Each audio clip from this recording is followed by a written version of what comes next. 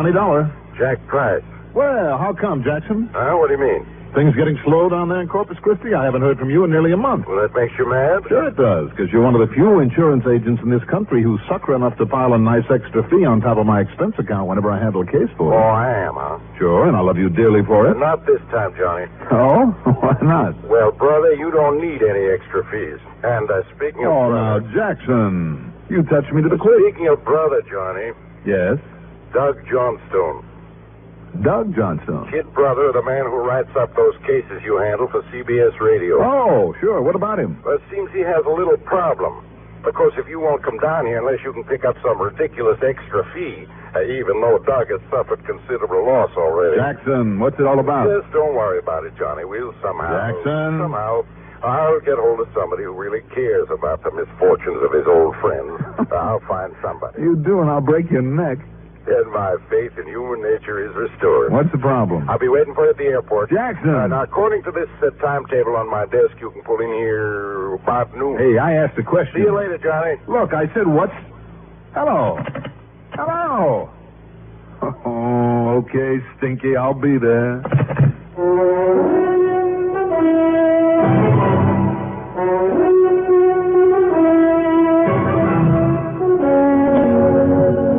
CBS Radio Network brings you Mandel Kramer in the exciting adventures of the man with the action-packed expense account. America's fabulous freelance insurance investigator, yours truly, Johnny Dollar.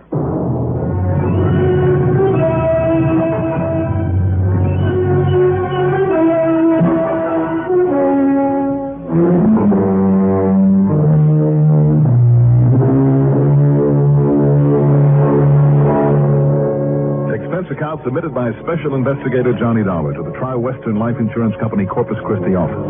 Following is an account of expenses incurred during my investigation of the Skidmore matter.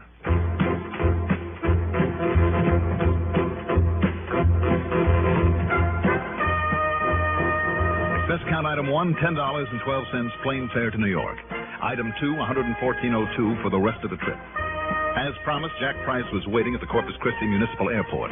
He picked up my luggage, led the way out to a car at the curb, threw the stuff into the back, and... That's one of those rental jobs, Johnny. Oh? How come? Because you're going over to the little town of Skidmore. Hop in. That's where Doug Johnstone is? What's happened to him? To Doug? Nothing. Well, you told me over the phone. Well, he's happily running that home for old folks, the Hearth, doing a bang-up job of it. He said to give you his regards. He'll see you later. But as long as this problem's really ours, the insurance company... Now, wait 1 minute. You said over the phone... I said as little as possible to be sure you'd hike on down here. Jackson, you're a dog. Sure I am. But anyhow, here's what goes. Yeah. Doug has been pretty well in the stock market since he came here to Corpus.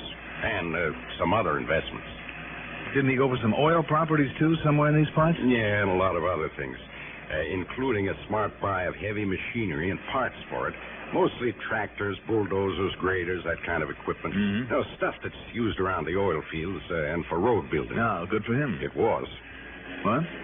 Until he began losing some of it. Losing it? Well, that is...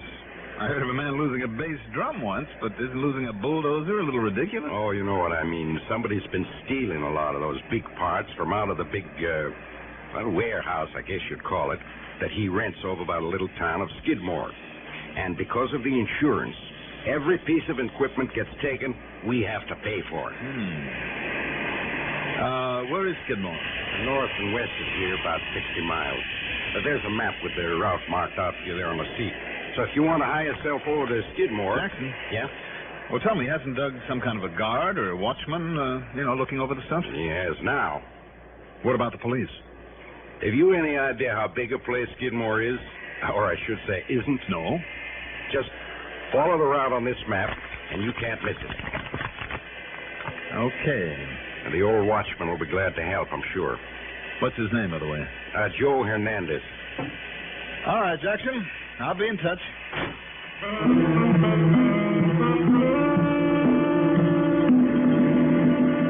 I drove the freeway to Gregory, then west on 181. Jack was right. The actual town of Skidmore wasn't much more than a crossroads. South of it, on the road to Timon, I found the sprawling warehouse that he mentioned. As I pulled up in front of it, the door of a nearby tool shed opened quickly, and out came a man about, maybe 4 feet 10, I'd say, and perhaps 100 pounds, wringing wet. His deeply wrinkled face as brown as a proverbial berry. Atop it was an oversized, beat-up old sombrero. Then as I started toward him, from somewhere under his ragged shirt, he pulled out the biggest old-fashioned six-gun that I had seen in years. You do not come any closer, senor.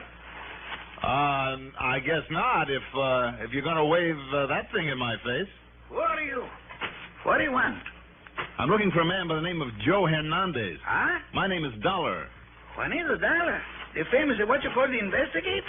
You are Senor Dollar? That's right, Johnny Dollar. Now, would you mind putting down that... Juanito. Senor Price from the insurance, he say he would come. Permit me to introduce myself. I am Jose Elguera de Santiago, McPherson, Julio Hernandez. At the service, senor. Would you like to start that over again? Jose Elguera de Santiago, McPherson, Julio Hernandez. Oh, did I hear a McPherson thrown in there somewhere along the line? See? He's the most very honorable name of my most very honorable what you call ancestor. Oh, I'm sure he was. Oh, see, but there was no need for you to come here, senor. No? With me, Jose Elguera de Santiago, McPherson, Julio Hernandez on the job. Senor Johnson will lose no more of his fine equipment. This I personally, I guarantee. Oh, you do? 24 hours a day. I'm here now, and with this, my 45 pistola, nobody would dare to challenge me, not me, Jose Elguera. Yes, Julio Hernandez, yes. Well, So you may leave now, senor, with the most very peace of mind. I bid you adios. Now, just wait a minute, Jose. See? Do you mean to say that since you've come on the job, there has been no more stuff taken out of this place? Only the one, what you call skip loaded. The skip loader? That is all. Oh, that's all, huh? Maybe $10,000 or $15,000 worth. Huh? No wonder Jack Price seems to think you need some help. Well, senor, I have it now. What kind of help? Oh, you see? The pistola. Look. Holy... What's the matter with you? Did you see what you've done with that cannon? You knocked the side window out of my car. I am sorry, senor, but you see what I mean. Now I have this. Look, just tuck that back into your shirt, huh? I see, of course. But everything is safe now. You may go now. There is nothing to worry about. Nothing. You know something, Jose? I think that's a matter of opinion.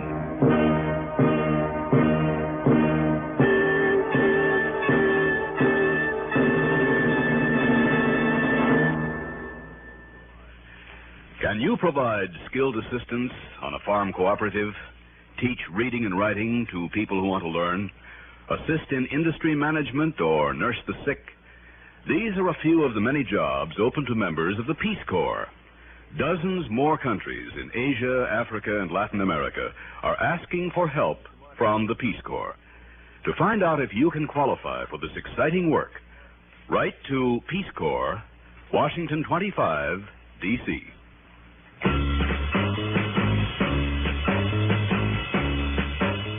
Before showing me through the huge windowless warehouse, Jose introduced me to his wife, Carmela, who was living there with him in this kind of tool shed. It was she who'd insisted that he buy the gun after the last robbery. Then he took me in for a look at the heavy equipment parts Doug Johnstone was storing there until it could be sold.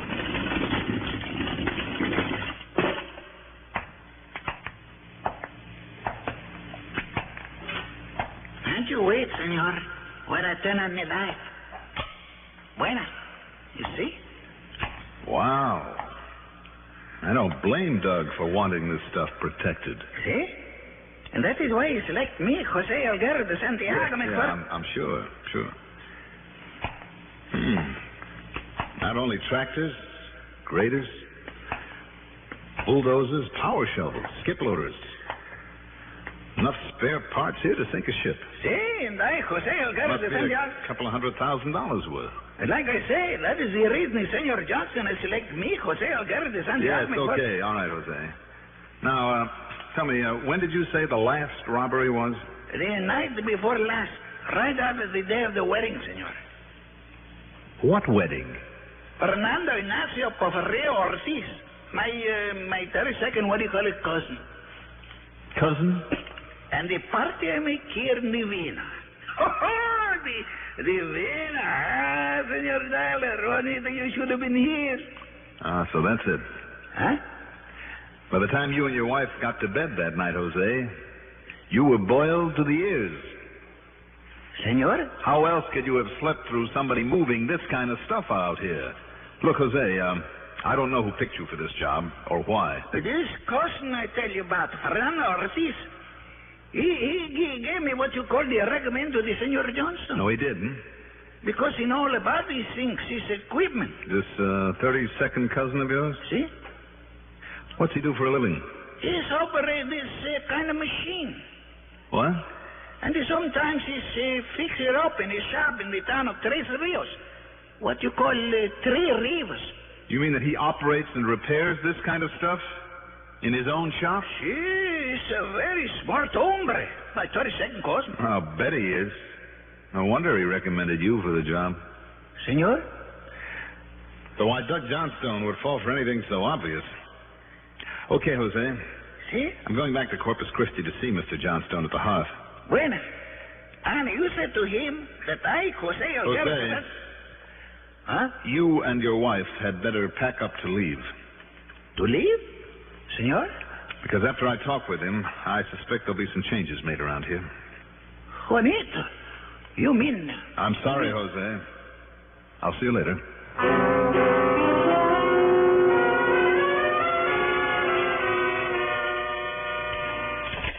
Sorry that I couldn't meet you at the airport, Johnny, but this really has me tied down here. I know, Doug. It's perfectly all right. What isn't all right, though, is the guard you have at that building over at Skidmore. I know. Tell me, didn't you smell a rat when this 32nd cousin recommended him, if there is such a thing? Cousin? Yes, this Ortiz. Well, I didn't know they were related, even that distantly. Point is, Johnny, that I just found out that Ortiz owns a piece of a repair business for road building machines and the like. Well, sure he does. All I'd known about him before was, well, he did some odd jobs around here, mostly earth moving. Now, of course. Well, of course. All he has to do is get old Jose and his wife drunk, then help himself to your warehouse full of parts. It certainly looks that way. And this Ortiz is a sort of sharp sort of character. Have you called in the police? No, because meantime Jack Price promised to get you down here, and, well, I figured you'd handle it. Yeah, well, I'll try. The first thing, of course, will be to replace old Jose. Do you think he's wise to this caper? No. He's such a sweet old man. No, I don't think he's wise, but that's beside the point. Yeah, I know. The main thing now is to get somebody smart out there before this Ortiz can hit you again. Well, I'm sure he won't tonight. Why? Because he's coming in here to see me. Oh? What about? I don't know. Probably looking for some more odd jobs. I told him I don't need him again, but he's coming anyway. Do you mind if I'm among those present? Oh, might be a good idea. You can look him over. He's due at 8:30. Good. I'll be here. Purely on a hunch, I drove on over to Skidmore again just to make sure that old Jose was on his toes and would stay that way. Have no fear, senor, as long as I, Jose Elguera de Santiago McPherson. Then I drove on back to town, checked in at the Robert Driscoll, unpacked my bags, changed, and ran up item 3, $5.80, for one big, delicious dinner. By then, it was time to meet Doug, and more important, Fernando Ortiz. Sharp character is right. In spite of his working clothes, and regardless of how good a job he might have done for Doug and the rest home, I just didn't like him. No, I'm sorry, Ortiz. There just isn't a thing we need you for at the moment. But, Mr. Johnstone... Not a single thing. Now, if you don't mind... But if something does come up that I can do for you, will you call me? Sure. As I told you nearly an hour ago when you first got here. But now my wife is waiting for Mr. Dollar and... Oh, of course. I am sorry to hold you up this way. But just one more thing. Ortiz. If you decide to level off the recreation area... Another time, Ortiz. Very well, whatever you say. Mr. Dollar, it has been nice to meet you. Thank you. Good night. Good night. Good night.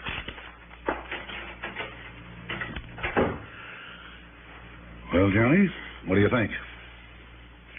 I don't know, this visit tonight. The way he kept thinking of just one more thing to discuss. Almost as though he was stalling. I got that feeling, too. But why? In the first place, Doug, he didn't seem a bit surprised to see me here. I know. He arrived at 8:30 on the nose. It is now 9:02. What are you thinking of? His real reason for coming here, for the stalling around. Oh, excuse me. Hello? Oh, yes, Jackson. Sure he is. For you. Oh, thanks. Johnny Dollar. Oh, Johnny, Jack Price. Thank goodness I finally ran you down. Oh, yes, Jack. I'll meet you there right away. We're going over to Skidmore to the warehouse. Why, what's happened? That poor old man, Jose. Yes? Somebody just murdered him. Ortiz. I'll be right over, Johnny. Bye. Wait a minute, Jackson. Yeah? Just murdered, did you say? When? What time? Well, according to his wife, it was 8:25, 8:30. That's too late. Well, what? That's when he was here with us. Well, Jose? No, Ortiz. Ortiz? What do you mean? I mean that he couldn't have. Johnny... Doggone it, I think he did. Will you make some sense? Come on over, Jackson. We'll be waiting for you.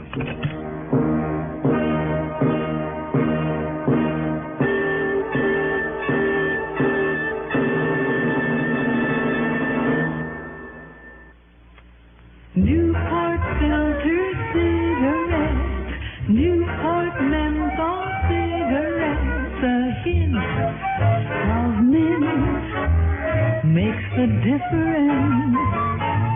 So fresh that you know the difference. Funny thing how you can hear a tune 100 times and never hear the words, and then boom, you know what the tune's saying. It's like that with Newport filter cigarettes. That special combination of good, rich tobacco flavor, the right amount of menthol, and just a hint of mint makes a difference a man can notice because it freshens up his taste. No wonder Newport's more refreshing to begin with, more refreshing all the way.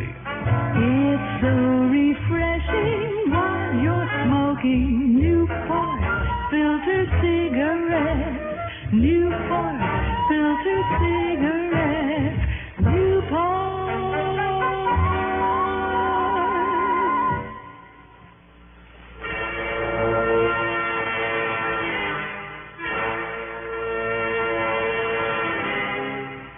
The warehouse over near Skidmore was crawling with state police. Fortunately, Sergeant Billy Roscoe, an old friend of mine, was in charge. Now, Johnny, Mr. Johnstone, Mr. Price, see here? Whoever plugged him with that old gun of his got him real close up. Because if he used Jose's clothing to muffle the sound. Yeah, I see. Right, sure. Tell me, are there any prints on the gun? All wiped off. Jose's wife, Carmela, she see anybody around? Only you, and then later some cousin Fernando. Ortiz. Yeah, that was it. Where is she, Roscoe? Asleep? Asleep? Sure, she was in bad shape. The doc gave her a sedative. Oh.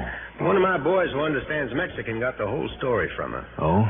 Yeah, this Ortiz talked with the old man a while and tried to give him a couple of jugs of wine.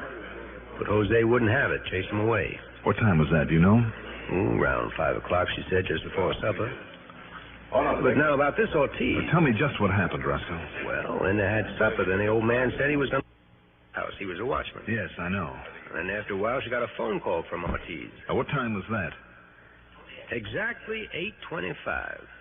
You're sure of that time? Oh, only because he asked her the time. And that clock of hers in the shack is right.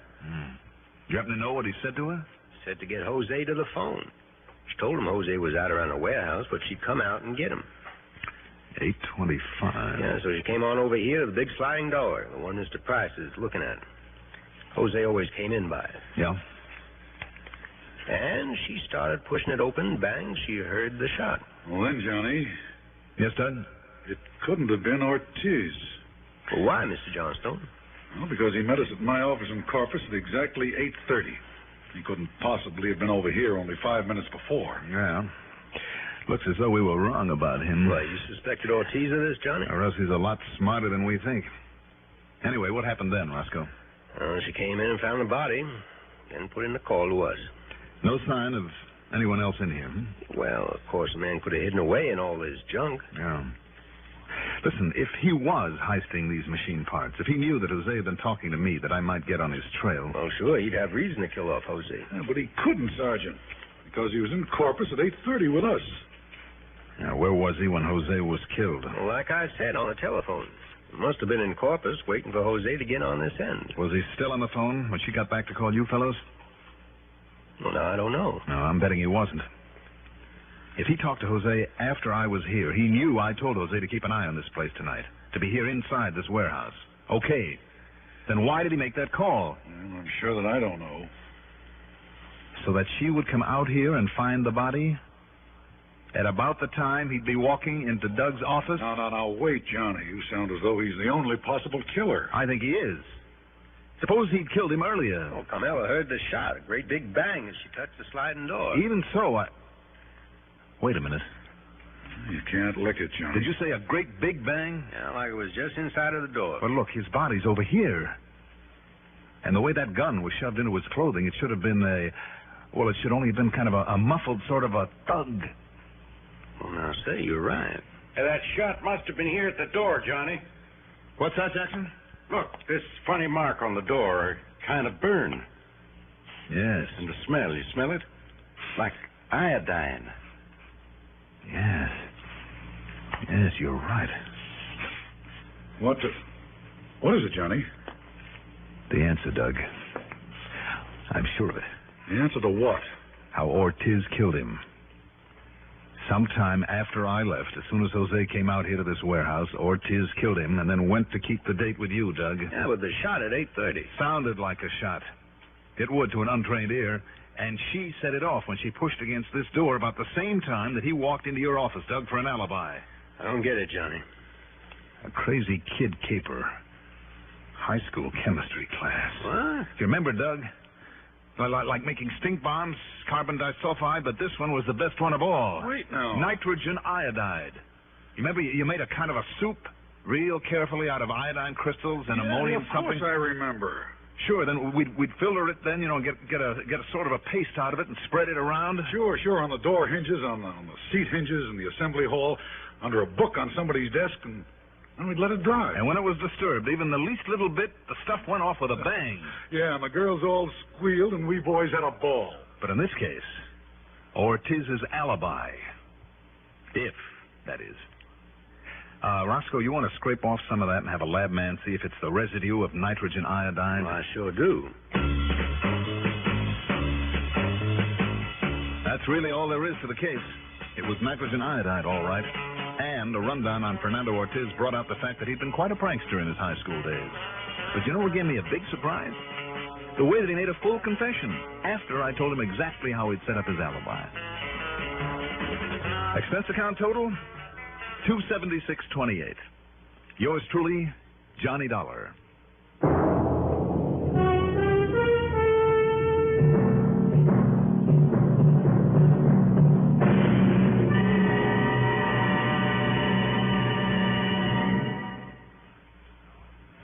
Now, here's our star to tell you about next week's story.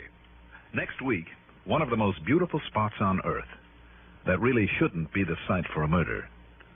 Join us, won't you? Yours truly, Johnny Dollar.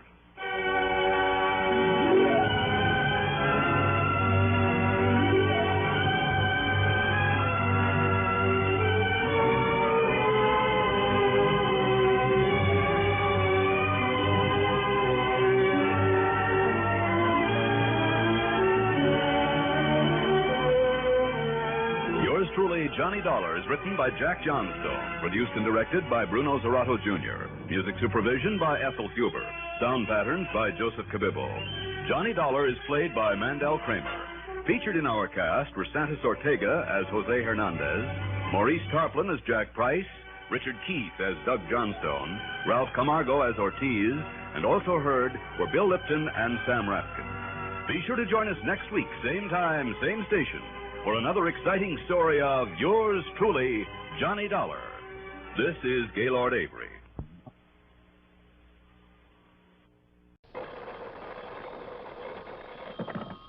Johnny Dollar. Mr. Dollar, this is Frederick Benham. Benham? That's right, a Tri-Mutual Insurance Company Limited. Oh, I see. There's a very important matter I'd like you to look into for us. I thought you always used members of your own staff. I mean, as investigators. Ordinarily, we do, Mr. Dollar. Ordinarily, any problem that might arise would be handled by one of our own men. In this case, case, however, unfortunately, not one of them is a fisherman. Did you say fisherman? That's right. I understand from those reports of yours that broadcast on the radio that you are a very good one. Well, I like to think so, but do you mind telling me what connection that can possibly have with an insurance problem? I would be very glad to. Shall we say at 3:30 this afternoon here in my office? Well, if it has anything whatever to do with fishing, Mr. Benham. Oh, it has, Mr. Dollar. It has. 3:30 then? Okay. I'll be there.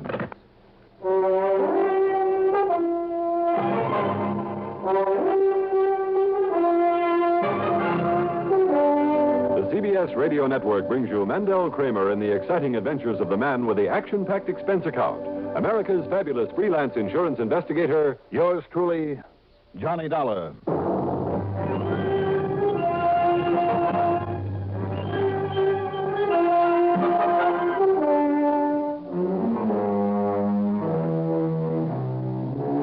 Expense account submitted by Special Investigator Johnny Dollar to the Tri-Mutual Insurance Company Limited Home Office, Hartford, Connecticut. Following is an account of expenses incurred during my investigation of the low tide matter. Why kid about it? Tri-Mutual is not a company I'd ever pick to work for. Although I'm sure they serve their clients very well, they just happen to be a notoriously stingy outfit when it comes to handing out money for assigned services. But it's the old story. Mention that magical word fishing, and I'm gone. Expense account item 1. At exactly 3:15 p.m., $1.20 for a cab to Mr. Benham's office in the Tri-Mutual building. Being the methodical sort that he is, he kept me waiting at the reception desk until the exact time of our appointment. Very well, Mr. Dollar. You may come in now. I was beginning to think you'd forgotten I was waiting out here. Date was for 3:30, I believe. And then you're slipping, Mr. Benham. Slipping? Mm-hmm. According to my watch, it's nearly 3:31. Then your watch must be wrong. Come in, please. All right.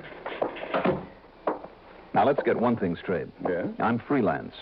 That means you pay my expense account on whatever it is you want me to do. I'm fully aware of that. Also, I'll expect a fee. I'm quite familiar with your scale of fees, Mr. Dollar. Or, of course, a commission. A percentage of the actual amount of insurance involved. Of the amount saved, Mr. Dollar. All right, have it your way. I usually do. I'm sure you do. But whichever comes out largest, fee or commission, that's what I get. Okay? Yes. But now sit down. All right. I wouldn't want you to start charging us for the time taken with these, shall we say, amenities. What's it all about? The Foster Machine Tool Company, or rather, Mr. Charles Foster himself, and his junior partner, Michael Brady. They're both clients of yours? Our concern is over a partnership policy we've written for them. That will pay the survivor some $500,000 if and when the other dies. It's a lot of money. Which of them is on the sick list? Neither. But I'm seriously worried about Charles Foster. How come? He came in here the other day to ask if the policy could be canceled. I see. And, of course, I had to tell him we couldn't do that without the permission of young Brady. Mm-hmm. Why does he want to cancel? He and Brady haven't been getting along. Business hasn't been good, and he suspects Brady, who is much younger and completely and selfishly ambitious, of being responsible. Why, when Brady himself has a share in it? To ruin Foster, force him to sell out his share of the business cheap. Oh, it's been done before, I guess. Of course it has. But then Brady walked in and said he wouldn't consider cancellation of the policy for a minute. So the only trouble with Foster was that he was overworked. But what he needed was some rest and relaxation. Don't we all? I beg your pardon. No, nothing. Go on, Mr. Benham. I've tried to reach them for several days now in the hope of talking it out with them. Well, of helping them reach some amicable solution to their problem. They've refused to see you? No, not exactly. They've gone away together. Where? On a fishing trip. Look, don't knock it. It's the best way in the world I know of to get rid of troubles. Best way in the world I know of for Brady to get rid of Charles Foster. Oh, no, wait a minute. And thereby collect $500,000 insurance. Mr. Benham, aren't you jumping to conclusions just because a couple of men... You wait a minute, Dollar. You don't know these two as well as I do. I don't know them at all, but it does seem to me Perhaps that... Foster is getting old. Perhaps Brady is right in wanting that business for himself. He'd certainly make a go of it. Then what's the beef? Well, the more I think of it, the more certain I am that Brady knows only too well that the one way to get that business without its costing him anything, and $500,000 besides, is by having Foster dead. For old Foster to go on a fishing trip. Ridiculous. What's the matter with the fishing trip? Nothing. For you or me or Brady.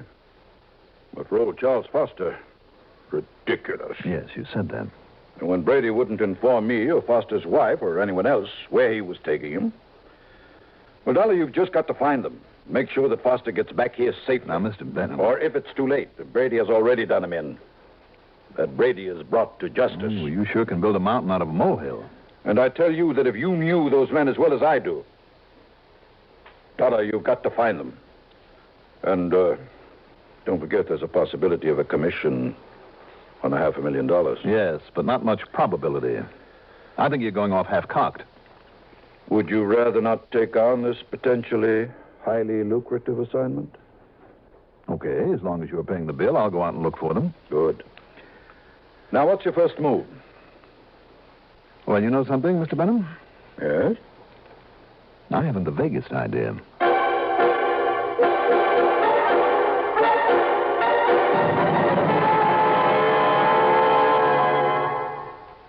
If you ever suffer a touch of arthritis or rheumatism and you've never tried Mentholatum Deep Heating Rub, you can't know how good its deep heating action can make you feel.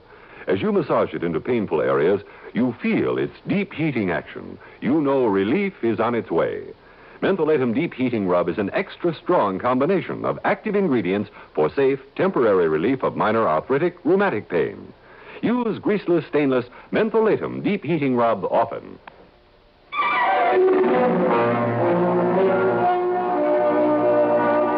My first move was to call on Mrs. Charles Foster, a sweet, lovely little lady in her 60s. She was worried sick over the way her husband had suddenly taken off for parts unknown with young Michael Brady.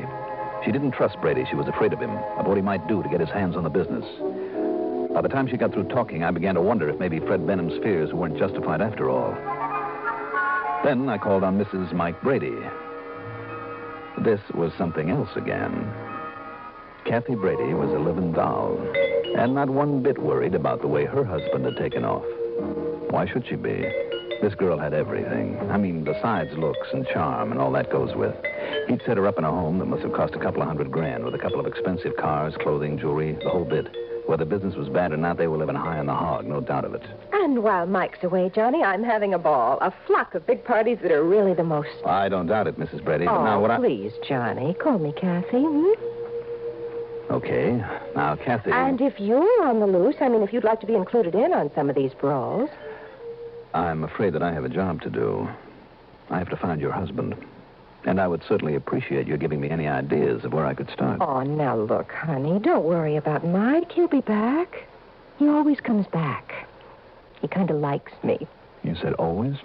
Well, you don't think this is the first time he's just up and gone fishing or something? Well, where does he go? Oh, I don't know. Somewhere as far away from business as he can get. When we lived on the West Coast, he'd go up to Lake Mead or Mojave. Sometimes he even came east to Maine, New Hampshire. So, now, who knows? Tell me one thing, Kathy. Anything, Johnny. Did he usually take somebody along with him on his trips? Oh, now I get it. What? It's that old Mr. Foster, his partner, that you're worried about. Now, surely you don't think a thing like that could ever happen again. A thing like what, Kathy? I mean like that partner he had a few years ago when they went on a hunting trip to Canada and some fool with a big rifle almost killed Michael, too. The man who was then his partner was killed? Oh, poor Michael. He was so upset about it, he sold out the business. And you know, it still upsets him if I even so much as mention it to him or anybody else. But now about these parties I'm throwing while he's away. Johnny? Kathy, you're sure you don't know where they might have gone? I haven't the least idea, Johnny. Mm-hmm. But now listen, if you're free and like a lot of fun... I'm sorry, but I really have to go now. Oh? Where to, Johnny? A long, long way from here.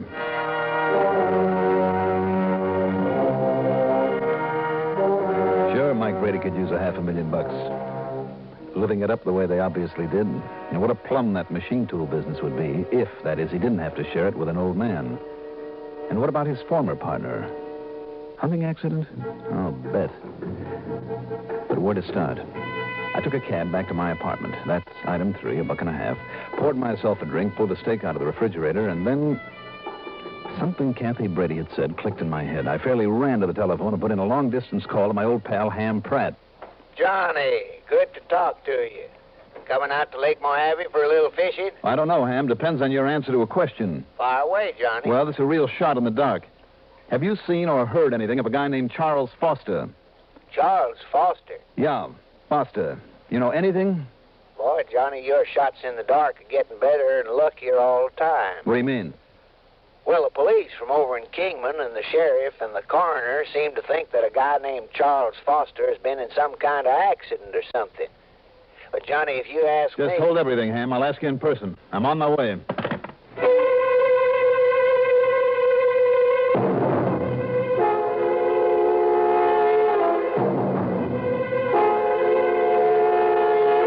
Item 4, $6 for a record-breaking taxi ride to Bradley Field. Item 5, $170.40 for a night flight to Los Angeles. Item 6, $21.10 for a plane to Las Vegas. There I got hold of a rental car. The deposit of $50 on it is item 7. Shortly after noon the next day, I was at my favorite fishing spot, Lake Mojave Resort, just above Davis Dam in the Colorado River. But I had other things in mind as I sat in the little office down by the dock and talked with Ham Pratt, the manager of the place. And the authorities have asked Mr. Brady, that was his partner, you know, have asked that Brady stay around a few days just in case. Now, let me get the whole thing straight, Ham. Go right ahead, Johnny. All right, now, Monday, that's 3 days ago, Brady and Foster hadn't been getting along too well, so each of them went fishing alone. Right. Mr. Foster went up toward the Big Basin. That's about 10, 12 miles up the lake. And Brady said he fished down below, near the dam. That's right. Mm-hmm. And nobody has any reason to believe otherwise. Nobody except you. Because of the way young Brady had been behaving, Johnny. You see, with all the people I meet running a place like this, well, I like to think I know a little something about human nature. That's the understatement of the week. Well, thank you. Then the wind came up. Yeah. All the rest of the fishermen came back in, including Mike Brady. All but old Mr. Foster.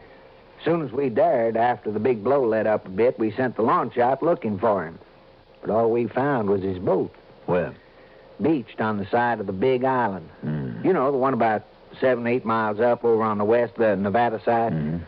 Could have come from almost anywhere, and that much wind, though, Johnny. And there's been no sign of Foster's body? No, sir. All right. Excuse me, Johnny. It sounds like that's for me. Sure. Yes. Oh, hello, Sheriff. Oh. Yes, I see. Okay, sir. Thank you. Well, Johnny. Yeah? Sheriff says I can tell Mr. Brady it's okay, that he can pack up and leave if he wants to. Don't. Oh? Why not? Just don't tell him, Ham. Not yet. You have an idea, Johnny? Let me make a phone call. Then, if it works out the way I hope it will... You got a boat with a good outboard on it that I can borrow? Well, sure. You can take my own with a 40 horse on it. That'll be fast enough for whatever it is you're up to. That'll be fine. But first, let me have that phone. My call was to the Weather Bureau in Vegas, and they were able to tell me the exact direction of the big wind of 3 days before. Then, alone, I took off in Ham's outboard and drove some 8 or 9 miles up the eastern, the Arizona side of the lake. There, for the next few hours, I carefully explored every wash and cove that was a few degrees north of northeast of the big island on the opposite side, the one Ham had mentioned. Luck was with me. The lake was smooth as glass, the water clean. There were a few other boats around in some of the coves, fishermen. I hope I didn't disturb them too much with my prowling. I noticed that one boat kind of followed me, as though the man in it hoped I might lead him to a hot fishing spot. He didn't follow me into the cove they call the rock pile, where a lot of huge boulders have fallen from the cliffs above into the deep, clear water. And there I found it. The body of a man, wedged down between 2 rocks some 15 feet below the surface. 1 foot apparently was tangled in an anchor line. I quickly stripped down to my shorts, dove on over the side.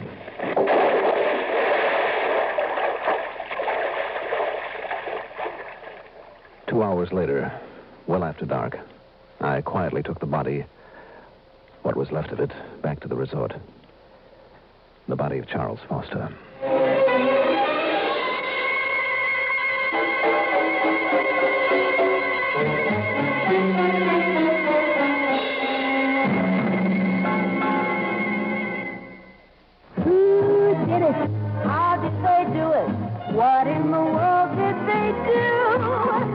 put the men in menthol smoking. Alpine, that's who. Alpine, that's who. Nice. Now, the menthol cigarette has tobacco flavor a man can get hold of. Alpine always tastes rich, never smokes rough. Alpine filter cigarettes. Nice. And you don't think we ought to notify the sheriff's office? Not yet, Ham, because we haven't any proof that he was thrown overboard with that anchor tied to his leg. Even the bruises on what's left of him don't really prove anything. Pretty diabolical, Johnny. If you hadn't been carefully looking for him in those coves, I mean at that depth and with usually a ripple on the water. I know. That dead calm was the only thing that made it possible. That and a little luck. And if the body had stayed there a while, nobody ever would have found him. But now look, Johnny, if what you told me is true, if all that insurance was set up to go to Brady and the business, well, now listen, you better nail him fast. Proof, Ham. Don't you see, without proof that Brady did it, and with everybody believing his alibi about being down at this end of the lake near the dam, if only there was some way to make him show his hand, something we could do that... Yeah, well? Ham, I got an idea. Believe me, Johnny, better be a good one.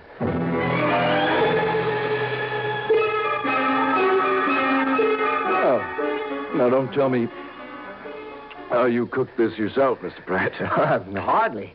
I just had it sent over from the cafe. And nothing wrong with it, I hope. Well, can't you tell by the way I'm making a pig of myself?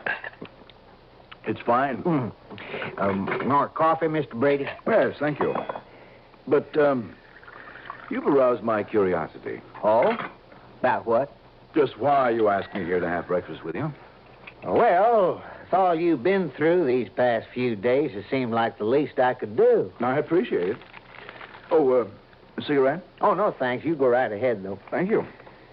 Matter of fact, the reason for all this food is I was half expecting somebody else to join us. Oh? Who? Old friend of mine who pulled in here yesterday afternoon. His name is, oh, now, maybe that's him now. Come in.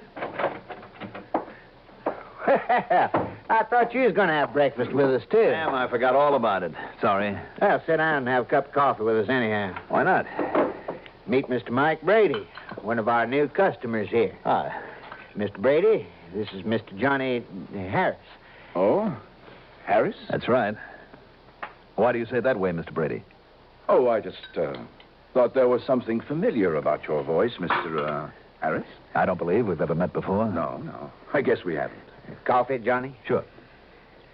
Well, Johnny, you plan to bring in a string of lunkers today? You're going to try. See, Mr. Dollar is one of our most avid fishermen, Mr. Brady. Mr. Pratt, wait a minute. Just then you called him... Yeah, Ham, I thought I'd take a crack at the rock pile this morning. The rock pile, did you say? Yeah, that's right, Mr. Brady. It's a big cove about 8 miles up the lake on this side. Lots of rocks fell off a cliff and made a kind of rock pile under the water. Haven't you tried that spot yet? Why, you know that all my fishing has been down at this end of the lake, Mr. Pratt. Oh, yes. I guess you did tell me that, didn't you? It happens to be a fact. I'm sure it is. But now, look here. Didn't you introduce this gentleman as Mr. Harris, Johnny Harris? Oh, well, sure. And yet a moment ago you... Yeah, as I told you, Mr. Brady, Johnny is one of our best visiting fishermen. Mr. Pratt. But, Johnny, there's no point in your trying the rock pile today. Why not, Ham? Well, I just got word from the boys at the dam. They're going to let out a lot of water. Some emergency or other down at one of the lakes below us here. Let out some of the water? Yes, sir. It'll be low tide today. I'm sorry, Johnny. Yeah, so am I. Well... how much do they drop the water in this lake, Mr. Pratt? The way I understand it, may go down as much as 20 feet. 20 feet? What's the matter, Mr. Brady? Why, nothing. Nothing at all. But now, excuse me, gentlemen, there are some things I have to do. Oh, now, Mr. Brady, I thought you was going fishing, too, this morning. Yes, I am. Thanks very much for the breakfast. Wait a minute, Brady. Why don't you go out with me? I'd rather go alone, thank you. Well, we could at least try the rock pile until the water gets too low up there. No, excuse me. I'll see you later on. What's the hurry? I tell you I want to go fishing. Oh, no, you don't. I beg your pardon? You want to be sure of getting up to that rock pile before I do. What are you talking about? so that you can move the body of your partner, the man you murdered, out of that cove before somebody else sees it. What are you talking? Get it out of there and hide it somewhere else. You're crazy. Because you know it'll be a dead giveaway. No. You know the bruises on it will show how you murdered him, how you tied the anchor line around his leg to make him sick, to get your hands on the insurance, $500,000 worth. Get your hands on the business that he's left behind. Can you deny that, Brady? No, I can't. Any more than you can deny who you really are. Mr. Johnny Dollar. That's right. Insurance investigator. Right again. Well, it's too bad. It's too bad for you. Too bad that you caught up with me. Do you see this? Now, put away that gun, Mr. Brady. You see, you give me no choice now, Dollar.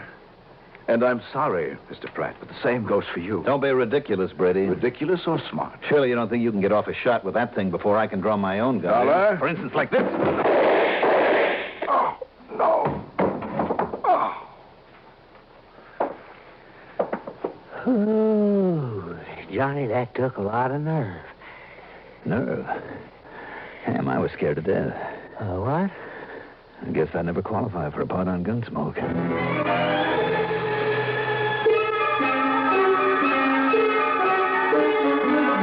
Needless to say, Ham's talk about dropping the level of Lake Mojave by a full 20 feet was all a bluff, but it worked. Expense account total, including the trip on back to Hartford. Well, Mr. Benham, I think I'll just forget that. In view of my nice fat commission on that $500,000 policy. Yours truly, Johnny Dollar.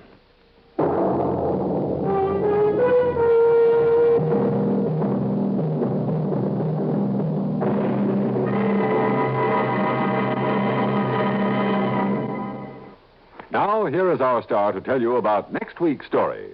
Next week, somebody takes a crack at the perfect crime, and with pretty exciting results. Join us, won't you? Yours truly, Johnny Dollar.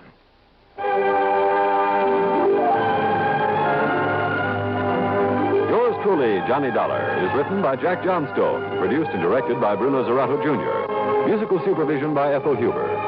The role of Johnny Dollar was played by Mandel Kramer. Also heard in our cast were Santos Ortega as Frederick Benham, Terry Keane as Kathy, Bernard Grant as Brady, Bob Dryden as Ham Pratt. Be sure to join us next week, same time, same station, for another exciting story of yours truly, Johnny Dollar. Art Hanna speaking.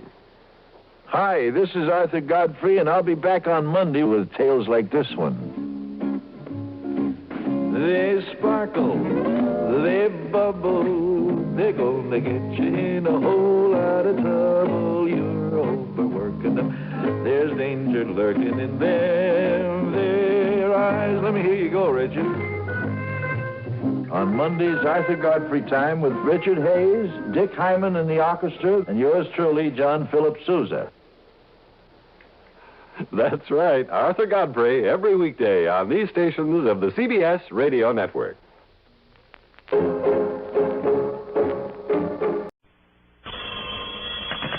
Johnny Dollar. Dollar, this is Ted Orloff. Orloff? Yeah, you remember Western Indemnity Company out here in Los Angeles? Oh, of course, Ted. How are you? Fine, just fine. Gee, it's been a long time. I know. Now, tell me, are you free to come out here? Come out here right away? I don't know why not. What seems to be the trouble? One of our clients owns a small bottling plant. Yeah? Name is Garrison, Barney Garrison. Go ahead.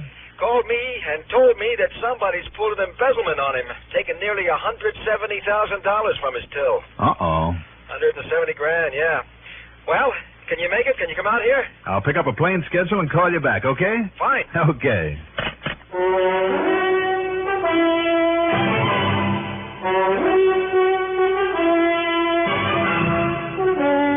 The CBS Radio Network brings you Mandel Kramer in the exciting adventures of the man with the action-packed expense account, America's fabulous freelance insurance investigator, yours truly, Johnny Dollar.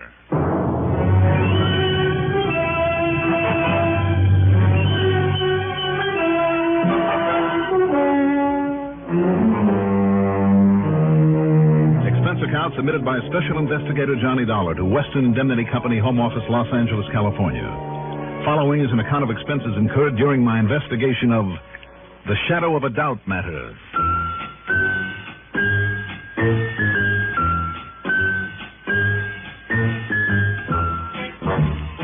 Expense account item 1, $3.50 for the call back to Ted Orloff to tell him the best deal I could make was the flight out of Hartford at 7:20 the following morning.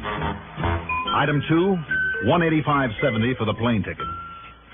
When I got to L.A. a few minutes after noon Pacific time, Ted was waiting for me. I piled my luggage into the back of his car and we took off. Now, Mr. Bernard Livermore Garrison, Barney Garrison. Own some kind of a bottling plant. That's right, soft drinks. You know, root beer, sarsaparilla, lime, orange, the works. And just now, today, as a matter of fact... Watch it! Okay, it's okay. Now, why didn't she signal that turn? Crazy Southern California drive. We were going pretty fast, Ted. Been out here 7 years now. 7 years, Johnny, but I can't get used to it. These natives all drive around like an accident, just going somewhere to happen. Yes, they do.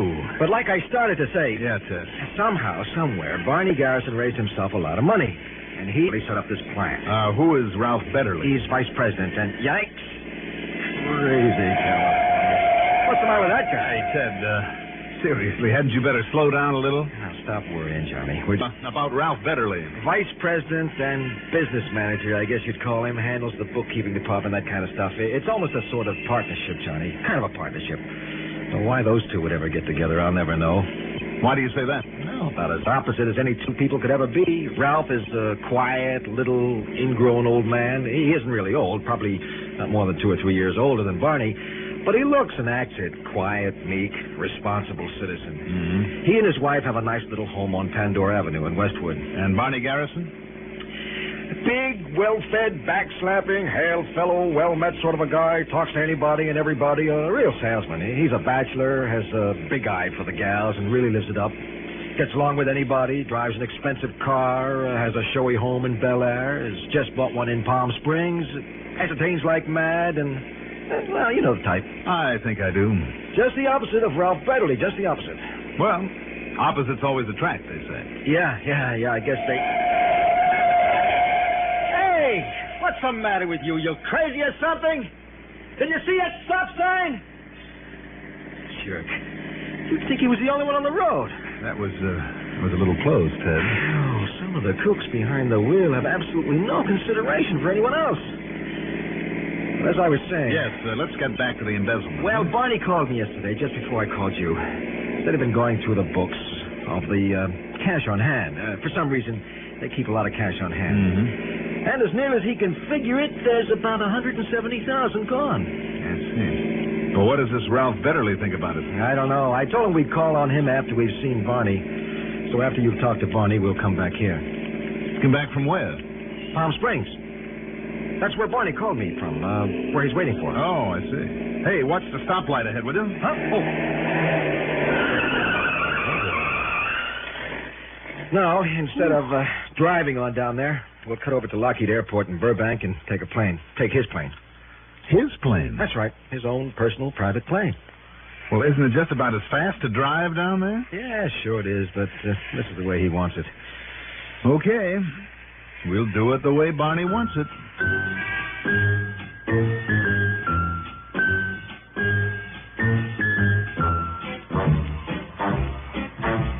Once at the airport, we hopped aboard Garrison's twin-engine Beach. The pilot took off, and in almost less time than it takes to tell about it, we set down at the Palm Springs airport. He promised to meet us here, but I don't see any sign of him. Not a sign. What time is it, John? I have exactly 20 minutes after 5? Sure. That's Eastern time. You forgot to reset your watch. Oh, of course. Well, that makes it 20 after 2. Pilot called him, though, so he shouldn't... Huh? What's the matter? Nothing. I was surprised to see those long, thin clouds up there in this desert sky. Clouds? Yeah. Oh, wait a minute. Those are just the kind of tail end of a skywriting job. Look there behind you. The skywriter's still at it.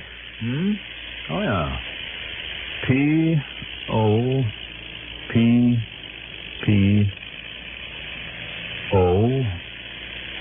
Papo? When he's finished, that'll spell Papola. What? Well, that's a fine way to decorate an otherwise clean, clear blue sky. Don't knock it. Why not? That's Garrison's brand new product. Oh. And like I say, today's the first announcement of it. But now we're in the Sam Hill... Oh, here he is. Oh, beat me to it. I'm sorry I had to wait.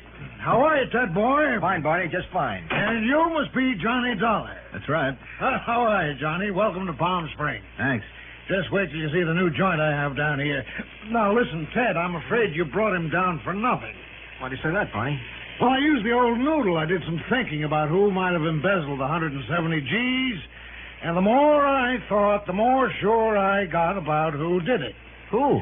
And I'm willing to bet that if you face up to him and tell him that I'm on to him, he'll break right down and admit it. Who, Barney? That so-called partner of mine, Ralph Betterly.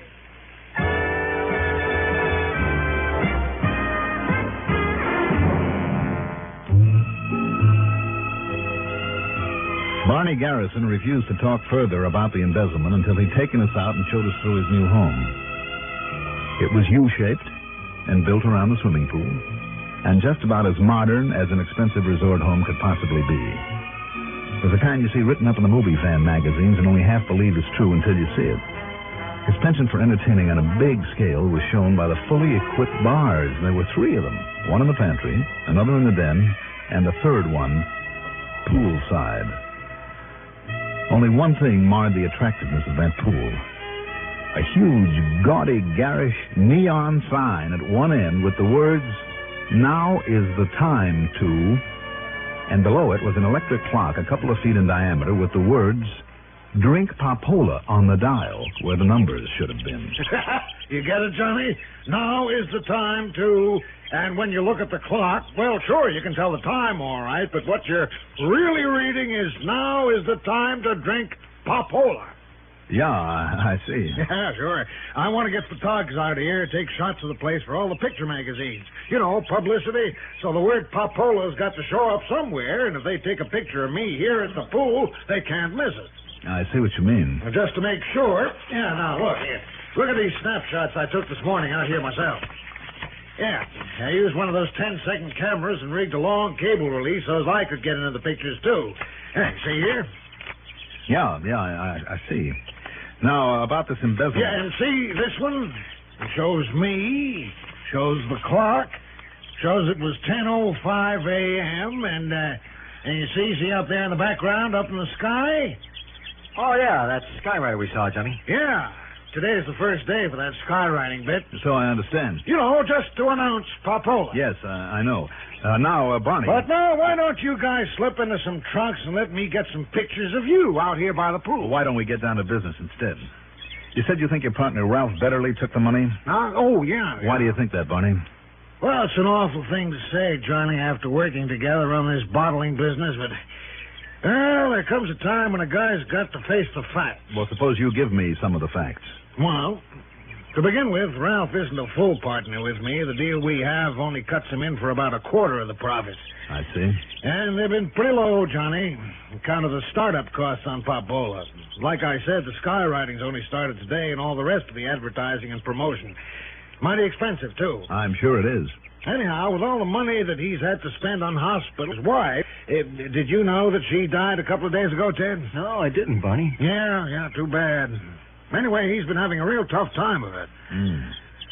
And, you think that he would steal from his own company? He's been pretty desperate. But, Johnny, the real point is, and, well, I hate to say this, but he's the only one who could. Why is that? 2 reasons. Don't you have a lot of employees there at your plant? Sure, Johnny, quite a few, but outside of me, Ralph is the only one who has the combination of the safe we keep all the cash in. The only one, Johnny. And if that don't put the finger on him, I don't know what does. I think you said 2 reasons. Yeah. Number 2, Ralph is the only other one who has any idea how much there was in there. Do you mind telling me why you kept that much cash on hand? Oh, so maybe it did seem like a lot, but it takes a lot to run a business, any kind of business. But $170,000? Sure. But don't you see, I got to have cash to pay off the Mexican boys who... well, that is... Yes, Barney? Okay, you're not the cops or the pure food and drug fellows or anything, so you're only a private detective, so I'm going to level with you. Go on. Some of the stuff for the Papola mix, a secret ingredient. Well, you know what I mean. Go on. Okay, so maybe it doesn't cross the border exactly legal, you know? Ted, did you know about this? I certainly didn't. Now, wait a minute. There's nothing poison or narcotic about it, anything like that. It's only that if those wetbacks are willing to bring it in for me, well, that's why I've got to keep a lot of cash on hand, okay? Is it? What's okay about running a business like that? Hey, now, wait a minute, buddy. Ted, didn't you know what kind of an outfit you were selling indemnity insurance to? I guess I didn't. Now, don't get up on any pulpit, Johnny. Garrison, have you told the police about the embezzlement? Why should I? You bet you haven't, because you know you'd have an investigation on your hands that would put you out of business so fast you wouldn't know what hit you. Oh, yeah? You think I'm not smart enough to cover up if anybody comes poking around? You don't owe me, Dollar. I don't think I care to. How do you think I got where I am today? Answer me that. You know why? Because I'm smart, that's why. Me, I'm smart enough to get away with anything if I want to. Don't be too sure of that. Come on, Ted. Yeah? Now, you listen here, Dollar. Yes? If you think you're going out and make trouble for me... I wouldn't waste the time. Come on, Ted. Let's get on back to L.A. Yes, Johnny, and believe me, I'll cancel out every policy we have on him. Sure, go ahead. But you're still going to have to either recover the money or pay me off on this embezzlement. I'm afraid he's right, Johnny. Well, I'm not. And remember what I said. You tell Ralph Betterly I'm wise to him, and I'm betting he'll break down and confess. If he hasn't got conscience all of a sudden and blown his brains out. But you just get me that money.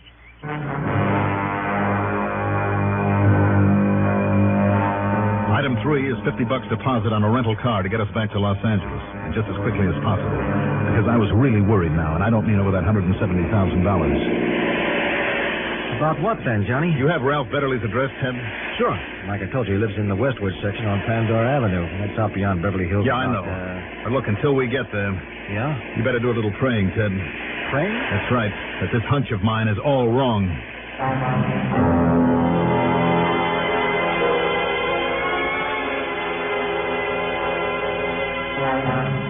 But all the prayers in the world wouldn't have helped. By the time we got to 1308 Pandora... out there in Westwood, the police, including a medico and a couple of the lab crew, had done their work and left. All but a Lieutenant Harvey May. As for what had happened there... Well, you see, we got a phone call from his business partner, a man by the name of Garrison, called from Palm Springs. Oh? Yeah. Said he'd been trying to raise Betterly on the phone, that he was worried about him. So one of the boys in a prowl car drove over, got no answer to the doorbell, but the front door wasn't locked. So we barged in, found Betterly dead, a bullet in his head. I come on over with the doc and the lab crew. I see. But I figure it, Lieutenant. Looks like suicide, Dollar, all the way. Mm-hmm. You know, because of losing his wife and financial troubles and all, and Betterly's prints are on the gun, and only Betterly's. Suicide, hmm? Well, maybe. Why do you say that? Well, had Betterly pulled that gun on himself, there should have been clear powder burns on his head, see? But the doc seemed to think he might have been shot from 6 or 7 feet away. No, he could be wrong, of course. Could he? I doubt it. Yeah? Why? When was he, well, when did he die? Doc figures sometime between 9:30 and 11:30 this morning. And nobody in the neighborhood saw who might have done it? Nobody heard any shots or anything like that? No, but if you're thinking of that crooked partner of his... Why not? Well, he's down there in Palm Springs. You forgetting, Lieutenant? That's not much more than a 2-hour drive. But he said he's been down there since late last night. And if he can prove that... look, I know Garrison isn't Lily White. Oh, you're so right. But if he can prove he's been down there all day... Well, Lieutenant, I'm sure that he thinks he can. Well, then? And I'm almost sure that I can prove his alibi's a phony. How, Dollar? And if you can... That's out of your jurisdiction down there, isn't it? Well, sure, but all we have to do... No, don't call him. Not yet. Give me time enough to drive to Palm Springs, Why?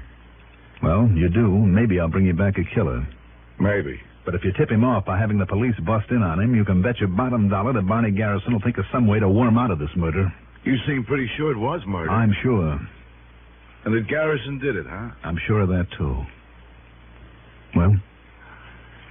Okay, Dollar, go ahead. But I better hear from you in a hurry. Don't worry, Lieutenant. You will. Thanks.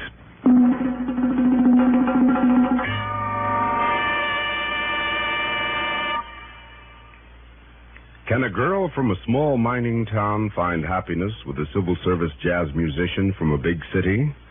This problem may never be solved by Betty Furness on the CBS Radio Network's Dimensions of a Woman's World. But her tips on home improvement, cosmetics, teenagers, anything of interest to women could help you find a few answers that you've been looking for. Dimension of a Woman's World is heard 3 times every weekday, with Betty Furness as hostess with the mostess. Information for and about today's woman. And you'll hear Dimension of a Woman's World only on weekdays and only on CBS Radio.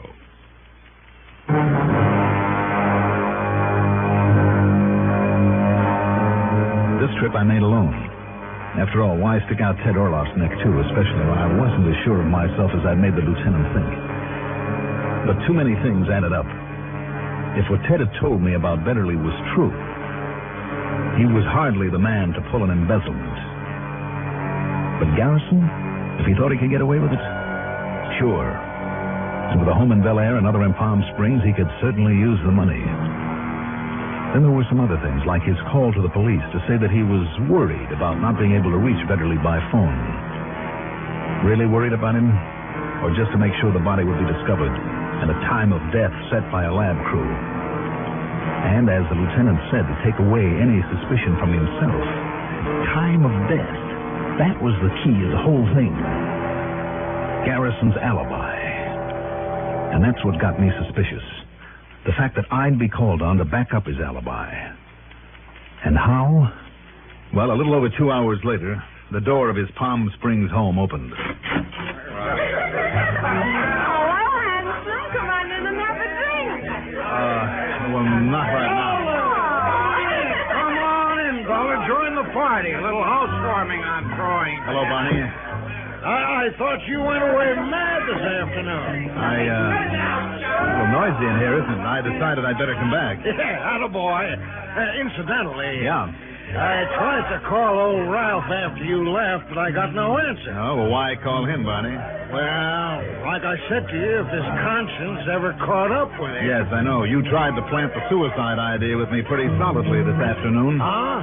Now, why do you say plant that way? Look, where can we talk quietly for a few minutes? Oh, Barney, you're not leaving me all alone, are you? Well, just for a little while, sugar.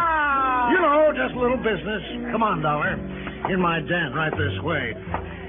First, wouldn't you like a drink? No, let's talk first. All right, sure. Right in here now.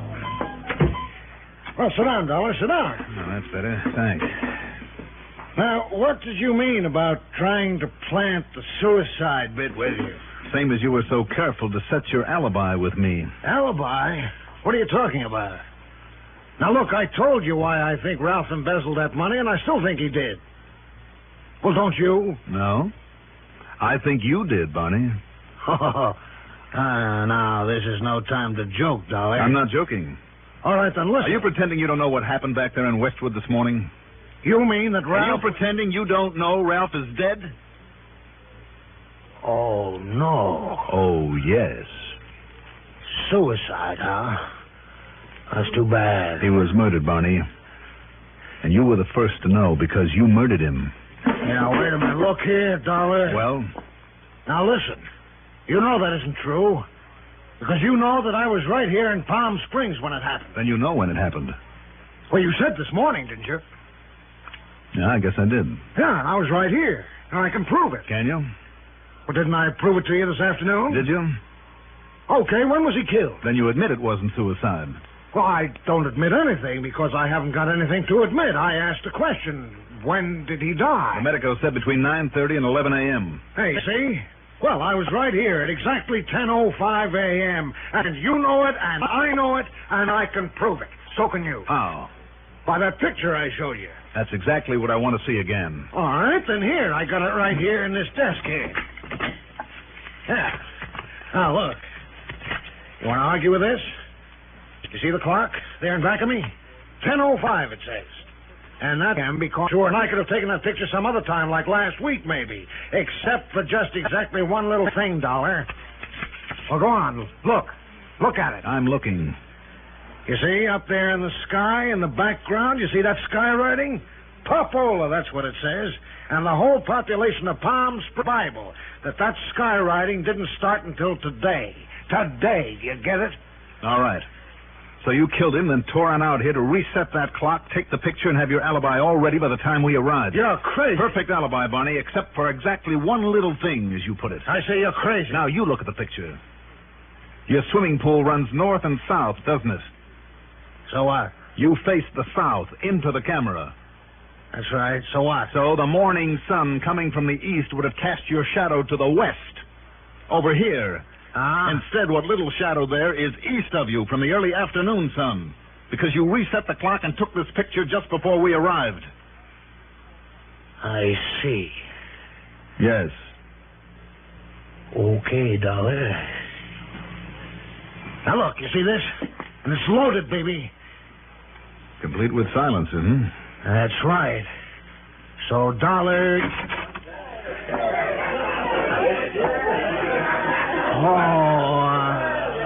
Hiya, Sergeant. Well, looks like Lieutenant May of the West Los Angeles Department was right, huh? Now, look, just let me explain this, huh? Why bother, Barney? Just give the sergeant the gun.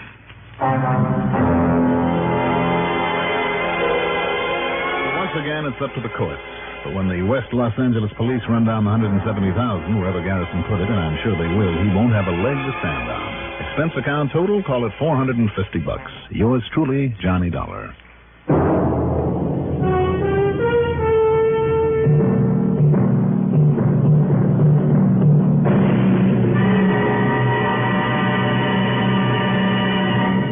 Now, here is our star to tell you about next week's story. Next week, like a lot of other people, I open the trout season, but in a way I don't suggest you try. Believe me.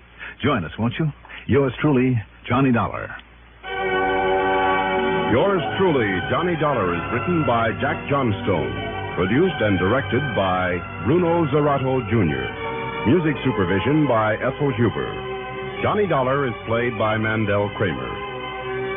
Also featured in our cast were Bob Dryden as Barney Garrison, Bernard Grant as Lieutenant Harvey May, James Stevens as Ted Orloff, Eugene Francis as the police sergeant, and Jocelyn Summers as the girl at the party. Be sure to join us next week, same time, same station, for another exciting story of yours truly, Johnny Dollar. This is Pat Cannell speaking. Sportsorama with Red Barber premieres April 6th, putting Major League Baseball in the Sportsorama spotlight with straight-from-the-shoulder talk about our national pastime. April 6th, the first Sportsorama program with Red Barber on the CBS Radio Network. Do you know a new family just moving to your neighborhood? Welcome Wagon would love to welcome them. Welcome Wagon helps all new neighbors to feel welcome and wanted here in the Capital District. Each gracious Welcome Wagon hostess brings baskets of gifts from Tri-City merchants. She brings greetings from the community to these newcomers, answers questions everyone wants to know about the Tri-Cities. You can make sure your new neighbors benefit from Welcome Wagon service. Just call State 59640 and give the Welcome Wagon hostess the name and address of your new neighbors. She'll call on them and present them with a basket of gifts from civic-minded businessmen. You'll be helping your neighbor and your Welcome Wagon hostess who carries on this valuable community service. In the Albany, Troy, Schenectady metropolitan area, call State 59640. That's State 59640 for Welcome Wagon. WROW Albany, fair and cool tonight, gradually diminishing winds, the low 25 to 30. Monday, continued fair and mild, high in the low 50s. Present 45. Johnny Dollar. Like to hop aboard the next plane headed for the mighty sovereign state of Texas? Why not? And who dat? Jack Price here in Corpus Christi. Oh, hiya, Jackson. How about it? Well, you know I like that town of yours, Jack. I always have, but unless your company plans to pay the freight, forget it. I can't afford it. Now, you don't think for 1 minute I'd be inviting a character like you down here on just a social call? Why not? I'm a very sociable fella. Oh, sure. Especially when you're on expense account. Naturally. Or when your investigation saves us a lot of money and you can pick up a nice commission for it. Sure. But this time, pal, there's no way you can save us anything. As a matter of fact, if what I suspect is true, you'll only cost us money. Now, that doesn't make much sense. Doesn't it? Well, does it? Why don't you come down here and see? On expense account? Yeah, on expense account. but no extras. Bare minimum expense account. Right. No chance of a commission. None. But maybe just a nice little service fee, just for old time's sake? No. Oh, now, Jackson, listen, do you really think I'd accept an assignment like that from you of all people? I cannot tell a lie, Johnny. I think you would. You want to know something, pal? Yeah. You're right.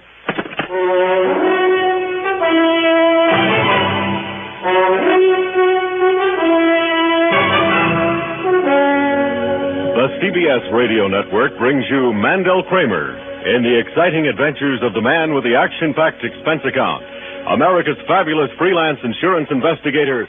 Yours truly, Johnny Dollar.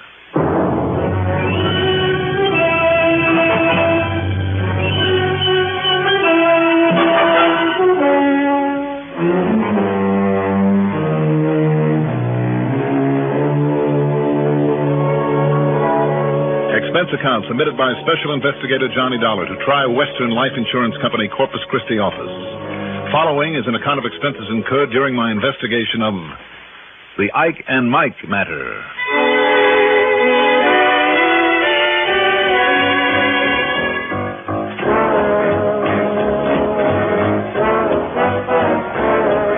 Expense account item 1, $5.65 for a taxi out to Bradley Field. As for item 2, well, in spite of this demand for economy, I'm sure the company treasurer won't object to my not thumbing my way to Corpus Christi. So item 2 is $122.23 for a plane ticket. But to make up for it, after I got there, instead of a taxi, I took the airport limousine to the Robert Driscoll Hotel. That's item 3, $1.35. There I got myself a room, not a suite, mind you, and unpacked my bags. Yeah, who is it? What do you mean, who is it? Come on, open up. Jackson, come in. Hi, Johnny. Now, don't tell me you came around to make sure I didn't take too expensive a room. Sit down. Thanks. It's getting close to dinner time, Jack. Why don't I order up a couple of drinks? No, listen, Johnny. You'd better not. Oh, come on. Don't tell me you were that serious about holding down on the expenses. Well, I was and I wasn't, but something's happened since I talked to you on the phone. Oh? Like what? Well, what I mean is that's too late now. Too late for what? For you to do what I wanted you to do down here to see if you could do. What are you talking about? That is to say, look into this thing and see if I wasn't right about thinking maybe the best thing to do would be just to cancel the policy. What policy? I mean because of what happened just a few hours ago after I called you. Look, Jackson, this bush you're beating around is getting pretty big. What policy? To whom and for how much? And what's the matter with it? Okay. Straight life, Johnny. $25,000, and with the standard double indemnity clause. Yes, I know, for accidental death. Yes, darn it. Well, who's the insured?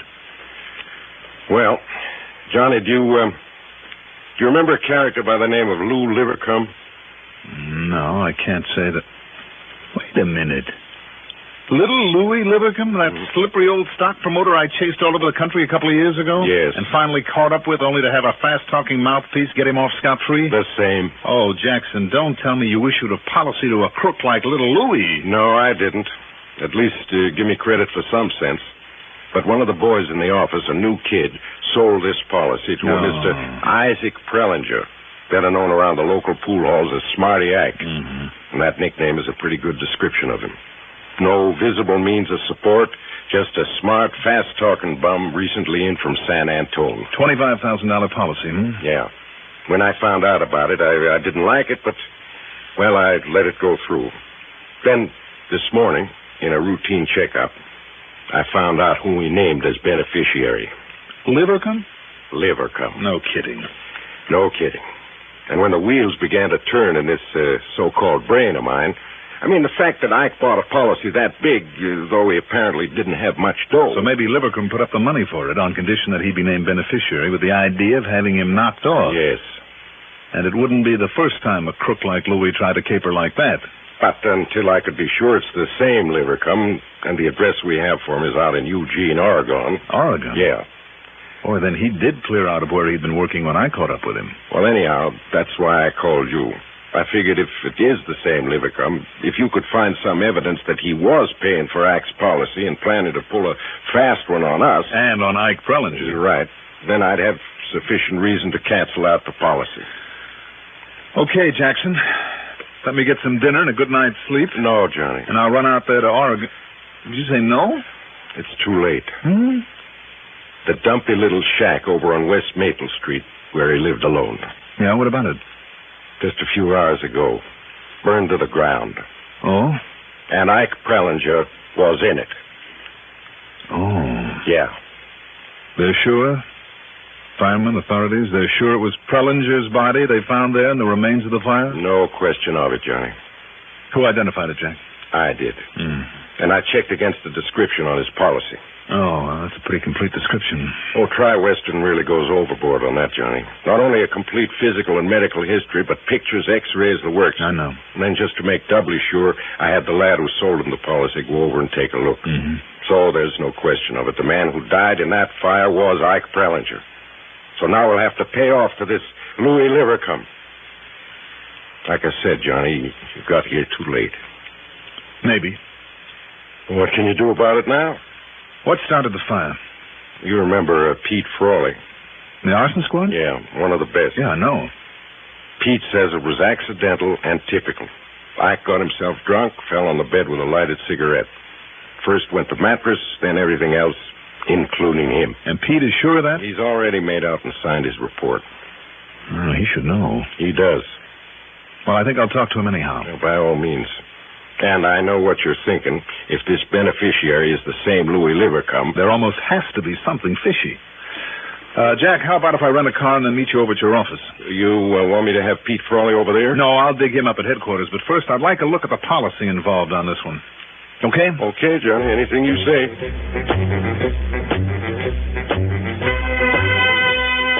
Item 4, $1.85 for a quick bite in the Robert Driscoll coffee shop. Item 5, $50 deposit on a rental car. Then over at Jack's office, despite the late hour, I took a long, careful look at the policy on Ike Prellinger, especially at the description of him. Jack was right. Tri-Western does do a thorough job. Pete Frawley, the arson squad, had gone home for the night, but didn't hesitate a minute to get out of his robe and slippers, put on his shoes, and meet me at headquarters. We paid a visit to the morgue. Well, there you are, Dollar. Pretty badly burned, no features left, but there's no doubt it's Ike Prellinger. Same height, weight, teeth, build, general characteristics, everything.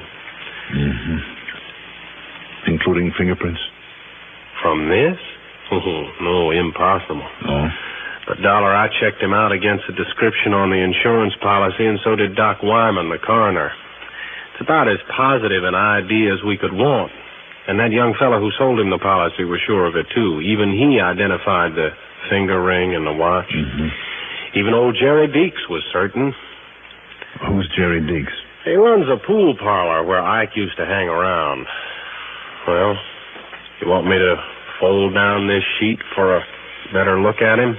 No, don't bother. What about an autopsy, Pete? Now, you don't think I'd have made out my report before Doc Wyman did his autopsy. No, Dollar, this is Ike, all right, and there is no doubt about it. Jack Price tells me you said the fire was accidental. If you mean any signs of arson, the answer is no. There were none whatsoever. Only all the usual, typical signs of what actually happened. What do you mean, Pete? Well, a flock of empty whiskey bottles around. One of them that dropped out of his hand when he lay down on his bed, same as I've seen it 100 times. Oh, and I was even able to isolate the ashes from the cigarette he'd had in his hand that set off the mattress at the point the fire actually originated. Now, wait a minute, Pete. Yeah, what? I have reason to suspect that somebody might have wanted to kill him, to collect his insurance, and tried to use the fire as a cover-up. Yeah, I thought of that, too. But Doc Wyman found absolutely no sign of injury nor any poison in his system. What's more, Dollar, he wasn't killed before the fire because there were signs of smoke in the lungs. And I mean plenty. Of course, Pete, Yeah? What is it, Dollar? Well, I mean, if somebody smothered him, with a pillow or something, that would leave no marks. Before the fire? Yeah. Well, did you miss my point? Then there wouldn't have been smoke in the lungs. Now, wait a minute. He would have passed out before he stopped breathing entirely, wouldn't he? Yeah, possibly. In other words, a killer could have smothered him just enough to make him unconscious, then started the fire, let him get his lungs full, and, well, then the fire would have finished the job. Aren't you reaching a little bit, Dollar? Maybe so, maybe no. Well, I mean, unless you can somehow turn up some evidence that he was murdered. No, it's just a hunch, but a potent one. Well, I know that neither Doc Wyman nor I could find anything to indicate it, and believe me, Dollar, I tried. I mean, I have just as suspicious a mind as you have. Okay, Pete. So, you want to look at the autopsy report? I'm sure Doc wouldn't mind. You want me to ask him? No, don't bother. But why? Well, I mean, why this powerful hunch? Oh, because of a man I chased halfway across the country a couple of years ago, who now lives in Oregon. I don't get it. He is the beneficiary of Ike's policy. I still don't get it. I think maybe I better fly on out there and pay him a visit.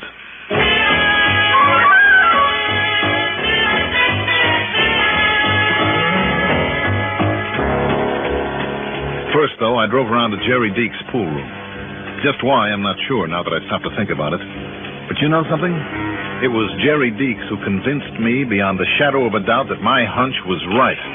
100%.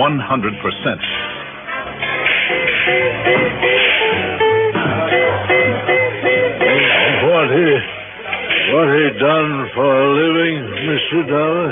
Yes, Mr. Deeks.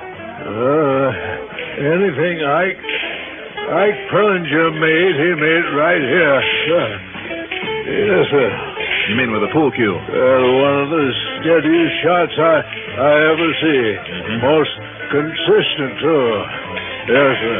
In spite of the way he liked his liquor? Ike, liquor never would touch it. You sure of that? No, sir. Never touched it, sir, and I know. Well, how do you know? Well, I tried to give him some once, like a sort of present for the way that he's brought a lot of customers in here. Said no, he did. Said such stuff was nothing but poison. Thank you, Mr. Deeks. Thank you very much. Yes, sir. For what? You may not know it, but you've said one word to me loud and clear. Now, what's that, sir? Murder.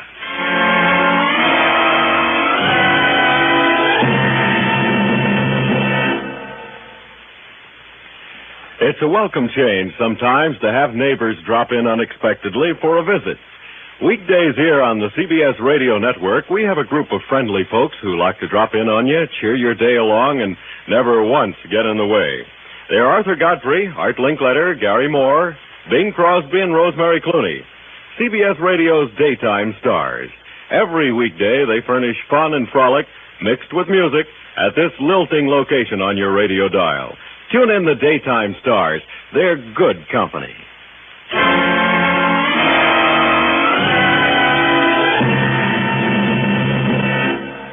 Although it was now quite late. Item 6 is 10 cents for a phone call to Jack Price at his home. What? You still out and circulating around? I sure am, Jackson. Why don't you get some sleep? Hey, what's up? As soon as I can, I'm heading out to Eugene, Oregon. To check up on that beneficiary? Yep, among other things. What do you mean, other things? In the first place, I'm sure now that we have a murder case on our hands. Ike was murdered, then? Oh, I didn't say that. What do you mean? Just got me a wild idea, Jackson. You remember that old saying, Ike and Mike, they look alike? Well, sure, but... Well, just give that a thought while you're driving over to your office to meet me.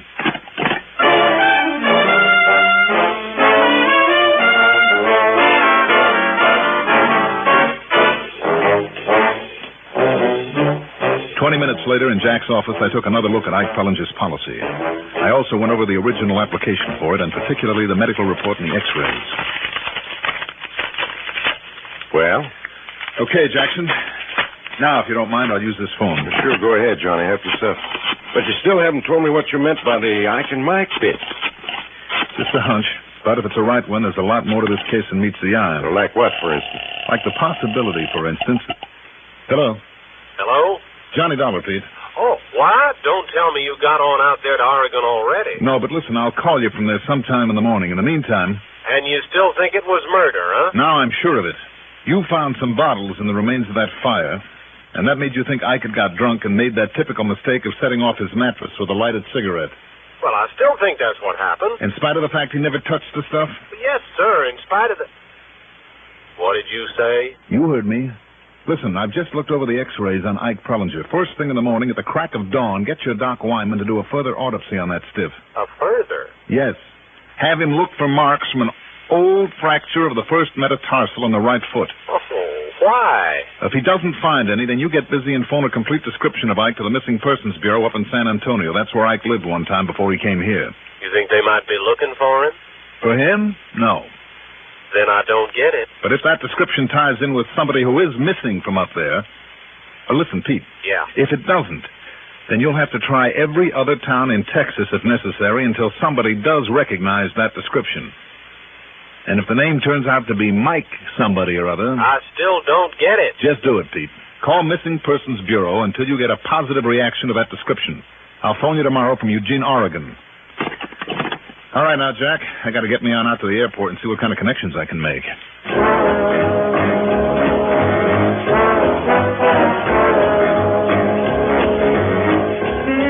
The connections I could make were anything but good. Item 7 is $199.75, and my routing took me to Houston, to Los Angeles, to Portland, and then finally Eugene. Because of the stopover at every point, it was well into the next morning by the time I got there. Item 8, $12.50 for a cab to Lou Livercomb's place off Deming Road, out beyond the Fern Ridge Reservoir. It was the kind of modest, well-kept sort of home you'd expect a retired country gentleman to live in, rather than a crook. The reason for that high taxi charge is because I asked the cabbie to wait for me. Remember that. As for Livercombe, he was the same suave, slippery old character I'd known 2 years before. Yes, I heard from an old contact of mine that Ike Prellinger died down there in Corpus Christi. Too bad, darling. He was an old friend of mine. Yes, so I understand. As a matter of fact, he made me the beneficiary of his insurance. I've already mailed in a claim. Why did he name you, Livercombe? Why not? We used to work together, Ike and I. You still working together? Don't be ridiculous, Dollar. How could we be if he's dead?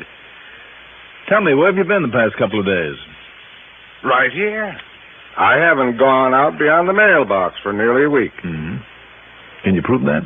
Yes, I can prove it. Ask my next-door neighbor, old Morgan. I've seen and talked with him 2 or 3 times every day. And Mrs. Teller on the other side. I helped her gather in some wood yesterday morning. Yesterday morning? Yes. Yesterday afternoon, she brought me over an apple pie she'd made. All of which makes a nicely set-up alibi for you, doesn't it? Now, look here, Dollar. I don't know what you're getting at, but if you think you can tie me in with Prellinger's getting knocked off... Did I say that? Didn't you learn a couple of years ago that when you try to pin something on me, all you're going to do is fall flat on your face? Suppose we see. Mind if I use your phone? Well? Go ahead. Thanks.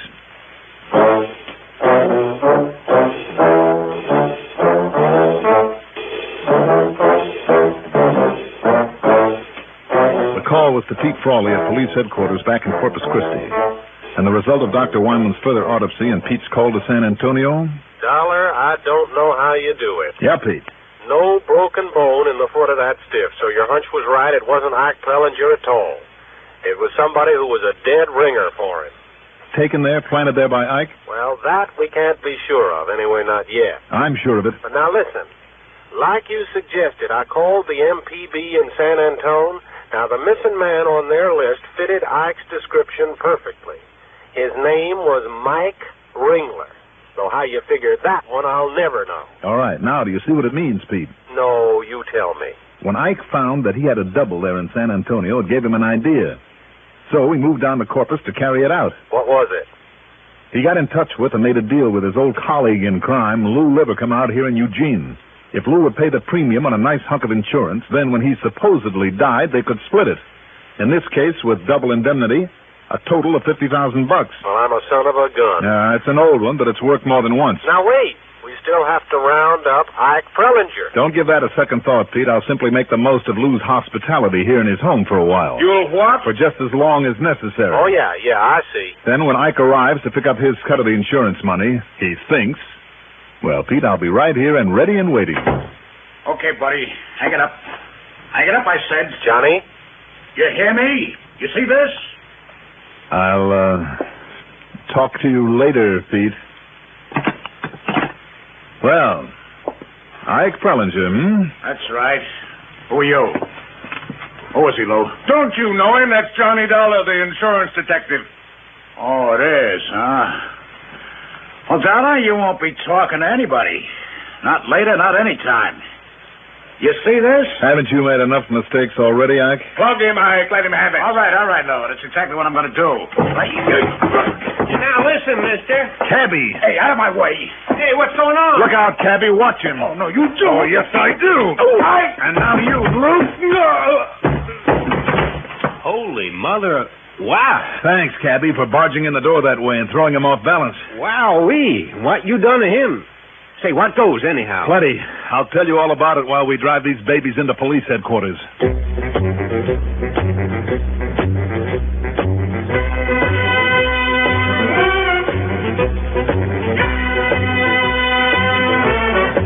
Yep. It was good hunting. Not only because Ike will have to pay for the murder of Mike Ringler, but more important to me, because Lou Livercombe is finally ending up where he belongs. Behind bars. Expense account total? Oh, why don't you figure it up, Jackson? And don't forget my commission on the insurance that won't have to be paid out. Yours truly, Johnny Dollar.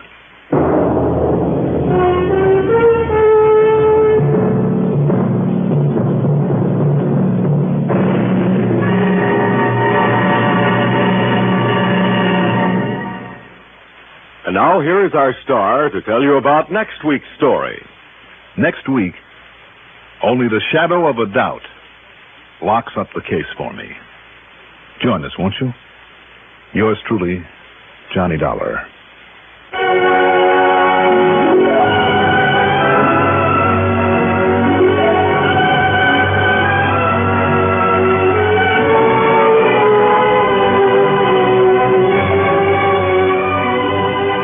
Yours truly, Johnny Dollar, is written by Jack Johnstone. Produced and directed by Bruno Zerato, Jr. Music supervision by Ethel Huber. Johnny Dollar is played by Mandel Kramer. Also featured in our cast were William Redfield as Pete Frawley, Maurice Tarplin as Jack Price, Reynold Osborne as Louis Livercombe, Lawson Zerby as Deeks, Ralph Bell as Ike Prellinger, and Bill Lipton as the cab driver.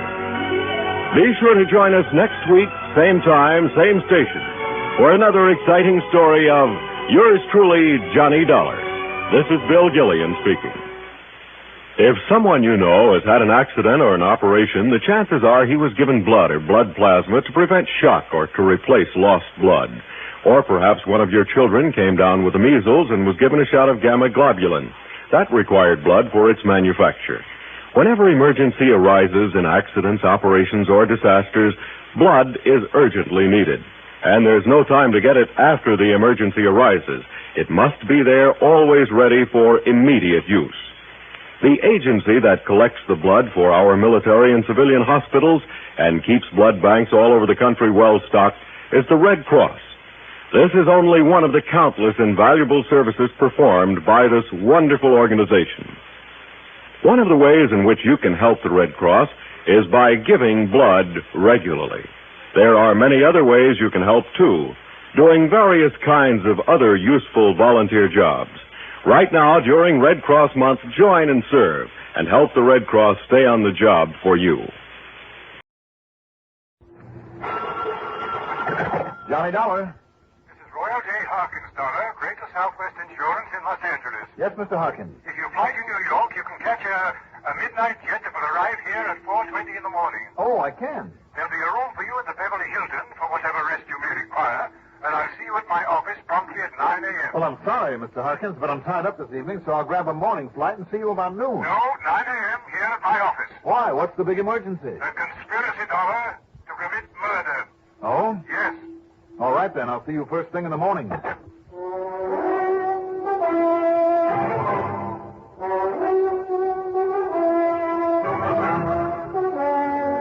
The CBS Radio Network brings you Mandel Kramer in the exciting adventures of the man with the action-packed expense account.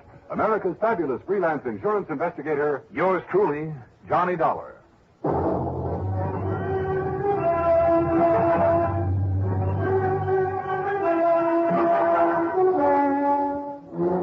Expense account submitted by Special Investigator Johnny Dollar to Greater Southwest Insurance Company, Los Angeles office. Following is an account of expenses incurred during my investigation of the 4 C's matter.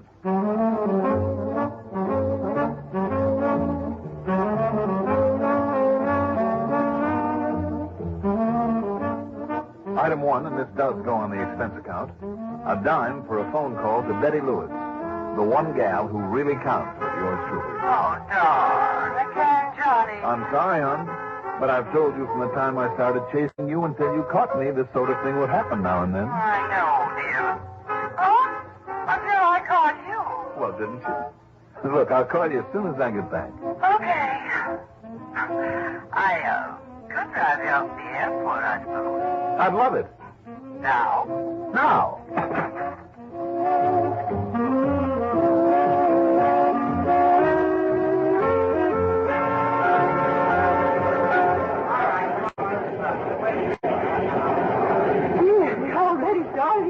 That's all right, Betty. The man at the desk said they'd hold it for me. Oh, I'm sorry, mister. I gotta make that right. Oh, and there is one girl who'd be nice if you see her out there, but just one. Doris Crutton. We went to school together. Oh. Ticket, please, sir. Oh, yes. Here you are. Good, Mr. Dollar. Get right aboard, please. Yeah. Well, goodbye, dear. Oh, and come to think of it, Doris promised to stop and visit with me on our way to Europe this fall. Oh, this is Doris. What's your name? Yes. Mr. Dollar, would you get aboard, please? Look, I've got to go, baby. You're a real beauty, too, Johnny. You'll love her. I'm sure I will. May I close the gate, please? But I'm not the least bit worried about you because I understand she's married now. Oh, really? Well, Mr. Dollar? Yes, all right, all right. Goodbye, Betty. So if you do see her, Johnny. Honey, the plane. Just tell Doris to write me when she's coming.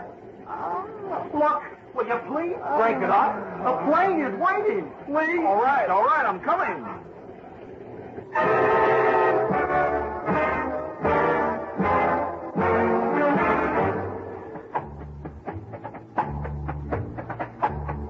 It's well after 8:30 by the time we circle over the transmitter of station KNX and then slowly glide to a landing at L.A. International. Then, as I pick up my luggage... Dollar, I knew it, Dollar. I knew you wouldn't get here on time. Sorry, Mr. Hawkins. It was no fault of mine. I know. I've been on the phone to the airline since 4:30. Well, now, come along. I have a rental car waiting for you. Okay. And listen, the name of our client is Crutton. That's Crutten. Harvey Crutton. That sounds familiar. 3 C's Import Company. Crutton, Carding, and Callinger. So? Harvey Crutton is the senior partner, a man of about 50. Mm-hmm. He and his wife live out on Mulholland Drive, about a mile beyond Sepulveda. You know where that is? Yes, I think so. Here you are. Put in your bag. All right. Now then, how much insurance on this man Crutton? $250,000, double indemnity. And his wife is the beneficiary? Doris Crutton. Doris? But more important, Dollar, according to the partnership agreement with Carding and Callinger, his share of the business will pass to them. Well, this conspiracy you told me about. Yes. They're after him. Both of them. Here. Look here. In yesterday's paper. Flight 262. Man threatens to kill business partner. Yes. Now, this other item right next to it. Huh? Now boarding. Man threatens to kill business partner. They ran the same item twice. Read them, sir. Read them. In a posh Beverly Hills restaurant last evening, Wilbur Carding, well-known importer, told his partner Harvey Crutton in front of several witnesses. Yes. Now read the other item. For San Francisco. In a bistro on the Sunset Strip late last night, Earl R.J. Callinger, well-known importer, told his partner Harvey Crutton in front of several witnesses. There. You see? Oh. Well, now, which was it? Callinger in a nightclub or Carding at a restaurant who threatened to kill him? Both of them. Don't you see, Dollar? Both of them did. You take that kind of threat seriously? Why? Because Crutton is bad for their business. He's one of the most disliked men in the city of Los Angeles. Well, again, why? Oh, shady deals and generally bad moral character. Crutton has more than any client I ever had. Really? Oh, I could name you a score of people who'd be glad to see him out of the way, be glad to help him on his way. How about his wife? Because he won't sell out to him before the business goes completely to pot. Wilbur Carding hates him most of all. Well, except perhaps for young Callinger. What's his beef? Well, Crutton is quite the playboy. You said he's married. Oh, he is. Wait a minute, you mean that Crutton is... that he's been... Yes, Dollar. His own partner's, Earl Callinger's wife. Ouch. And, judging by these news stories, it's out in the open. It's public knowledge now. In other words, Dollar... There's a telephone call for you. Huh? Booth... Mr. Harkins, telephone call. Booth B, whoever that is. Oh, yes. I told my office I'd be here. Oh, all right, come along. Do you honestly believe that one of his partners would go so far as to kill him? Yes, and that each of them would do everything possible to protect, to alibi the other. I see. Now, excuse me, will you? Hello? Oh, my name is Harkins. Thank you. Hello? Yes?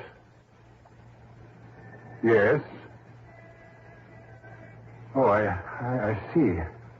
Yes, well, have you notified the... I see. Thank you. Now, Mr. Harkins... Now, wait, Dollar. That was my office. Oh, yeah? They just received a call from Doris, Padre Crutton's wife. Yes? Crutton is dead. No. And, Dollar, that means that he was murdered.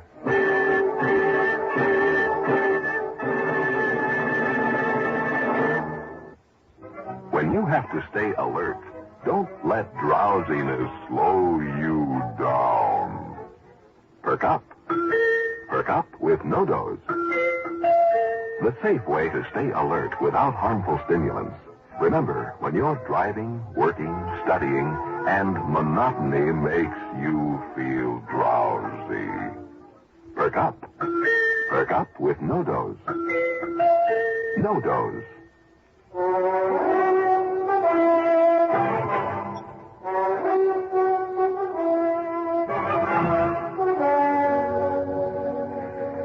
Harvey Crutton murdered.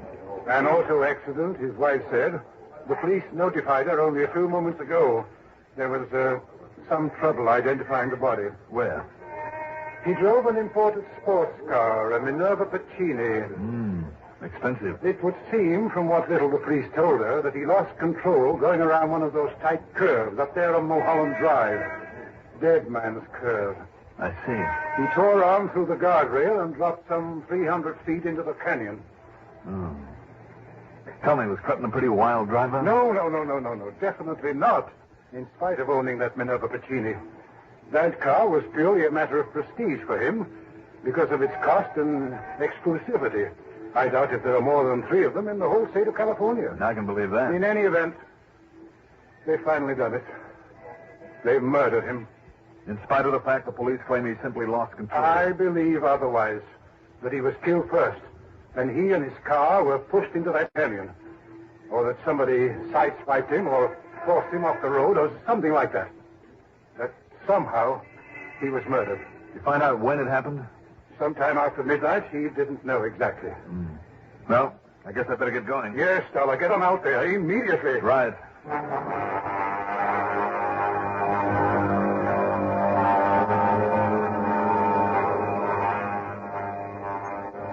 At the top of Sepulveda Boulevard, I turned left on Mulholland Drive for the mile or so to the Crutton address. But I'd gone only half that distance when I came to what was obviously Dead Man's Curve. A couple of prowl cars were parked there, also an emergency truck with a powerful crane on it. After showing my credentials to a patrolman who was busy keeping traffic moving and keeping the gawkers away, I half slid and half stumbled down the treacherous side of the rocky canyon to where the sports car lay in bits and pieces. Whoop! What's the damn mister? You started avalanche. Just go on up there telling those sightseers to turn around and climb on back the way you... Oh, that's this guy. Johnny! Conroy. Sergeant Conroy now, Johnny. Well, congratulations. How are you, Mike? Oh, fine, Johnny.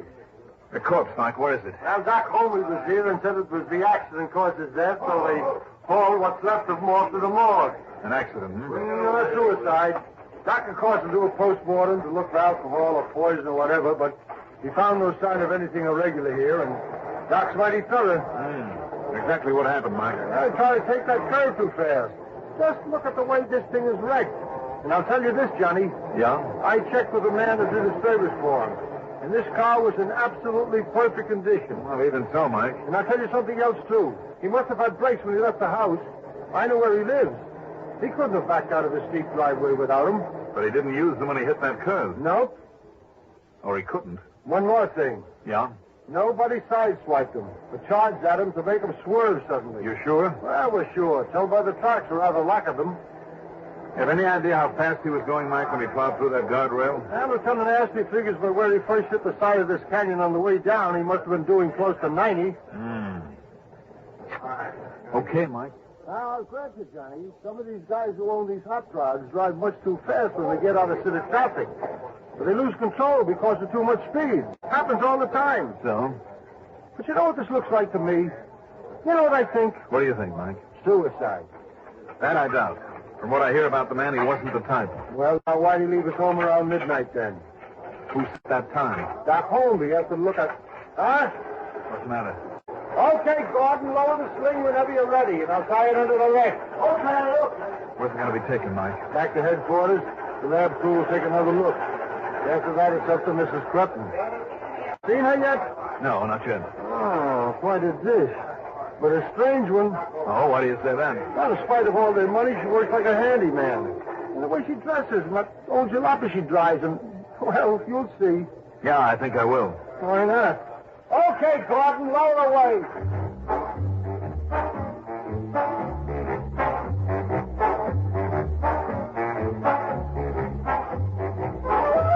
The house was a modest one, and the windows sparkled in the morning sun. The outside was all freshly painted, and obviously by an expert, someone who really cared. Even the floor of the garage was painted black to hide grease marks. And the so-called jalopy parked in there? Well, it too was spotless and a real beauty. Do you like it? What? Oh. 1938. Cleaner and runs better than the day it was born. I restored it myself. Removed the upholstery, repainted it. All works.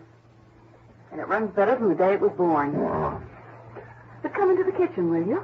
Sure. You're Mrs. Crutton? That's right, Doris Crutton. Who are you, another policeman? No, my name is Dollar, Johnny Dollar. The insurance investigator. That's right. Been hoping to meet you for years, Johnny. I'm a fan of yours. Well, thank you, ma'am. Call me Doris, huh? If you like. Here. Take one of these wrenches and tighten up the wall bolts while I hold this sink in place. You're installing this new sink yourself? Why not? I do all the fixing around here. Why? Just like the car, it's my hobby. Have to do something to keep me busy. Hate to vegetate. Oh, do you? I get a bang out of all this do-it-yourself jazz. Mrs. Crutton. Doris. All right, Doris. Yes, Johnny. For a minute I thought maybe this hard work, this sort of activity was just to keep your mind off of what's happened. But I guess I was wrong, wasn't I? I don't think I know what you mean. Well, I mean that it's rather evident you aren't terribly upset over your husband's death. Are you, Doris? No, why should I be? Johnny, it's the one thing I've been waiting for ever since I married that miserable man.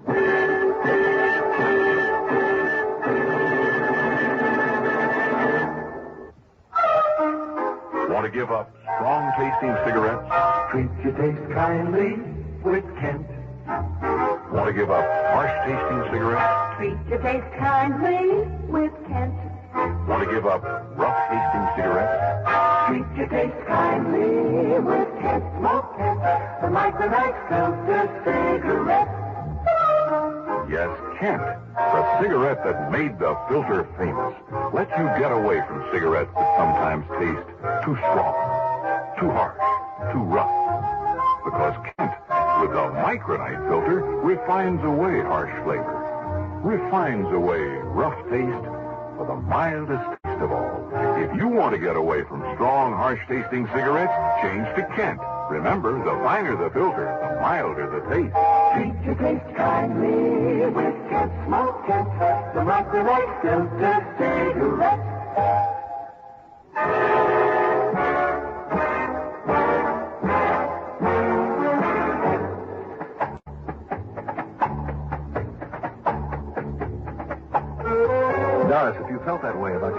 Harvey, why'd you stay married to him? Because I wanted to be sure of getting not only his money, but his insurance. $250,000. $500,000 now because of his accidental death. Anything wrong with that? Well, I don't know, Doris. Johnny, once I found out what a rotter he was, treating me like dirt under his feet and out with other women all the time, I felt entitled to anything I could get. I still feel that way. Tell me, Doris, where were you when he left the house last night? You can check, Johnny. I was at a poker game with some girls I know. I got back about 1:30. Saw that his car was missing, the way it often was. So I went to bed. Then this morning the police came and told me what happened. After they got through, I called the insurance office. Where was Harvey going, do you know? Whoever knew. Some cozy rendezvous, I guess. Johnny. Mm-hmm. Did you ever meet Earl Kellinger's wife, Myra? No. Why? Just wondered. But why have you come here? Do you think maybe Harvey's death wasn't an accident? Well, what do you think, Doris? Well, I have no reason to think it wasn't. Because all I know is what the police told me, and yet... Yes? Well? Johnny, if either Wilbur Carding or Myra's husband, Earl Kellinger, did get to him somehow, did manage to cause that accident, all I have to say is thanks. Thanks? Well, sorry if you like. In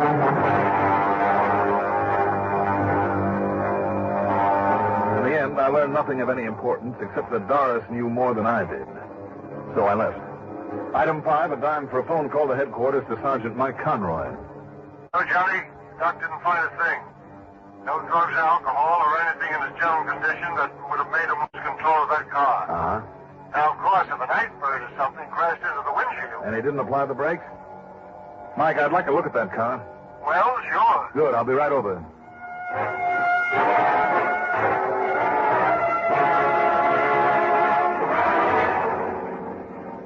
Before doing so, I dropped in at the 3 C's Import Company.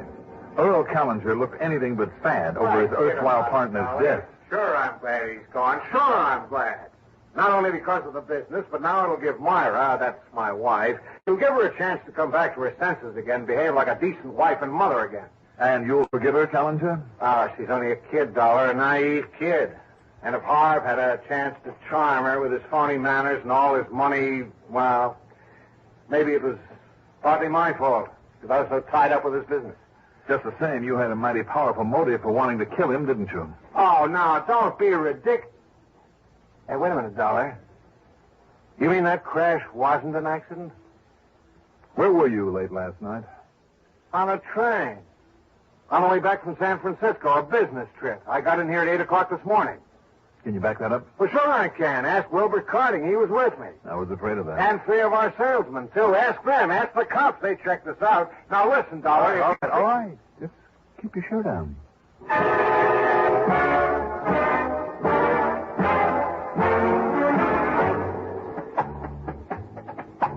As I fully expected, Wilbur Carding gave me exactly the same story. So did the salesmen that they'd had with them. The police had checked their alibis thoroughly. They both insisted that I call headquarters to confirm the fact. So, kind of left me sitting there with egg on my face. All right now, Mr. Dollar, be honest with us. Do you really have any reason to think it might have been murder? Well, Mr. Carding, I guess I thought I had. What reason? Motives. Your motives. Yours and your partner's. The only motives that seem to make any... Now, wait a minute. Hold everything. Yes? What is it, Dollar? 3 C's. That's the name of our company. Yes. 3 C's Import Company. Yes, I know. But there's another one. A 4th C, but... Excuse me. What? I'll see you later.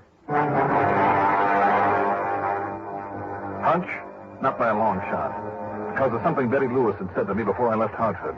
About Doris planning a trip to Europe this fall. Doris alone. I drove to headquarters, and back of the place, a crew was going over what was left of the Minerva Pacini. And here, Johnny, look at the neat lineup of the tools for one of these babies. Here under the rear deck. That's exactly what I came to look at. A specially molded velvet-lined compartment for every one of them. Even the lug wrench. And all of them in the metric system instead of American Standard. Wait a minute, Mike. Yeah? Where's the little tool that was supposed to fit in this compartment? Well, it could be most anywhere in this mess. The brake system on a Minerva Piccini and the bleeder valve for letting air out of the brake lines. Johnny, you think maybe somebody could have opened that bleeder valve just a hair? It's a possibility, isn't it? Oh, but you can't tell by looking at this wreck. It's too far gone. I know, Mike. But if that special wrench is where I think it is. Mike, I'll see you.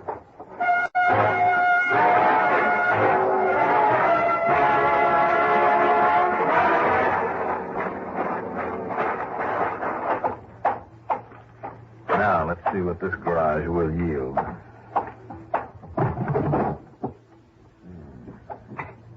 All very neatly arranged.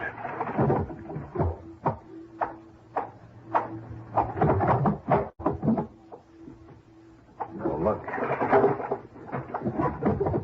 I suppose I might have known you'd be back, Johnny. Yes, Doris, I'm back. You want to tell me where it is? In this drawer, maybe. If you mean the tools I used to fix up my old jalopy, yes. Including this very special little wrench? Metric system? Well done. I guess you know then, don't you? For a Minerva Piccini, isn't it? To fit a bleeder valve on the brake line. You loosened it, didn't you? Just a little. And by the time he got to Dead Man's Curve, he'd lost just enough fluid in the lines to make his brakes completely useless.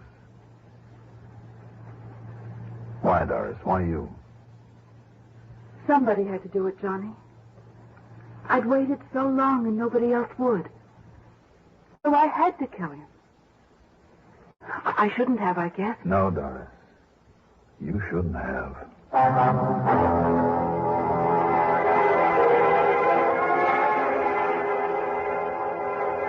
So once again, it's up to the courts. I suppose if she hadn't done it, somebody else would, like her, in the mistaken belief he could have gotten away with it. Expense account total, including mileage on the rental job and the trip home, $401.23. Yours truly, Johnny Dollar. Can you get premium gasoline performance at regular gasoline price? Find out what so many other car owners have found. In 3 out of 5 cars, regular priced Sinclair Dyno gasoline matches performance of premium gasoline. Saves you up to 4 cents a gallon. Almost anywhere you see the Sinclair sign, you can save up to 4 cents a gallon with Dyno and still get premium performance and mileage. Drive with care and buy Sinclair Dyno gasoline.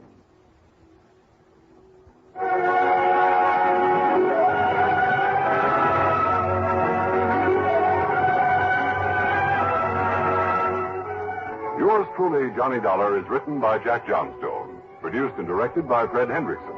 Johnny Dollar is played by Mandel Kramer. Also featured in our cast were Grace Matthews, Mercer McLeod, Frank Milano, Walter Kinsella, Vivian Smolin, Robert Dryden, Joseph Boland, Barbara Whipple, and Larry Robinson. Music supervision by Ethel Huber. Sound patterns by Walter Otto.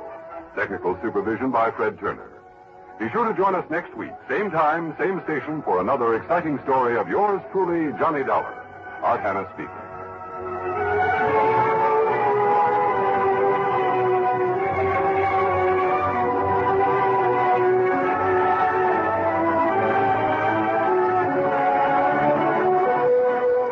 This is the CBS Radio Network.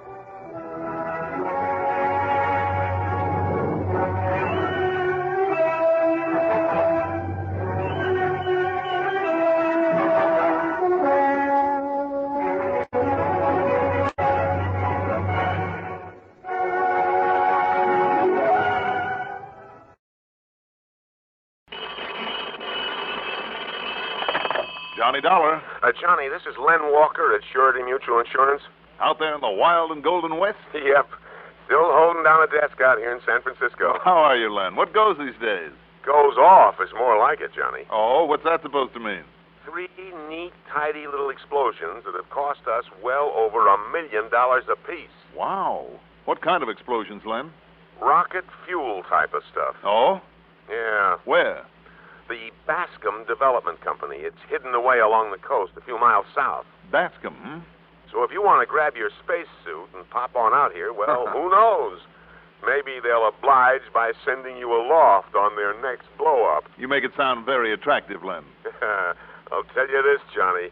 If you can find out the why of this and put a stop to it, we'll pay you enough to let you fly high and wide and handsome for a long time to come.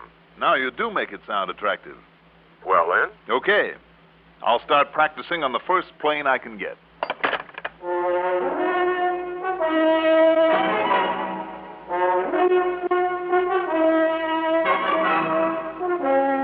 The CBS Radio Network brings you Mandel Kramer in the exciting adventures of the man with the action-packed expense account, America's fabulous freelance insurance investigator. Yours truly, Johnny Dollar.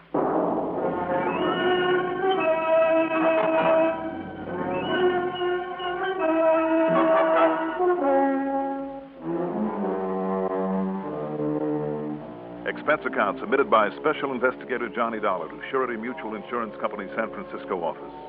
Following is an account of expenses incurred during my investigation of the top secret matter.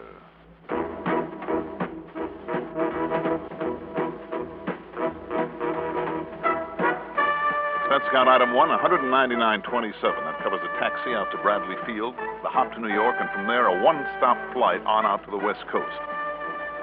At New York International, I thought I was the last one aboard before takeoff. But just as the big jet started taxiing out to the runway, a well-dressed gentleman with a well-stuffed briefcase plunking into the seat beside me.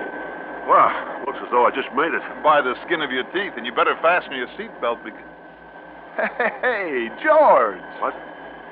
Why, it's Johnny Dollar. In person? Well, this is an unexpected pleasure. Well, how's the prosperous businessman? Just fine, and you? Couldn't be better. You on your way out to the coast, too? No, just going as far as Chicago to our main plant and office. Oh, it's been a long time, Johnny. It sure has. Tell me, are you still a vice president of that big chemical outfit? I certainly am. Oh, that's good. You're just the man I want to talk to. I want to ask some questions. Oh? Why? Hasn't your company got a hand, like all the others, in the liquid rocket fuel racket? Certainly has. Or I should say had. Well, right now we're in the process of trying to turn down a contract. No kidding. Well, how come? Well? Well, I shouldn't have mentioned it. Oh, top secret? No, not quite. Not exactly top secret. As a matter of fact, it'll hit all the papers in just a few days now, so if you want to find out what it's all about... Now, wait. Yeah? Didn't you used to have a top security clearance? I still have, from OSI, CIA, CIC. You want to see my credentials? Why not? Okay. Anything to get you off this big mysterioso kick? Here, and here. Okay? Okay. Now, what's the big secret that's about to hit the headlines? A new solid rocket fuel. Well, I thought a lot of companies were working on that. Had even developed some of it. They are and they have. But, Johnny, we now have a radically different one that was developed in our place through sheer luck. How do you mean? Well, there's a young East German fellow, a scientist. I don't even remember his name. Mm-hmm. Anyhow, he has enough degrees in chemistry from European universities to choke a horse. Yeah? Came to us for just a run-of-the-mill job in one of our labs. But a few months ago, entirely on his own, he came up with this solid fuel formula, handed it over to the company lock, stock, and barrel. Big boys checked it. Now, thanks to him, well, Johnny, it looks like we're going to be light years ahead of the hammer and sickle competition. Well, that's good. Yeah, that's about all I can tell you about it. Whatever you say. Now, why'd you tell me I'm just the man you wanted to see? Because maybe you can tell me something about a company out on the coast that is also in this field. Oh, Johnny, out there must be hundreds of them, ranging from the big important ones like Air Search and Rocketdyne to little 1- and 2-man operations. Now, which is it? The Bascom Development Company is somewhere near San Francisco. Bascom, huh? Yeah. What do you know about them? Well? Nothing. You sure? No, Johnny, I'm afraid I never even heard of them. Oh, you're a lot of help. I'm sorry. All right, what'll we talk about now? Politics? Religion? Women? Sex? Or something sensible like fishing?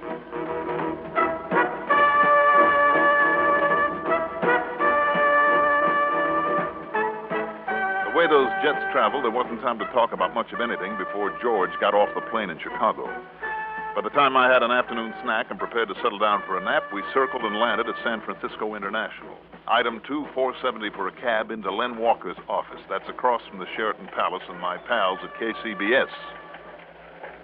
Now, where do you plan to stay while you're here, Johnny? At the Huntington up on the hill. Fine. So grab yourself some dinner, get a good night's sleep, and you can take off first thing in the morning. Take off again? Mm-hmm. I'll have a rental car sent around to you there at the Huntington. Len, aren't you going to tell me first what this is all about? Bascom Development Company. Yes, you said that much on the phone. Well, now look here on this map. Yeah? Now, you go down here on 101, then cut over to Route 1, then down the coast to here, a few miles south of Big Sur. Wait a minute now. If memory serves me right, that highway is chiseled out of the side of a lot of cliffs that rise up out of the blue Pacific. Right. So what can be there but a lot of rocks and trees and the ocean? A little well-hidden side road that goes down through the trees to a leveled-off spot on the very edge of the ocean. That's where you'll find the Bascom Development Company. Only for security reasons, it's been made to look like a cluster of summer homes. You say they've been having explosions? 3, Johnny. And as a result of them, 3 deaths. That's where we've had to pay off through the nose. Why? Well, the men, they were chemists or engineers he had working for him, all had insurance that Bascom paid for. A cool $1 million apiece. And he was the beneficiary? Half to him, half to the families of those men. Oh. It's common practice where people of great importance to a company are concerned. Yeah. Tell me, just how much do you know about the explosions? I think you'll do better by getting that from Bascom himself. I told him you're on your way. Oh? Yes. Okay, Len. Whatever you say.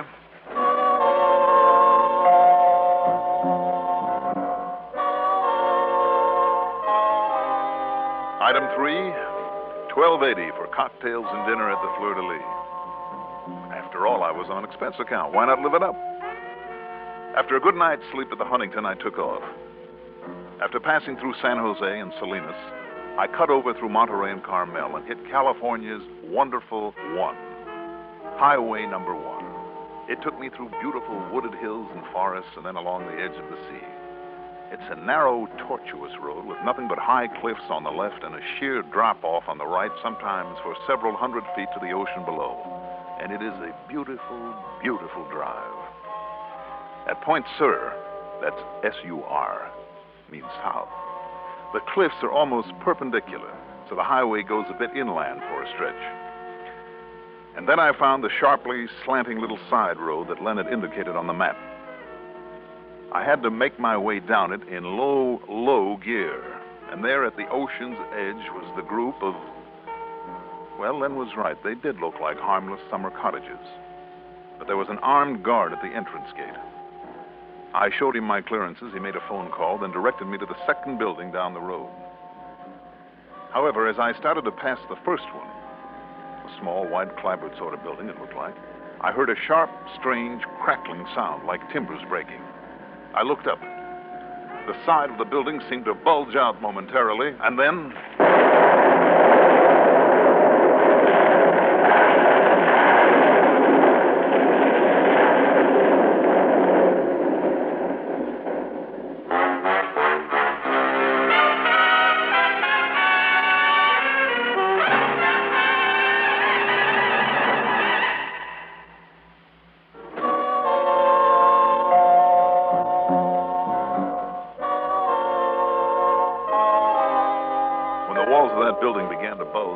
reacted purely instinctively, shoved hard on the accelerator.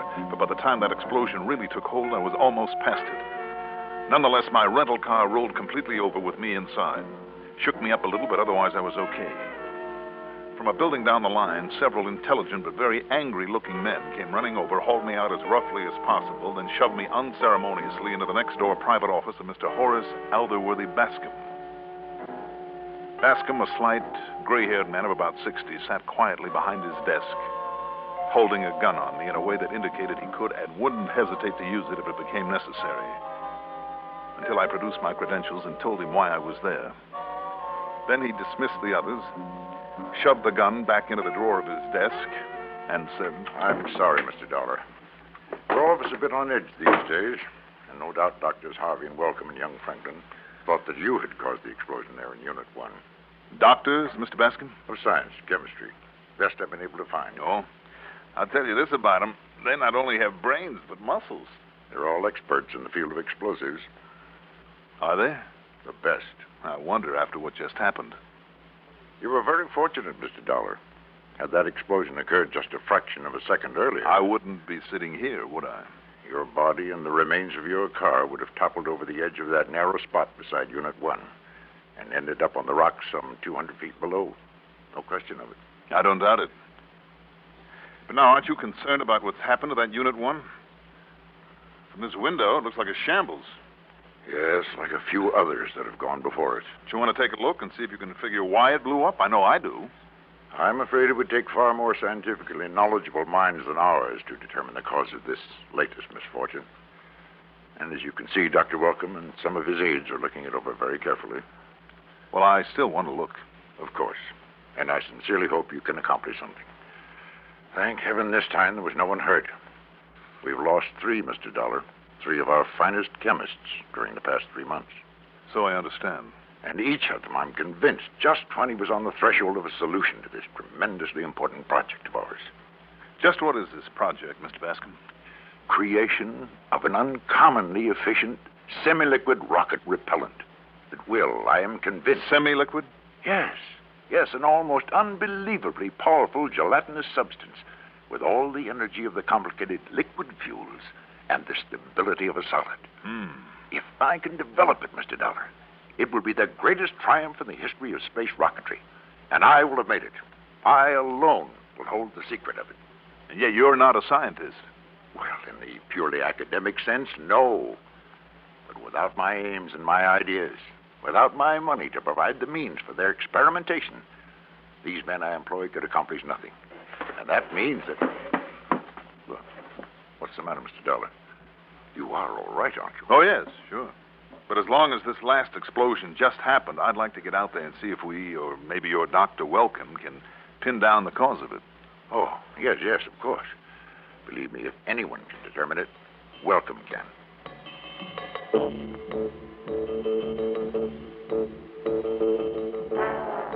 But Welcome couldn't, nor could I.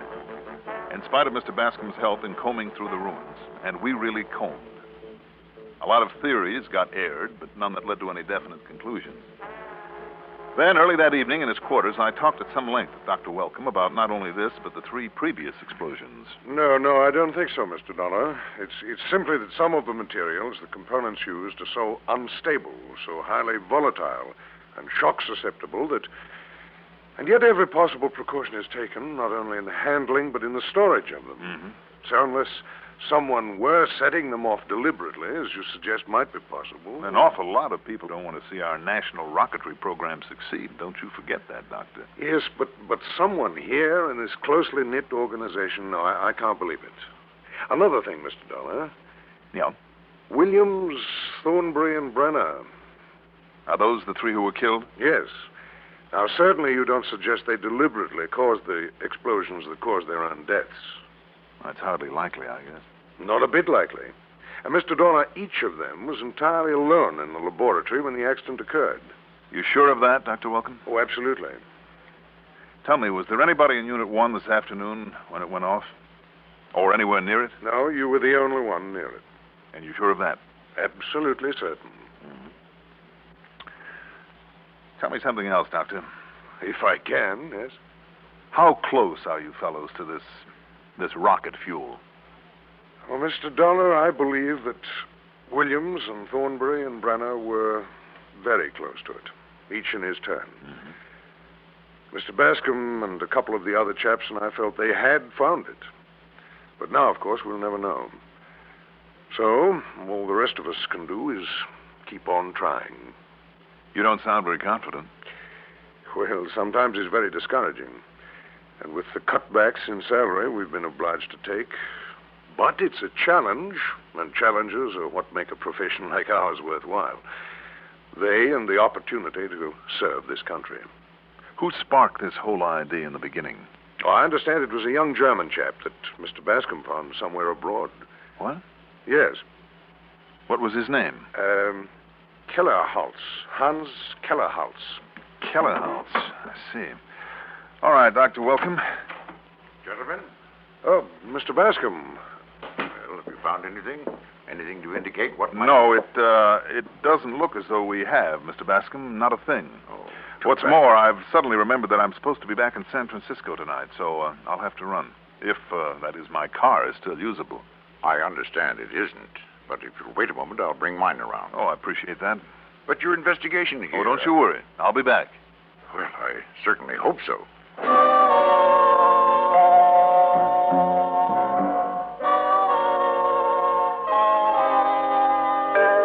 San Francisco? No. I drove Mr. Bascom's car out to the highway and headed south to the first filling station I could find. And there, after parking out on the far edge of the highway, I ran up item 4, $21 even in telephone calls. And what I learned from them, figuratively, blew this whole case wide open. My first phone call was to George Langley, the man I'd met and talked to on the plane, at his home in Chicago. Thanks to his information, the second call was to the young German chemist who developed the solid rocket fuel that they were about to announce. You guessed it. His name was Hans Kellerholz. What Kellerholz said to me about his reasons for having left the Bascom project to work at one of America's big, established, reputable chemical firms told me more than I'd even hoped for. And then, to top it all, well, let's face it, it was mighty lucky for me that I hadn't taken the drive up to San Francisco. Because when I stepped out of the phone booth there at the little gas station... You know, I sure hope you don't need any more of my small change, mister. No, that was the last call I had to make, and thanks for the use of the phone. Don't belong to me, belongs to the phone company. Well, thanks anyway. Say now, maybe you want to drive your car over to this side of the road and fill her up, maybe? Might not be a bad idea. Though why you parked along that edge over there, so close to that drop-off, I'll never know. Hey, look! Look, you see? I see, all right. One of the tires must have went, you see? Well, she's rolling on over down the cliff. One of the tires? Oh, no. What'd you say? Did you hear that little explosion? See the way that car sagged over? Well, yeah, I guess I did. Must have had a time mechanism. Huh? If that happened the way it was supposed to while I was tearing up this crooked highway on the way to San Francisco, nobody would ever have known. Listen. Yeah? Is that your car over there beside the station? Sure. Look, here's $100 for the use of it just for tonight, okay? Are you kidding? Sure, it's okay. Okay, then. Give me the keys.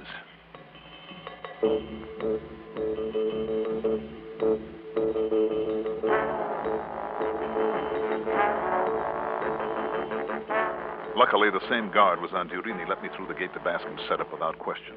And more important, without announcing me.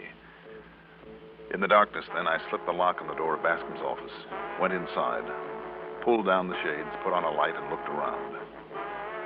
And I finally found it. A small switch under the sill of the window facing out to where Unit 1 had been.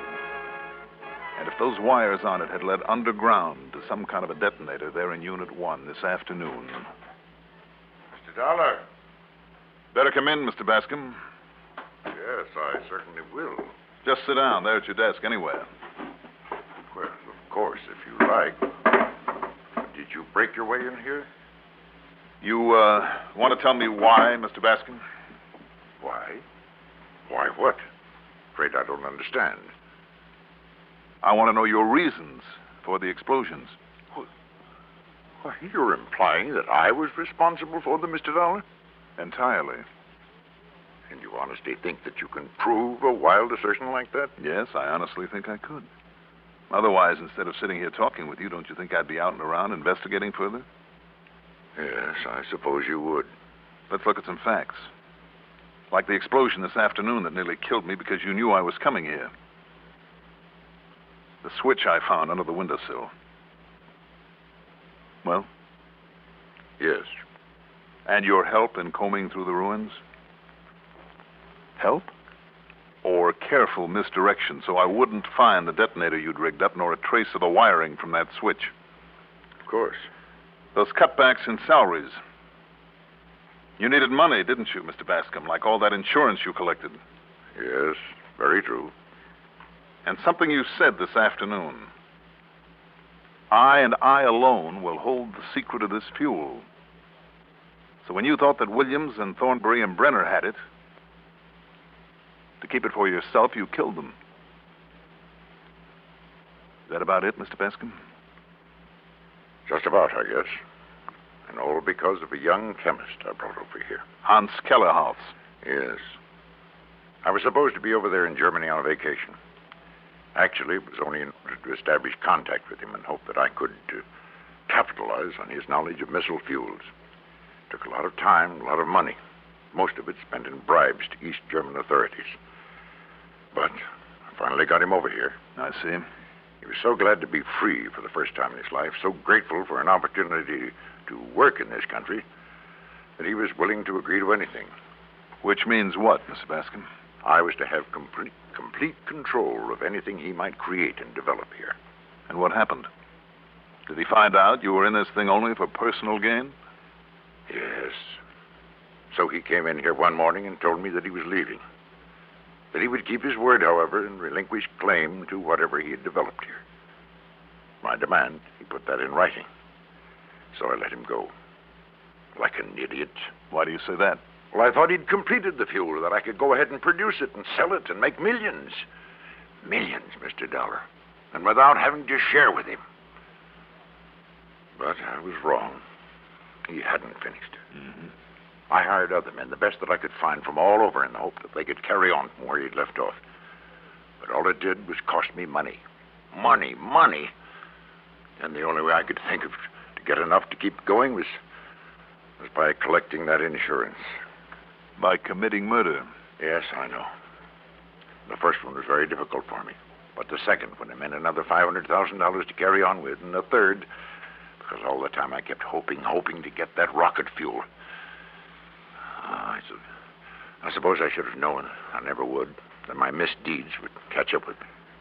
Yes, you should have known. Are you ready to leave, Mr. Bascom? I don't have to, Mr. Dollar. Oh? Here in this open drawer beside my hand is a .38 revolver. Loaded. What are you thinking of, Bascom? For you or for me? To make any difference? Would it really solve anything? No, I guess it wouldn't. Shall we go? It's almost unbelievable.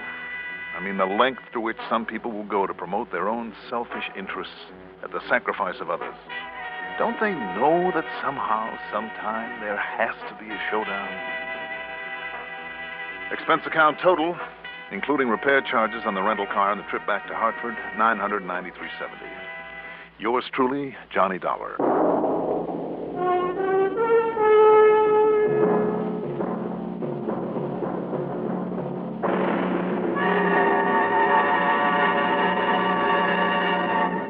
Now, here is our star to tell you about next week's story. Next week, a tale of the problems, at least one of the problems, that go with the owning of a gold mine.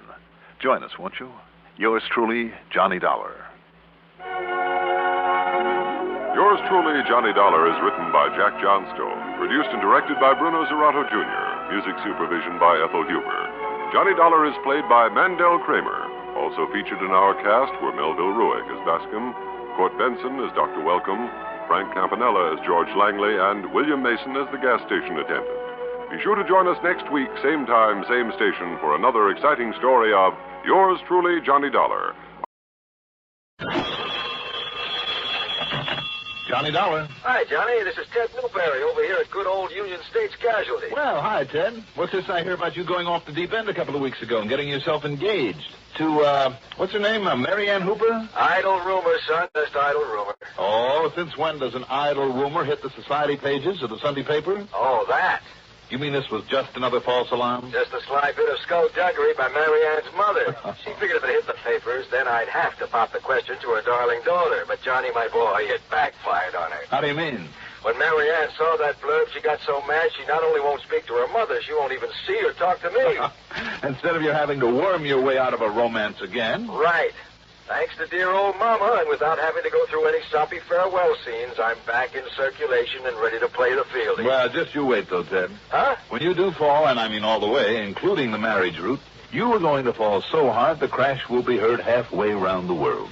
No, Johnny. The only girl in this world I could ever really take seriously, who has the looks and figure and brains and wit and charm and all the other attributes. Oh? Who that? Pandora. Pandora Peters, the most beautiful, most charming, most everything gal I ever knew.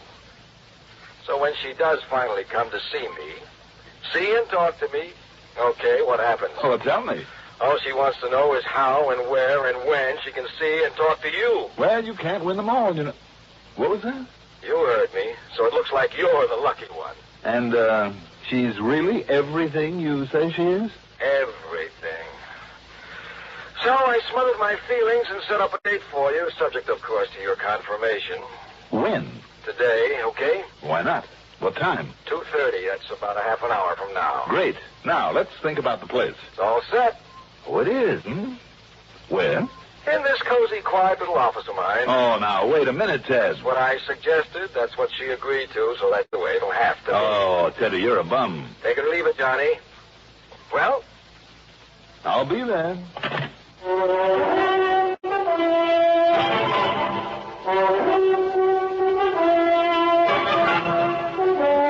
The CBS Radio Network brings you Mandel Kramer in the exciting adventures of the man with the action-packed expense account. America's fabulous freelance insurance investigator. Yours truly, Johnny Dollar.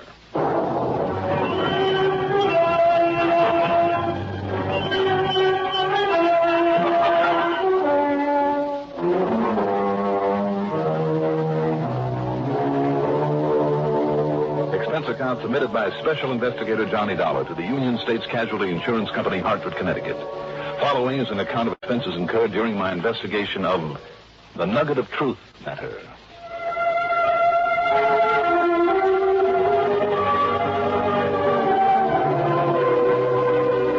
I shaved, showered, put on a clean shirt and a new tie, taking my time about it, then spent item one, $1.30 for a cab into Ted Newberry's office at Union States. Ah, here he is, the answer to a fair maiden's prayer. You look like a million, Johnny. Hiya, Ted. Sit down, huh? Sure. But I thought I said 2:30. You mean I'm late? Late? Let's see, it's only 2:18. Oh, you really made time. After that pitch you gave me, what did you expect? Ah, that Pandora. Well, where is she? Oh, but there's one thing I just plain forgot to tell you. Yes, Teddy, like what? Johnny, she's married. Well, no reaction? Well, I suppose I could take off my jacket and mop up the floor with you. Well, let's say you could try. And certainly it is the very least you deserve. But what's the use? All that build-up was just to drag me out of my nice, comfortable apartment and down here to take on some kind of assignment. Now, just wait till you see her. Sure. But what's it all about, Teddy? Well, the guy to whom she's happily married is young Philip Truesdale Peters. Good family and all that, but no money. That is, not much at the moment. But, Johnny, thanks to some electronic gadget he's invented, and with her dough to get him started. Wait a minute, Ted. Is that the new little plant about 10 blocks east of here? That's the one. And one of these days, maybe he'll make it. Well, good for him. Good for that money of hers, you mean? Oh, she's loaded? No, but she has enough. Anyhow, they're both clients of ours, straight life policies. How much, Ted? Something over $100,000 apiece. And each of them is the other's beneficiary? Yeah. Now, don't get any wild ideas. In spite of the fact that he needs money to push this invention of his? Well, don't worry. He doesn't need her dead to get it. Well, just the same, Teddy. Oh, now, come on, Johnny. Give that suspicious mind of yours a rest for a change. The way you talk sometimes, you'd suspect your own mother of murdering for a couple of bucks. Well, maybe I do go overboard once in a while. Hey, what's the matter? Through this portal is about to pass the most beautiful girl in the world. What? You, Ted Newberry, are the biggest flatterer in the world. If only that handsome husband of yours wasn't bigger than I am. But come in, my lovely, come in. Thank you. Mrs. Peters, Pandora, this is Johnny Dollar. Well, hi. Johnny.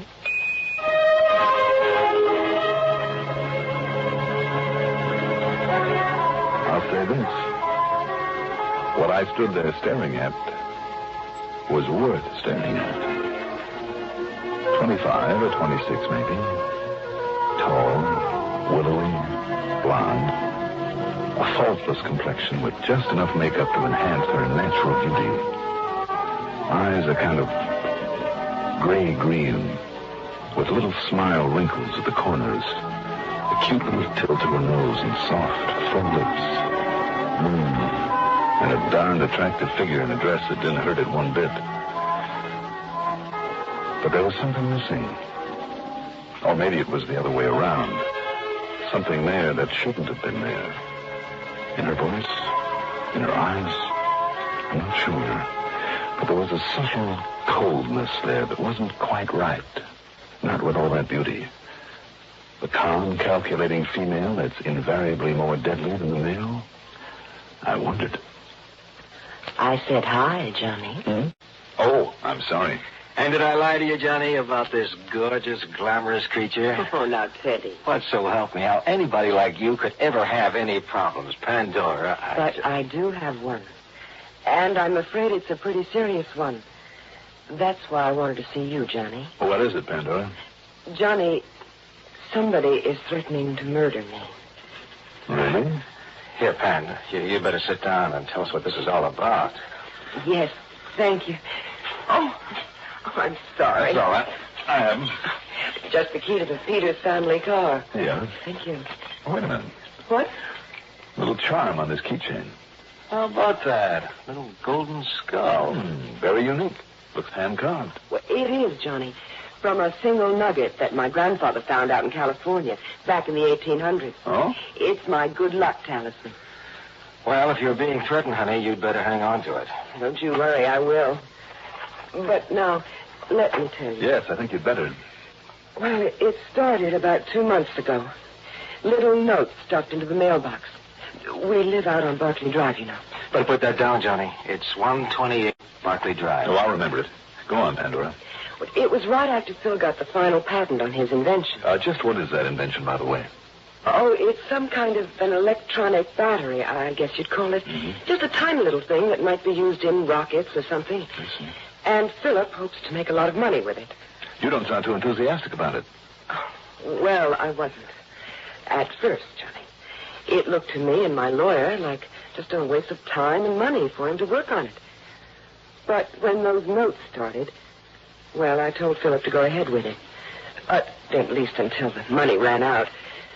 So he put up that little factory building, and he's buying machinery and all sorts of things for it. The threatening notes made you change your mind? Yes. Why? Because I'm just plain stubborn, I guess. What did they say? Well, the first one started out with a quotation, a kind of a religious thing. What was it, do you remember? What profiteth it a man if he gain the whole world, but suffer the loss of his own soul? Uh-huh. And then it went on to say that for one person alone to profit from such a device was all wrong, was sinful. Unless you give it to the whole world, you'll be sorry. That sort of thing. That doesn't seem like such a dire threat, Pandora, and what's more, it was meant for your husband. Well, that's what we thought, Johnny. And Phil just laughed at it. He said it was the work of some crackpot. Just the same, Pan. He should have taken it to the police. Well, he did, Teddy. And their opinion? They agreed with Phil. Because of that word sinful, they said it was probably some religious fanatic, that such things happen all the time. But then more of them came. And they got more threatening. Threats against my life, Johnny. Your husband's life, you mean? Well, we still thought so. And the police gave Philip a sort of bodyguard for a while. But then yesterday, another one came in the mail. It was addressed to me, in my name. And it said... Yeah? It said that... Oh, here, Johnny, I made this copy of it. Well, let's see. Blind, foolish woman. It is you who are guilty. Because of your money and that device of the devil. It is you who must die. And very soon. Do you see, Johnny, why I'm worried now? Oh, darn well I'd be, you poor gal. Pandora. Yes. The police have the originals of the notes? Well, yes, but they say it's just the work of some fanatic who's trying to scare us. I don't think so now. Now I'm frightened. Now? What? You weren't frightened for your husband when you thought they were meant for him? Oh, well, no. Because, well, he just sort of passed them off. He laughed at them, the way the police did. But now, well, don't you see? Yeah, maybe I do. Now, what do you mean by that, Johnny? Or, oh, dear, maybe they're right. Maybe I am getting all upset over nothing. Maybe it's just some crackpot. But won't you find out, Johnny? Won't you make sure? Pandora. You bet he will. What are your plans for the rest of the day? Well, I can't just stay locked up in the house all the time. Of course not. At least not unless you've got some police protection out there. Yes, well... Where's Phil now? Over at the new plant. Huh? It's in operation already? No, but he goes down every day in case they deliver machinery and furniture and things. And what time does he get home? The bus always drops him off in front of the house about 5:15. And your plans meantime? Well, I have to do some shopping and have a fitting here in town about 3:30. That'll take about an hour. Yeah. Then I'll drive out to that farmer's market on Spring Road, where I always buy the meat. I promised Phil a steak tonight. And then? Then it'll be time to go home and get dinner ready. At least that's what I planned. What should I do? Well, until I've had a talk with the police, I see no reason for you to change those plans. Now, listen, Johnny, she needs protection, so if there's anything I can do... Oh, no, it's all right, Teddy. With Johnny on our side now, I think everything will be all right. You don't feel that you need police protection? Well, do you? I mean, until you find out how serious these threats really are. Unless the police convince me otherwise. I'll be in touch, Pam. Good. Thank you. I feel better already, Johnny. You're a darling. And thank you, too, Teddy, dear. Bye. What a gal. I don't get it. Huh? What do you mean you don't get it? Teddy, there is something very fishy about this thing. Very fishy.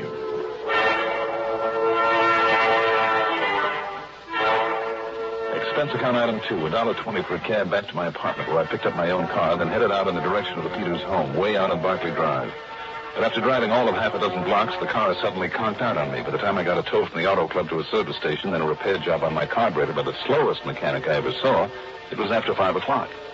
So instead, I drove to police headquarters and talked to Sergeant Bill Budd. Johnny, I've been on top of this thing from the very first of those notes to Peters, or to his wife. And the last one apparently was addressed to her. The last one, yeah. Well, if I were you, I'd put somebody on that gal 24 hours a day, Sergeant, until we find out where those notes are coming from. Now, you listen to me, Johnny. Go ahead. That's just what we did for him right in the beginning for nearly 2 months. Good men, too. Not even he had any idea they were on him, looking out for him. What happened? Nothing. Absolutely nothing. You figured the notes were just the work of some nut? That's what I told them. Meantime, we nearly broke our necks trying to find out where they were coming from. We bore down on every fanatic, every troublemaker in the town, and we know them all. Nothing. Then, suddenly, I got wise. How do you mean? You know very much about those two, the Peterses. Well, frankly, no. Well, in the first place, they aren't as lovey-dovey as they look. Oh? No, sir. And she has the money, Johnny. Some money, anyhow. Yes, so I understand. And I know it for a fact that she didn't want to sink a lot of it in that crazy invention of his. Crazy? Well, he couldn't get any of the big companies interested in it, I know that. But he was bound he'd go ahead with it. You know what I think? What, Sergeant? I think she started writing those notes in the hopes of scaring him out of it, out of spending her dough on it. You see, if he did scare and quit by himself, then he wouldn't blame her for his giving up on it. And, Johnny. Yeah? That would explain how those notes were getting to him, in spite of all our attempts to locate the source. See?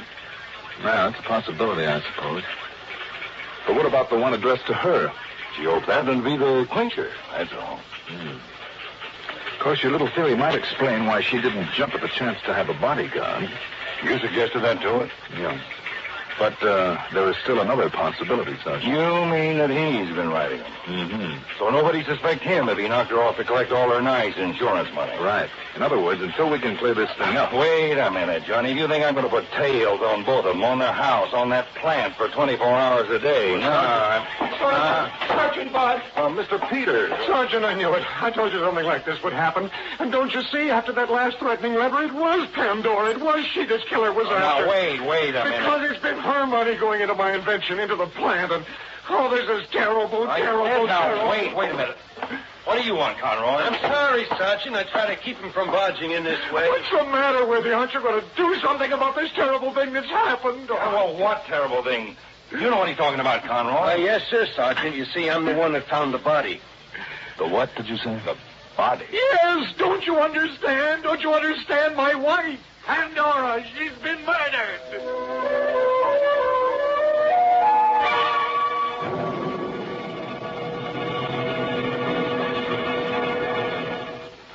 Frontiers changed rapidly today. Mostly they seem to expand.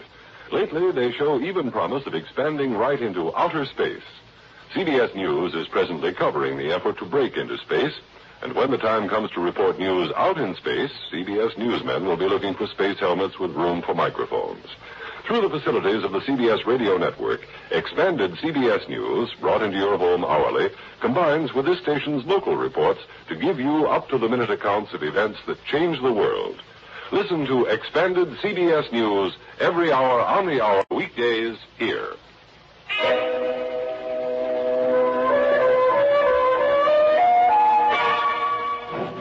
Your wife was murdered, Mr. Peters? Yes.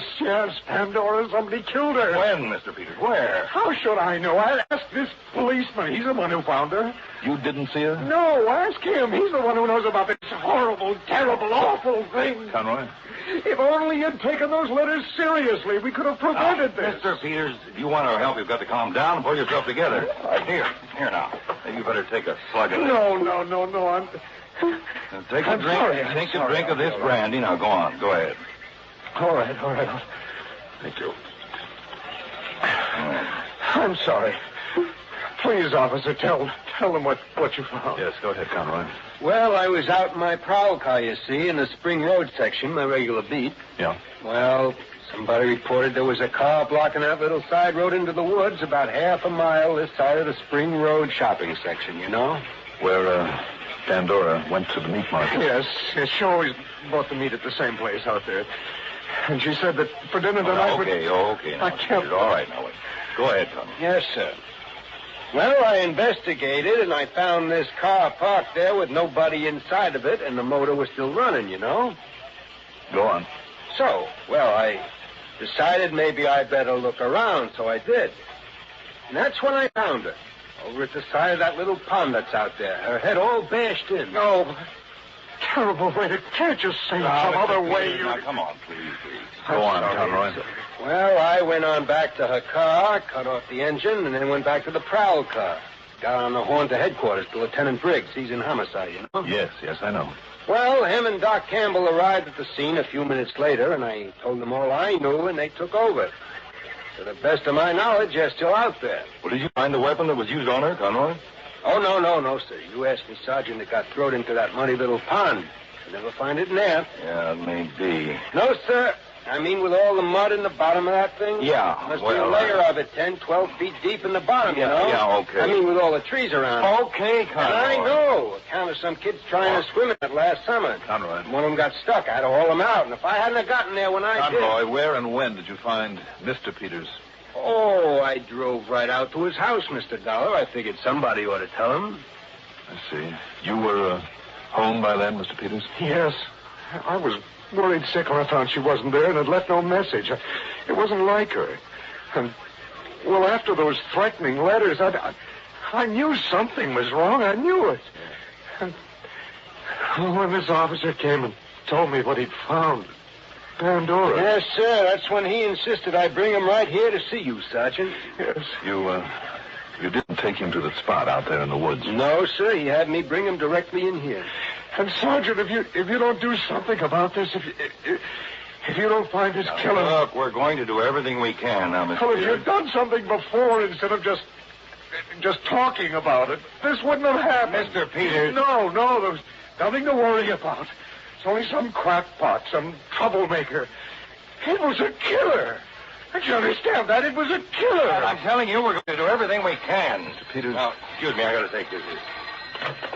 Sergeant Bud. My wife has been murdered. Yes, he is, Lieutenant. For you, Conroy. Me, huh? Okay, thanks. Now. Yes, sir? Let's see now. Oh, yeah. I guess I...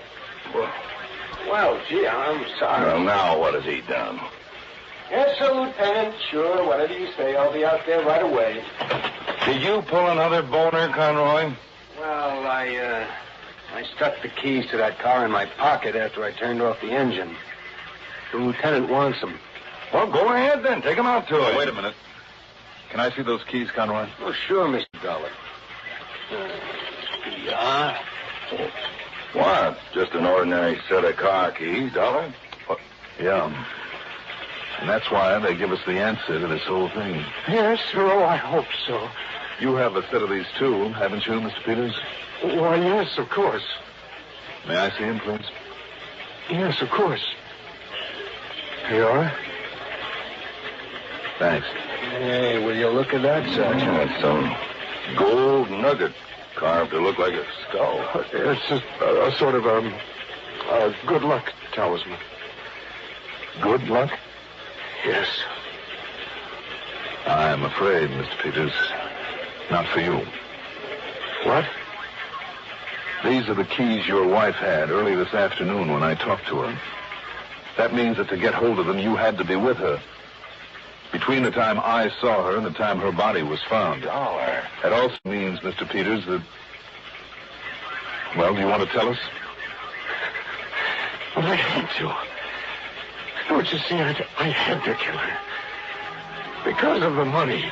Because I needed the money for my invention. I had to kill her. Sergeant, don't you think somebody better take this all down? I sure do. Thanks. My invention.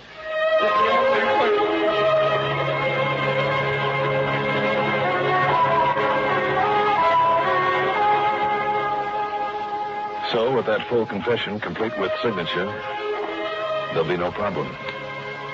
He did it. He'll pay for it. Expense account total, and I may as well include the work on my car. Do you think you can afford all of $20? Yours truly, Johnny Dollar.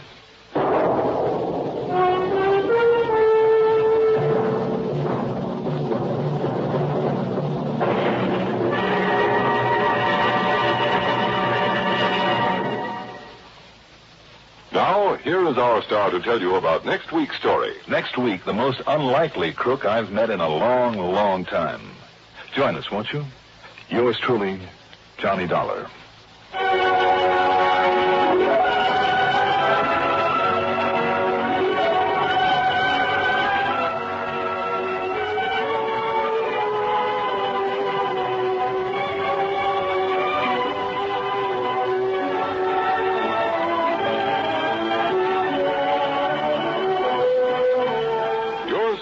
Johnny Dollar is written by Jack Johnstone. Produced and directed by Bruno Zerato, Jr. Music supervision by Ethel Huber.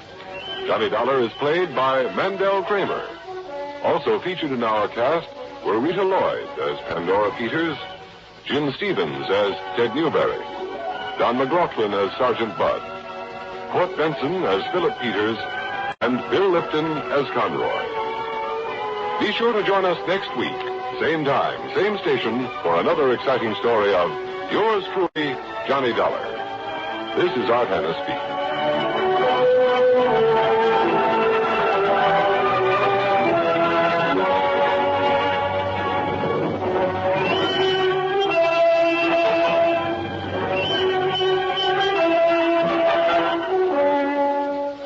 Rizzuto's Sports Time scores for the fans Monday through Saturday on the CBS Radio Network.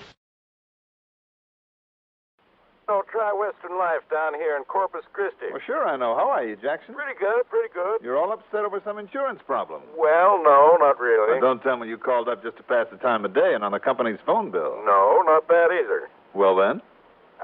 Tell me, Johnny, did you ever hear of the Padre Island treasure? I never even heard of Padre Island. Wait a minute. Sure.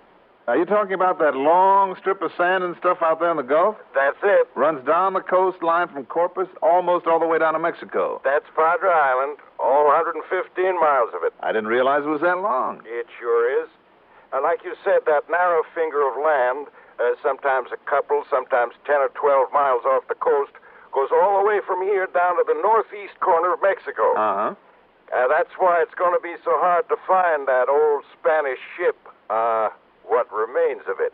What are you talking about? Loaded with Spanish doubloons. A lot of solid gold bullion and heaven knows what else. You mean you want me down there to hunt for treasure? Among other things. Ah, there's a hitch to it. What other things? Pretty good bait, though, wasn't it? That treasure fish. What other things, Jackson? Why don't you come on down here and see? On expense account. That's right, on expense account. Okay, you've asked for it. I'll grab a plane first thing in the morning.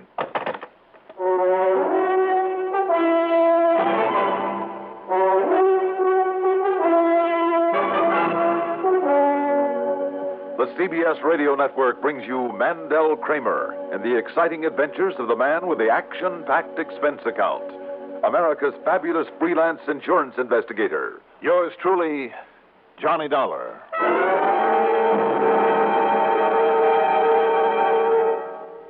The Kingston Trio sings for 7-Up. Was you ever in Quebec? Getting thirsty, mighty thirsty, loading timber on the deck, getting mighty thirsty. Was you ever in New York? Getting thirsty, mighty thirsty, loading all them barrels of pork, getting mighty thirsty. Fresh up with 7-Up, so clean tasting, fresh clean tasting, fresh up with 7-Up for a quick refreshing nip, boys. Yes, no matter where you are or what you're doing, when it's break time, take 10 and reach for sparkling 7-Up. It's always 7-Up time, so fresh up with 7-Up. Fresh up with 7-Up, so clean tasting, fresh clean tasting, fresh up with 7-Up for a quick refreshing nip, boys.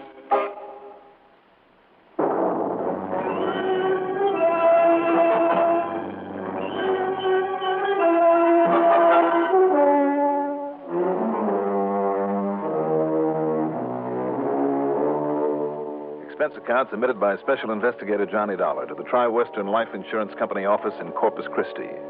Following is an account of expenses incurred during my investigation of the Perilous Padre matter.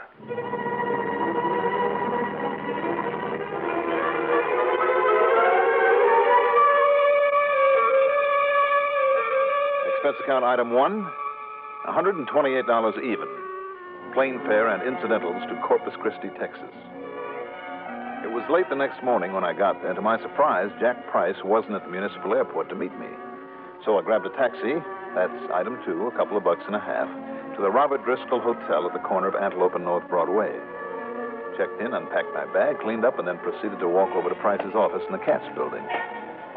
But as I rounded the corner onto Lawrence Street, I passed the big stockbroker's office there and... Okay, buddy.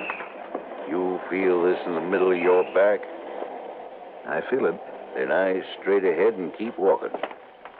Act natural, see? You think you can get away with this in broad daylight? This here now 38 caliber Roscoe is the answer to that. You keep walking or I'll blow a hole in you so big you could shove an expense account through it. Oh, please, consider my poor sick wife and 13 starving children. You think that soft stuff will get you anywheres? You can try it on Big Nick and the rest of the mob. We don't like you Eastern hoods cutting in on our territory, see?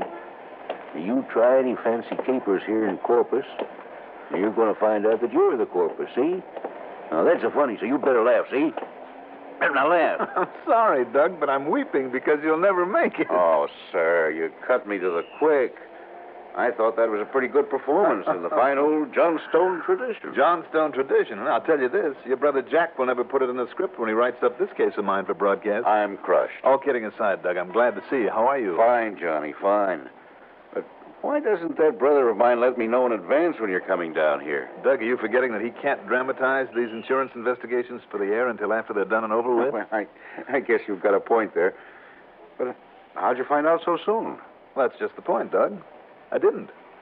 You what? Mr. Johnstone, I will have you know that at this moment, I haven't the least idea what I'm supposed to be investigating down here.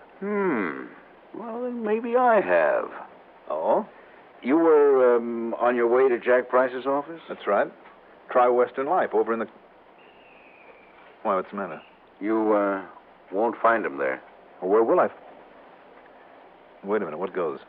Well, Jackson Price and I have been good friends ever since I moved down here, Johnny. I know you have. I guess that's why his wife called me this morning to see if I knew what had happened to him.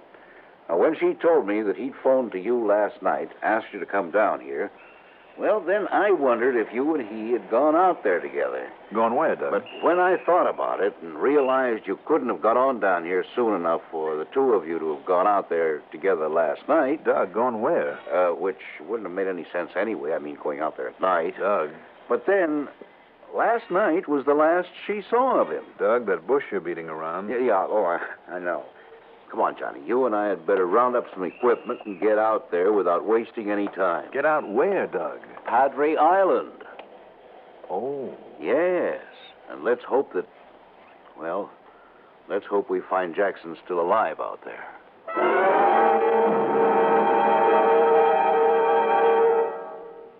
First major toothpaste advance since fluoride. Westbrook Banvoris announcing new Ipana with hexafluoride. Contains fluoride plus hexachlorophene. Now listen. Gum troubles cause more loss of adult teeth than tooth decay.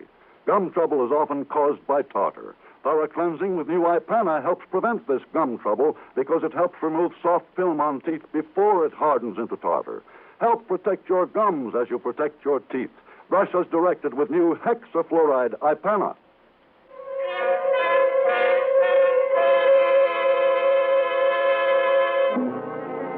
When Doug Johnstone spoke of rounding up some equipment, he meant getting hold of a beach buggy, the sort of contraption that was just as much at home on soft sand as on a paved highway.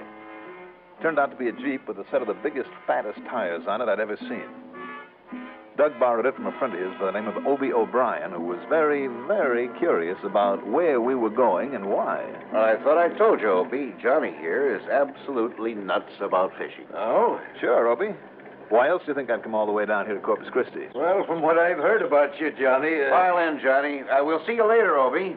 Sure, but from what I've heard about you, Johnny... From what I've heard, Obie, we ought to have some pretty good luck over in the surf over on Padre. Well, just answer me one thing. If you two are going fishing, where's the tackle? Oh, we'll pick up whatever we need at my place. Oh, fishing, huh? Well, what else? Let's go, Johnny. Sure. You sure you don't want me along, too? Now, you know that three's a crowd in this rig of yours. Oh, it is, huh? And besides, why should I let you in the secret of all my pet spots over there on the island? Well, okay. Okay, I can take a hint, but I don't believe either of you guys. I mean about going fishing.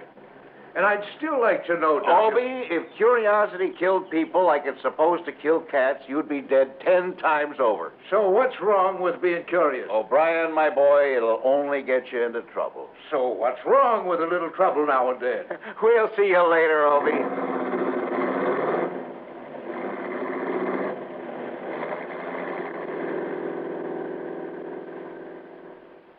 But at Doug's house on Hinman Drive, instead of loading up with fishing tackle, he threw in a couple of long-handled shovels, a couple of Jeep cans of extra gas, a can of water, and, most important of all, he said, was an old but well-oiled 30-30 Winchester and a box of cartridges. You'd better throw some shells into it, Johnny. I don't like toting a loaded gun in a car any more than you do, but I think we'd better be prepared for anything. We tore on up to the north end of town, then across the new causeway to Padre Island, through the park, then headed south on the so-called highway that stretches from one end of that long, narrow, sandy island to the other. Then, and only then, did Doug tell me what it was all about. And he unfolded one of the most fascinating bits of history I've heard in a long time. You see, Johnny, it goes back to the year 1553, when a Spanish treasure fleet, 20 ships or more, set out from Veracruz, Mexico, loaded down with more gold and jewels than you can shake a stick at. The treasure that Jack Price told me about over the phone. Just let me get on to the story. Sure, go ahead. Now, somewhere along the line, they ran into a terrific storm. That sent 3 of those galleons to the bottom, and at least 3 of them. No wonder there's so much treasure hunting off the lower coast of Florida. Right. Now, some of the ships got through that storm and kept on eastward. But most of them came back westward, hoping to get back to Mexico in safety, maybe to the port of Tampico. Tampico? Right. Now, that's about 400 miles south of here. Uh-huh. Anyhow, they must have hit another storm, because 13 of those treasure ships came aground here on Padre Island. No kidding. A few of the survivors managed to get across from the lower end of it to what is now the Rio Grande Valley town of Port Isabel. I see. And the rest of them made a tasty meal or two for the people who lived on this island. Karankawa Indians. They were cannibals. Cannibals? Yeah. Ouch. Anyhow, sometime later, a salvage fleet came on from Spain under the leadership of a Don Angel de la something or other. Found most of the wrecks and took the gold off them back home. You say he found most of the wrecks, huh? One of them, Johnny, with its load of Spanish doubloons and bars of solid gold, is still somewhere under the sands of this island. And Jackson has found out where? Well, one of Jack's clients, a young fellow named Jose Pineda, found a chart in the false bottom of an old wooden chest he was about to throw out. Here on this island? Yeah, according to this chart, it was from one of the treasure ships, and... Hey, wait a minute. Whose car is that? Huh? Parked there at the side of the road. Probably just a breakdown. There's nobody around. Go on. Yeah, well, now this chart I was talking about called for taking bearings on a Spanish dagger plant. And the other markers were an old anchor and 3 heavy brass spikes, all of them, no doubt, buried in the sand. But now, with dagger plants around here by the thousands... Yeah, I wondered about that. Go on, though, Doug. This buried treasure bit's getting to me. Well, you're not the first, believe me. Anyhow, back in the 1840s, a man who'd settled here on the island, he was digging around. He uncovered a chest full of jewelry and gold coins worth over $80,000. And that was before inflation. Right. But the Civil War came along, brought a lot of naval activity in these waters. So the old man buried all the stuff again and fled up north. And? Later, when he came back to look for it, well, he never found it again. And nobody else has, huh? Oh, there's lots of stories, Johnny. But until young Jose Pineda found that chart... And then found the wreck? That's what I'm not sure of. Jackson Price is the only one he told about that chart. Swore him to secrecy, at least until Jose himself could dig around a bit. Well, how come you know about it, Doug? Well, Jose equipped himself with all sorts of modern detecting apparatus, some kind of combination of radar, sonar, a new type of mine detector, all sorts of stuff. Mm-hmm. Then, early last week, he told Price he thought he'd found something. Yeah? Yeah. Told him he'd be back to Corpus day before yesterday morning at the latest, pick up Price, and the two of them would come down here and dig it up. I see. Go on. Only Jose was worried about something. About the man he bought some of his equipment from, a fellow named Tony Larker, kind of a beachcomber in these parts. You thought maybe this Larker had gotten wise to what he was after? Well, that's what Jackson thought, too. Anyhow, yesterday morning came, and Jose Pineda still hadn't shown up. Jackson got worried. I don't blame him. So he looked all over for Tony Larker. Couldn't find him either. That's when he confided in me. Told me that he was coming down here for a look around. Well, did he tell you exactly where? Well, only approximately. So keep an eye out for Price's beach buggy. It's an old Model T that he's rigged up. I sure hope he's all right. He's found Jose okay and... Hold everything. Yeah? Up ahead there on the right, back that big mass of yuccas. Hey, you're right. Now, you've got good eyes. That's his beach buggy, all right. Hang on, Johnny.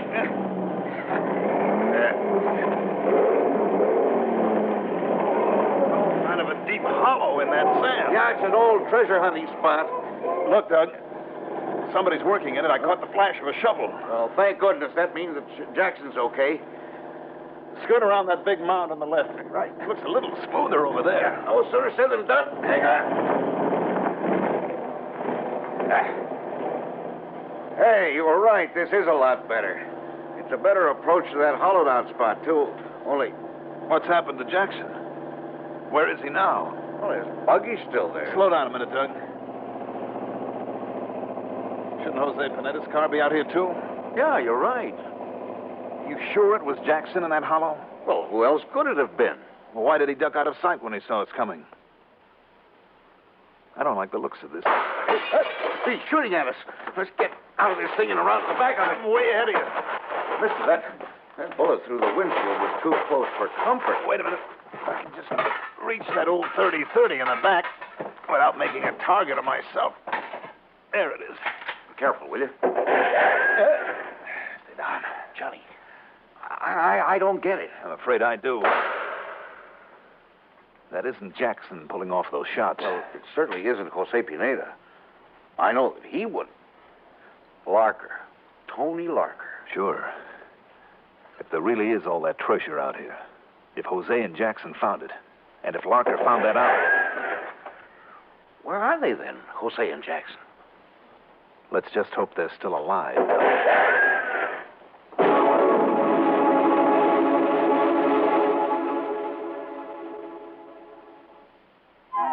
Hot, tired, thirsty. Easy as 1, 2, 3. You've made iced tea, and oh, what a beautiful flavor. Oh, what a beautiful flavor in new instant tender leaf tea. Just take a spoonful of instant tender leaf. 1, Add cold tap water. 2, Load it with ice. 3. You've made iced tea. New instant tender leaf is 100% pure tea. Richer, brighter, livelier tea. It's made right from the juices of ripe young tea leaves. Instant tender leaf brand. Make a pitcher full. Easy as 1, 2, 3. You've made iced tea, and oh, what a beautiful flavor in new instant tender leaf tea.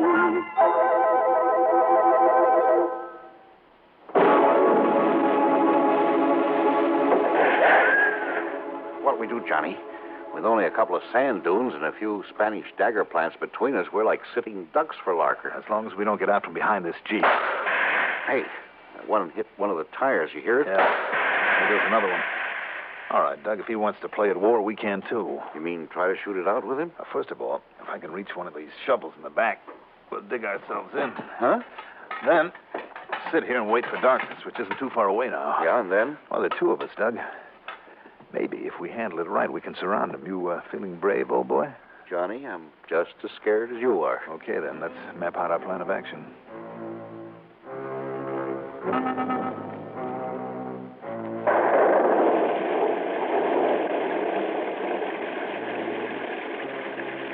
We didn't have to wait for dark.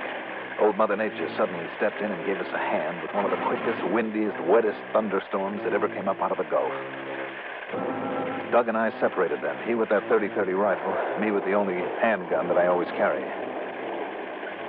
In the darkness, he circled wide to the right, firing an occasional shot in the hope of drawing the fire and the attention of Larker, there in the protection of that big hollow in the sand. Most of the light now came from the lightning, and I ran and stumbled over the dunes through the clumps of yucca. Then as I got close, got down on my belly, as I was about to make the sneak into the hollow. Oh, no. Johnny! Johnny! Larker's got away! I heard him take off in Price's car. Only thing we can do is go back to our buggy and... Those tires. Yeah. How are we going to get... Hey, Johnny, look. Did you see them? 2 of them down there in the hollow. Come on.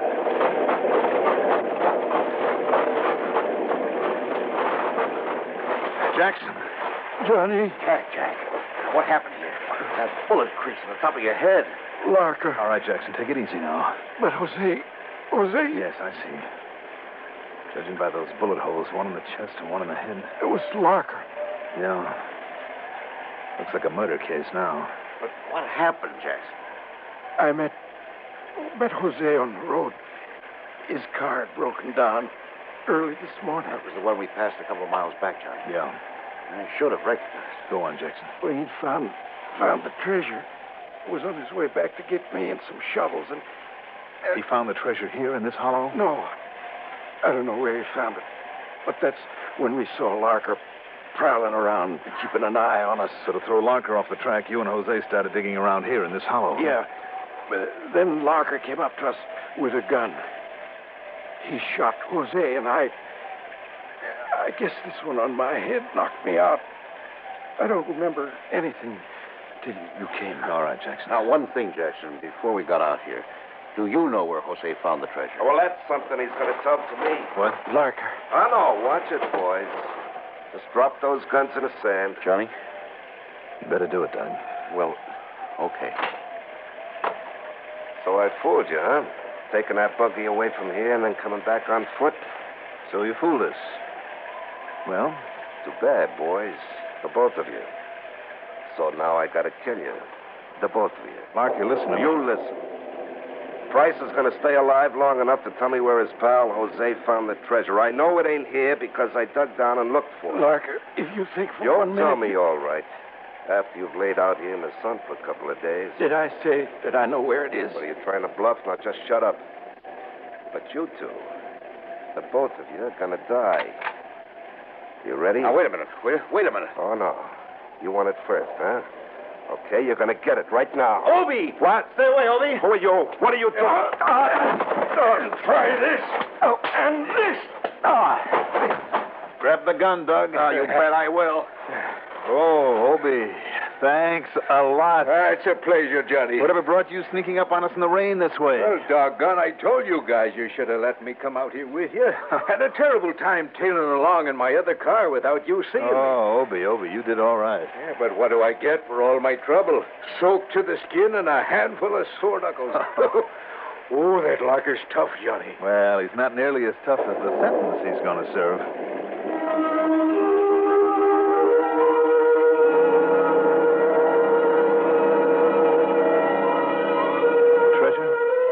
I'm afraid the secret of its location, there on Padre Island, died with Jose Pineda. Unless, of course, somebody happens to find out where he hid away the chart. But you can bet your bottom dollar there'll be plenty of people looking for it. Maybe even Jack Price and Obie O'Brien. As for Doug, he says he's had enough of it. Expense account total, including a suit of clothes for Obie and a couple of new tires for his Jeep, $485 even. Yours truly, Johnny Dollar.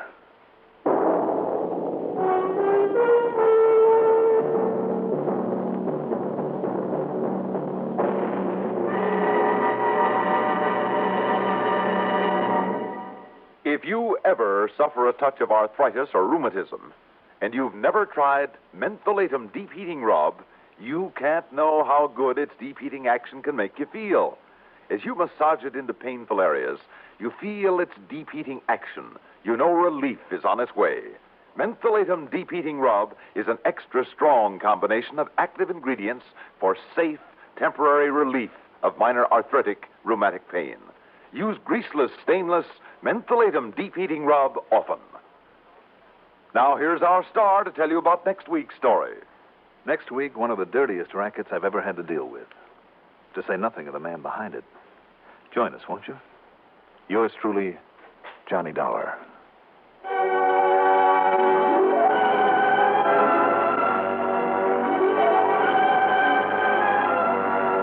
Yours truly, Johnny Dollar, is written by Jack Johnstone, produced and directed by Bruno Zerato Jr., music supervision by Ethel Huber. Johnny Dollar is played by Mandel Kramer. Also featured in our cast were Louis Van Ruten as Doug, Larry Haynes as Tony, Maurice Tarplin as Price, and Lawson Zerby as Obie. Be sure to join us next week, same time, same station, for another exciting story of yours truly, Johnny Dollar. This is Stuart Metz speaking. Johnny Dollar. Johnny, this is George Hardy at Northeast Indemnity Association. Yes, George. Got a pencil and piece of paper? Sure. Then write this down. Go ahead. 130-07-0583. Got it. So? He wants to see you. Who does? 130-07-0583 at State Prison. Oh. You know his name, George? No, but if it's who I think it is, well, Johnny, you just might find yourself going for the commission on $100,000.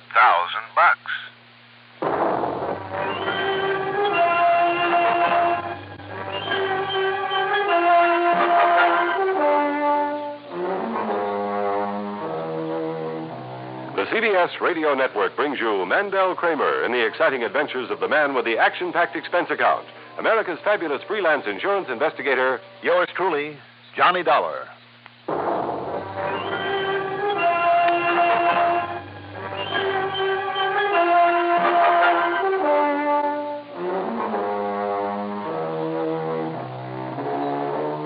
Expense account submitted by Special Investigator Johnny Dollar to Northeast Indemnity Association, Home Office, Hartford, Connecticut.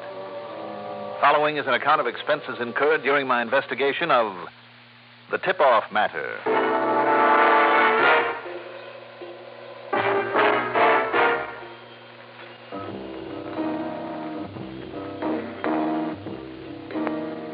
Expense account item 1 is $4.60 for a tank full of gas, despite the fact that the state pen is only a few miles south in Wethersfield, a town with a population of about 20,000, where the father of our country once planned the historic Battle of Yorktown. In other words, George Washington slept there. An assistant warden led me not to one of the cell blocks, but to a screened-off corner in a hospital ward. The man who lay there was in his early 30s, but he looked 100, thin, drawn, emaciated, with the pallor of death on his face.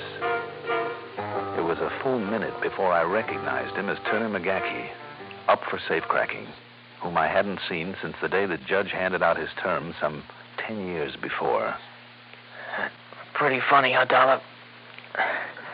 I'm due to get out. Instead, I lay here dying. Oh, now, come on. Who told you that, McGackie? Now, come on, don't you try and kid me too, Dollar.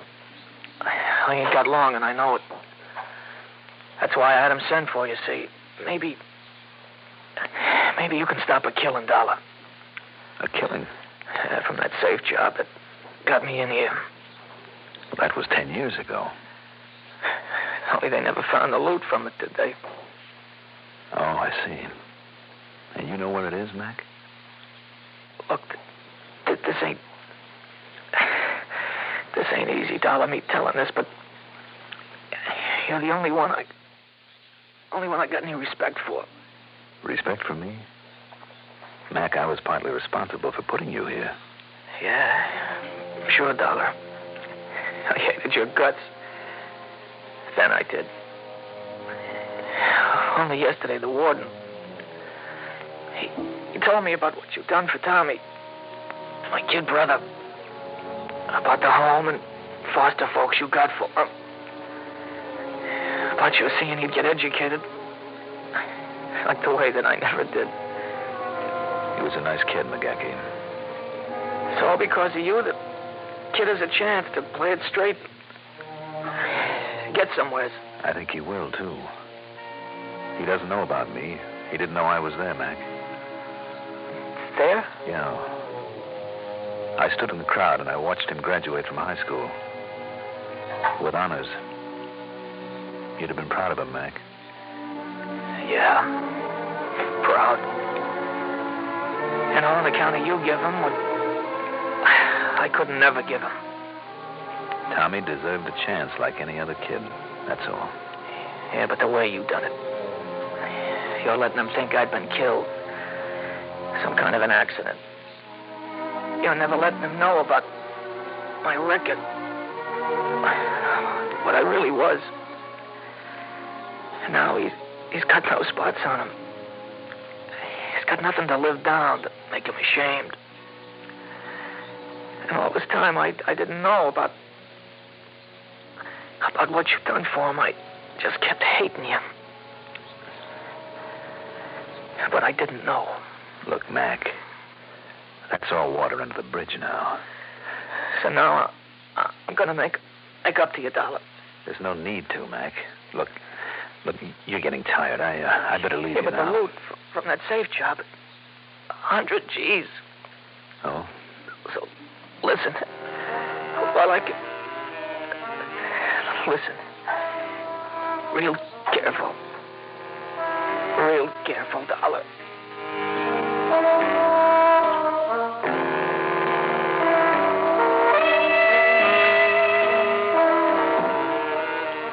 He told me then about Joe Pirelli, an old crony of his.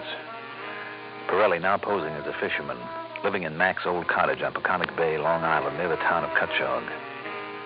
He told me about a safe in the cellar of the cottage, and the fact Pirelli knew only half the combination to it. And the other half? 2 weeks ago, when he'd found out that he was going to die, Mac had given the other half to a crook by the name of Danny Russelloff, who pulled the heist with him, who was also there in the pen, who'd not only been a boxman, but a killer. Okay, fine. Except for one thing. I wouldn't have told Danny. Not if I'd known then about what you done for my brother. Look, Mac. But now I do know. So it's you that's gonna have that dough. No, it'll go to the insurance company, Mac. Look, if Danny gets to him first, Danny will kill Pirelli. Take it easy now. Don't get yourself too excited. Don't you see, having the whole combination between them? Danny will get the dough. Then he'll kill Pirelli. Well, look, if you gave me the combination. Yeah. All right, then. You'll give me your word. You'll protect Pirelli. Kind of his keeping that dough for me all this time. Mac, I'll do what I can for him. But first, while I'm here at the pen, I better get things straight with Danny Russelloff. No, Dollar. Danny's getting out of here today. Getting out? You mean they're releasing him? Yeah. So you gotta go for that dough and now go see Pirelli. Okay, Mac. Now the combination of the safe. Yeah. First it's right. Turn it right. Yeah. Number. Dollar, I can't breathe. Mac. I'm calling Dollar. Come on, Mac. Help me. Orderly. Help me. Nurse, get a doctor in here.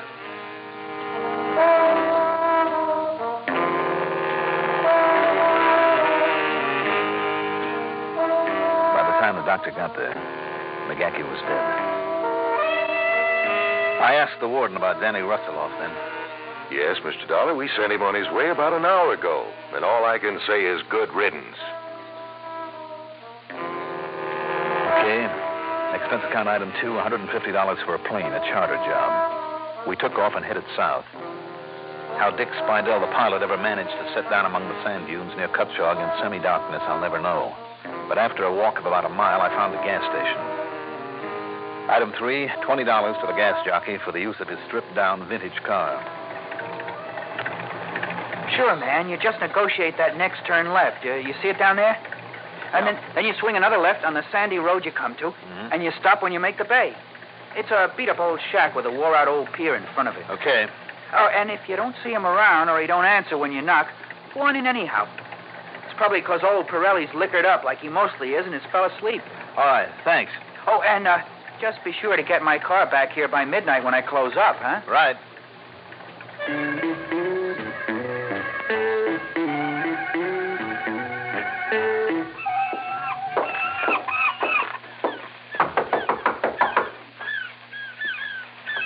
Mike? Pirelli? Anybody here? Stop knocking down that door. Come on, open. Okay. All right, Pirelli, Oh. Yeah. You got a gun? Because I've been waiting for you. You're a lousy shot, Pirelli. I've got you. Okay, Danny, I give up. I give up, Danny. Danny, huh? Is that who you were waiting for with this gun? Danny Russelloff? Yeah, I thought... I read Danny was getting out today. Who are you? Who are you, mister? My name is Dollar. Now sit down over there by that table. Yeah. What are you doing here? I've come to pick up some money, Pirelli, $100,000. No. From the safe in your cellar. No, you got no right to that. I haven't, huh? You think I didn't know what's in the safe? I'm sure you did. And it all better be in it now. That's Mac's dough. McGackie's. He's dead, Pirelli. Only a couple of hours ago in the prison hospital. You're lying. You want to call him up and check on it? Dead. McGackie's dead, huh? That's right. Oh. Now half of that dough is mine. That's mine, Dollar. I don't think so. Oh, no. Dollar, huh? You Johnny Dollar? You're the insurance dick. That's right. And I'm here to get that money. Oh, no. I'm also here for another reason. Yeah? Like what? To save your worthless carcass if I can. You don't believe that, huh? I never trust no cop. I mean, you're a cop. Look, Pirelli, get one thing straight. Personally, I couldn't care less what happens to you. I've got no use for you. A man with a record like you piled up over the years. Look, I paid for everything I done. I served time. And for holding on to this hot money? My only reason for trying to keep Danny Russell off from killing you is because I promised McGackey I would. I can take care of myself. Like you did when I came barging in here? Okay, so maybe you... Look, Danny Russelloff's the killer, and he's got the other half of that safe combination. What? Yes, because McGackey gave it to him when he found out he was going to die. And you think Danny couldn't force your half out of you with a gun in your belly? If you refused to help him open that box? And then when he got the dough, he'd kill you. No, I still wouldn't tell him my half. He'd kill you anyway and then blow the safe. That used to be his business. So whatever happens, Pirelli, without me, you end up dead. Dollar, listen. Now, look, I know it'll mean breaking my word to McGackey, but if that's the way you want it, all I have to do is just sit on the sidelines, wait for Danny to get here, for the safe to be open one way or another, see you get knocked off, and then move in on Danny. Yeah, okay, but maybe I can get him fresh. Sure. Go on. Try it. But if you do get lucky, if you do kill him before he kills you, I promise you one thing, Pirelli. I'll see you end up in the chair. Would you like to think about that for a while? Just don't take too long, though, Because I doubt if Danny's going to waste much time getting down here. And if I'm not around when he does get here... Well, Pirelli? Okay. What do you want me to do? Got enough food around here to keep us for a couple of days? Sure, I got plenty. All right, then I'm moving in. Have you got a phone? No. Only plenty of food and booze. I can see that. Is there any other way to get here, Pirelli, besides the road that turns off near the gas station? Not unless somebody try to get here with one of those helicopters. All right, then from the gas station, I can tell if somebody is heading in here. Huh? I'll see you later.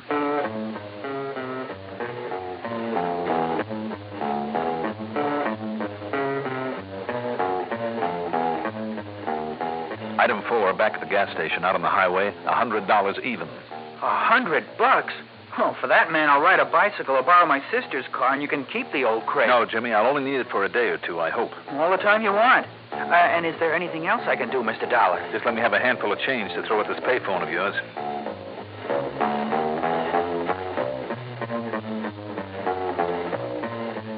Item 5, $3.80 for a call to George Hardy at his home back in Hartford. I gave him the whole story. Good, Johnny, good. I had a feeling it had to do with that safe-cracking job we had to make good on. Now, how do I contact you down there? You don't. I'll have to contact you. What are you thinking of? Well, you said this Danny Russelloff hasn't shown up there yet. Not yet, though he's had plenty of time by now. Maybe Danny's playing it smart now he's on parole. What do you mean? Well, he's supposed to report in here in Hartford where he used to live, isn't he? Probably. So he'll do that first to give a good impression. Make everybody think he's on the up and up. Maybe. And then when he figures nobody's watching him anymore, then he'll make his move, right? Except that I can't see him wasting any time about getting his hands on the money, or at least making sure it's still here. So, George. Yes? Get hold of Pete Larkin. The private detective. Yeah, tell him it's for me. Tell him if Danny is there in Hartford to keep an eye on him day and night. And if he leaves town, I want to know it so I can be ready for him. Okay. And meanwhile, what'll you be doing? Have you called on the police down there? I don't even know if they have any in this little town. What's more, a couple of cops prowling around would only scare him away, and I want to get him. I'll check back with you 3 or 4 times a day. Okay. And at least we know where that 100,000 is now. Do we? Maybe I better get back out to Pirelli and make sure.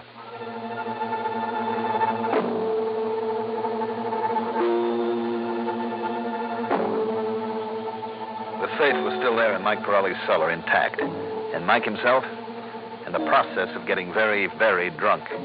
But in answer to my question... Yeah, okay. It's only the last 2 numbers of the combination that I know. All right, what are they? It's 2 turns to the right. 2 turns to the right? To what number? It's 81. 2 turns to the right to 81. Yeah. And then? Hey, listen, Dollar. And then, Mike? Then left. Left 14. Then left to 14. Yeah, that's it. Okay. Hey, listen, Dollar, I'm scared now. You got me scared. Give me the... Here, go ahead. Help yourself. Yeah. Maybe enough of that stuff will at least keep you... Hold it. Listen. What? Hold it. What? You hear that? What? Yeah. There's a car out there. All right, let me douse these lights. You see it there? You know that car? No. Hey, but that's him. That's Daddy. Be quiet. He's coming in here to kill me, Dollar. Quiet.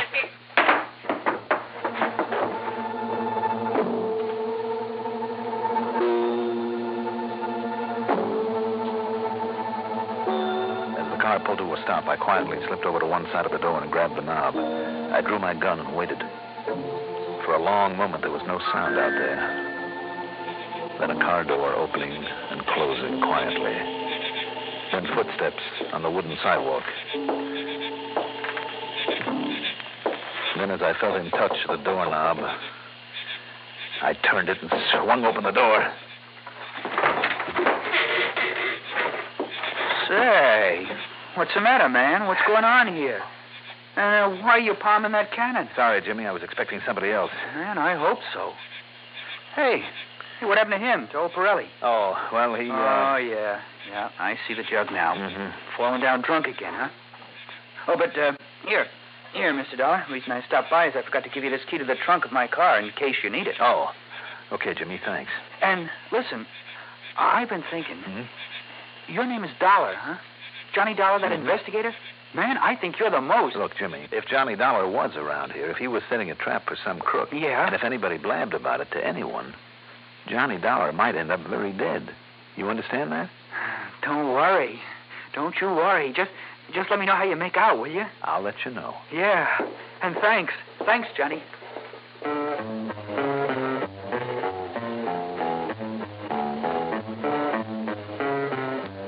Item 6, in the next 3 days, $41 for more telephone calls to George Hardy. Yeah, Danny Russelloff was in Hartford, but sitting tight. So maybe George had been right. But how much longer I could keep old Pirelli under the influence without doing him serious harm began to worry me. And I was afraid that if he got sober, he might turn on me. Then the 4th day. And listen, Johnny. I mean, mister. As soon as you get through making that call, I want to tell you something. Yeah, okay, Jimmy, sure. And I hope you haven't been worried about my telling anybody you're here because I haven't told anyone. Hello? George? Johnny Dollar? Yeah. Thank goodness you called. When I got back here from lunch, Pete Larkin, that private eye you had me call... Yes? Early this morning, Danny Russelloff got away from him. He did. Pete's lost him entirely. So, Johnny, if I were you... Okay, George. Now, what I was going to tell you... Jimmy, I'm sorry. I haven't time now. But about that other car that started down the road... What? Yeah, down at Pirelli's place. When? Well, about an hour ago. But then it came back to the highway. Did you get the license? Oh, I didn't get the number. It was Connecticut, though. All right. And then after he came back to the highway? Down that way. I see. Look, Jimmy, is there another road around here that goes to the bay? Yeah, the old fishing club, below Pirelli's place. Okay. Here. A sawbuck? Yeah. But why? What did I do? I'll let you know.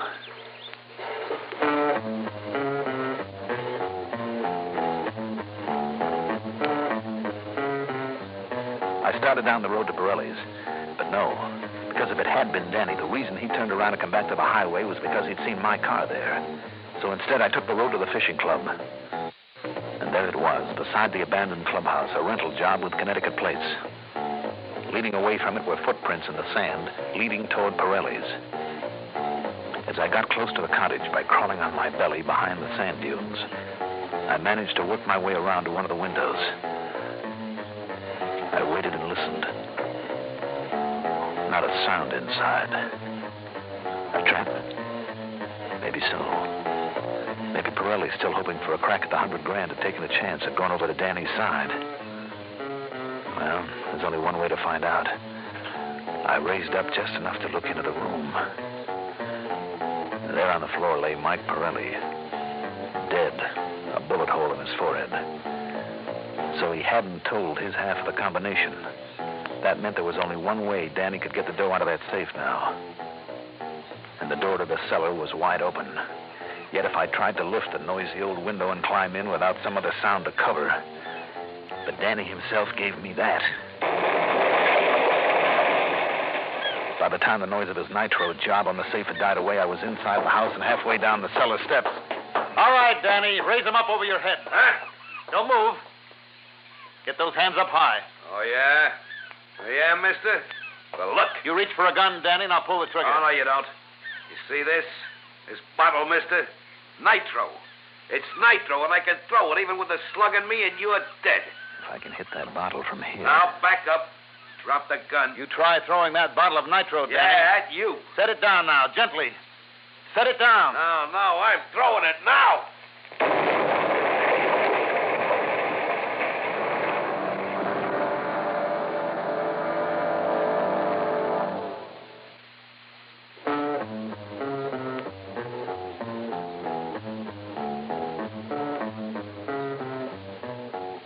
I'd heard of such things, but never before quite believed them possible.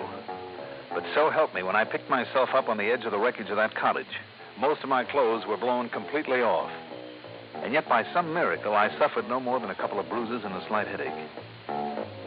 As for Danny, well, let's not go into that. He's paid for all his crimes. Expense account total, $349.40. And don't forget my commission, in spite of the fact that a lot of bits and pieces of that money had to be pasted back together. Yours truly, Johnny Dollar. Can you get premium gasoline performance at regular gasoline price? Find out what so many other car owners have found. In 3 out of 5 cars, regular priced Sinclair Dyno gasoline matches performance of premium gasolines, saves you up to 4 cents a gallon. Almost anywhere you see the Sinclair sign, you can save up to 4 cents a gallon with Dyno and still get premium performance and mileage. Drive with care and buy Sinclair Dyno gasoline.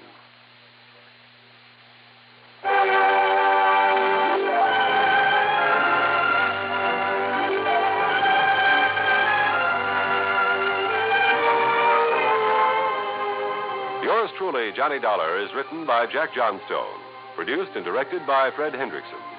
Johnny Dollar is played by Mandel Kramer.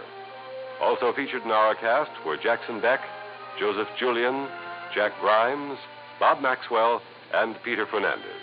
Music supervision by Ethel Huber. Sound patterns by Walter Otto.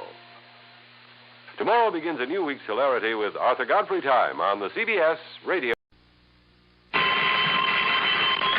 Johnny Dollar. This is Bill Walker down here in New York. You know Northeast Indemnity Associates? Sure, I know. How are you, Bill? Oh, pretty good, pretty good. Johnny. Yeah? You ever seen the Grand Canyon? No, but I've always wanted to. Oh, why don't you? At this time of year? Isn't that usually on the summer run? Oh, ask anybody. Grand Canyon's beautiful this time of year. And as long as the company's ready, willing, and able to pay your expenses, how about it, Johnny? Okay, you've made the pitch. What's the trouble out there, Bill? Does the name Orloff mean anything to you? Sure, Ted Orloff, L.A. Office of Western Indemnity. I wish it were Ted. What? Oh, Johnny, I'm talking about Christy Orloff. No, never heard of him. Perhaps it's just as well. What do you mean by that, Billy? Well, it just happens that Christy Orloff, why don't you come on down here and let me give you the whole story? Okay, Billy, why not?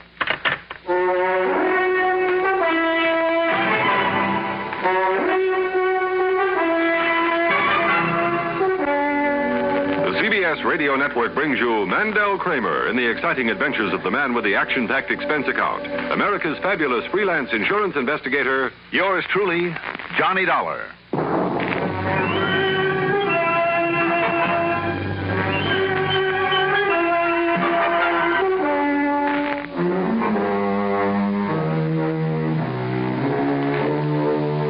Expense account submitted by Special Investigator Johnny Dollar to Northeast Indemnity Associates, New York office. Following is an account of expenses incurred during my investigation of the Grand Canyon matter.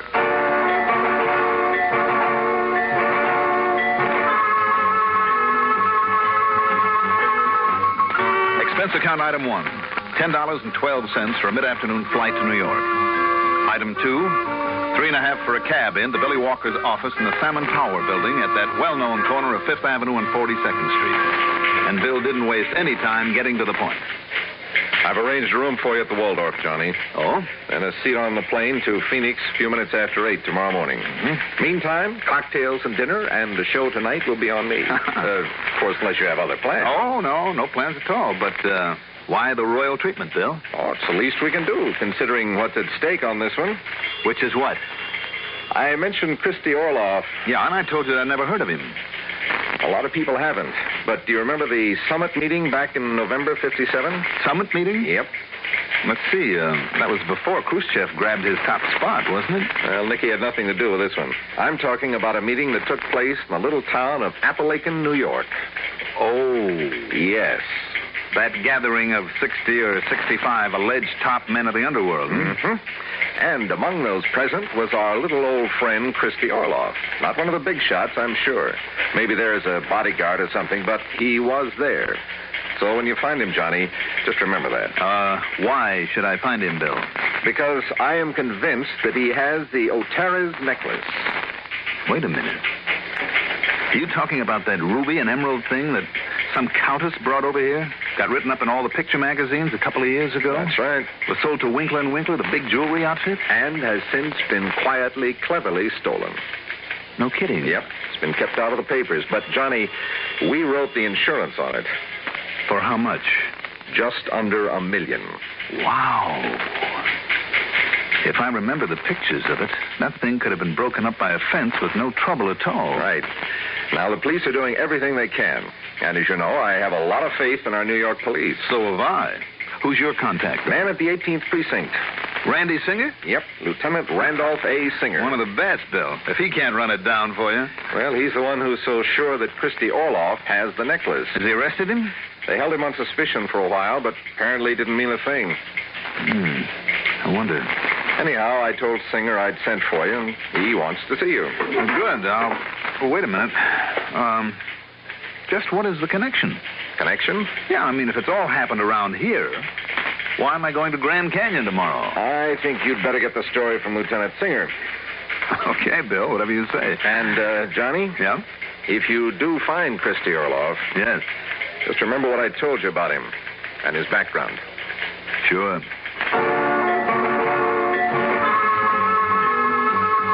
Item 3, a buck for a taxi across town to the 18th Precinct and a very brief visit with Randy Singer. Oh, son of a gun. I might have known some darn fool would drag you and Johnny so you can get in our way and make a general nuisance of yourself. All right. Now face up to it, Randy. If it weren't for my unselfish, unstinting help over the years, you might be doing the job that you're really suited for. Yeah, and what might that be? Pounding a beat. What else? My pal. But you're not going to be underfoot this time. Oh, how do you know? Because thanks to our usual efficiency in this department, plus my inspired leadership, we've already nabbed the two guys who actually made the heist. Oh? Izzy Frambler, Soapy Norton. Well, then where does Christy Orloff come in? Both Soapy and Izzy, separately, and each without the other knowing it, sang like canaries, hoping we'd go easy on them. That's typical. And each of them told us the rocks had been handed over to Christy Orloff. I see. But could we find any sign of them around him or on him? Nope. No. We held him on suspicion as long as we could. Meantime, went over his apartment like Sherlock Holmes. Nothing. Mm-hmm. And yet it makes sense to him to have it. Because Orloff is one of the greatest passers ever lived. Yes. Yeah, mostly dope over the years, but also important jewelry, artwork. Always small stuff that he could actually carry on his person. Also, Johnny, Orloff has all the right contacts for disposing of such stuff, especially on the West Coast. Well, then it seems to me, Randy... I'm way ahead of you. The L.A. San Francisco cops are with us all the way. They know those contacts will keep an eye on him, and if Orloff meets one of them out there, he... But I don't think he will. Got too much sense. Can smell a bull a mile away. And that's why you head for Grand Canyon. Why? Because that's where Christy Orloff is headed. To recover from the shock of this unwarranted incarceration by the muddled, misled minions of the law, as he put it. Look, Randy. Yeah, now shut up and listen to me. All right, go ahead. I told you I was way ahead of you. Well? One of my boys, Rafe Kelly, sort of unofficially is on Christie's train, keeping tabs on him as far as Chicago. Keeping tabs on anybody he meets, as a matter of fact. Mm-hmm. But once he leaves Chicago, and the next stop will be Grand Canyon, well... Randy, all on the word of two heisters trying to pass the buck. Yep. And the fact that Orloff said he's heading that way. Yep, because he's smart enough to do exactly what he said. Oh, look, Johnny, I know him. I know him inside and out. Oh, you do? Oh, yes, sir. Why you haven't been able to nail him down after all these years? Touche. But, Johnny, I'm betting my bottom dollar that Grand Canyon's where he'll try to make us pass. But, Randy, if you didn't find the stones on him or at his place... Yeah, I know. Somehow, knowing the way I do, I'm sure he'll somehow have them on him when the time comes to make the contact. What about his luggage on the train? Oh, yeah. Kelly telephoned me from Chicago only a couple hours ago. He went through it twice. Nothing. Well, Randy, it seems to me to me, Johnny, you need a vacation. Grand Canyon. Talk about a shot in the dark, though. Well, will you do it? Just for me? Just for old time's sake? No. Oh, now, listen, But Johnny. I will for one other reason. Yeah? It'll give me a free gander at the place. Which reminds me. Of what? Have you a description of Orloff that I can look at? Oh, yeah, right here. Complete, including the picture. Good, because if I... Wait a minute. You mean to tell me this sweet, harmless-looking little old man, this is Christy Orloff? Don't let it fool you, Johnny. If he catches on to who you are and why you're there, oh, believe me, Johnny, look out. All right, Randy. I'll take your word for it.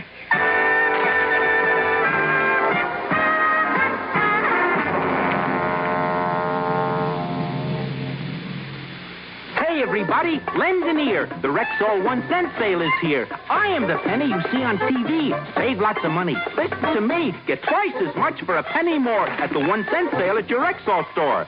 There are hundreds of bargains.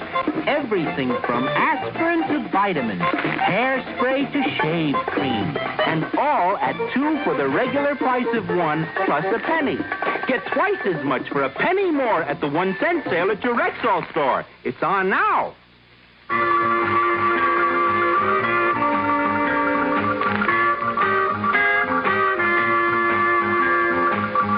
Expense account item 4. Just before cocktails, dinner, and a show with Billy Walker. $184 at Willoughby's camera store to be sure I'd look like a genuine tourist when I got to Grand Canyon.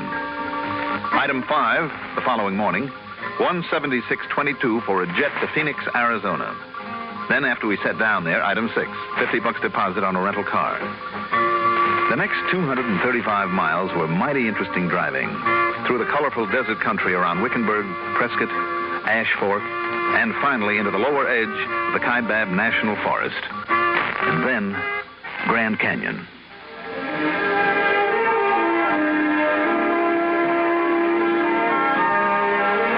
You know, a lot of words have been written about the canyon, about its appalling size and rugged beauty, its fantastic colors, always changing like a giant kaleidoscope that never stops moving and yet never repeats itself. The many hued spires and temples and buttes, whole ranges of mountains that jut up from this mile-deep chasm. The mighty Colorado sweeps along in its dash to the sea. Well, words simply can't begin to do it justice. And the tireless forces that have molded it. The river, the rain, the frost and snow and sun are still at work on this incredible sculpture. Amazing, beautiful, impressive, almost overpowering. As I finished signing my name on the register at the famous El Tovar Hotel, perched there above the canyon's rim, the clerk passed a telephone to me. Yes, sir. It's a call for you. Oh, thank you.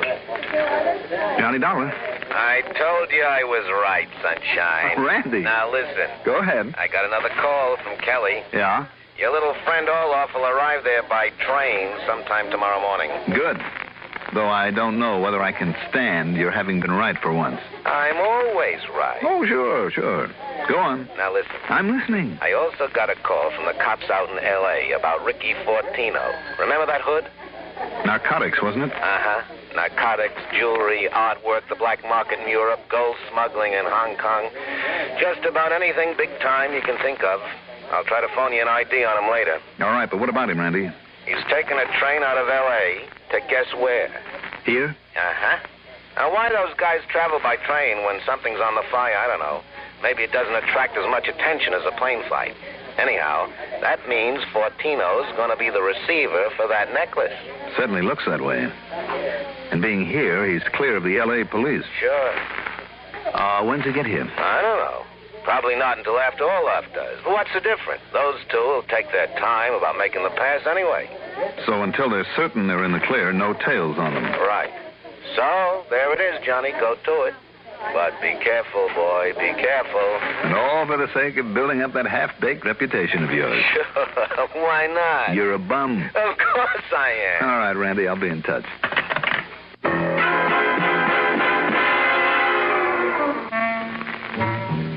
Item 7, $5.80 for dinner.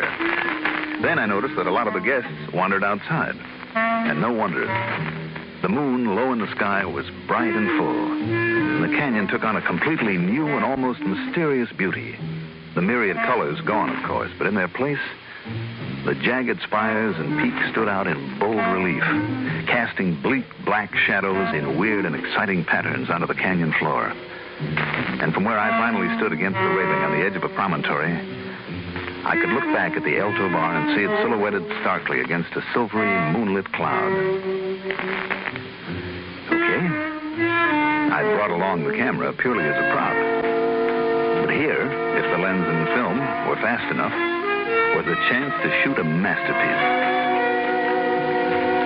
To steady it for a time exposure, I set the camera on a post. Then, to get a better aim, and hoping none of the park service men were looking my way, I carefully climbed over the railing, holding on tightly with one hand, for it left me leaning slightly over the dark, seemingly bottomless chasm. And then, well, I guess I was too engrossed in setting the shutter and focus. For the next thing I remember is feeling a heavy boot smash onto my fingers, losing my grip, and then a falling.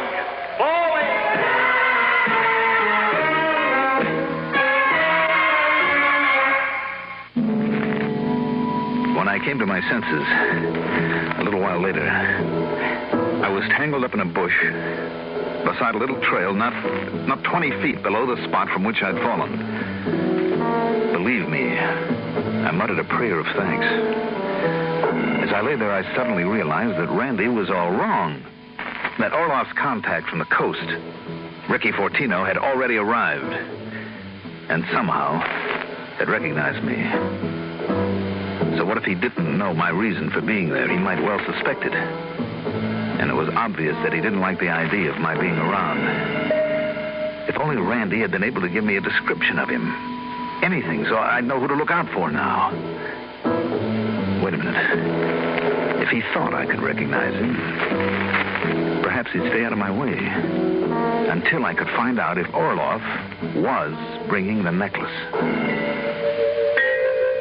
The next morning at breakfast, I carefully looked over the other guests in the hope of finding one of them surprised at seeing me still alive, but it was only a waste of time.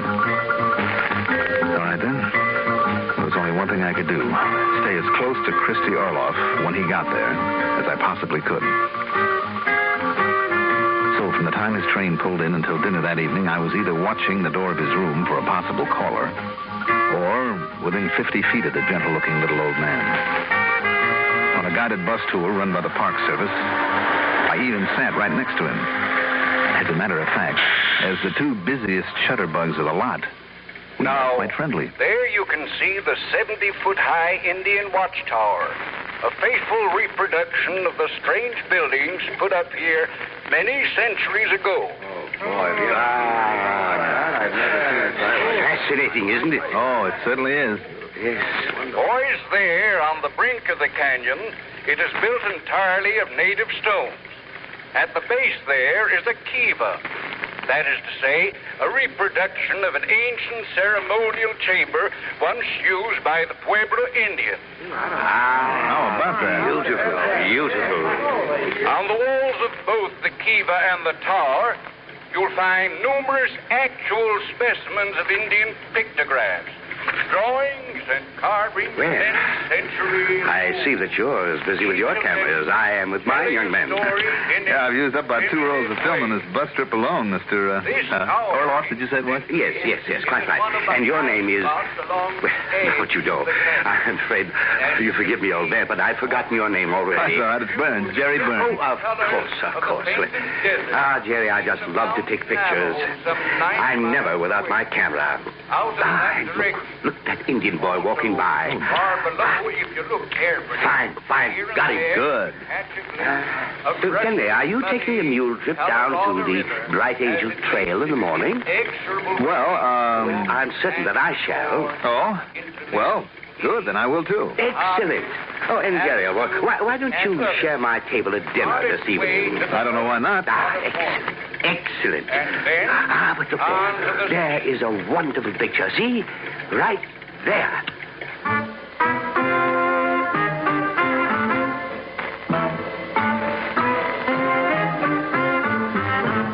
And then it hit me. His hiding place for the necklace. If, that is, Randy had been right, that he actually had it. Yes, the corniest, most obvious, and because it was so obvious, the best hiding place of all. In the one thing that he kept with him every minute. Except when he went to meals. No wonder Randy and his boys had missed it. And the tip-off? It was the fact that he must have snapped 70 or 80 pictures with that little camera, but without once changing the film. But I had to make sure. Item 8, back at the hotel. $380 for a call to Randy Singer. And you're sure that'll be the right time, Johnny? I'll make it the right time, Randy. Just be sure you keep him on the phone long enough to give me plenty of time. Okay, Johnny, okay. Now, don't let him out of your sight or Ricky Fortino will get to him as sure as guns. Don't you worry.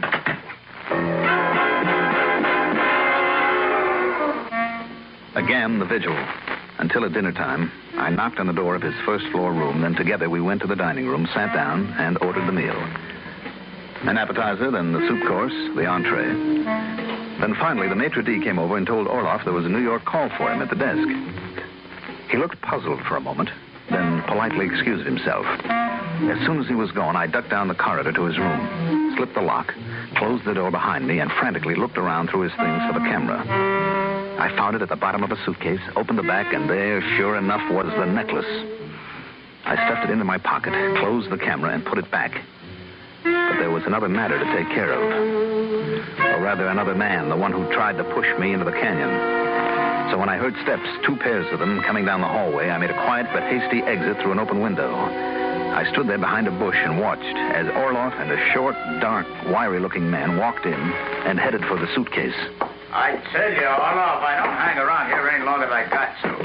If Dollar finds out that I'm around, if he knows that I'm the one who gave him that push last night. All right. All right, so produce the loot. Let me scram out of here. Come on, will you? Well, just be patient. It's right here in the back of my camera. Here you are. You see, it's... What? Is, huh? Ricky, look, it's gone. Somebody got to it. Okay, Orloff. So that's why you tried to stall, huh? Now, Ricky, put that gun down. Big Hugo thought that necklace might be too pretty for you to part with. What? Yeah. He thought you might try some phony dodge like this. Dodge? Make out like it got snatched from you? No, listen, Ricky. You know what he told me I should do if you did? Ricky! Yeah. This. No! One quick movement. From somewhere under his coat, Orloff pulled a gun and got off a shot. So did Fortino. And then...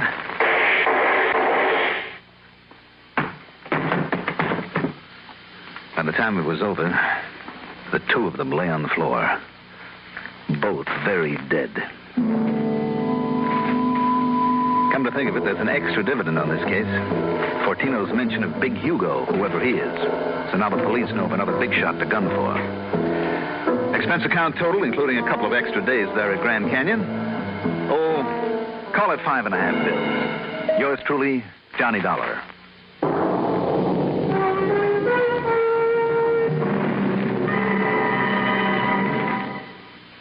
Now, here is our star to tell you about next week's story. Next week, I'll be back with another exciting adventure. Be sure to join us, won't you? Yours truly, Johnny Dollar.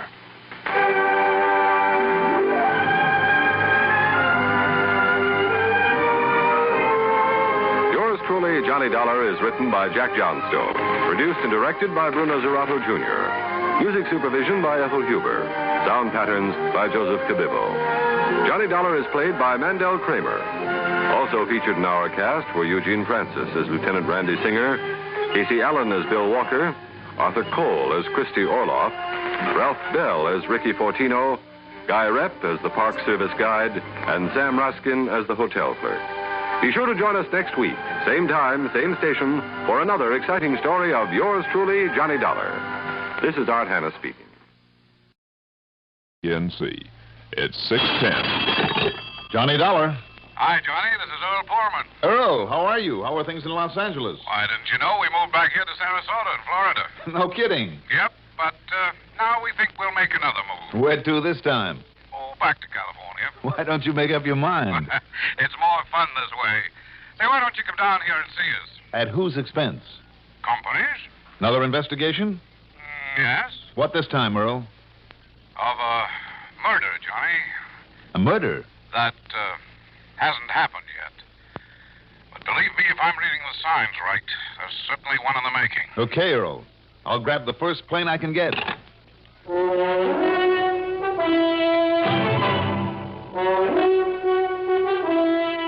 The CBS Radio Network brings you Mandel Kramer in the exciting adventures of the man with the action-packed expense account. America's fabulous freelance insurance investigator, yours truly, Johnny Dollar.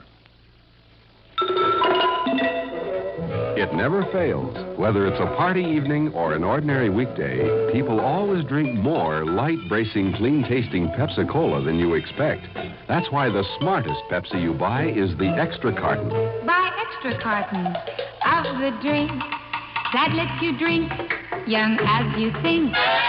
Yes, get the right one, the modern light one. Now it's Pepsi for those who think young.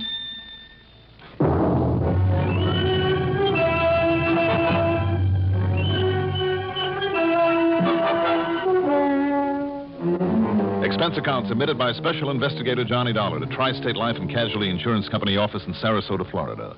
Following is an account of expenses incurred during my investigation of the whether or not matter.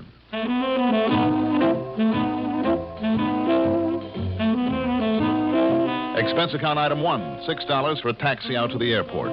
Item 2, $97.96 plane fare. And modern jet transportation being what it is, I got to Sarasota just before noon. Item 3, $50 deposit on a rental car, and 20 minutes later I walked into the office at 1306 Main Street that Earl Poorman shares with another old friend, Don Boomhauer, a prominent realtor. 5 minutes after the usual howdy-doos, Earl and I were tearing into a plateful of shrimps cooked in beer at the famous Plaza restaurant. Oh, those are delicious. Think you can manage another order of them, Johnny? Not a chance, Earl, but they are great. Specialty of the house, you know. Oh, they deserve to be. Well, while you're making a pig of yourself, let me tell you why I called you. Oh, go ahead. Our client's name is T. Rockway Mayfield, a wild old character who made his pile up in New England. Mm-hmm. He retired and moved down here last fall. He has a big home in St. Armand's Key. What's he do to keep busy? Fish? Golf? No, he spends most of his time with a jug beside him, sunning himself or feeding the seagulls and then shooting at them with an air pistol. Isn't that illegal? Well, it would be if he ever hit one of them, but he never does. And he does throw big parties, always lots of pretty girls around. And don't think he doesn't go for them, too, in spite of his age. What a life. The point is, he tells me that he came down here to retire to get as far away as he could from his wife's kids. You know, stepdaughter and stepson. Names were Betty and Frank Merritt. How come, Earl? Well, as long as his wife was alive, she made him support them. I see. But he felt they ought to be out earning their own living, and Johnny, I happen to agree with him. If they're growing up, I agree with you. Anyhow, when his wife died and he retired, he left them flat. They're on their own until he goes, of course. So, what's happened? Well, tomorrow is old Mayfield's birthday, and that means another big party. Mm-hmm. And Johnny, the kids have told him that they're coming down here to celebrate. Told him that he can't refuse them now because they're standing on their own feet. You think that's true? No, sir. I think they're coming for something else. Like what, Earl? That nasty word I mentioned to you on the phone. Murder? Murder. Now, let me pay the check, and I'll drive you over to see him, okay? By all means.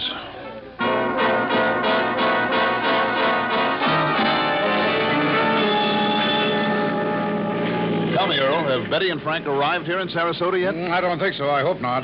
But you can understand why I was so anxious for you to get on down here. Well, Earl, if something should happen to him while they're here... Wouldn't it be just a little too obvious? Would it? Those kids are no fools, not by a long shot. Well, even so. And with the drunken mobs that he has at his parties, where somebody could be knocked on the head and tossed into the swimming pool and nobody'd pay any attention till it was too late, no, okay. I could be all wrong. I think you must be. But is there any reason why you shouldn't stick around long enough to keep an eye on them while the kids are here? Well... On expense account. I suppose not. Yeah. And then maybe after they've left, I'll... break down and take you out fishing. Now, there is a sensible inducement. Oh, no, look. There's this place just ahead now. That? Mm-hmm. The big one. Oh, brother. And you don't think money that can afford a place like that would be worth killing for? Oh, Earl. Mm-hmm. Maybe you have a point there.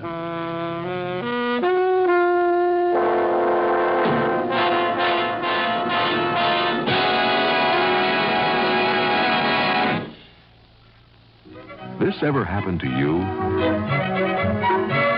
You're driving down a long highway or working late, and then monotony makes you feel drowsy. Perk up with No-Dose. No-Dose keeps you alert with the same safe refresher found in coffee. Yet No-Dose is faster, handier, more reliable. Absolutely not habit-forming. The safe way to stay alert without harmful stimulants. No-Dose.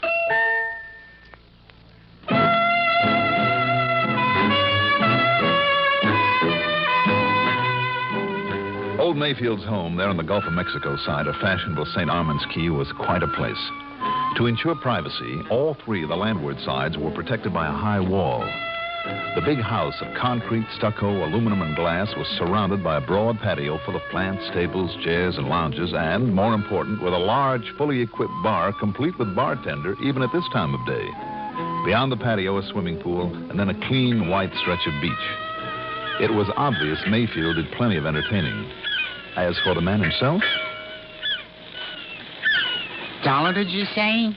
Dollar? That's right, Johnny Dollar. A man with lots of sense, then, eh, poor man? What? What do you mean, what? What's the matter with you? It's a joke. 100 cents to the dollar, aren't there? Oh. So if he's a dollar, he's got lots of sense, hasn't he? Get it? Yeah, sure. Sure. Besides, I know all about you, Dollar. Oh? Been listening to you on the radio for years. So I'm glad to know you, Johnny. Thank you. Now, let's celebrate by having ourselves a little drink. Well, it's a little early in the day, Mr. Mayfield. I don't think Nonsense. It's never too early for a drink. Samantha, where are you? Yes, Mr. Mayfield, right here, sir. Bring a scotch and soda for Mr. Dollar. And Mr. Poorman will have a gin and tonic. Yes, Mr. Mayfield. And how about you? Another one of what you've been having? No. This time I believe I'll have, how does cognac and root beer with a dash of mint sound to you? That sounds terrible, Mr. Mayfield. Good. I'll have it. Yes, Mr. Mayfield. So that's that. By the way, poor man, you're bringing Johnny to my party tomorrow night, aren't you? Well, now, I'll tell you, Good. And Johnny, my boy, you'll have the time of your life. There'll be more good-looking girls around here tomorrow night than you ever saw. I really know how to pick 'em, boy. Really know how to pick 'em. Wow, good for you. Yeah, but, oh, me. Do you know why they always come? The real reason? And why they always turn on their charm for me? Why, sir? Hate to admit it. Yeah, I really do. But all they want is to get their pretty little grasping fingers on my money, that's all. But they won't. Don't you worry about that. Nobody will, not until I'm dead and gone. Did poor man tell you about those lazy, shiftless, worthless stepchildren of mine? Well, he mentioned them. And you'll see them, too. They get in here tomorrow afternoon on the 4:30 plane. Oh, well, then perhaps I... that reminds me. I better arrange for Samantha or Charles or somebody to meet them. Why don't you let me pick them up for you? Oh, yes, Mr. Mayfield, that's a good idea. Eh? Well, of course. Fine. Pick them up at the airport, bring them here if you can't lose them, and then stay on for the party. All right.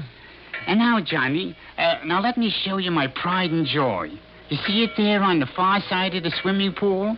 That sort of pool house with all the gadgets on the roof? Pool house? Yes, well, it's a bathhouse with a swimming pool, isn't it? Ridiculous, poor man. Utterly ridiculous. If that's all you think of it... Well, what is inside that little building, then? You'll see. You'll see. Now, come along.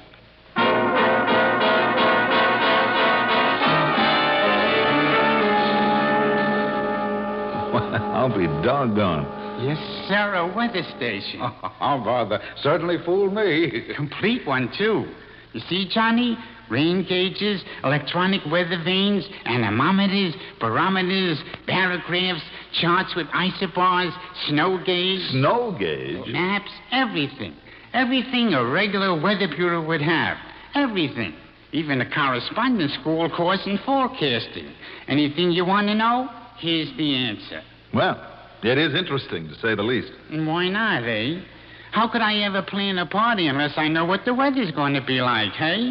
Answer me that. About this party tomorrow night, Mr. Mayfield. Johnny, tell me something. Yeah? How good a shot are you with a pistol? What makes you ask that, Mr. Mayfield? Answer my question, boy. Oh, I'm fair to middling, I guess. But listen... Good.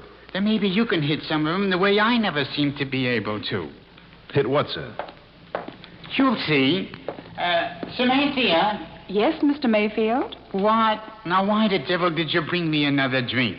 You want me to spoil my aim? Oh, no, Mr. Mayfield. But there's no point in letting it go to waste. I swear, Mr. Mayfield, I don't know how you do it. Practice, poor man, practice.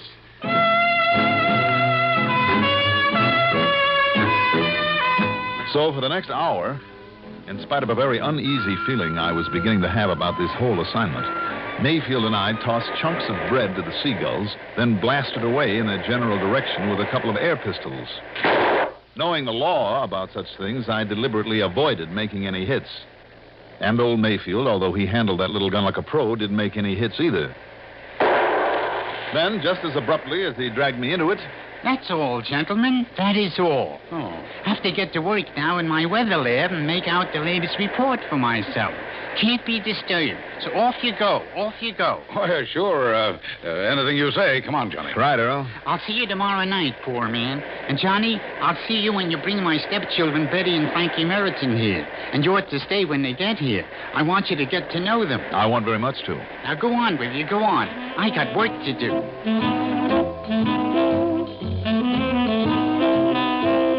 I picked up my rental car and dropped in on my old friend Sergeant Phil Phillips at police headquarters.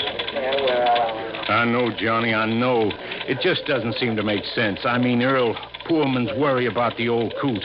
Lord knows he isn't worried.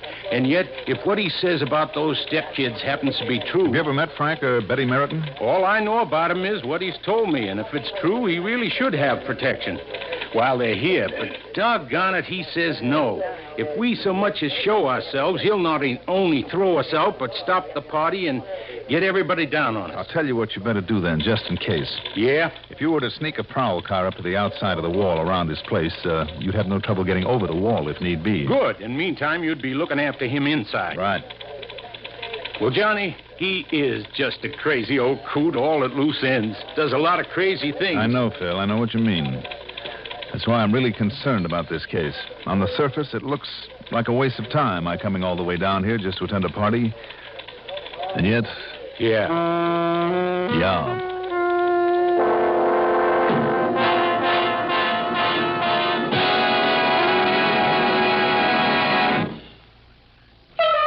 Treat your taste kindly with Kent. Treat your taste kindly with Kent. Treat your taste kindly with Kent. Smoke Kent, the micronite filter cigarette. Yes, people who want to get away from harsh, rough-tasting cigarettes know that the one to switch to is Kent. And there's a very good reason why. Kent, with the micronite filter, refines away harsh flavor, refines away rough taste for the mildest taste of all. Yes, that's your reward for smoking Kent, the cigarette that made the filter famous. So when you want to get away from harsh, rough-tasting cigarettes, remember, the finer the filter, the milder the taste. And you'll decide to treat your taste kindly with Kent. Treat your taste kindly with Kent. Smoke Kent, the micronite filter cigarette.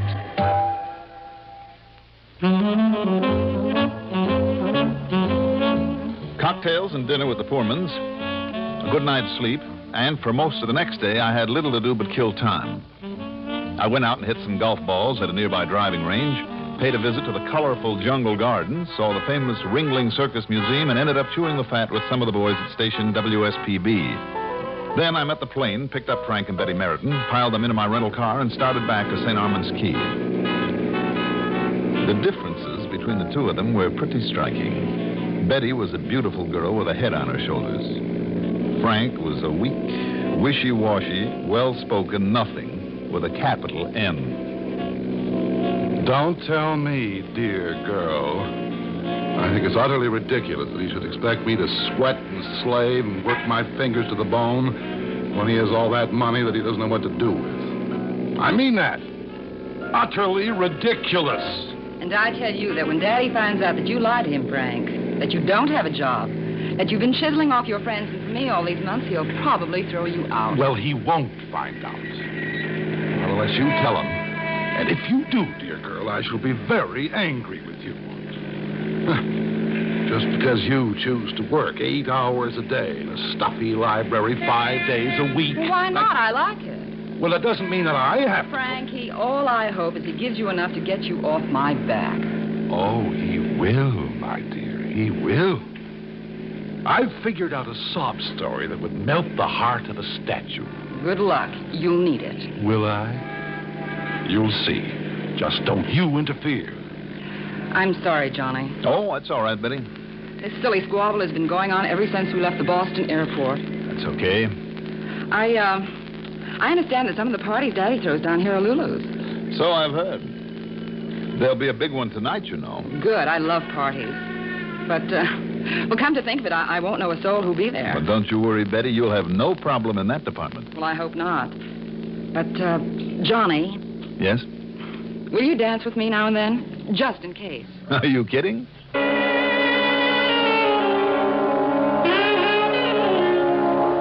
Without giving them a chance to unpack their bags, Mayfield dragged them into a study and shut the door. So I took a swim and dressed for dinner and the party. At dinner, incidentally, Mayfield and Betty yacked away at each other like a couple of happy kids. But not a solitary word passed between Mayfield and Frankie. Frankie sat there and pouted, hardly touching his food. Then, the party. So help me, I never saw so many good-looking girls gathered together in one spot in my life. And what if a lot of them were only looking for a shot at Mayfield's money? The point is, they were there.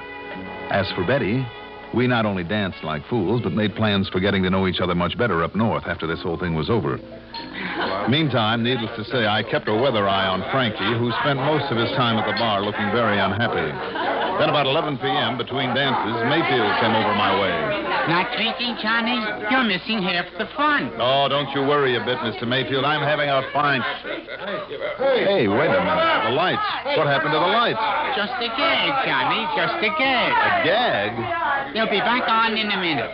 I have a timer on the main switch that does it. Well, why? Why the blackout? What's the matter with you, boy? Now, the next time they go out, and they will. Not if I can find that switch box. Now, when they do, you just grab the nearest, the prettiest girl you can find. Oh, come on. And if you don't know what to do then, well, you're not half the... Oh, now that's too bad. They came on again too soon. Now, listen, Mr. Mayfield. But have fun, Johnny. Have fun. Mr. Mayfield, wait a minute. Johnny? Betty, what happened to you? Well, don't you worry. I slapped his face, and hard. Only I still don't know who it was there in the darkness. Look, that lights out gag has got to go. Come on, let's find the main switch box so it won't happen again. You mean the lights were supposed to? Oh, no. Oh, not again. Doggone it. Where did Mr. Mayfield go? Well, I thought he was going over toward... Johnny! Come on, Betty. That was over near his weather station.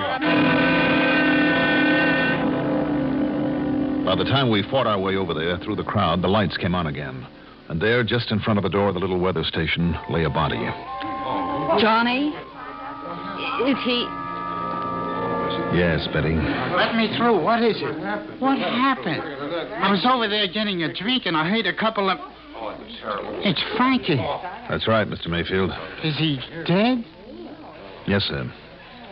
Couple of 38s through the chest. Well, I can't say that I'm sorry, Johnny. But who? Who did this? Call the police. Somebody call the police.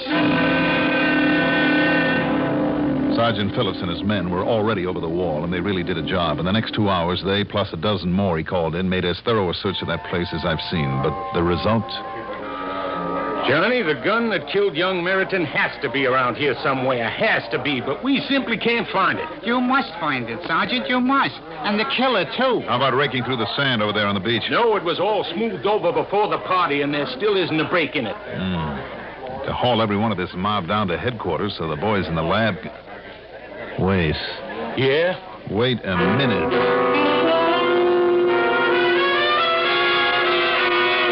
It hit me like a ton of bricks, and I kicked myself for not having wised up before.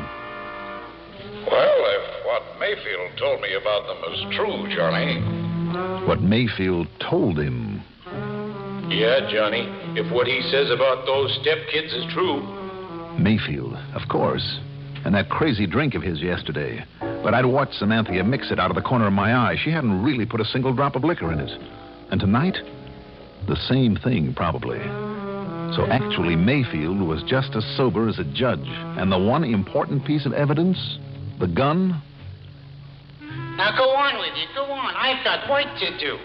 Yes, in his weather station. And what had he said about that? Anything you want to know, here's the answer. The answer. It has everything a regular weather bureau would have. Everything. Everything? Like a weather balloon?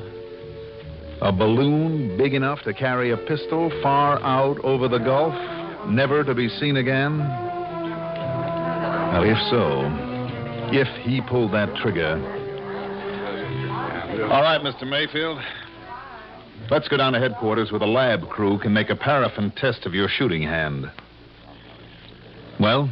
No, it won't be necessary, Johnny. I did it. I killed him. I'll say this. That was a clever way to get rid of that gun. A weather balloon. Clever. Was it?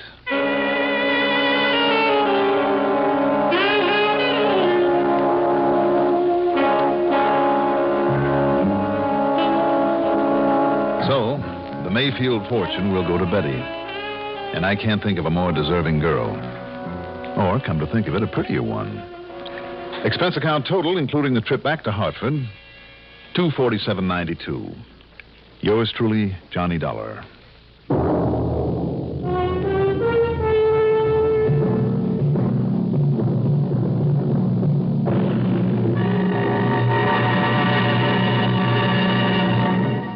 Now, here is our star to tell you about next week's story. Next week, a complex and unusual story with a twist that will surprise you, I think, as much as it surprised me. Tune in, won't you? Yours truly, Johnny Dollar. If you drive a car, remember this. Almost anywhere in the country where you see the Sinclair sign, you can save up to 4 cents a gallon on gasoline by using Sinclair Dyno. That's because in 3 out of 5 cars, regular-priced Sinclair Dyno matches the performance of expensive premium gasolines, costing up to 4 cents more a gallon. Drive with care and buy Sinclair Dyno gasoline.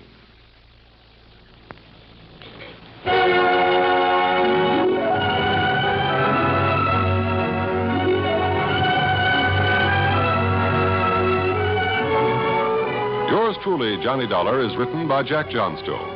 Produced and directed by Fred Hendrickson. Music supervision by Ethel Huber. Johnny Dollar is played by Mandel Kramer. Also featured in our cast were Ian Martin, Bill Kramer, Joe Hardy, Ivor Francis, Constance Simons, and Karen McCrary. Be sure to join us next week, same time, same station, for another exciting story of yours truly, Johnny Dollar. Art Hanna speaking.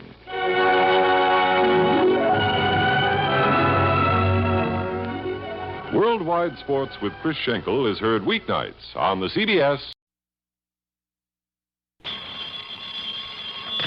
Johnny Dollar. Well, at long last. What? I say it's high time. It is, huh? Well, isn't it? I don't know. High time for what? High time you answered that phone. And listen. Well? This is Jimmy Bartell. Oh, Jimmy. You know, over here at Mono Guarantee Insurance. Of course I know. How are you? Well, what happened to you, Johnny? Where have you been? I've been trying to reach you for about 4 weeks now. Didn't you try my call service? Yeah, I tried you. Huh? no. I guess I kind of forgot about that. Oh, well, if you had, you'd have found out that last week I was at Grand Canyon, the week before in Corpus Christi, the week before that in Knoxville, Tennessee, and before that up in Boston. Yeah, sure. Gallivanting around the country while I've been sitting here up to my neck in trouble, beating my brains out, working my head off. Sounds to me like you need a plastic surgeon. What? What's the problem, Jimmy? The Burma Red, Johnny. The what? You heard me, the Burma Red. Jimmy, are you sure you want me and not the State Department? Yeah, I'm sure. All right, I'll bite. Who is the Burma Red? Not who, but what. Well? And listen, we carry the insurance, $500,000 worth. You hear that, fella? $500,000. I am deeply impressed. And, baby, if you can't get it back for us, that's exactly what we're going to have to hand over. In cold, hard cash. 500 G's. Well, maybe I had better get to work on it. Good.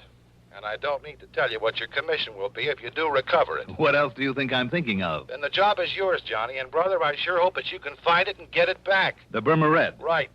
Just one thing, Jimmy, if you don't mind. Sure, Johnny. Before I start gallivanting around the country, as you put it, looking for this thing... Yeah? Don't you think that it might be nice if I have some slight idea, some inkling of what it is, this Burma Red? I told you.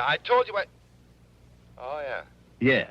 Yeah, okay. Come on over here and I'll tell you all I know about it. Okay. We interrupt this program to bring you a special message. To the parents of schoolboy patrol members who were taking the Washington trip, the buses with the patrol will arrive at Durham Union Bus Station this evening about 7:15 to 7:30. We repeat, the Durham Schoolboy Patrol Washington buses will arrive at the Union Bus Station this evening at 7:15 to 7:30. Parents are asked to be present to pick up their children. The parents, are also asked to use the Sears parking lot. 7:15 to 7:30 the time. Expense account submitted by Special Investigator Johnny Dollar to Mono Guarantee Insurance Company, Home Office, Hartford, Connecticut. Following is an account of expenses incurred during my investigation of the Burma Red matter.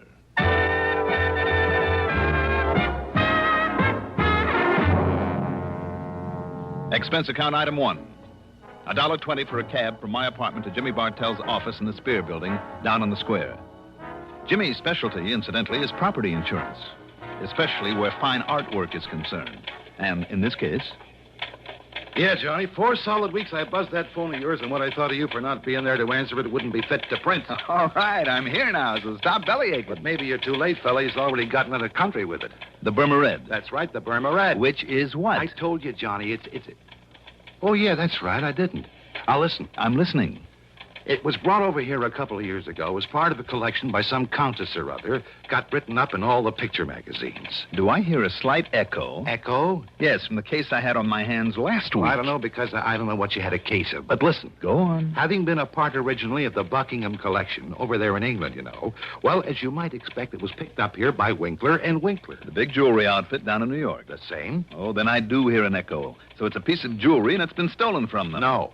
The same as the Otara's necklace I recovered last week. No again. For Northeast indemnity. No? No, Johnny. It's just a single unmounted stone, a ruby. But so help me, it's big enough to choke a horse, and now it's gone. When did you say it was stolen from them? I didn't, because it wasn't. They'd sold it to that wealthy old Mrs. Harvey Larriman Brittingham. Lives out in the edge of town. Oh, I see. But 4 weeks ago, somebody neatly chiseled open her wall safe and walked off with it. Chiseled? Okay, blew it. What's the difference? Plenty. Knowing a safecracker's method can help a lot in pinning him down. No, the police think they know who did it, all right. But what do you need me for? To get that stone back. But if they already know who did it... But they couldn't prove it. Sure, the modus operandi, the way the safe was blown, it pointed straight to him and nobody else. But also he was known to be here in town. Who? But they couldn't pin it on him. He had himself a perfect alibi. Who, Jimmy? So maybe it was rigged. They couldn't break it. Jimmy... But, Johnny, it had to be Oscar Mayfield.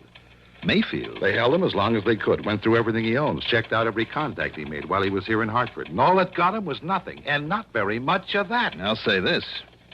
If Oscar Mayfield, the old master, made that heist... So what could they do but let him traipse merrily on back to New York, where he's been living lately?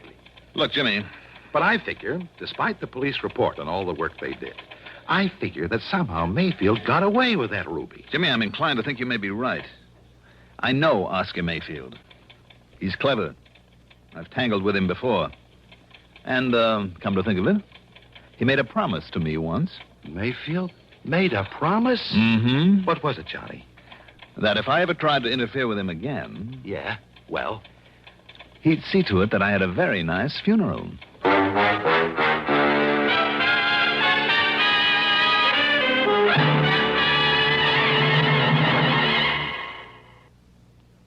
To look neat in the heat, look for Dacron on the label, 'cause Dacron is a man's best friend.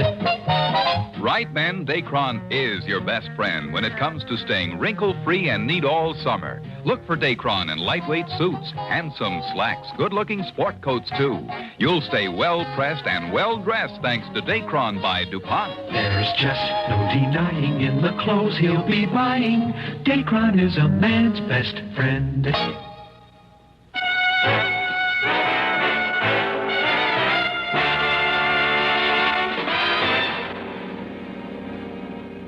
Expense account item 2. 65 cents for a cab to police headquarters where, after some inquiries, I ended up talking with Sergeant Holly Holcomb. He wasn't very encouraging. Sure, Dollar. He was known to be in town. Known to have tried to leave right afterward. Trademark he left on the wall safe was his. Plain as the nose in your face. Mm-hmm. And we pride ourselves on knowing the MOs of all the safe men within 1,000 miles. Yes, I know you do, and rightly so. But we couldn't pin a thing on him. All the direct evidence we didn't have on him because of his alibi apparently checking out all the way. We simply couldn't hold him on nothing more than suspicion any longer. Yeah. Especially with that smart mouthpiece he dragged in. If he tried, he would have sued us from here to Kingdom Come. I mean, if you know Oscar Mayfield. Only too well, Sergeant. And you know what I mean. I suspect him just as much as you do. But till we have something definite, some real tangible clue... Well, anyhow, he went back to New York. Have you notified the police down there? Sure I am. Lieutenant Singer at the 18th Precinct. And, isn't he an old friend of yours? Randy Singer? He certainly is. Well, I haven't heard a word from him, not in over a week now, so why don't you call him? Or better still, go down there and see him. See what goes. All right, Sergeant. Maybe I'll do that.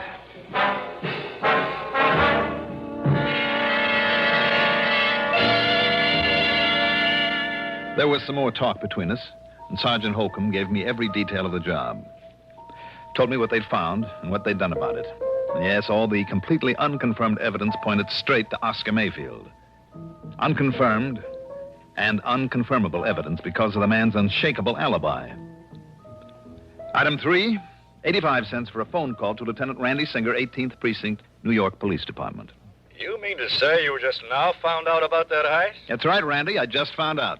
You see, Johnny, if you didn't spend so much time gallivanting all over the place, you might be of some use around here.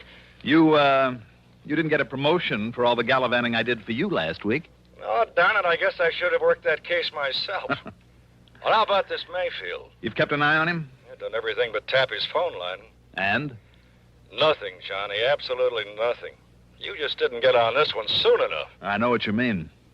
Unless he's changed these last couple of years. Oscar Mayfield is not one to hold on very long to whatever he's lifted. Right. And if he did snatch that stone, you can be sure he passed it on and collected for it long before this. And yet there's always the chance. So, in the case of a big hunk of rock like that, it means one of two things. The guy who bought it from him is either carting it out of the country and far away, or having it cut up into little ones that nobody will ever be able to identify. I guess Mayfield would have passed it along in one big fat hurry. I know we couldn't find it. Anywhere on or around him. We tried every trick. And I mean trick, Johnny. Until he started to yell at the DA, and the DA started yelling at us.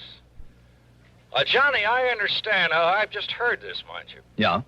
Well, I understand that one of my boys... Oh, well, he was off duty, of course, so it was completely unofficial, you understand? Yeah. Well, I heard he even went so far as to roll Mayfield one night in the alley back of a nightclub. What? Not a sign of that, Ruby. Randy, if the department ever catches up with these unofficial tricks of yours... Look, I told you, Johnny, I only heard that. But I know myself it isn't hidden anywhere in his apartment. Oh, you do? I do. Randy, didn't you and your clever little boys completely overlook the Otara's necklace that was hidden in the back of a camera just about a week ago? Oh, now that was different. So that I had to get lucky and find it for you? Okay. So you happen to guess right. For once. So maybe I better get on down your way and look around for myself. Tell me, where does Mayfield live? A hotel apartment over at 614 East 49th. But It's no use, Johnny. Why? Just because he's always gotten rid of things quickly in the past? Nope. Or because you knuckleheads couldn't find the ruby? No, Johnny. You haven't been able to hold him on suspicion and make a real investigation? I mean because by the time you can get here, he won't be. All right, then I'll grab the first plane I can and... What was that? Your pal Mayfield has paid up his rent and he's moving out. He's got himself a reservation on a plane to Mexico City this afternoon. Uh-oh. And by the time you get to his place, he'll be gone. Randy. Yeah? Can't a genius like you come up with some excuse to hold him there for me? Oh, flattery will get you nowhere, Johnny. The answer's no. I've run out of tricks. Anything else I might try would only get me into hot water. No, wait, Randy. Yeah? Maybe I know a little trick to hold him over. Well, don't expect any official help from me or the department if you do come down it. What kind of a trick, Johnny? What's the difference? Now, look, if you're thinking you're doing something illegal... Oh, Randy, how you that would talk. only get us in order to clamp down on you. Don't worry about it. I'll be in touch.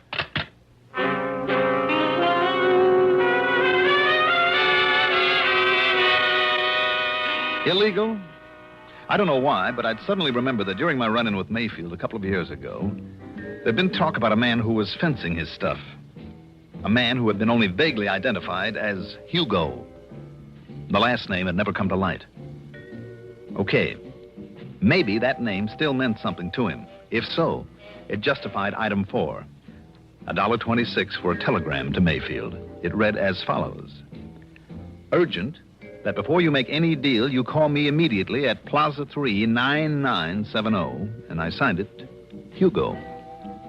And I had them put a rush on it, hoping it would give me some much-needed time.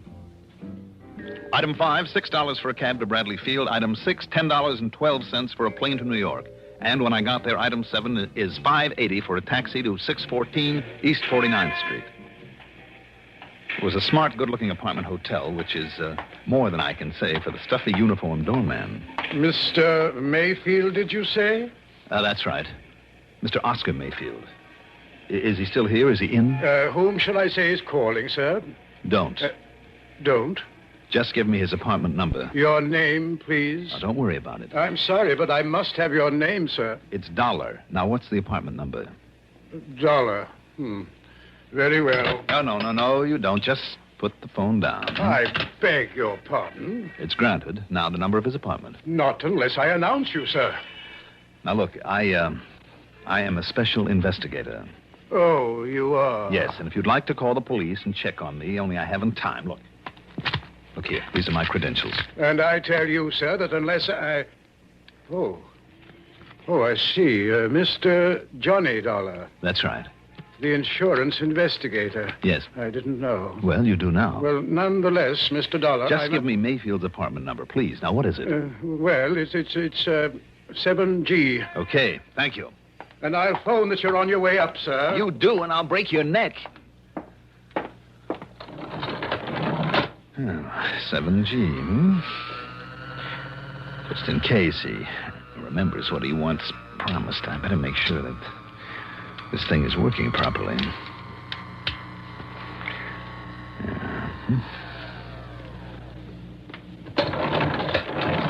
Here we are.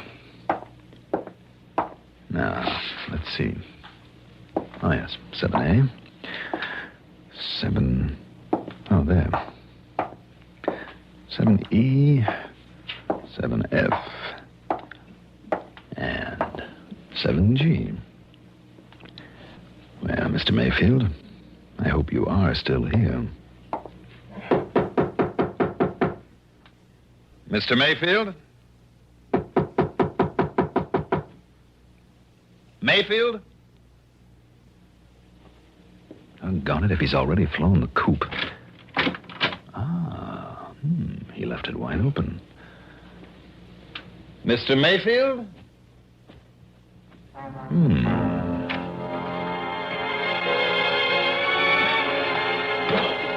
The well-furnished living room was empty. And so was a kind of study off at one side and a little bar kitchenette beyond it.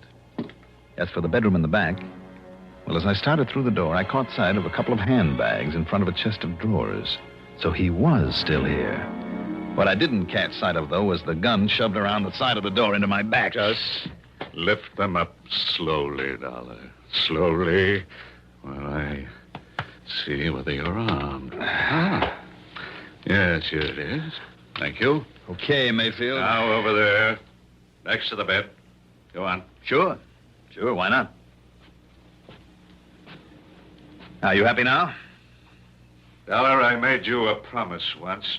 It's kind of foolish of you, wasn't it? I'm going to keep that promise now. You going to pull off a shot in a place like this? This apartment is absolutely soundproof. One of the reasons I selected it. I see. Well, are you ready?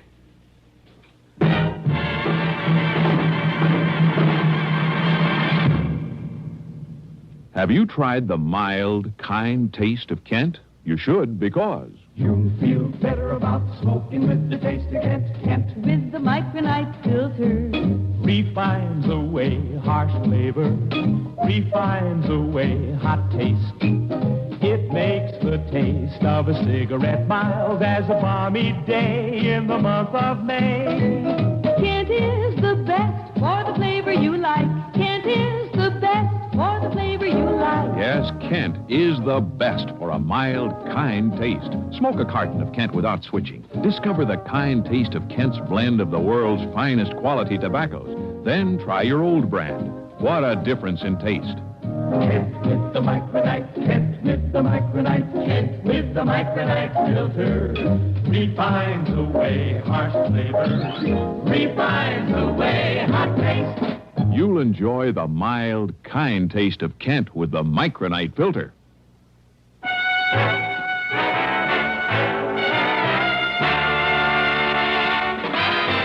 And it looks like you were expecting me, Mayfield. Oh, yes, Dollar, I was.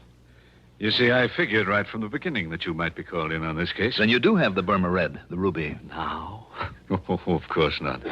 You should know that I wouldn't hold on to a thing like that. Let's say it's been successfully disposed of. And why do you hang around here? Because I'm waiting for... Yes? I was waiting for you. To settle my old score with you. When I received that silly telegram, I was certain that you would be here. No? You mean I pulled a boo-boo? Your old pal Hugo is dead? I mean that ridiculous number you gave me to call. It's too bad. I thought it was a pretty good idea to keep you trying it until I could get here. Oh, I'll confess it did make me change my reservation to a later plane. But after all, when I got nothing but a busy signal 8 times in a row, I naturally called the operator. And she told you? Yes, that it's a number used for testing. That a busy signal is all it ever gets. Obviously a trick, then. Worthy of you. So I waited for you. And when the doorman, following my explicit instructions, called me, told me you'd arrived, Oh, but I'm wasting time. What's more, I'm expecting someone else. So, Dollar, this is it. Expecting me, maybe? What? Randy. Just drop it right there, Mayfield. Gently now. All right, now dollars again. Now sit over there in that chair next to the window.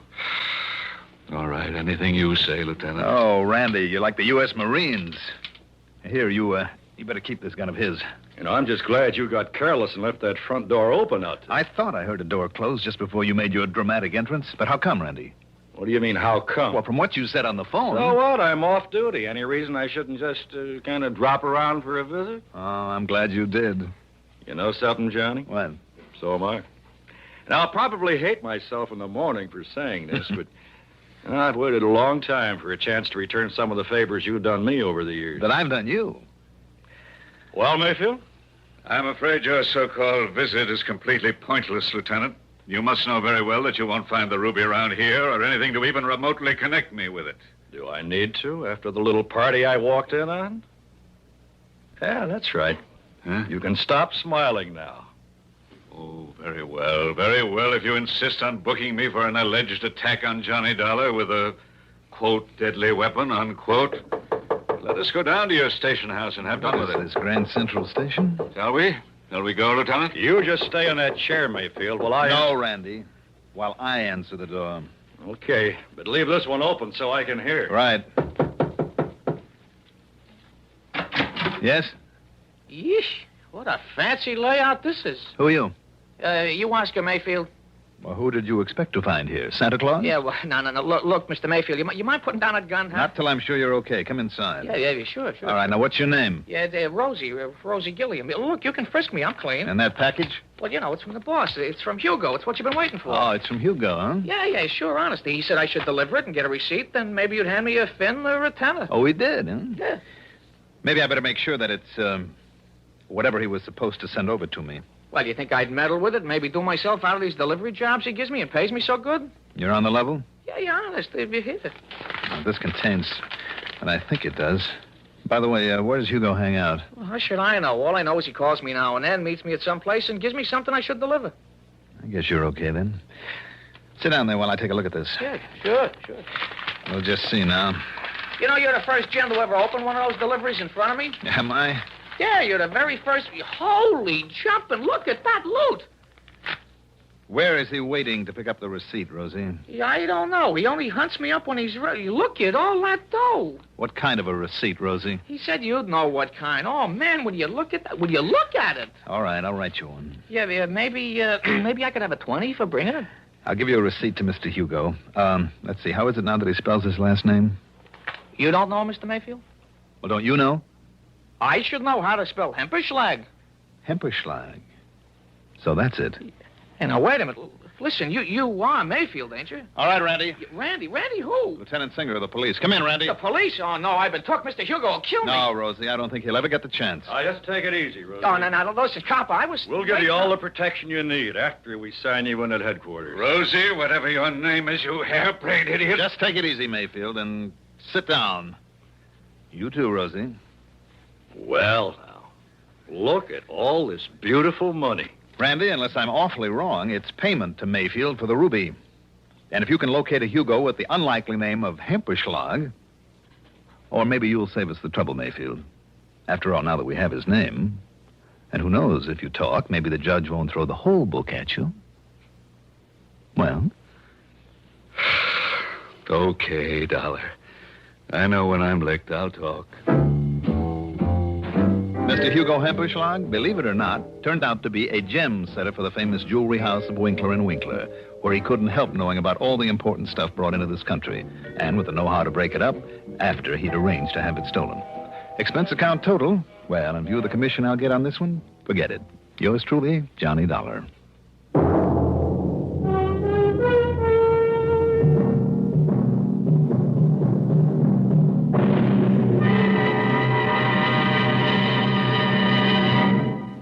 Now, here is our star to tell you about next week's story. Next week, I'll be back with a rather unusual story. Join us, won't you? Yours truly, Johnny Dollar. Yours truly, Johnny Dollar, is written by Jack Johnstone, produced and directed by Bruno Zerato Jr., music supervision by Ethel Huber, sound patterns by Joseph Cabibo.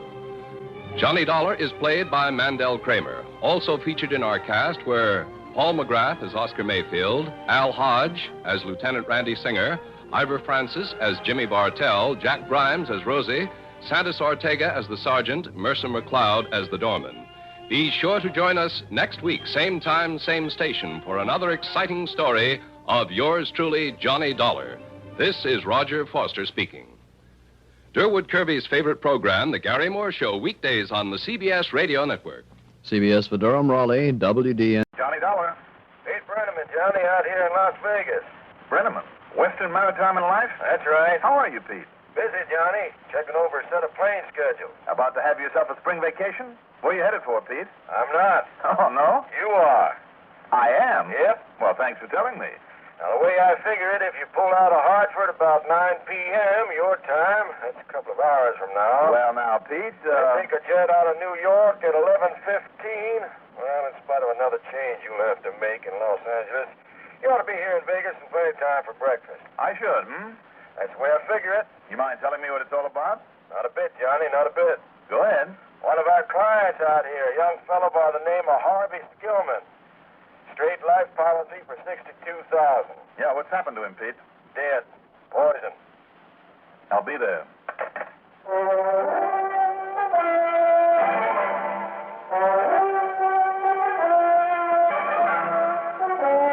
The CBS Radio Radio Network brings you Mandel Kramer in the exciting adventures of the man with the action-packed expense account. America's fabulous freelance insurance investigator, yours truly, Johnny Dollar.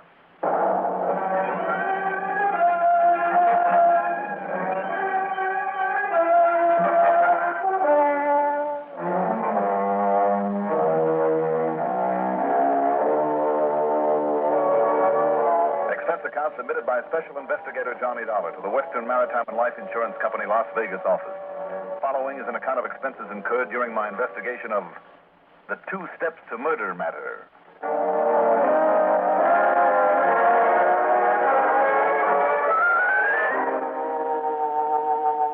Expense account item 1.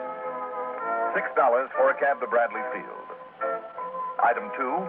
$193.49 plane fare, Hartford to New York to Los Angeles to Las Vegas, Nevada. As Pete Brenneman had promised, I got there in time for breakfast, a very early one. He met me at McCarran Field and drove me into the Silver Dollar Cafe just around the corner from his office on Fremont Street. Okay, now, Johnny, what's the matter? I just don't get it, Pete. Don't get what? That sweet little old lady. She looks like somebody's Sunday school teacher. Right there by the front door, and at this time of the morning. Judging by that pile of quarters next to her, I'd say she hit the jackpot a couple of hours ago and is just busy putting them all back. Pete, isn't there a single building in this town that hasn't got slot machines in it? Oh, I've heard tell the churches don't have any, but come to think of it, I guess they're about all. With all the casinos up and down the street and at the fancy hotels out on the strip going 24 hours a day, does anybody do anything around here besides gamble? Are you kidding? We're right in the middle of some pretty important ranching and mining country. Oh? Now, what about this Harvey Skillman that you mentioned on the phone? I thought you were in a hurry for me to get on it. Well, I was.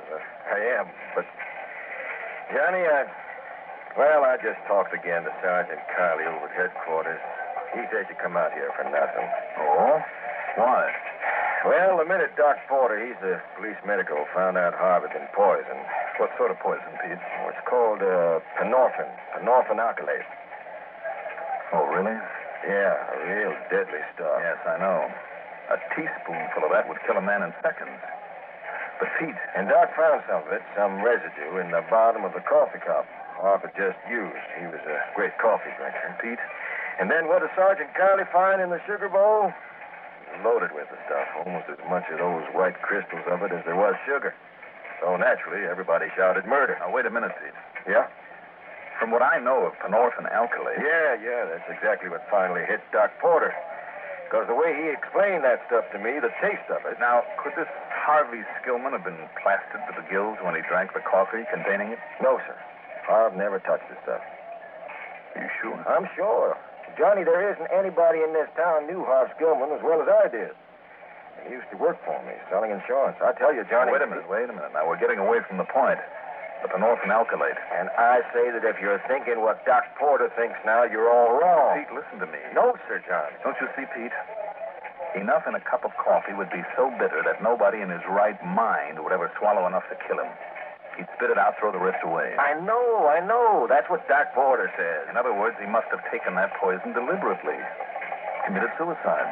That's what the doc says, too. But he's wrong. You're both wrong, Johnny. Look, Pete. I tell you, I knew Harv Skillman. Knew all about it. And I'm sure, Johnny, that he wouldn't have committed suicide. But he must have. No. What's more, Johnny, you've got to prove he didn't. Pete, from what you've told me... No, I'm telling you, Johnny, Harv Skillman did not commit suicide. All right, don't blow a gasket over it. Oh, why not? Look, why do you suppose I sent for you? I'm beginning to wonder. Because you're the one person I thought would believe me. Would try to do something about this. Pete, I'd be glad to if I thought there was one single thing... Okay, Johnny. Just let me tell you why I'm so sure of Harv. Why I'm so absolutely sure the police and Doc Porter must be wrong. I wish you would. When I'm finished, all I ask is that you do something about it. That at least you'll try to prove he didn't kill himself. So at least will you listen to me, Johnny? Go ahead, Pete. Go ahead. But it better be good.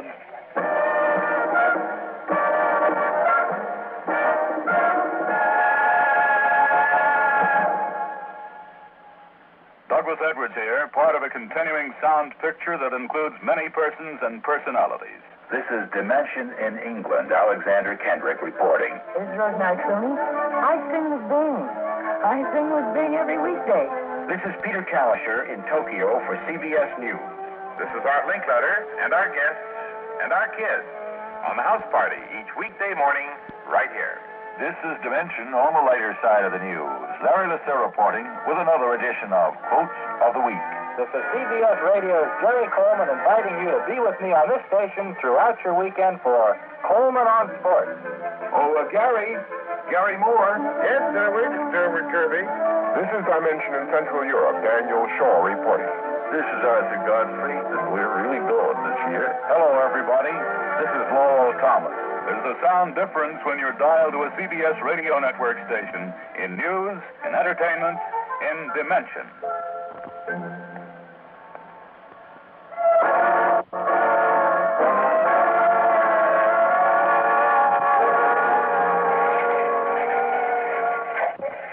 Okay, Harv was only 31 years old. Not too healthy a guy, but okay. Like I said, he worked for me in the office selling insurance until he hit it lucky one night. Lucky? How do you mean, Pete? At one of the crap tables at one of the casinos here in town, Harv threw those dice for 21 straight passes, and he ran a sawbuck up to $44,000. Wow. I hope he had sense enough to quit then. Sure he did. He also quit his job. You know why? Why? Because of his kid sister, Mary. And Johnny, she's about the nicest, finest, prettiest, most pathetic gal you ever saw. Pathetic, Pete? Yeah, and the most unselfish girl I ever knew. A nurse. A good one. Spend all her time, every bit of it, helping other folks who couldn't help themselves.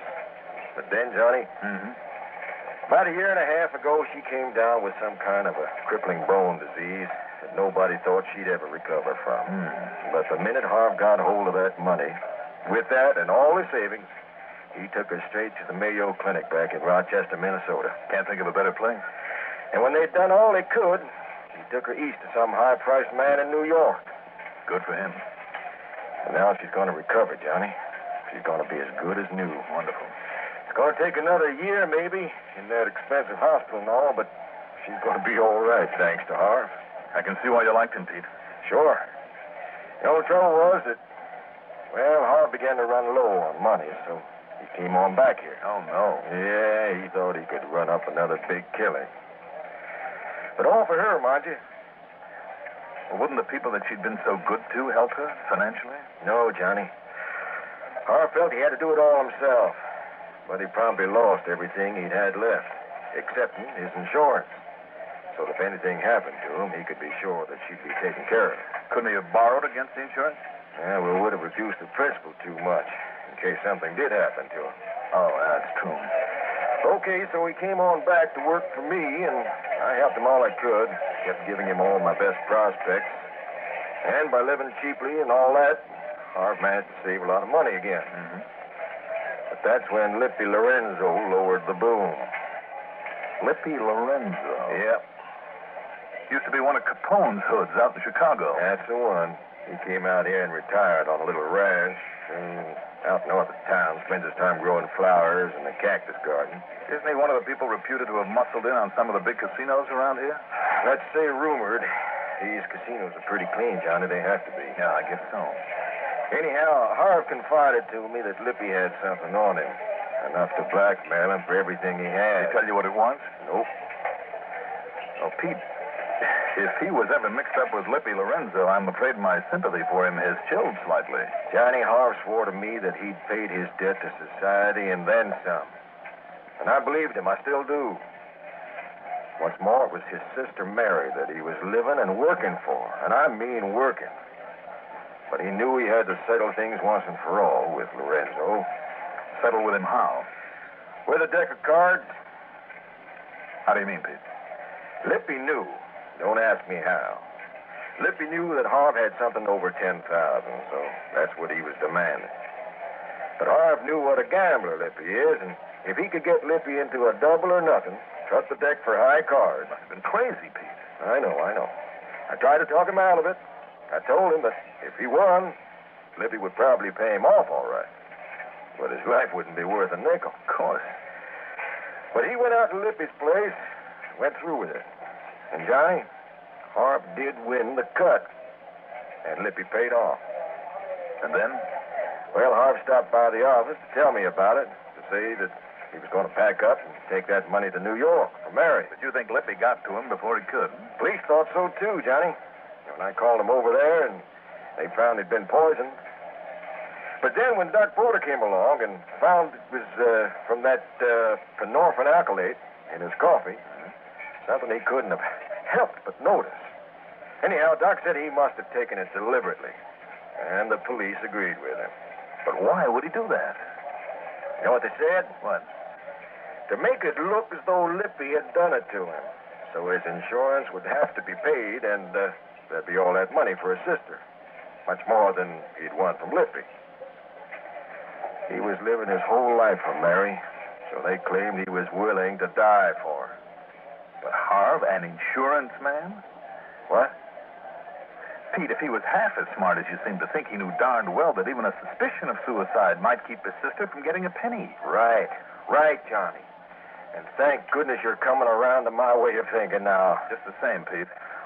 I want her to have that money. She needs it. She deserves it. And she'll get it, too, Johnny, unless Doc Porter puts that one word, suicide, on Harv's death certificate. But unless he was drunk or doped before he started drinking that poisoned cup of coffee. Did anybody see him just before it happened? I did, Johnny. There at his apartment. You did? I drove him over from the office to help him pack up for the trip east. And then I was going to drive him out to the airport. Was there any sign that anybody else had been there at his place? No. Front door was unlocked, though. It was? But he told me that he often forgot to lock it. But somebody could have got in without any trouble. Anybody. Including Lippy Lorenzo, the one man who wanted him out of the way. And the one man, Johnny, who'd be smart enough not to go after the money Harv took from him. Just Harv. So what happened? So while he packed, he poured us both some coffee. Like I said, he was a fiend for it. Kept a pot of it going all the time. And you drank yours without any ill effect? Because, thank the good Lord, I never used sugar in mine. The point is, though, Johnny, Harv wasn't drunk. He wasn't doped. He was perfectly okay until he put in the sugar with that poison in it and drank that cup of coffee. But the fact still remains, Pete. And there's all the more reason for it if he liked his coffee sweet. I know, Johnny, I know. The bitter taste would have given that poison away. Right. He'd have had to notice it. So like the doc says, it would have had to be suicide. But, Johnny, believe me, Johnny. Wait 1 minute. Yeah? Come on. Let's go over to your office where I can put in a long-distance call. Yeah, Johnny? I could be wrong. It's a chance. A long one, but maybe, Pete. Maybe we can find the answer to this. Come on.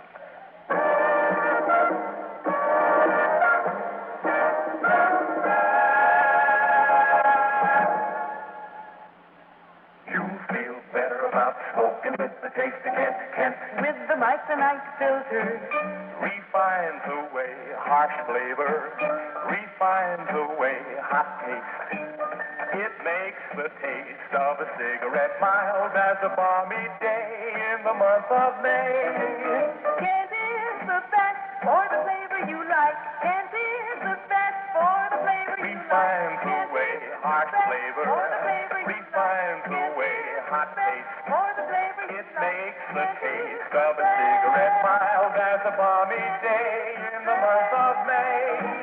Kent is the best. Kent with the micronite filter. Kent is the best. Kent with the micronite filter. Kent is the best. You feel better about smoking with the taste of Kent. Kent with the micronite filter. Refines away harsh flavor. Refines away hot taste.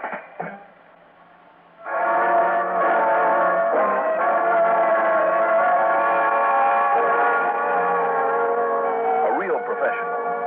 A doctor, lawyer, physicist, you name it. Has to know a lot about one particular thing. But in a job like mine, it's important to know a little about a lot of things. And sometimes even more important to know what pros do know the most about certain things and where to contact them. And that's why my long-distance call from there in Pete Brenneman's insurance office was to an old, highly respected friend of mine, Dr. Les Crutcher, in Sarasota, Florida.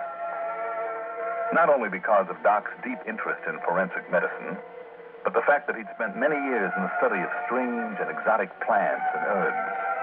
I mean, the kind the witch doctors often used on their half-savage patients in the jungles. The kind that educated people sneered at. Until medical men came along and found that some of them had curative value. Things like digitalis, the heart stimulant from the foxglove flower, and quinine from cinchona bark, strychnia from the St. Ignatius bean, belladonna from the root of the deadly nightshade. And Crutcher knows as much about them as any man alive. Charlie, nice to hear from you again. You here in Sarasota? No, sir. Well, if so, I hope you'll drop in for a little visit. I always thoroughly enjoy talking with you. Well, thank you, Doc, but I'm out here in Las Vegas, Nevada. Las Vegas? That wild, wide-open gambling town? Well, it isn't quite as bad as that, Doc. Haven't seen you since the day here in my office when you acted like a spoiled young brat. I know. Because a glass full of medicine I wanted you to take didn't taste very good. Was slightly bitter. But I did take it, Doc. And I didn't taste it. Don't you remember? The first swallow of it made me feel worse than I had before, so instead of forcing the rest of it on me... Force it on you? A timid little old man like me force something onto a husky young buck like you? Well, the point is, you brewed me a cup of, a kind of a cup of tea, Doc. It didn't taste very good, but then it wasn't too bad either. Oh, yes, I remember. Then, a few minutes later, you gave me the glass full of the medicine again, and I drank it down without a whimper. Because you couldn't taste it then. I couldn't taste very well for hours. Yes, that so-called tea is an old trade secret of mine. What was it, Doc? Well, I'll tell you, Johnny. And is it something that could be mixed into something else, like strong coffee, without being noticed? Oh, yes, indeed. It was simply an infusion of a plant from the Asclepiadaceae. The what?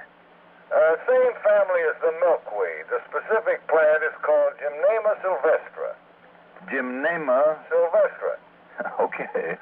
I found the South African species to be the most effective. It has sympedalous flowers arranged in umbels. Well, you know. Oh, yeah, yes, of course. Tell me, Doc, where can I get a complete description of it? Maybe even see a picture of it. Well, an old colleague of mine, Dr. Raymond Atherton Coberly, out there on the coast at UCLA, might even be able to show you a living plant. Okay, Doc. Thanks very much. Oh, and Johnny. Yes, sir? You'd never guess where I first came across it. Where, Doc? When I was doing some work for the Chicago police some years ago. Chicago? A wayward doctor who helped to patch up the boys in Al Capone's gang. Oh? Seems he'd brew it up for one of the killers in that mob who then commit a murder in 2 definite steps. 2 steps? Go on. Before giving his victim a drink full of some rank poison, he'd give him one loaded with this gymnamic acid. Doc? You see, it temporarily destroys taste sensitivity to both very bitter and very sweet things. That killer, Doc, was his name Lippy Lorenzo? No, it was Willie something. But Lippy would have known about it. All right, Doc, thanks. I think you've just helped me solve a murder.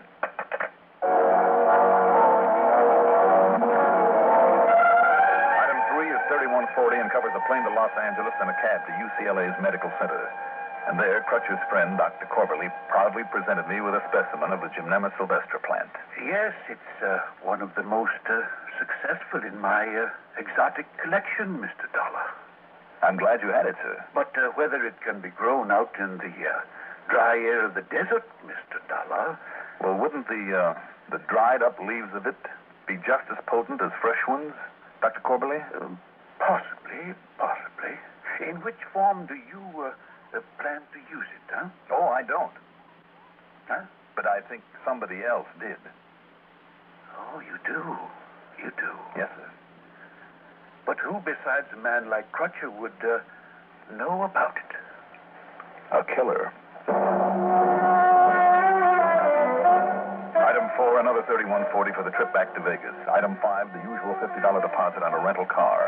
Then after a brief stop at police headquarters, I drove north to the little ranch I'd heard about. But I wasn't exactly alone. Dollar, did you say? That's right, Lippy. I'm Johnny Dollar. Yeah, the big shot insurance detective, eh? Well... I sure don't get it what you're doing around here. Oh, you don't, Look, you or anybody else ain't got a thing on me, Dollar. So you don't bother me one bit.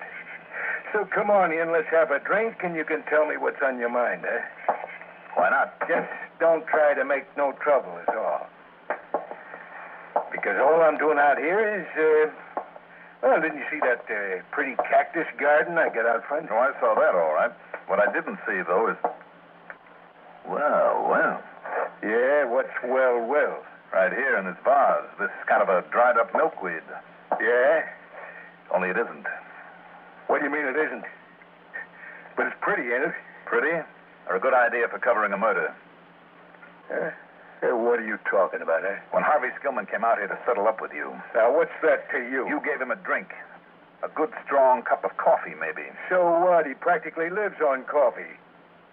So what's the matter if I did? When you made it, you put in the leaves of this Gymnema sylvestre plant in order to numb his sense of taste. Now, listen, Dolly. That was the one way you could be sure he'd never taste the poison, the penorphin alkylate that you later put into the sugar bowl at his apartment. Oh. You're pretty smart, huh? And the result? The police would think he committed suicide. That's right, they would. And they do. And they're never going to think otherwise, Dollar, because you ain't going to be around to tell them otherwise. You see this?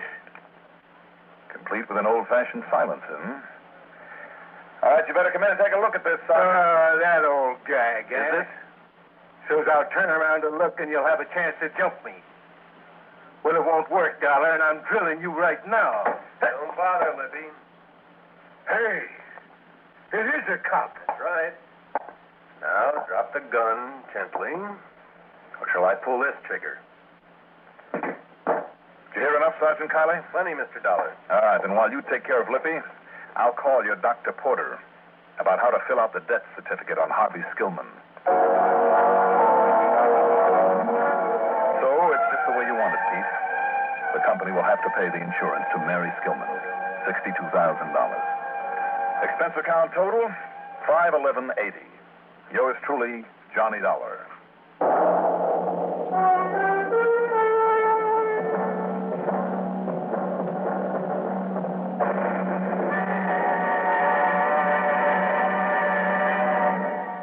Now, here is our star to tell you about next week's story.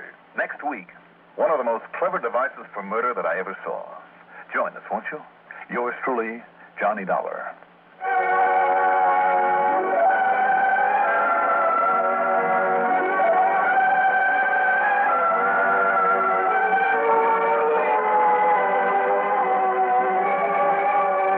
Yours truly, Johnny Dollar, is written by Jack Johnstone.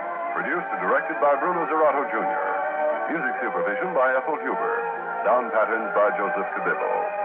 Johnny Dollar is played by Mandel Kramer. Also featured in our cast were Jim Stevens as Pete Brenneman, John Griggs as Dr. Crutcher, Bill Smith as Dr. Corberly, Lawson Zerby as Lippy Lorenzo, and Bill Lipton. Johnny Dollar. Well, hi, old Johnny.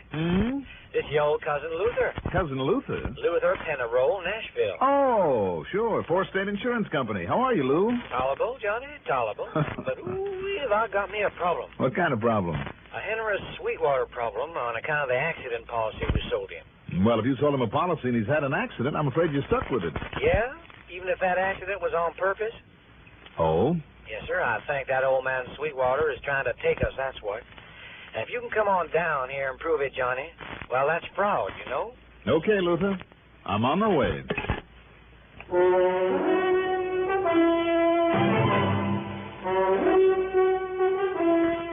The CBS Radio Network brings you Mandel Kramer in the exciting adventures of the man with the action-packed expense account. America's fabulous freelance insurance investigator. Yours truly, Johnny Dollar.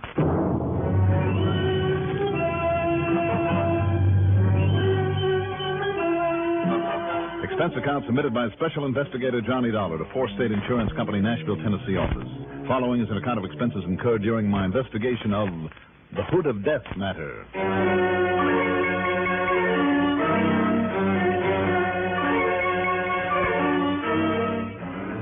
Expense account item 1, $580 for a cab to Bradley Field.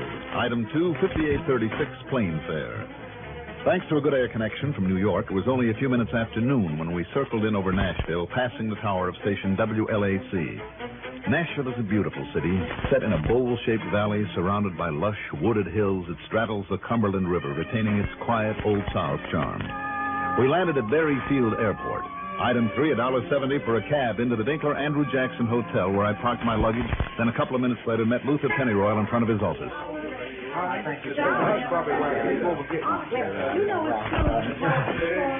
Okay now, Johnny.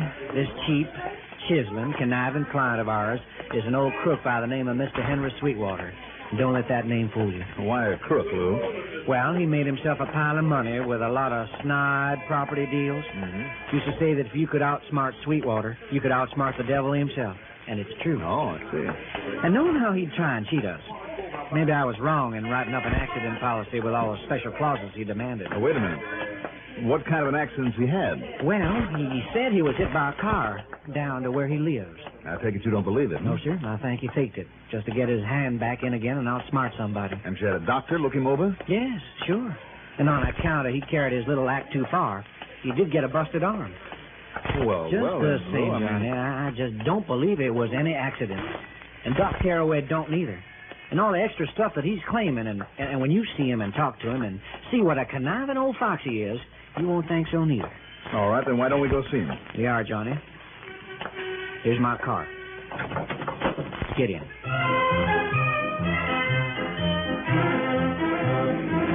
What's the name of this town? Laverne, did you say, Lou? That's right, about 10 more miles. Old Sweetwater's home. You keep calling him old. How old is he? 77. Oh? Lives alone, does he? No, sir. He's married to the prettiest young gal you ever did see. He is, huh? And I'll tell you this, too, Johnny. If he hadn't come along with all his money, I would have tried to marry up with Bill and May myself. Wait a minute, Lou. There could be a familiar pattern there. You think she might have married him for his money? You don't want the truth? I really believe she did. In other words, if he were to have a fatal accident... Oh, now, listen, Johnny. You're trying to say that Bill and May Rich could be... old man with a pretty young wife. It's happened before, you know. No, she couldn't. Don't be too sure. Maybe she did marry him for money. She's staying with him on account of she loves him. Well, we'll see. And I guess that's the only reason I haven't gotten hitched up with her sister, Padre Jane. What do you mean? Now, Padre Jane wants money, too, in addition to what they give her to live on. Well, wait a minute. If she, too, would benefit if something happens to him... No, Johnny. She's just a kind of member of the family, and she... Now, what's the matter with this car? Maybe a bad plug? Yeah. Anyhow, the reason I called you is I think old Sweetwater knows I'm wise to him, see? And if he does, Johnny, there is nothing that old rascal wouldn't do to keep me from proving he's trying... Now, what is the matter with this thing? Listen, you all hear that funny sound? Pull off the road, Lou. Come on, pull over. Hurry. Sounds like it's under the hood. Just don't talk. Stop her. All right, come on. Now, let's get that hood up. Oh, sure, Johnny.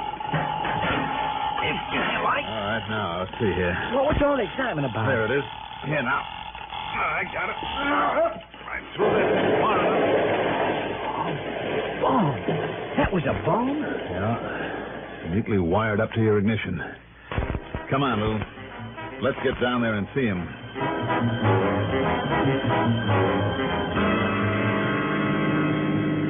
Only a bit more now, Johnny. Boy, am I shook up. It was a close call. I told you, Johnny, if he ever got wise that I was wise to him, something like this might happen. Well, we'll be there soon. Now, go on now, Lou. You were telling me about Sweetwater's so-called accident. Uh-huh. Well, he claims that after the car hit him, he just lay there at the bottom of this hill until Bill and May come driving up 2-3 hours later from shopping up to Nashville. So, on top of his broken arm, he's claiming shock, disability, and everything else he can think of. But what I'm going to claim after what happened back there, well, you just wait. Doesn't make any sense, though, Lou. It don't, huh? Oh, well, you see. Who would have wired that thing up for him? Who is this Dr. Carraway you mentioned? Even older than Sweetwater. Used to be an Austell staff. But I'll say this for him. Yeah? When he couldn't find any sign of an accident, no tire marks or nothing, well, he's the one called me up. And then when Sweetwater wouldn't give us some real facts about the accident, or how it come he didn't hear the car coming at him, or how it come he didn't take a look at it when it hit him, if it was a car that hit him, well, then I knew he was faking us. Now, look, right about here, just before we turn up the hill to the house, is where he says it happened. Mm-hmm. That's a nice modern house up there. Two-car garage, huh? One for Billa May and one for Padre Jane to use when she comes to visit. And you see that smoke out of that chimney? From a fireplace this time of year? Even this time of year. The old coot just sits there in front of his fire, figuring out ways...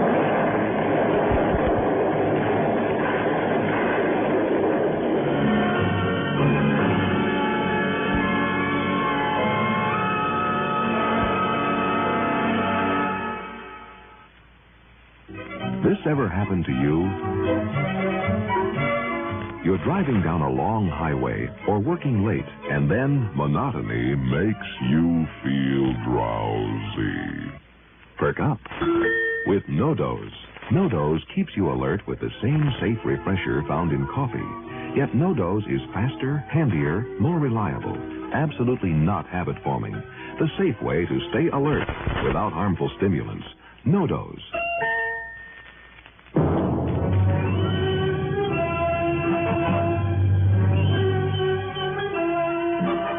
That explosion not only blew out the chimney end of the living room, but the force of it stopped our car in its tracks. Fortunately, there was no fire, only a rain of bricks, mortar, and glass.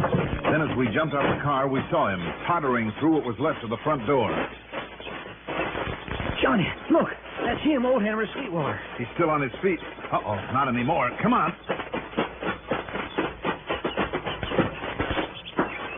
Well, he's still alive. We've got to get him to a doctor. Within 2 minutes, not only Dr. Carraway, but half the population of Laverne were there. They'd heard the explosion and come running. The doctor and I carried Henry Sweetwater upstairs and put him to bed. The doctor said Sweetwater was going to be okay, so Lou and I went downstairs and looked around for the cause of the explosion. Dynamite, that's what it was, Dr. Carraway. Yes, sir, Mr. Dollar. You're right, it was dynamite. I could smell it plain as day the minute I got here. Same as you did. Apparently, Doctor, it went off right here in the fireplace. But why it didn't kill him, I can't understand. Well, because he wasn't sitting right in front of it. Well, how do you know, Johnny? Bits of his clothing in the doorway to the kitchen. See? Must have lighted the fire, decided to get something in the kitchen. Made it far enough to save his being blown to bits. You're right. And you see, Johnny? See what? He waited till he saw us coming, threw in the dynamite, then got far enough away so it wouldn't hurt him too bad. Mr. Dollar, you think that he did it? No, I certainly don't.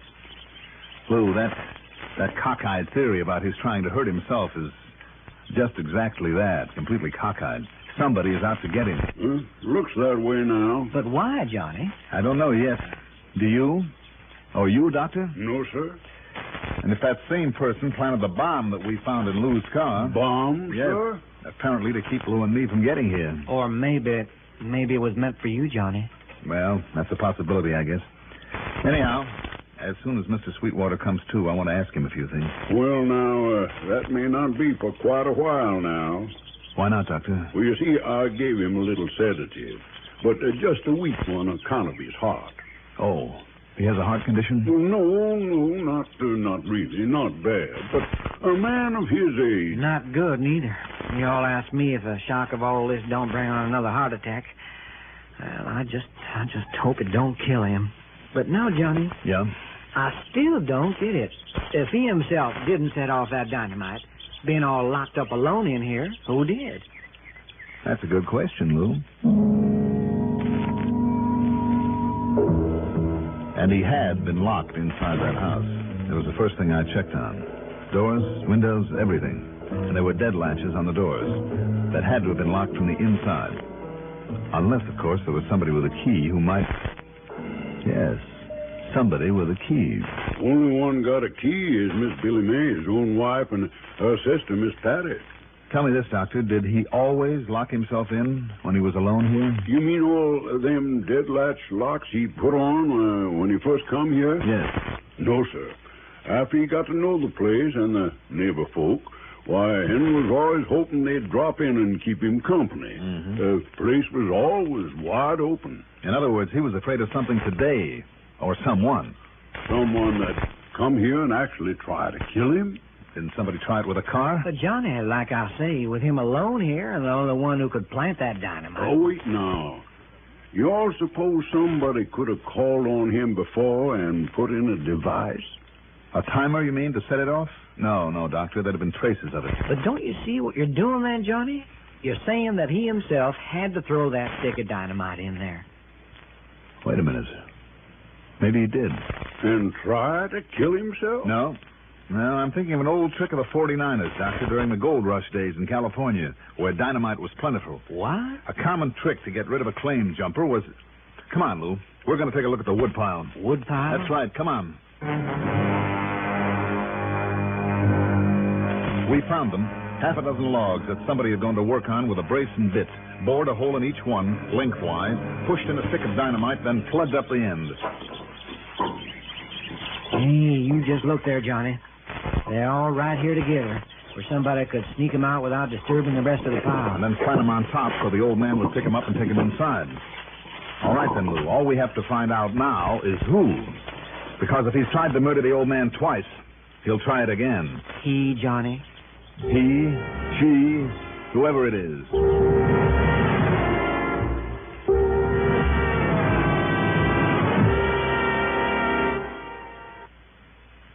You feel better about smoking with the taste of Kent. With the micronite filter. Refines away harsh flavor. Refines away hot taste. It makes the taste of a cigarette mild as a balmy day in the month of May. Kent is the best for the flavor you like. Kent is the best for the flavor you like. Refines away harsh flavor. Refines away hot taste. It makes the taste of a cigarette mild as a balmy day in the month of May. Kent is the best. Kent with the micronite filter. Kent is the best. Kent with the micronite filter. Kent is the best. You feel better about smoking with the taste of Kent. Kent with the micronite filter. Refines away harsh flavor. Refines away hot taste.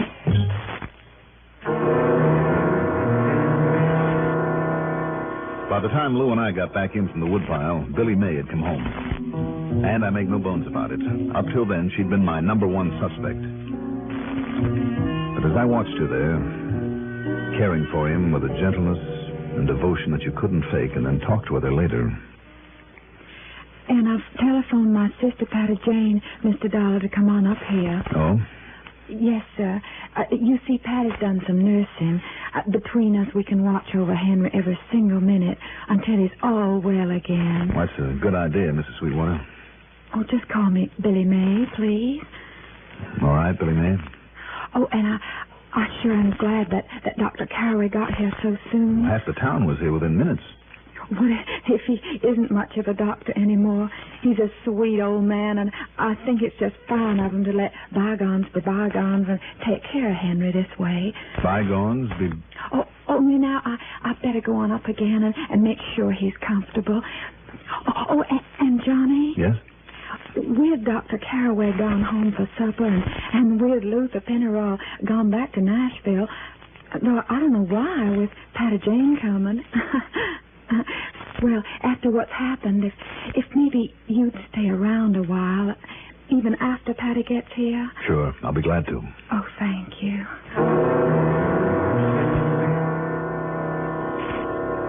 I wanted to meet Patty Jane because she, too, would reap substantial benefits from Henry Sweetwater's death. She arrived, and although she was a good deal like Billy May in many ways, young, attractive, well-spoken, there were important differences. This was a cool, calculating, practical one. Her care of the old man was calm, quiet, efficient, but I didn't feel for a minute that she really liked him. And when Billy May had gone upstairs to rest a while, and we sat there in what was left of the living room... Of course, I wouldn't weep too much if he died, Johnny. But that isn't going to keep me from caring for him just as well as I can. Well, I hope not. Is he still unconscious? Oh, yes. He's been wide awake several times. I wish I'd known that. But now he's gone back to sleep again. Did you say you wish you'd known? Well, a few people that I wanted to ask him about. Oh, I see. Do you, Patty? Johnny, you know who he thinks run him down the other day? Who, Patty? Me. You? Why? Well, Because of Billy May, he's been real good to me, Johnny. And I'll be one of his beneficiaries. It isn't true, Johnny, but I believe he thinks I'd do most anything to get hold of that money so I could be independent of him, so I could go off and marry Luther Penrose and still live the way I like to. You and Lou still like each other, huh? We would have gotten married, Johnny, if Lou or me had ever had any money. And maybe when Henry does die, Lou was going to be a botanist, you know, if he hadn't had enough to finish college. He still wants to be. Mm-hmm. But instead he's had to settle for the insurance business, huh? Yes. But he knows that you'll come into money someday. Yes, and then maybe we can... Now, wait a minute, Johnny. What do you mean by that? Motive, Patty. You mean for trying to kill Henry? Luther? Now, listen, Johnny. All right, now, tell me this. Was there some kind of trouble between Henry and Dr. Carraway? Well, yes, sure, of course there was. But from the way that he's caring for Henry now, that's forgotten. But, Johnny... What kind of trouble was it? Oh, Dr. Carraway felt that Henry skinned him out of some money once. And I guess he did. Henry skinned a lot of people out of a lot of things. But now, listen... Now, tell me, when is the doctor coming back again? Sometime tonight, he said, but it might be late. Well, then, Patty, since Lou took his car with him, I'd like to borrow yours. Well, of course, Johnny. But now, listen, please. I'll see you later,